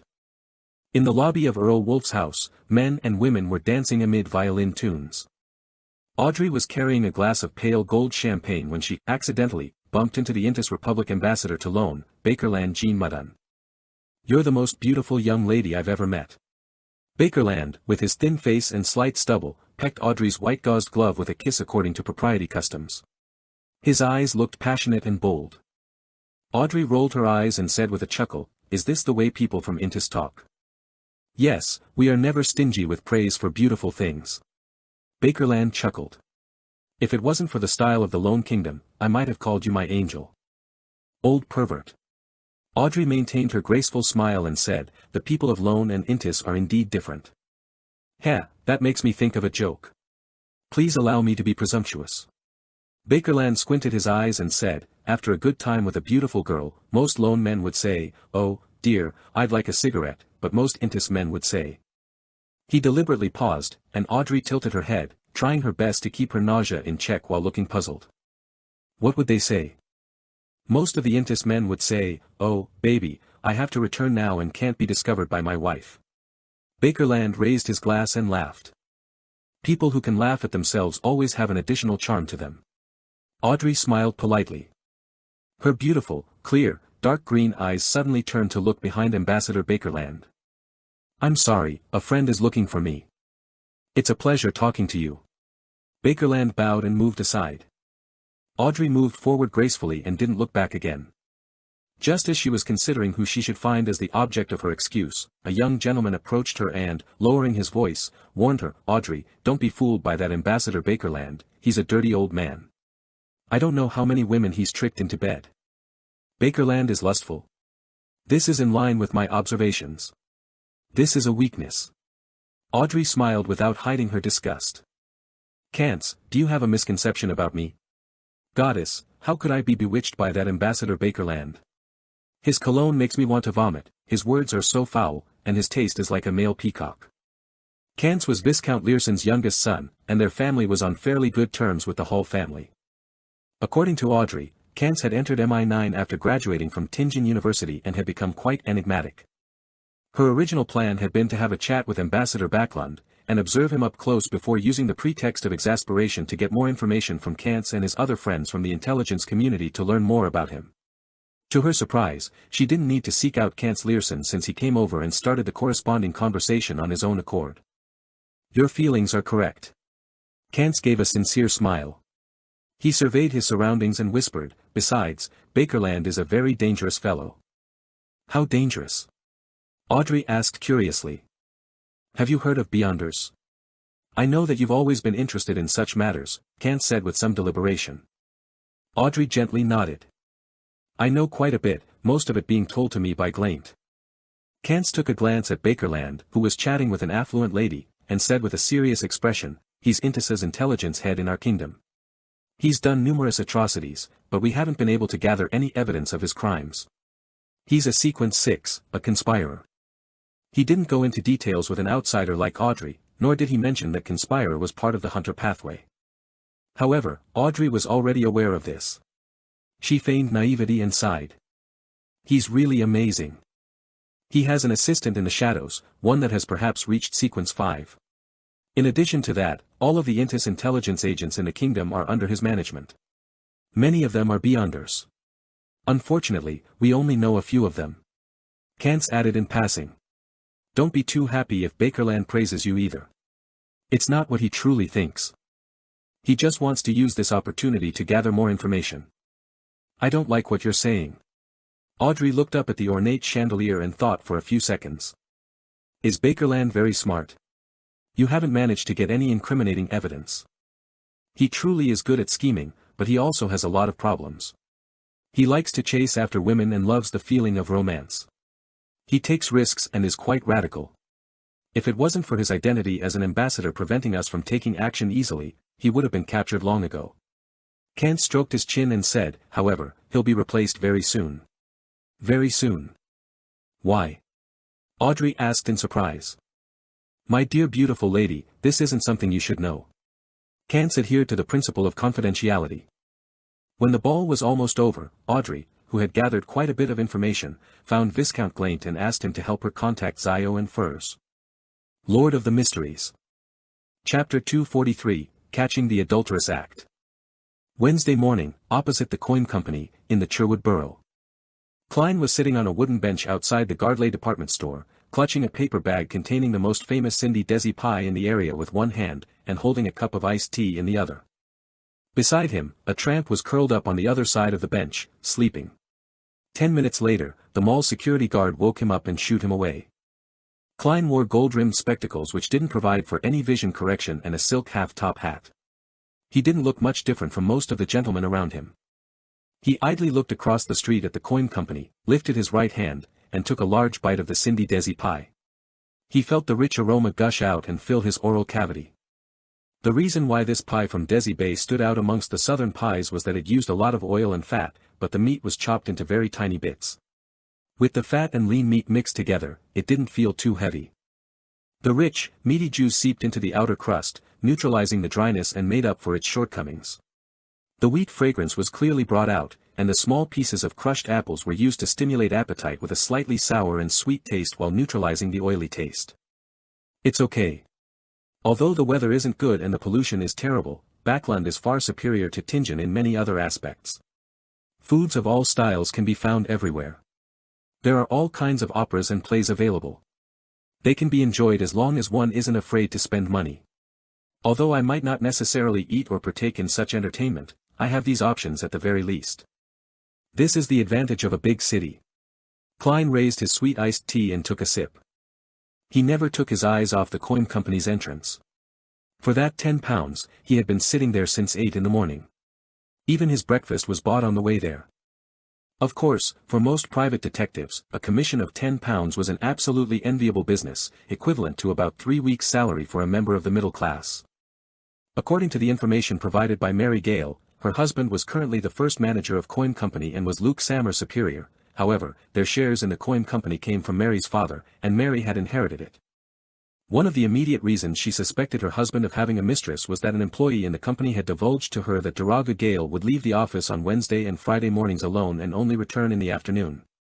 In addition, he would leave work early for 2 days a week, and Mary had never seen her husband return home before 7. After breakfast, Klein waited another hour plus before seeing his target walk out of Coin. He was wearing a black top hat, a double-breasted tweed coat, and a standard bow tie. He was slightly fat, with yellowish temples, slightly brownish eyes, and a slightly long face. Daraga Gale. He silently recited his target's name, stood up, picked up his cane and his heavy portable camera, and crossed the road. Instead of getting his carriage driver to pick him up, he stood by the side of the road and looked around for a rental carriage. Klein took the opportunity to cross the road and arrive beside him. Pretending to be careless, he bumped into his target. "Sorry, I'm quite lost." Klein bowed his head in apology. Daraga frowned, but remained silent, waving his hand to indicate that it didn't matter. Klein bent down, bowed, and walked to the end of the street. He didn't run into Daraga in order to steal his belongings and use the dowsing method to easily track him. That would have been easily noticeable. Instead, Klein had only done one thing when he collided with Daraga. With the help of his agility as a clown, he had secretly slipped a spare button of his into one of the pockets of Daraga's double-breasted coat. Going around a corner, he stopped and looked back just in time to see Daraga board a rental carriage. Klein was in no hurry to tail him. He waited patiently for a few minutes before slowly getting into another horse carriage and said to the carriage driver, "Just go according to my instructions. Head to the end of the street first." "All right." The driver didn't ask why. Inside the carriage, Klein leaned his cane and began performing a divination. However, his divination statement wasn't directed at Daraga Gale. Instead, it became, "The whereabouts of the spare button of my clothes." The dowsing rod seeking was originally the most practical technique to find objects. Only seers were able to use it to seek people. Now, Klein was using it in its original form. The easiest and most convenient items to find were those that belonged to himself. Along the way, Klein kept getting the carriage driver to change directions until they finally arrived at a street house in the Hillston borough. When they first circled it, Klein noticed that there were gardens and lawns behind the house, which was different from the other houses. His dowsing method told him that Daraga Gale was inside that house. After paying the 2 soldi fare, Klein walked to the door with marble statues outside. He saw 2 men in black and white plaid uniforms that resembled the police uniform. "I don't know you. Where's your proof of membership?" One of them, a brown-skinned man of Southern Continent blood, stopped Klein. "Proof of membership?" Klein hid his heavy camera behind him and asked with a slight frown. The brown-skinned man immediately turned stern. "This is the Quelag Club. Only our members and up to one of their guests can enter." Klein tersely acknowledged. "Then how can I join your club?" "You can only join after receiving a recommendation from 2 members." The brown-skinned man didn't brutally chase him away, but patiently answered the question. He couldn't guarantee that Klein would end up joining the club eventually. "All right." Klein pursed his lips and decided to put Plan B into motion. He found a hotel near the Quelag Club and got a short-stay room for 4 hours. Then, he locked the door behind him, drew the curtains, and entered the space above the grey fog. He conjured a yellowish-brown goatskin and a fountain pen in front of him. Taking a deep breath, Klein wrote the exact same divination sentence as before, the whereabouts of the spare button of my clothes. This time, he didn't use the dowsing method, but a dream divination. The reason why he didn't do it in the real world was because Klein felt that the Quelag Club seemed to be quite a high-end club, and he suspected that there might be some powerful beyonders inside. In order to not waste time, he decided to get it done once and for all. In the grey dreamy world, Klein was the first to see Daragu's black coat, which was hung on a coat rack. On the carpet in front of it was a round table. The scene zoomed out, and the sight of a romping man and woman entered Klein's eye. The man was Daragu Gale, the woman had shimmering blonde hair who looked rather young. She was in her early 20s at most. The pained expression with her knitted brows does look rather coquettish. Why am I always seeing scenes such as this? Klein covered his eyes and woke up. The fact that Daragu has a mistress is confirmed. How do I get material evidence? By responding to my prayers. But this is limited to what I can obtain with my own body. I can only do it through sketching and not through the camera. I can't possibly draw a picture with my bare hands, can I? It looks like today won't do. I'll tail that girl and find out her address and name later. I refuse to believe that they'll be inside the Quelag Club every time they meet. Detective Klein quickly came up with his next course of action. Just as he was about to leave the mysterious space above the grey fog, he suddenly thought of something. He decided to take the opportunity to divine if the iron-black threadworm which had infiltrated his room was under the control of a beyonder of the seer pathway. He didn't do so before because he felt that the relevant information was too scarce, and it was difficult to create something out of nothing which would result in a failed divination. It would have been the same if he was above the grey fog. Furthermore, he had various matters to divine the few times he came above the grey fog previously, and he didn't have the capacity to bother with such a question. Now that he was free, he decided that it wouldn't hurt to do the divination. As for the question of whether it was risky to contact Azek, he had already long divined it. The answer was that it was risky, and not something trivial, so he could only use it as his last resort. After writing the corresponding divination statement, Klein removed the silver chain from his sleeve and allowed the topaz pendant to hang over the paper. The iron-black threadworm that sneaked into my room was controlled by a beyonder from the seer pathway. After repeating it 7 times, Klein opened his eyes and saw that the spirit pendulum was spinning clockwise, with great amplitude and frequency. Positive. The answer is positive. Shouldn't it have failed? Klein didn't expect to obtain such an answer. According to his seer instincts, such a divination was likely to fail. Why? He frowned and thought for a while before deciding to switch to a different method of divination and target. He wanted to directly divine the controller using dream divination. This time, Klein saw nothing in his dream, and couldn't get the corresponding revelation about the seer pathway beyonder. That's more like it. He muttered and thought back to the prior divination and fell into deep thought. They should have been a lack of conditions and result in a failed divination just like the one that followed. Could it be that this mysterious space had filled in the necessary conditions? Does it contain something of the seer pathway? Klein suddenly had a flash of inspiration. He had a bold idea.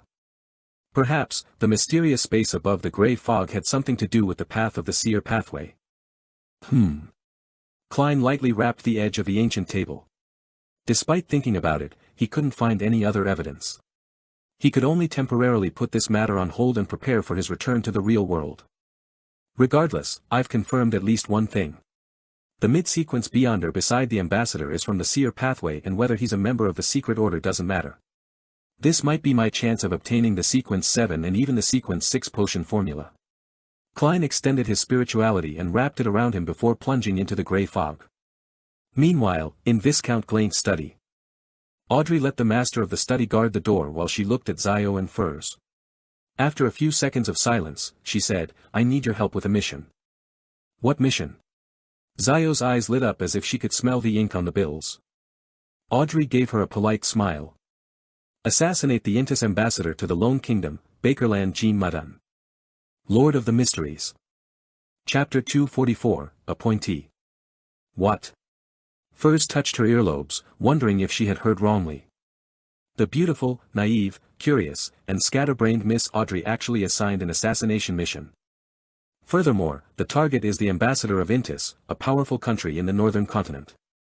Zio was slow on the uptake as she hesitantly said, "Our strength isn't enough to complete this mission." The first thing she considered was the difficulty of the mission. Audrey ignored her question and allowed her to imagine the reason. She said, with faint dimples showing, "I'm not asking you to take the job.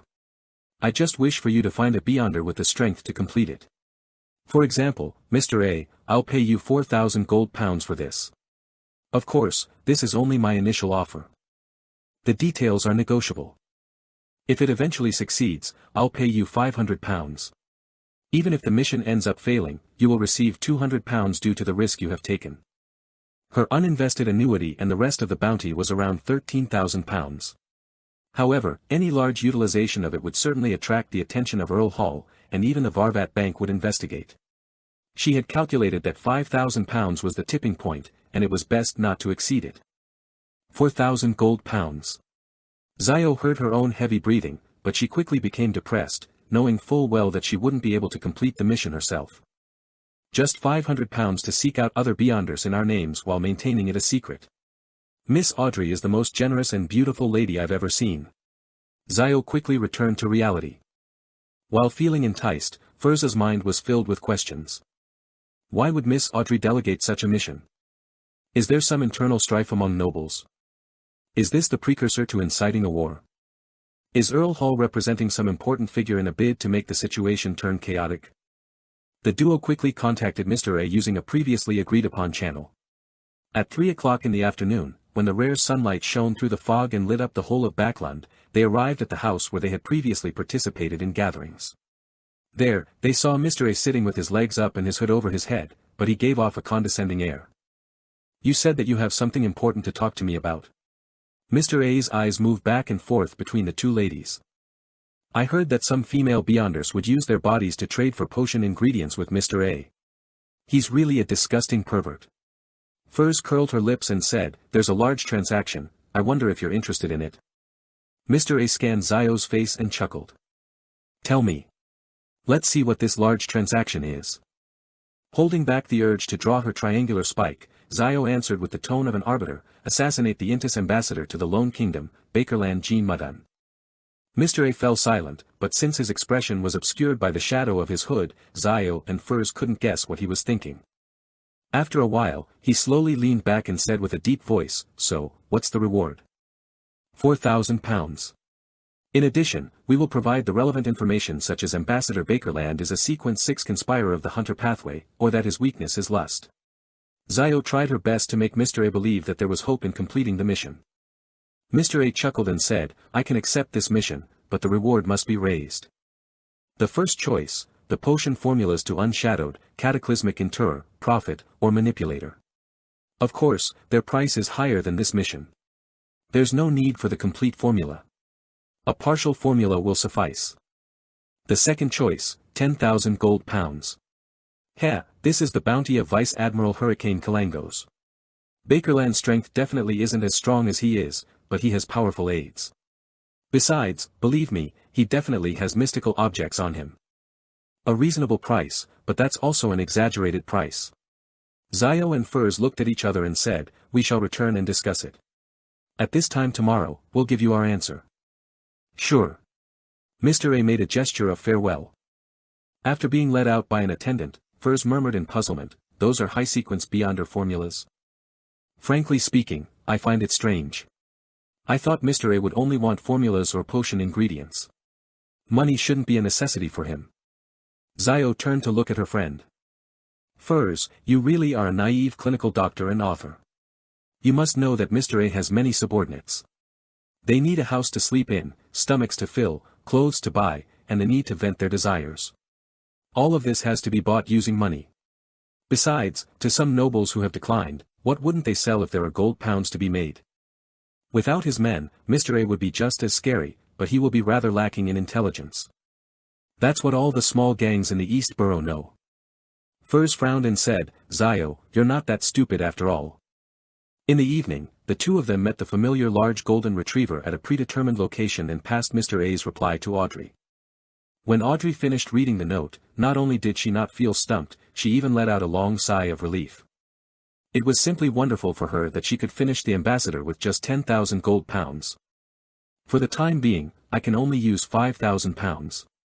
I'll still have to pay Zio and Furs £500. Well, first of all, I'll borrow £6,000, no, £8,000 from Glaint.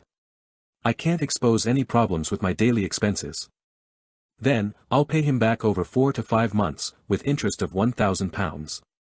Before the new year, I will be quite poor, having only £1,000 to use a month. Audrey quickly made her decision.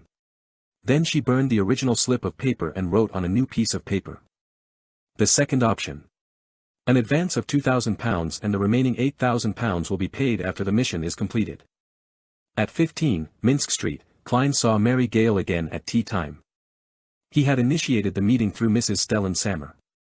Madam Mary, I found out that your husband went to the Quelag Club while tailing him. However, I wasn't able to enter because I'm not a member of the club. Even so, according to my observations, about half an hour after your husband left, only one young lady came out. Her name is Erica Taylor, who lives at 126 New Year's Street, Hillston Borough.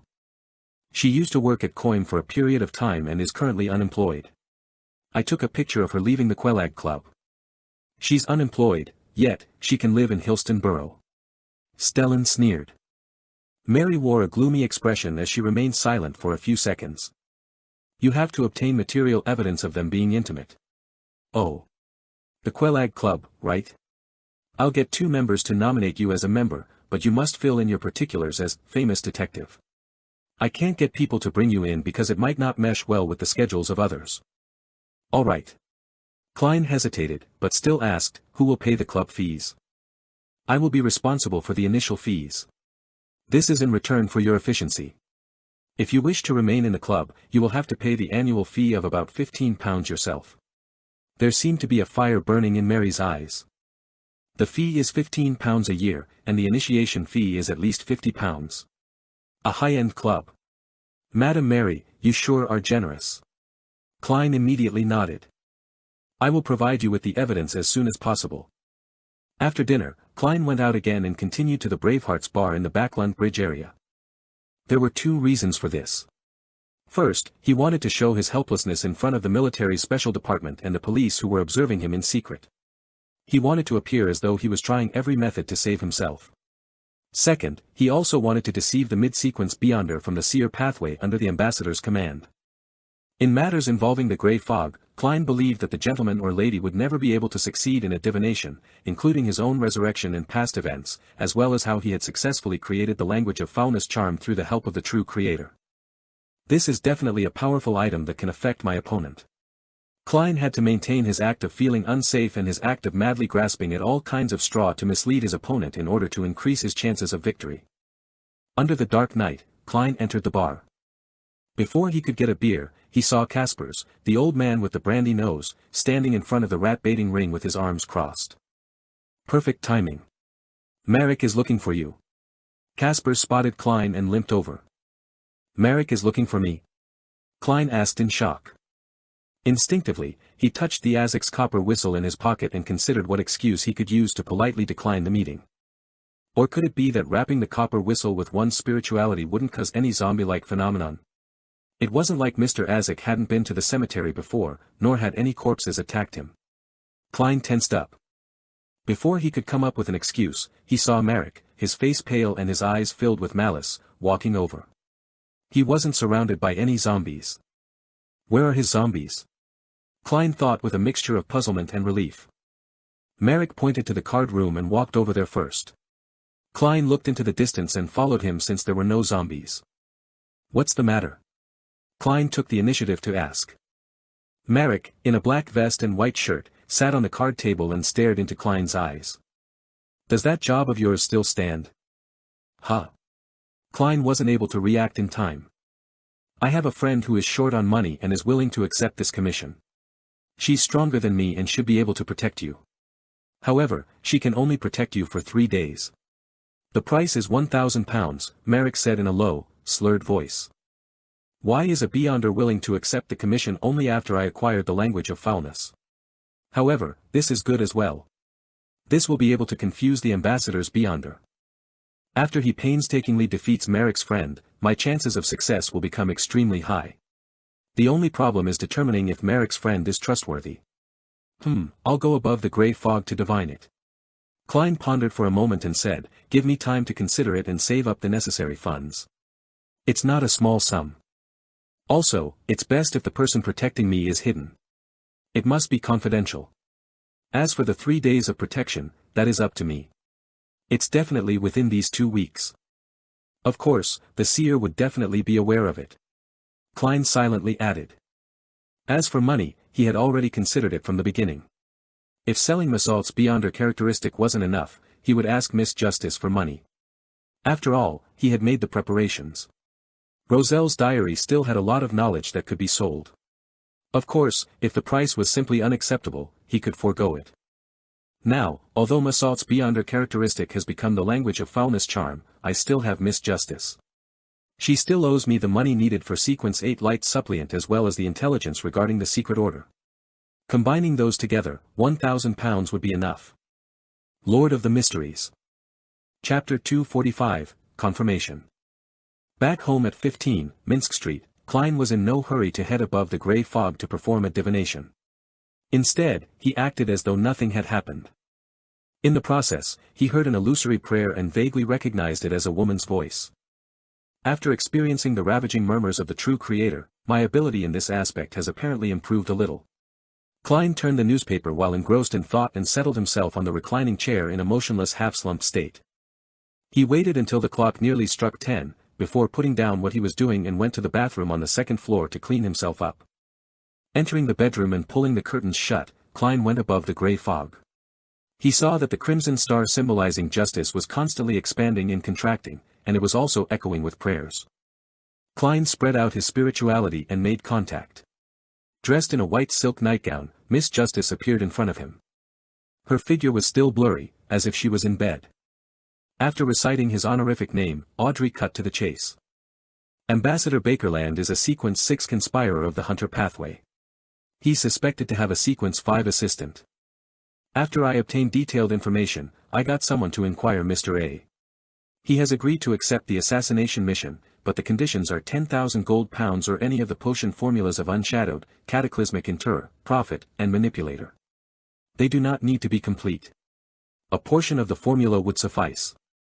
I chose the former and paid an advance of £2,000. Honorable Mr. Fool, was my decision correct? 10,000 gold pounds. The corner of Klein's lips twitched as he forced himself to focus on the matter. The Sequence 5 assistant should be that seer pathway infiltrator. The first thing that should be done is to overestimate the enemy. Would Mr. A have the ability to do it? Would he neglect the job after taking the money? Cataclysmic Interror, Prophet, Manipulator, and Unshadowed are likely Sequence 4s. That is the threshold of a high Sequence Beyonder. It is very likely that Mr. A is one of the 22 oracles of the Aurora Order. To be stationed in the capital of capitals, Backland, means that he's second only to the 5 saints of the Aurora Order's upper echelons. He must be the cream of the crop among the oracles. The Aurora Order wields the secret suppliant pathway which is the direct route to the true Creator. As an oracle, he has a high probability of being a beyonder of this sequence chain. Based on Backland's position, it can be inferred that he's at Sequence 5, Shepherd. Of course, he could also be a Rose Bishop that's one sequence lower, but that would mean that he's more outstanding in other aspects, such as his intelligence. I have to remind Miss Justice that she shouldn't have too many interactions with Mr. A. The Beyonders of the secret suppliant sequence are either already lunatics exhibiting abnormalities or lunatics who have hidden their insanity well, almost without exception.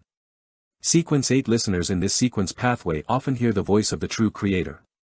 Yes, only a lunatic would be bold enough to accept the mission of assassinating an Intis ambassador and have the courage to complete it. I have here a portion of the Unshadowed potion formula, as well as the corresponding ritual needed for the advancement. This can save Miss Justice 10,000 gold pounds. Why would Mr. A only need the formulas of Unshadowed, Cataclysmic Interror, Prophet, and Manipulator? Are these paths that can be swapped at high sequences of the secret suppliant pathway? That's a bit too much. That makes it 5 in total. Unshadowed is from the Eternal Blazing Sunday. Cataclysmic Interror sounds like it's from the Lord of Storms or maybe the Evernight Goddess. I previously determined that the Eternal Blazing Sun, Lord of Storms, and the God of Knowledge and Wisdom have pathways that are relatively similar, therefore, they view each other with animosity. From the looks of it, cataclysmic inter belongs to the Lord of Storms and is sequence 4 of the Sailor sequence. Prophet is likely from the God of Knowledge and Wisdom. Then which pathway does Manipulator belong to? It'll be interesting if they can all be exchanged with the sequence corresponding to the true Creator. Yes. I cannot give the unshadowed formula to Mr. A. Not even a portion. The Aurora Order members are all lunatics who are always looking for opportunities to take revenge on the world to the detriment of public safety. Items of strategic importance must not be traded with them. This isn't just a question of the bottom line, it also involves my own safety. Once the time is ripe, those lunatics from the Aurora Order might very well sacrifice the entire city. Let Miss Justice spend the £10,000 then. Part of it includes the payment she would like to give to my blessed. The rest can be made up to her with the knowledge I already know. Klein reached out and pinched his cheek. He didn't reply to Justice immediately. Instead, he conjured a pen and paper, ready to make a divination. Klein had no idea who Merrick's friend was. He could only tell from the pronoun, she, that the person was a woman. Failure was inevitable if he wanted to directly divine the reliability of the person in question. However, Klein could make an indirect divination regarding his own safety, which would have a much higher success rate. As for whether he would suffer an interference or how accurate the outcome would be, he wasn't worried at all thanks to the gray fog shielding. After more than 10 seconds of deliberation, Klein wrote, "It's risky for me to hire Merrick's friend to be my bodyguard for 3 days." Putting the pen away, he removed his spirit pendulum, focused his mind, and quickly performed the divination. When he opened his eyes, he saw that the topaz pendant was rotating clockwise. However, the amplitude was very small and its speed was very slow. There's a certain risk, but it's quite low. Reliable. Klein nodded slightly and changed to divine about Mr. A. Similarly, he had no direct contact with Mr. A, and all he knew was based on descriptions and inference. It was difficult to find out whether or not he was capable enough, or willing to keep his promise. All he could do was make an indirect divination. As an excellent seer, Klein quickly determined the direction, and that was to divine Ambassador Bakerland. This ambassador had relatively more connections with him, and the information he had about him was even more detailed. Klein knew very well what the other party was involved in, and as a divination target, there were no problems. After some thought, Klein wrote, "Bakerland Jean Mudun will have his life threatened by Mr. A." To prevent it from failing, he tried his best to make the words vague in this low-confidence divination and didn't require a definite answer. This time, Klein saw that the spirit pendulum was still rotating clockwise, but it had become faster and the amplitude had increased. It means that Mr. A will attempt to complete the mission, and that there's a good chance of success. Klein slowly exhaled and began to respond to Miss Justice's prayer. "Sure. There's no problem with your decision. You absolutely must not show yourself when entrusting this mission. My blessed wishes for £1,000 for his activities. It will be done in the same way as before, and it would be best if it can be completed by tomorrow. This will be payment for the light suppliant formula. You do not need to seek out news regarding the secret order any further. However, if you obtain any relevant information, I will do a trade with you." After learning that the infiltrator was a beyonder in the seer pathway, Klein's need for information about the secret order became less urgent. He had originally wanted to ask for more than £1,000, but in consideration of how Miss Justice had to pay £10,000 to assassinate the ambassador, it was likely that her finances would be stretched to the limit, therefore, he only asked for the minimum. After doing all of this, Klein didn't linger and immediately returned to the real world. Audrey was holding a music score and humming a melody. The red moon was faintly discernible outside the window. Suddenly, a thick grey fog appeared in front of her. A figure seated on an ancient chair looked down at her and spoke in a low voice. Audrey let out a breath of relief after hearing Mr. Fool's response. She was no longer as nervous as she was. £1,000. My debt to Mr. Fool is close to being paid off. I feel so much more relaxed suddenly. Audrey rested the music score against her chest and thought with her dimples showing. Although she only had £1,000 to spend for quite a considerable period of time in the coming days, being put in a tight financial situation, all she needed to do was grit her teeth, and squeezing out £1,000 wouldn't be a problem. I'll borrow more from Glaint and drag it out with more installments. Audrey had quite a good education in finances, after all, her father was a powerful banker behind the scenes. At noon on Thursday, Klein heard another illusory prayer. He then confirmed that Miss Justice had deposited the money into his anonymous account. The bank reconciliation and liquidation done in Backland could be completed on the same day, meaning that from Friday, Klein would be able to withdraw the cash from any Backland bank branch in the city. After lunch, Klein once again saw Mary Gale. She led him outside the Quelag Club, where the two members were waiting. One was a well-known surgeon, Aaron Series, and the other was the aristocratic equestrian teacher, Talon Dumont. After greeting each other, the lanky and somewhat aloof doctor wearing gold-rimmed glasses entered the club first, leaving the equestrian teacher, Talon, who had short brown curly hair, to converse with Klein amidst smiles. "If it wasn't for Mary mentioning you, I wouldn't have known that Backland has had an additional outstanding detective join its ranks. If there's anything I need to do in the future, I'll look for you. Then, let me thank you in advance." Klein smiled in response. According to Mary's introduction on the carriage, he learned that Talon was originally of noble blood. His grandfather had a noble title of Viscount, but it was a pity that his grandfather had squandered all his wealth. His father had nearly 10 brothers and more than 6 sisters, and as nobles whose titles were determined by the amount of land they possessed, once the amount of land went beneath a particular standard, the hereditary nobility title would be reduced. However, that also depended on the king's mood. Talon was unlike the other children of nobility who could obtain a considerable sum of money when they reached adulthood. And due to his grandfather's reputation, he had no means of entering the government as an employee, or to be a butler of another noble family. Therefore, he could only play to his advantage and became an equestrian teacher for many nobles. His income was quite sizable, with about £400 a year. Sigh, divorce really leads to poverty. It was unknown if Talon was hinting at Mary Gale's situation or if he was reminded of his grandfather, who seemed to be more of Intis ancestry. Unable to engage in the conversation, Klein followed him into the Quelag Club, where he saw a large, brightly lit hall. Lord of the Mysteries. Chapter 246, Strange Omen. Aaron and Talon left the Quelag Club after they separately completed the nomination form. It wasn't a weekend, the former had 2 more operations in the afternoon, and the latter had to teach Viscount Conrad's youngest son horse-riding. The teenager needed to ensure that he didn't embarrass himself during the Backland social events in the second half of the year. Klein watched the valet dressed in a red vest and a maid in a beautiful dress come and go a few times before finally delivering him his own proof of membership and a badge with the symbol of the Frost constellation engraved on it. An entry fee of £50. There are still 3.5 months left this year, with an annual fee of £4 a year. The valet in the red vest pushed the 2 objects to Klein. Klein took out the £57 which Mary Gale had given him and handed him £54. The amount beyond the entry fee and annual fee was Mary's first payment. She was very pleased with how quickly Klein obtained information on Daraga Gale's mistress, as well as her photo. £50 membership. Madame Mary is such a generous lady. While Klein watched the valet and the maid verify the money and confirm the exact amount, he recalled Stellan Sammer's private introduction. Mary's father was a co-founder of the coin company and had a 20% stake. It was originally just a small company that barely made money, but as Backland's pollution worsened and the demand for anthracite and charcoal increased, the company rapidly expanded to become one of the top 10 companies in the capital's industry. As such, Mary's net worth skyrocketed. The only problem was that when she was married to Daraga Gale, the company was still quite an unknown company. Her father hadn't paid much attention to using the shares as her dowry and didn't proceed with any protection of estate gifting and had instead used the more popular willing of gifts. The former referred to the dowry as an independent and separate estate of the woman and not subjected to her husband's control. Even the right of use depended on the woman, while the latter assigned the dowry's ownership to the entire family.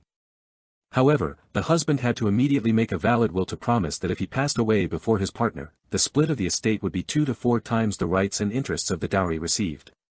After which, the rest would proceed according to the normal inheritance laws which could effectively guarantee the livelihood of the widow. If Mary initiated a divorce before she could get evidence of Daraga's adultery, the coin company's shares would be divided equally between both parties. Klein remembered Stellan saying enviously, the current value of those shares is currently close to 20,000 gold pounds. Adding the other property in their name, Mary is a truly wealthy lady. Once she's divorced, she will definitely become the target of many men in Backland, including some nobles. That's only enough money for Miss Justice to assassinate Ambassador Bakerland twice. Klein suddenly thought about that when he saw the red-vested valet and the good-looking maid bow at him. "Mr. Moriarty, welcome to the Quelag Club." Upon hearing this, Klein picked up the proof of membership and the Frost badge. The former was made of elastic paper which looked like a card with Klein's name and his membership start date on it.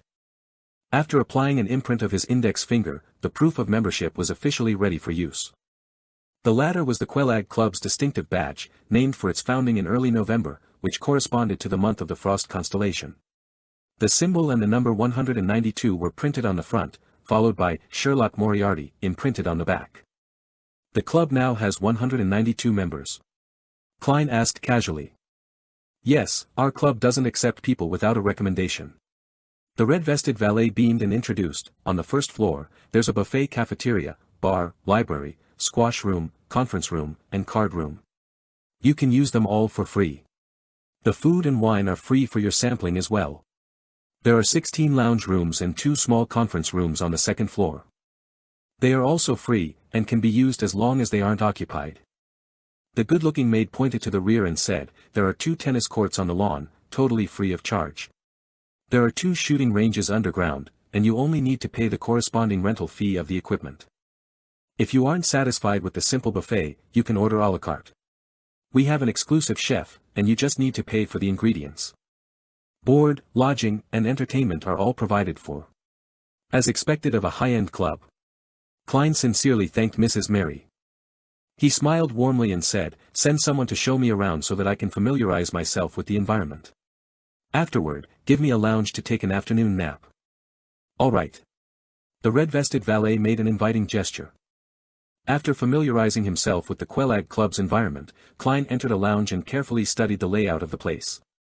He discovered it was similar to a hotel room of the later generation.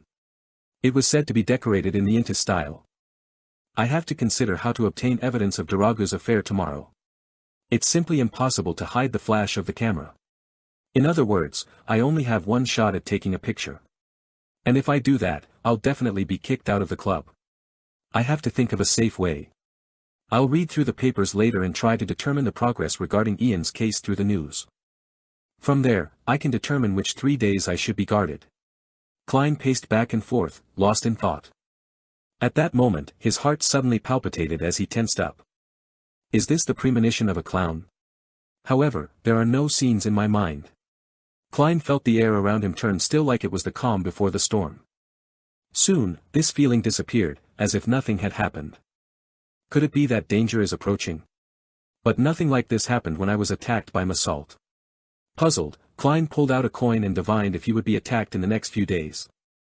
The answer was negative. After thinking for a few seconds, Klein drew the curtains and pretended to take an afternoon nap.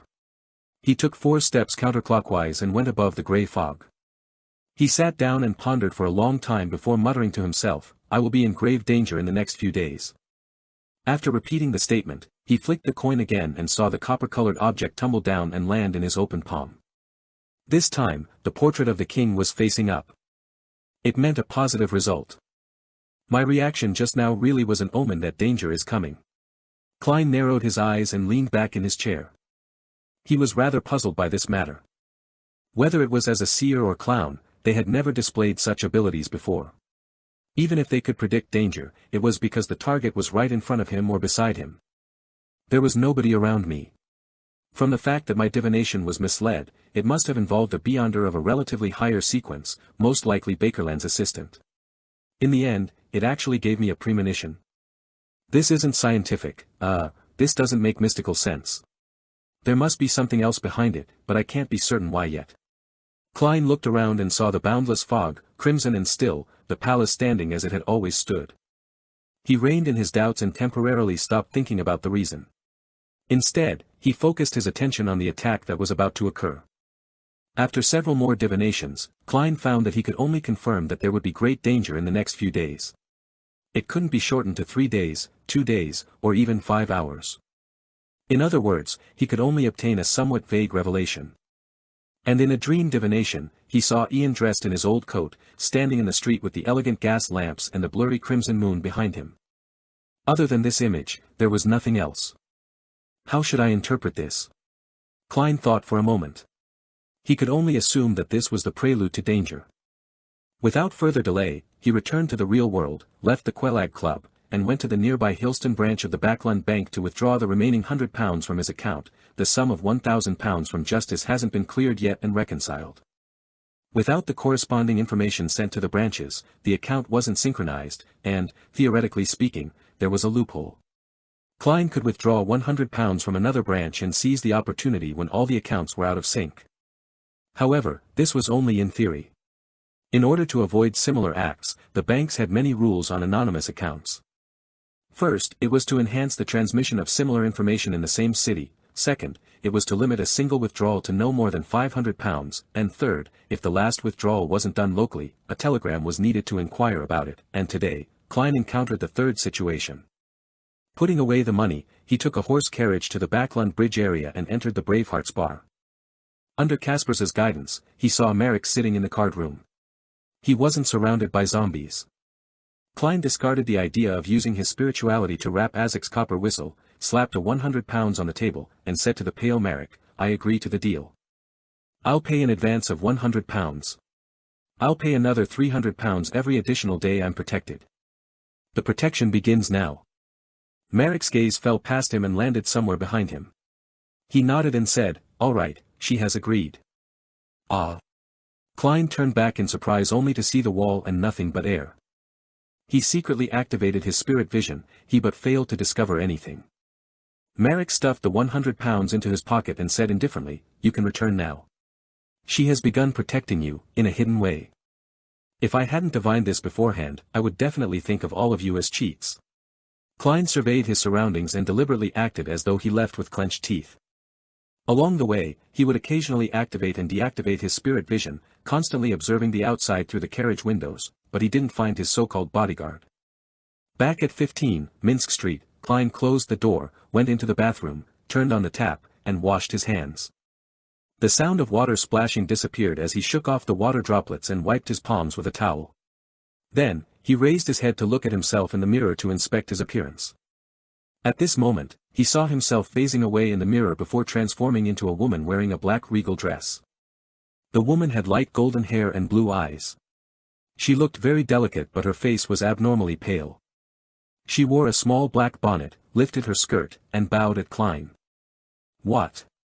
Without hiding his surprise, Klein took a few steps back and leaned against the wall.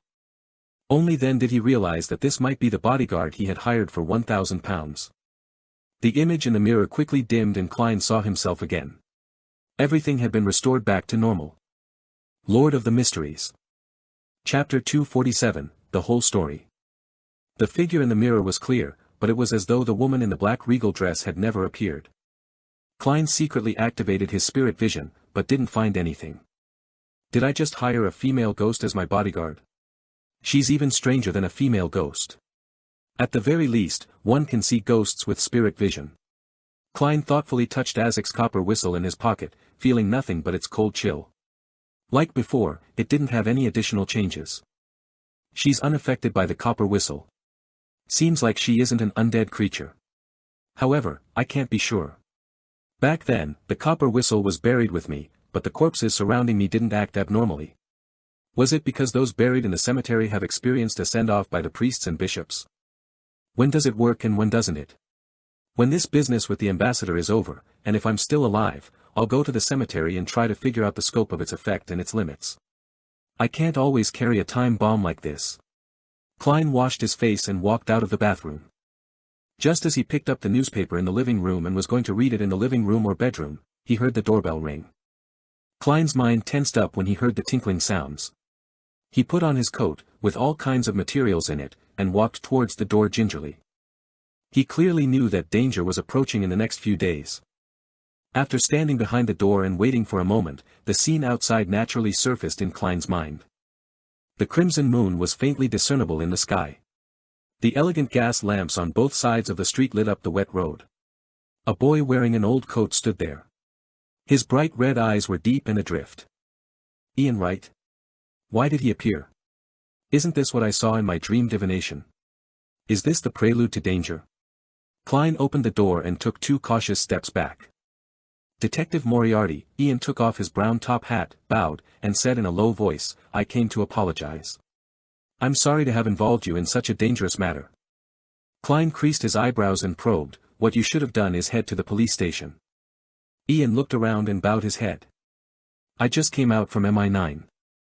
Ah. Is that the name of the military's special department? Klein stepped aside, pointed at the living room and said, maybe we can have a chat. I have to at least know what placed me in this situation. He sighed inwardly. Ian didn't stand on ceremony as he followed Klein into the living room and sat in the same spot as he did the last time. He was just about to open his mouth when Klein suddenly added, if what you plan on saying will put me in greater danger, then there's no need to tell me about it. No, everything will soon be over. Ian had a calmness that was beyond his age. Klein was relieved and asked out of curiosity, so, what exactly happened? Before he could finish his sentence, he saw a figure emerge from the panes of the oriel window across the room, a black regal dress, long hair tied in a bun, blue eyes, delicate features, and a pale face. It was the woman who had previously greeted Klein in the mirror. This woman seemed to find an illusory high-backed chair and sat down. Her left palm supported her right elbow while her right hand supported her face, pretending to listen attentively while appearing expressionless. For a moment, Klein was left at a loss. Ian, who had been silent for a few seconds, said softly, in fact, Detective Zriel is a spy for the Fasak Empire. He adopted several vagrant children and taught them how to gather intelligence. I am one of them. So that's how it is. I was involved in a huge spy conspiracy. Klein suddenly felt enlightened. Ian looked at the coffee table and continued, we have the advantage of age, and are often ignored by others, allowing us to gather a lot of useful information. 2 weeks ago, I stumbled upon clues regarding Helmasuin's manuscript. Helmasuin? Klein found the name familiar. Ian looked up at him and explained, Tirani von Helmasuin, the greatest scientist after Emperor Roselle, a mathematician, a mechanist, and the father of the second-generation difference engine. So it's him. Klein suddenly remembered the relevant information. He wasn't only a great scientist, but also a crazy scientist. He believed that the inherent flaw in the existence of humans could only be fixed through machines. He loved eating sugar as if it was his own energy source. He mysteriously disappeared while researching a third-generation difference engine, and was an important figure that every country was trying to find. His manuscript? Does the manuscript involve third-generation difference engines? Klein asked probingly. A difference engine was a mechanical device for computing. It could effectively improve the efficiency of scientific research and various projects. In Klein's opinion, it was an alternative computer in the age of steam. Of course, it could only do computation at present. Ian shook his head. I'm not sure. I didn't actually see it. Perhaps, it had some related ideas. He paused for a moment, then went on to recount what had happened. When I reported this to Detective Zriel, he was very happy and told me to follow up on that lead while he immediately reported it to his superior. It took me some time to determine where the manuscript was, but I was afraid of the danger, so I didn't steal it directly. I decided to return to Detective Zriel, and after that, it was as I told you. Detective Zriel's house was infiltrated while many of the tiny traps were not restored, and he didn't respond to my contact request. This Manger gang tried to capture me. With your help, I confirmed the death of Detective Zriel. I took a fake tooth from his corpse. Oh, that happened after we parted. Detective Zriel told me that, inscribed on the inside of the fake tooth, there was a method to urgently contact his superior. It was a method that even he didn't know of and was something he would only remove if an accident occurred. Klein nodded slightly and said, so you sent a telegram? A rare look of surprise flashed across Ian's face as he asked, did the people from MI9 tell you that? No, a friend of mine happened to see you on Bacardi Street. Klein casually made up an excuse. I see. Ian nodded in depression. I got in touch with Detective Zriel's superior in Backlund via telegram and arranged the time, place, and manner of meeting, but soon enough, I was found by this Manger gang. No, to be exact, it was an intelligence officer of the Intis Republic. That was what the people from MI9 people told me. Fortunately, MI9 arrived in time, and both sides engaged in a chaotic battle. I took this opportunity to escape. However, when I met with Detective Zriel's superior this afternoon, I was once again ambushed by the Intis intelligence officers. Unfortunately, I was caught by them, and I was very afraid of dying, so I told them everything that I knew. However, they didn't keep their promise and still wanted to kill me. At that moment, MI9 finally found me. It is only during such times when you look like a 15 or 16-year-old teenager. Just as Klein was reflecting over this, he suddenly thought of a problem from what Ian had just said.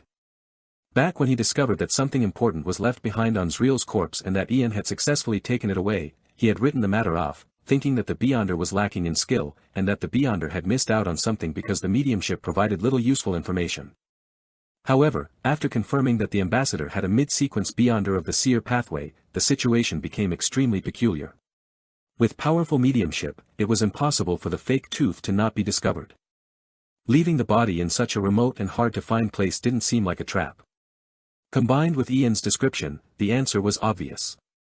Klein nodded and said, "Have you ever thought of the possibility that Zreel's superior has traitors around him, a traitor who has defected to the Intis intelligence services? That's also why Zreel was exposed and killed when he obtained the clue to the manuscript, as well as why you were ambushed.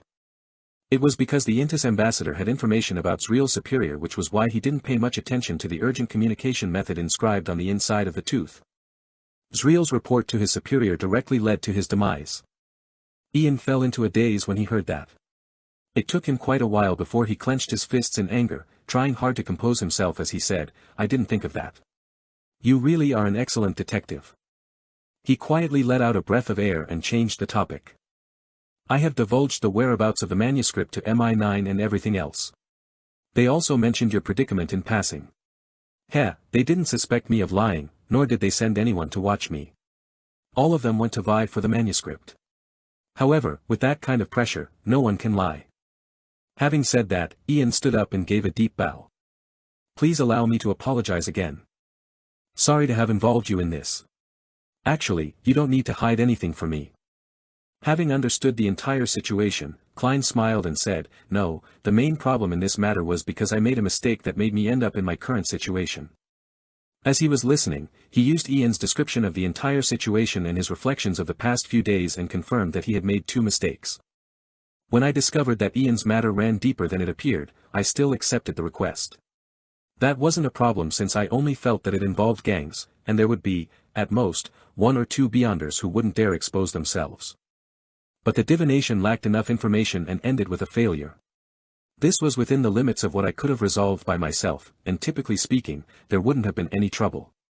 I could even take the opportunity to come into contact with Baklan's Beyonders. After finding Zreel's corpse and confirming that the matter ran deep, I should have considered the sensitivity of my identity and decisively extricated myself from this case. I should have let Ian deal with the subsequent matters himself. This wouldn't be problematic and would be a rather careful choice. One of the mistakes I made was that I didn't flinch or reveal anything about Ian when Massault came to me. I only thought that he was from a gang, and that there were some Beyonders behind that gang. Who would have guessed that it would involve a figure like the Intis ambassador? Even more so, I never expected Massault to be so rash. After failing his mission, he didn't threaten, intimidate me or proceed with other options. Instead, he came straight to kill me so that mediumship could be performed. He didn't even give me the chance to regret my decision. As a result, my situation worsened. So, this isn't too subjective or too serious a mistake. The one mistake that really caused me to be in such a passive situation was a tiny mistake I made from the very beginning. I had rented the house and accepted the mission as Sherlock Moriarty without donning a disguise. This resulted in me not being able to flee after my identity as a Beyonder was exposed to the ambassador.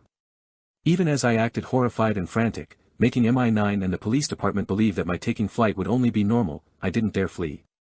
I was afraid that when the ambassador failed to find a target for revenge, he would inform the officials about me.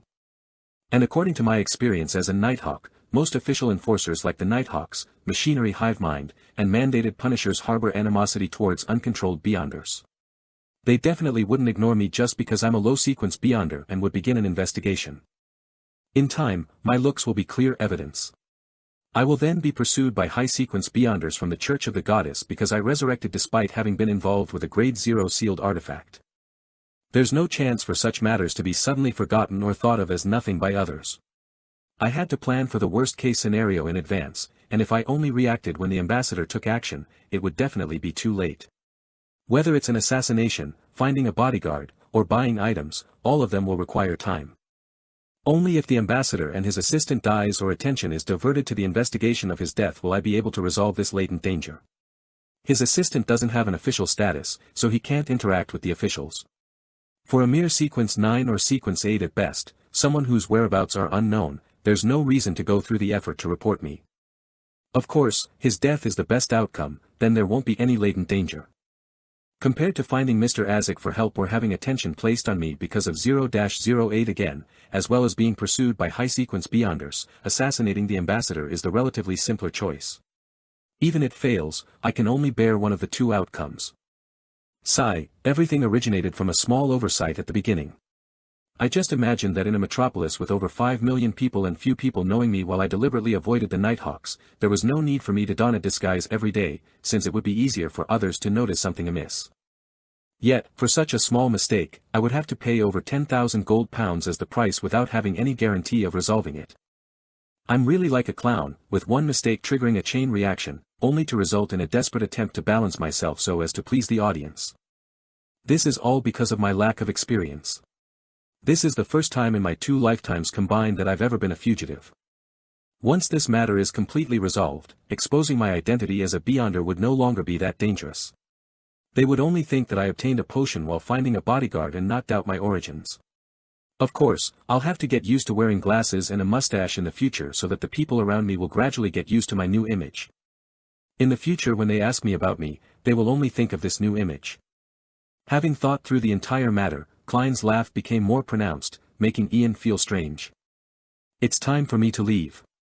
I'll need to disappear for a while, otherwise, I might be thrown into jail. Ian put on his hat, bade farewell, and left. Klein didn't stop him, watching him disappear into the crimson moonlight, while the woman by the oriel window had disappeared without him realizing it. Lord of the Mysteries. Chapter 248, Waiting from Both Sides.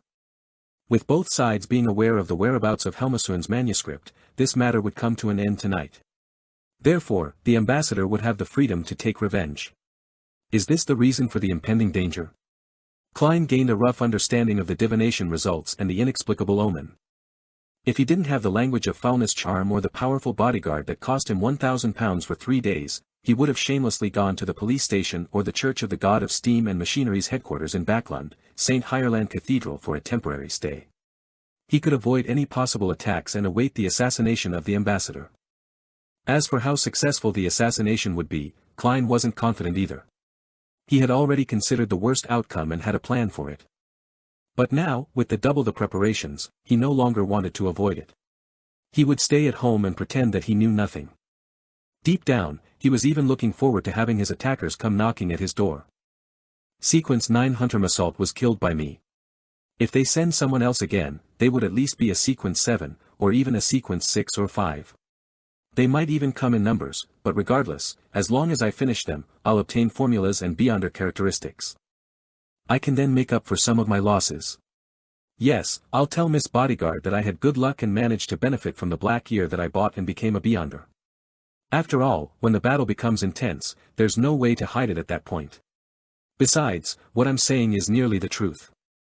I did benefit quite significantly from the black year. As Klein considered what would soon follow, he almost instinctively drew the sign of the crimson moon on his chest. May the goddess bless me that the beyonder who comes is the one from the seer pathway. He prayed silently. As he thought of this, he looked around the room for his bodyguard. He was worried that she would run away without a sound after hearing the whole story. The lights in the dining room were warm, illuminating the coffee table, sofa, and chairs. There was no one else in the room except him. As Klein gradually grew nervous, he suddenly saw a face appear on the glass cover of the gas lamp in the living room. The face was pale, with pale gold hair and delicate looks. This lady is quite confident in her own strength. Klein's mind calmed down, and he whispered to himself, I'm also a beyonder. I made a gamble on an item I bought from Kaspers's gathering and benefited from it, but it was only beneficial for me.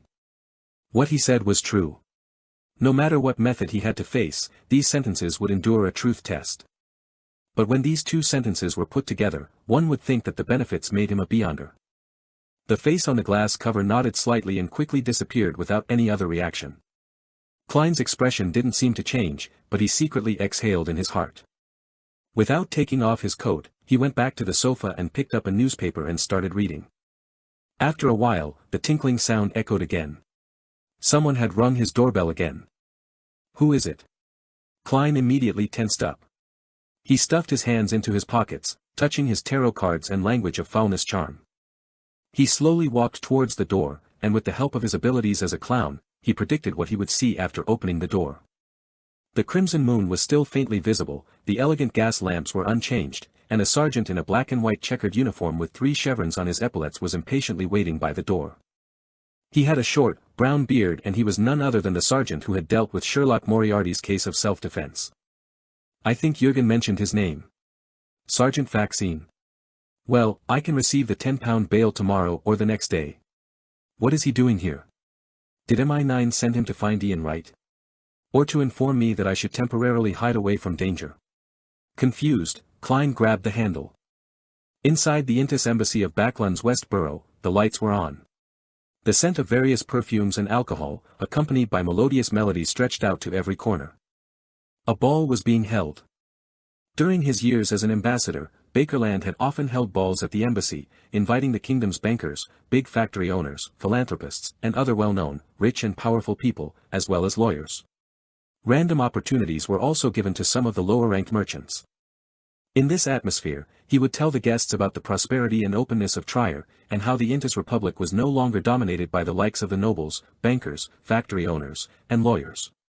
They, directly and indirectly, took over a large portion of the parliamentary seats, determining the direction of the government policies, enjoying true freedom and high statuses.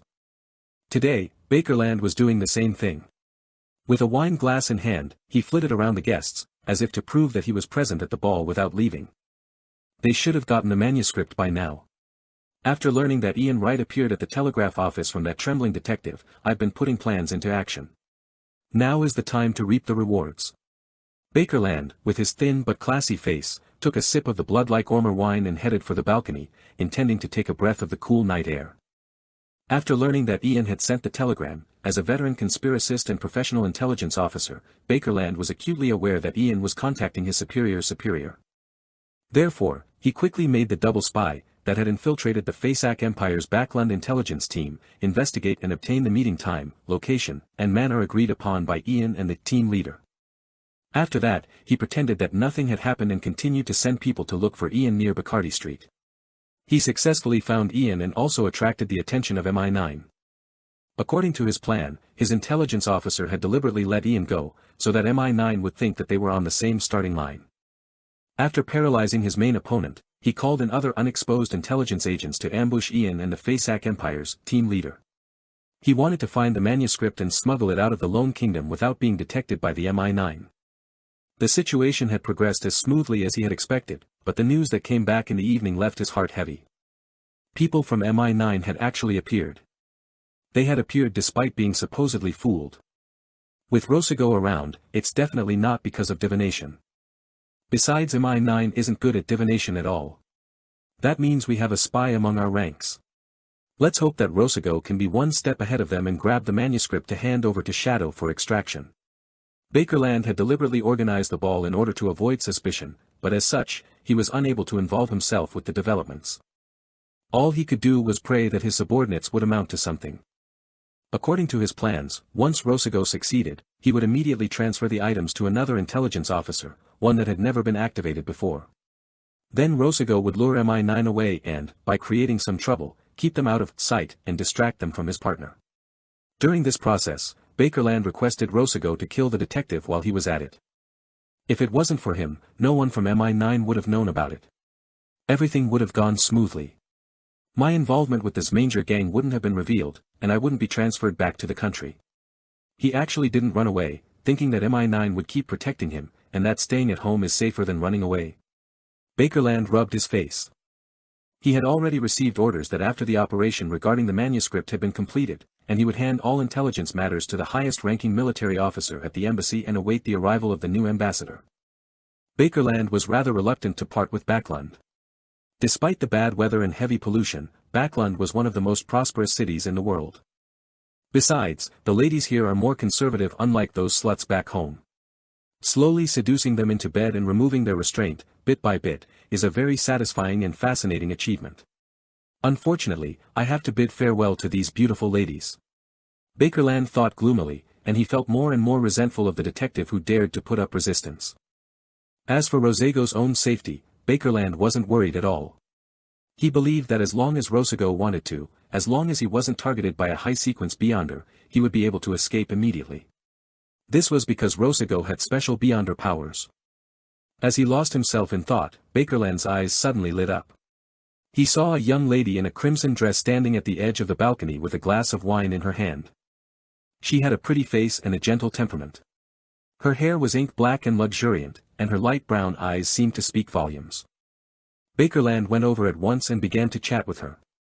He learned that the lady was the daughter of a timber merchant named Eileen, and that her father wasn't very rich and was trying to make his way up the ranks. With his status as Intis ambassador, Bakerland quickly received Eileen's affection. After sharing 2 dances, their bodies became more intimate. "Beautiful lady, I'd like to invite you to my room to sample some Ormer wine of 1286. Eileen replied, almost without any hesitation, "All right." The 2 of them left the ballroom and secretly went to the 2nd floor. They entered Bakerland's room, and he ordered the guards to stay away from them and not to disturb him. Before the so-called Ormer wine 1286 appeared, Bakerland had passionately brought Eileen to the bed. While romping around in bed, Eileen's simple skirt came undone as her pure, fair arms hugged him. While her hands gripped Bakerland's shoulders, her nails and veins suddenly sprouted black, thin, fluffy, spider feet. Bang! Eileen's eyes suddenly bulged as white foam poured out of her mouth. Bakerland retracted the fist that he had used to hit her abdomen and stood up from the bed. He no longer had the hasty actions from before and instead, wore a cold expression. "Who sent you?" Bakerland asked in a deep voice. Eileen attempted to stand up, but the pain was too much to bear. Her eyes were filled with shock and fear. Seeing the expression on the pretty girl's face, Bakerland smiled and said, "It's true that I'm into beautiful ladies, but I know this problem of mine. So, every time I meet a beautiful lady, I'm especially careful. Speak, who sent you? Don't bother resisting. I'm very good at using fire." Lord of the Mysteries. Chapter 249, The Assassination. Eileen clamped her mouth shut and angrily looked at the thin, smiling face of the ambassador, with a touch of terror. Bakerland stretched out his right hand which was covered in a plume of orange flames that danced silently. He took 2 steps forward, making a gesture as if he was pressing his palm against Eileen's skin. This made Eileen think of the descriptions in many novels in which cruel interrogators would use red-hot iron to brand their target's body, bringing about an extremely painful experience. "No, I can't be that brutal to such a beautiful lady." Bakerland suddenly stopped his outstretched right palm and chuckled softly. He shook suddenly, turning the orange flame into a long red whip. The long whip ignited the air around it which took on the form of thorns. Pow! Bakerland lashed his flaming whip at Eileen, burning her clothes and leaving a dark mark on her skin. Her face contorted as she screamed. "Who sent you?" Bakerland asked again in a gentle voice. Eileen's lips quivered a few times before she finally opened them. It was. As Bakerland subconsciously listened for the answer, his eyes suddenly turned bloodshot. "Oh no!" Bakerland jerked back and rolled to the ground. In the spot where he had been standing, a flame rose up and formed a wall of fire. Splat! Splat! Splat! Rain like blood and flesh splattered against the wall and produced sizzling sounds. Some of them penetrated the flame, leaving a thin trail of blood on the ground. At the end of this path was the Intis ambassador, Bakerland, who had stood up once again. He saw that Eileen's abdomen had been torn open and 2 arms wrapped in viscous liquid were sticking out from inside. With a sudden push of the 2 arms, a figure drilled its way out from the belly of the beautiful Eileen. It was covered in a thick, squirming blood-red liquid that continuously dripped down, and it was about the size of an adult male. It was hard to imagine that a normal woman like Eileen, with no protrusion in her abdomen, would actually have such a thing hidden inside her body. How was it stored in there? Boom! The body below Eileen's head exploded completely, turning into pure flesh and blood, surging into the form of a humanoid figure, and mixing with the dripping liquid to turn into a strange red robe. The figure revealed its true appearance. It was so beautiful that it looked like a woman. The blood-red robe it wore looked like a blossoming flower under the illumination of the flames. Rose Bishop. As a veteran intelligence officer, Bakerland immediately identified the name of the corresponding sequence before him. Sequence 6 of the secret suppliant pathway, Rose Bishop. Every Rose Bishop was an expert when it came to flesh and blood magic. Beyonders at this sequence could hide inside the bodies of others, thereby avoiding all sorts of investigations. But the moment they emerge, the hosts would lose their lives. For the Lord. Eileen's remaining head let out a low cry and closed her eyes forever. The rose bishop stretched out its right hand and tapped its chest 4 times in the order of bottom to top, right to left. With the color of blood and the light from the flames reflecting in his eyes, he looked at Bakerland and took a sudden step forward with his right foot, passing through the wall of fire. He didn't receive any damage from the fire, with only dark red liquid that continuously dripped down. Bakerland retreated once again as he suddenly raised his voice. "Someone! Help me!" Although his most capable assistant, Rosago, and several intelligence agents had been sent on a mission, there was still no lack of Beyonders in the embassy. They were military officials who had received permission from the Lone Kingdom. They were the defensive forces that were available. 1 sequence 5, 1 sequence 6, 3 sequence 7s, and a combination of nearly 10 sequence 8s and 9s. Bakerland's voice echoed around the room, but it didn't exit the premises. The music outside didn't stop and the ball continued. It was as though the room had become a completely isolated world. This. Bakerland stopped his shouting, narrowed his eyes, and looked around. The Rose Bishop was in no hurry to act. He said with a chuckle, "It was by your own will, the rules that were decided by yourself. You told the guards not to disturb you or come near, or let anyone close. Yes. I simply magnified your will and rules and made a slight distortion. If you want to escape this isolation, you have to defeat yourself." Bakerland's expression changed slightly. What appeared to be the compliance of rules was, in fact, a distortion of them. The characteristic of using the power of authority to serve oneself made him think of another sequence's name. Baron of Corruption. Bakerland growled. This was the lawyer pathway, which was sequence 6 of the Black Emperor pathway. Before he could finish his sentence, Bakerland's face suddenly turned extremely gloomy as he blurted out, "Shepherd. You're a shepherd. Who are you from the Aurora Order? Mr. A. Why are you assassinating me?" The Rose Bishop, "No," Shepherd chuckled. "You don't need to know who I am. Accept the Lord's blessings." His body suddenly stiffened before he could finish his sentence. It was as though his joints were covered in rust, and he seemed to have turned into a puppet. Bakerland laughed rapturously. The gloominess from before disappeared in an instant. He took out a white handkerchief from his left breast pocket and wiped the corner of his mouth. "I'm glad that you were able to chat with me for so long. It gave me enough time." After the white handkerchief was taken away, a thumb-sized head emerged from his left breast pocket. It was the head of a puppet with completely black eyes. The shepherd opened his mouth and was about to speak when he heard a hollow voice that seemed to come from afar. "You." After pausing, his body suddenly burgeoned, and his skin turned dark. 2 curved goat horns with strange, sinister patterns sprouted from his head, as well as wings behind his back that reeked of sulfur when they flapped. The shepherd instantly moved 3 meters forward, having transformed into a devil-like creature. But even so, it was as if every one of his joints was firmly shackled. His movements were stiff and slow, and his thoughts were starting to blur. "You still have the power of the devil?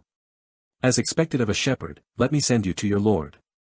Without further ado, a flaming long spear with a blazing white tip materialized in the middle of Bakerland's right palm. He bent his back, about to throw the spear to pin the shepherd to the wall and burn him to ashes. Sequence 7 Pyromaniac of the Conspirer pathway had the ancient name, Fire Mage. Cough. Cough. Cough. Cough. At that moment, Bakerland began to cough violently, coughing so hard that he felt as if he was about to spit out his heart and lungs. His flaming spear lost control from his coughing and disappeared, inch by inch. His face flushed red and his forehead was scorching hot from his coughing fit. His influence on his enemy, that he derived from a mystical item, was lifted. The shepherd was freed from his sluggishness and returned to normal. "Why do you think I was having such a long chat with you? What does severe pneumonia and an unstoppable cough feel like?" the devilish face asked with the corners of his mouth hooked. Upon hearing these words, Bakerland suddenly recalled the enemy's beautiful and enchanting appearance when he first appeared, and regretfully said, "Cough. Cough. A disease. You. Cough. Cough. Kilda. Cough.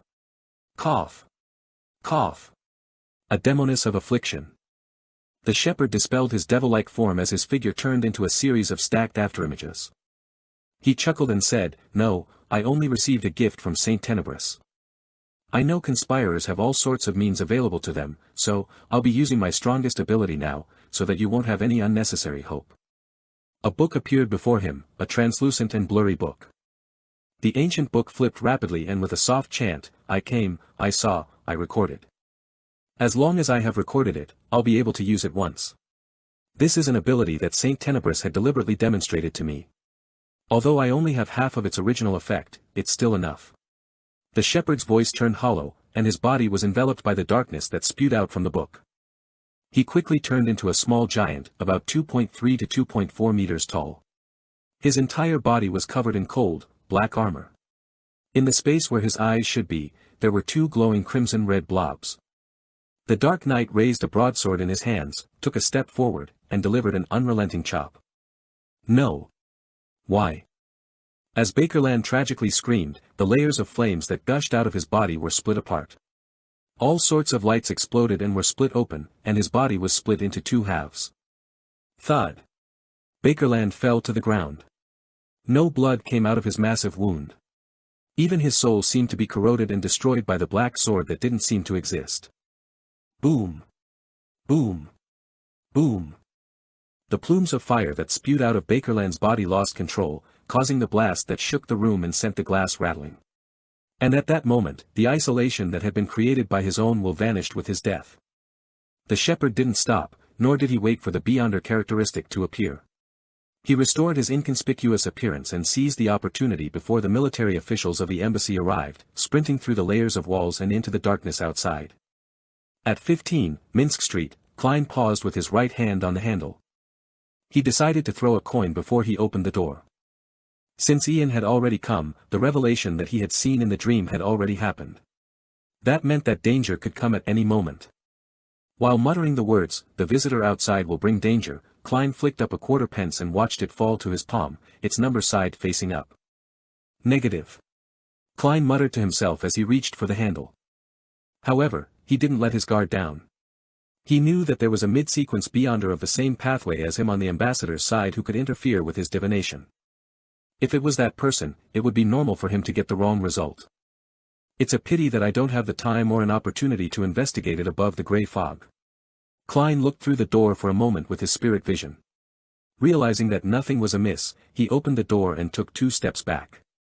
Dressed in a black and white checkered uniform, Sergeant Faxine took off his hat and said with a serious expression, "I've been sent by the higher-ups to tell you that you must be careful tonight and tomorrow. Be careful of strangers. Lord of the Mysteries." Chapter 250, Rich Experience in Courting Death. All right. Klein nodded solemnly. Sergeant Faxine touched his short hair and said, "There are other arrangements. I'll explain them to you in detail, and you can decide on your own." He cast his gaze towards the living room. Klein made a polite gesture of invitation, then watched as Sergeant Faxine closed the door behind him, walked over to the sofa, and sat down. "What are your plans?" Klein kept his coat on, hands still in his pockets. Faxine leaned forward slightly, clasped his hands, and said, "You should be well aware that you have offended that ambassador. Tonight or tomorrow will be the most dangerous period for you. The higher-ups have given you 3 choices. The first is to go to the Holy Wind Cathedral for 2 days. I know that you're a believer of the god of steam and machinery, but St. Hireland Cathedral is too far, and it's easy for trouble to arise on the way there." Klein nodded indiscernibly and waited for the sergeant to give him the second choice. Suddenly, his vision blurred and his head went numb. He felt as if there was a layer of thick glass around him. He saw that Sergeant Faxine's opening and closing of his mouth was slowing down, and he noticed that his thoughts had become sluggish. This feeling was very familiar. Klein suddenly thought of the puppet from the Antigonus family, sealed artifact 2-049. Back then, he was repeatedly affected in a similar way, but he had been awakened by Captain Dunn Smith and the others. To ensure that the others could detect any abnormalities in a timely manner, they kept stretching and retracting their arms. The Antigonus family holds the seer pathway. This person's ability is similar to the Antigonus family's puppet. He is the mid-sequence Beyonder of the seer pathway. As expected, it's him. Klein came to his senses, but there was no Dunn Smith to wake him. The muscles on Officer Faxine's face started squirming. Soon, he turned into a gentleman with black hair and blue eyes. He had a handsome face and a tiny stubble. He said with a smile, "Given time, this is one of the most difficult abilities to deal with for anyone that isn't a high-sequence Beyonder. As he spoke, Klein saw the image of the woman in the black regal dress appear in the glass of the oriel window. She walked slowly and stiffly out of the glass, her blonde hair, her delicate face, and her pale face made her seem more like a doll than a living person. I never thought that you would be able to hire such a powerful bodyguard. If it wasn't for my divination ahead of time, I might have died here. What kind of compensation did you pay? By the way, my name is Rosago. Rosago didn't look back as he continued smiling at Klein, but he didn't expect a fluent answer from the man he controlled. At that moment, he suddenly felt a cold breeze blow across his neck, causing his hair to stand on end as goosebumps appeared all over his body. There seemed to be an invisible person at his back, breathing down his neck. Rosago laughed, raised his left hand, and snapped his fingers. Pow! Flames suddenly soared up from his back, and a transparent shadow was set ablaze, quickly turning into ashes. In Klein's vision, these motions were all broken down into a grid of images. This wasn't because his opponent had turned slow, but was a result of his increasingly sluggish thoughts. He already has me under control. Why isn't he directly killing me? Do all villains like to engage in lengthy monologues? No, he's not stupid. He's trying to conceal something with this discussion. Klein tried to think, to figure out the problem, but his thoughts were moving at an irresistibly slow pace. He looked intently at Rosago, taking in every detail of his. Finally, he saw a figure in each of Rosago's eyes, a figure with blonde hair, blue eyes, a pale face, and a dark black Gothic regal dress. And at this moment, the woman was still behind Rosago. She was still near the oriel window, walking towards him like a manipulated puppet. He hasn't really controlled her yet. She's still trying to resist and struggle. They are tussling in the realm of mystery. I need to do something. I need to tip the scales of balance. Klein turned his attention to the language of foulness charm he was holding in his left hand. It was cold and slippery, filled with evil. He was glad that he hadn't let down his guard and maintained a battle-ready state the entire time. He could only injure himself to injure his opponent. Klein gathered his strength and struggled to speak. His vocal cords seemed to have rotted, and his throat squirmed in difficulty. He hoarsely said in ancient Hermes with a staccato rhythm, "Foulness." As his voice echoed in the air, Klein felt a corrosive pain in his left palm, and he heard illusory whispers that could drive a person mad. This was a state that he was familiar with, and it didn't affect his subsequent attempts. The attempt was to inject most of his spirituality into the language of foulness charm, which didn't require the control of his body. In 3 seconds, the voice of the true creator would descend upon the physical world and burrow into the ears of the creature closest to him. 3. The prelude, the din, the illusory, the evil whispers spread out in an instant. Klein felt his scalp tingle, his mind abuzz, his veins throbbing. He found it difficult to focus his mind. A coffee table away from him, Rosago's expression had suddenly turned adrift. His face swelled up as the woman's figure in his eyes suddenly became clearer. 2. The pale woman in the black regal dress behind him quickened her actions, but soon, she frowned in pain.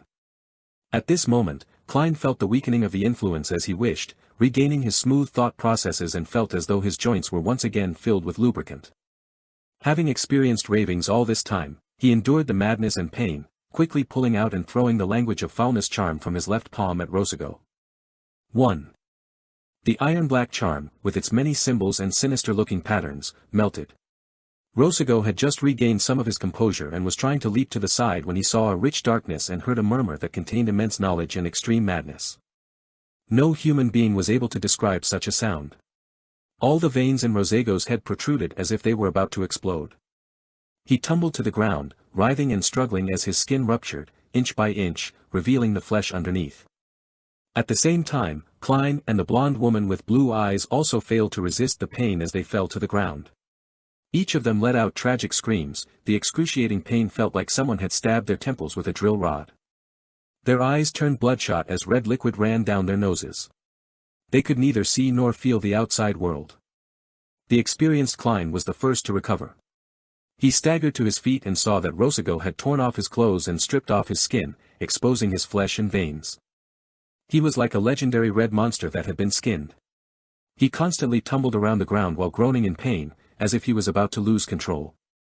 Klein didn't wait for the result, because he couldn't afford the possibility of the other party gaining the benefits, as well as becoming a devotee of the true creator. He believed that the evil god was definitely infuriated as well. Pulling out his revolver and adjusting the barrel to the firing position, Klein took 2 steps forward, circled around the coffee table, and put the muzzle of his gun against Rosego's head. Bang! Bang! Bang! Bang! Bang!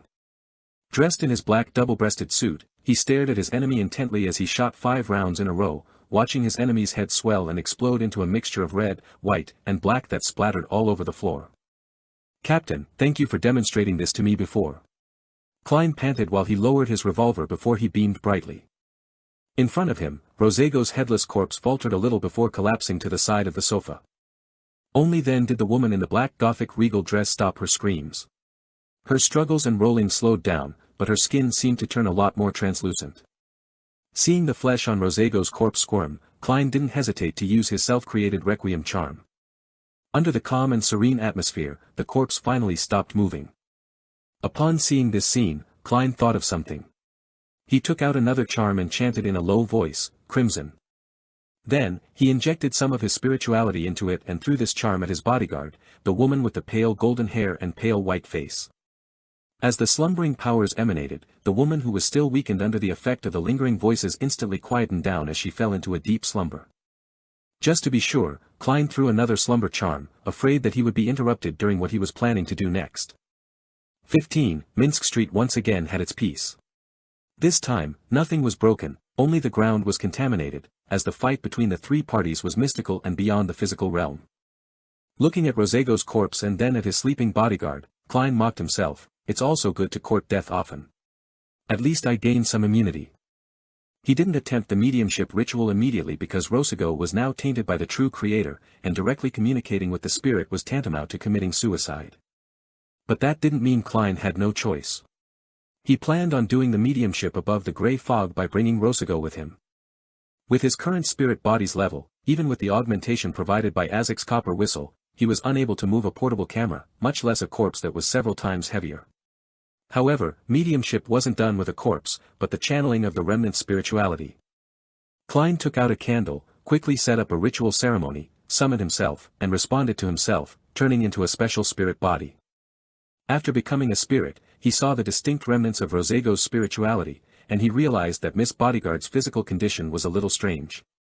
She was actually in quite a similar state as he was, but there were also great differences. Without wasting any time thinking, Klein carried Azek's copper whistle, wrapped the remaining of Rosego's spirituality, and entered above the grey fog. After conjuring the appropriate ritual items and setting up a simple altar, Klein quickly began the mediumship ritual. During this process, he was shocked to discover that he no longer needed to pray to anyone to be able to directly communicate with the spirit. It was like he was a real spirit medium. Phew! Is this some special power that I possess in the mysterious space above the grey fog? A thought flashed through Klein's mind as he began to recite the divination statement. The potion formulas for the seer pathway.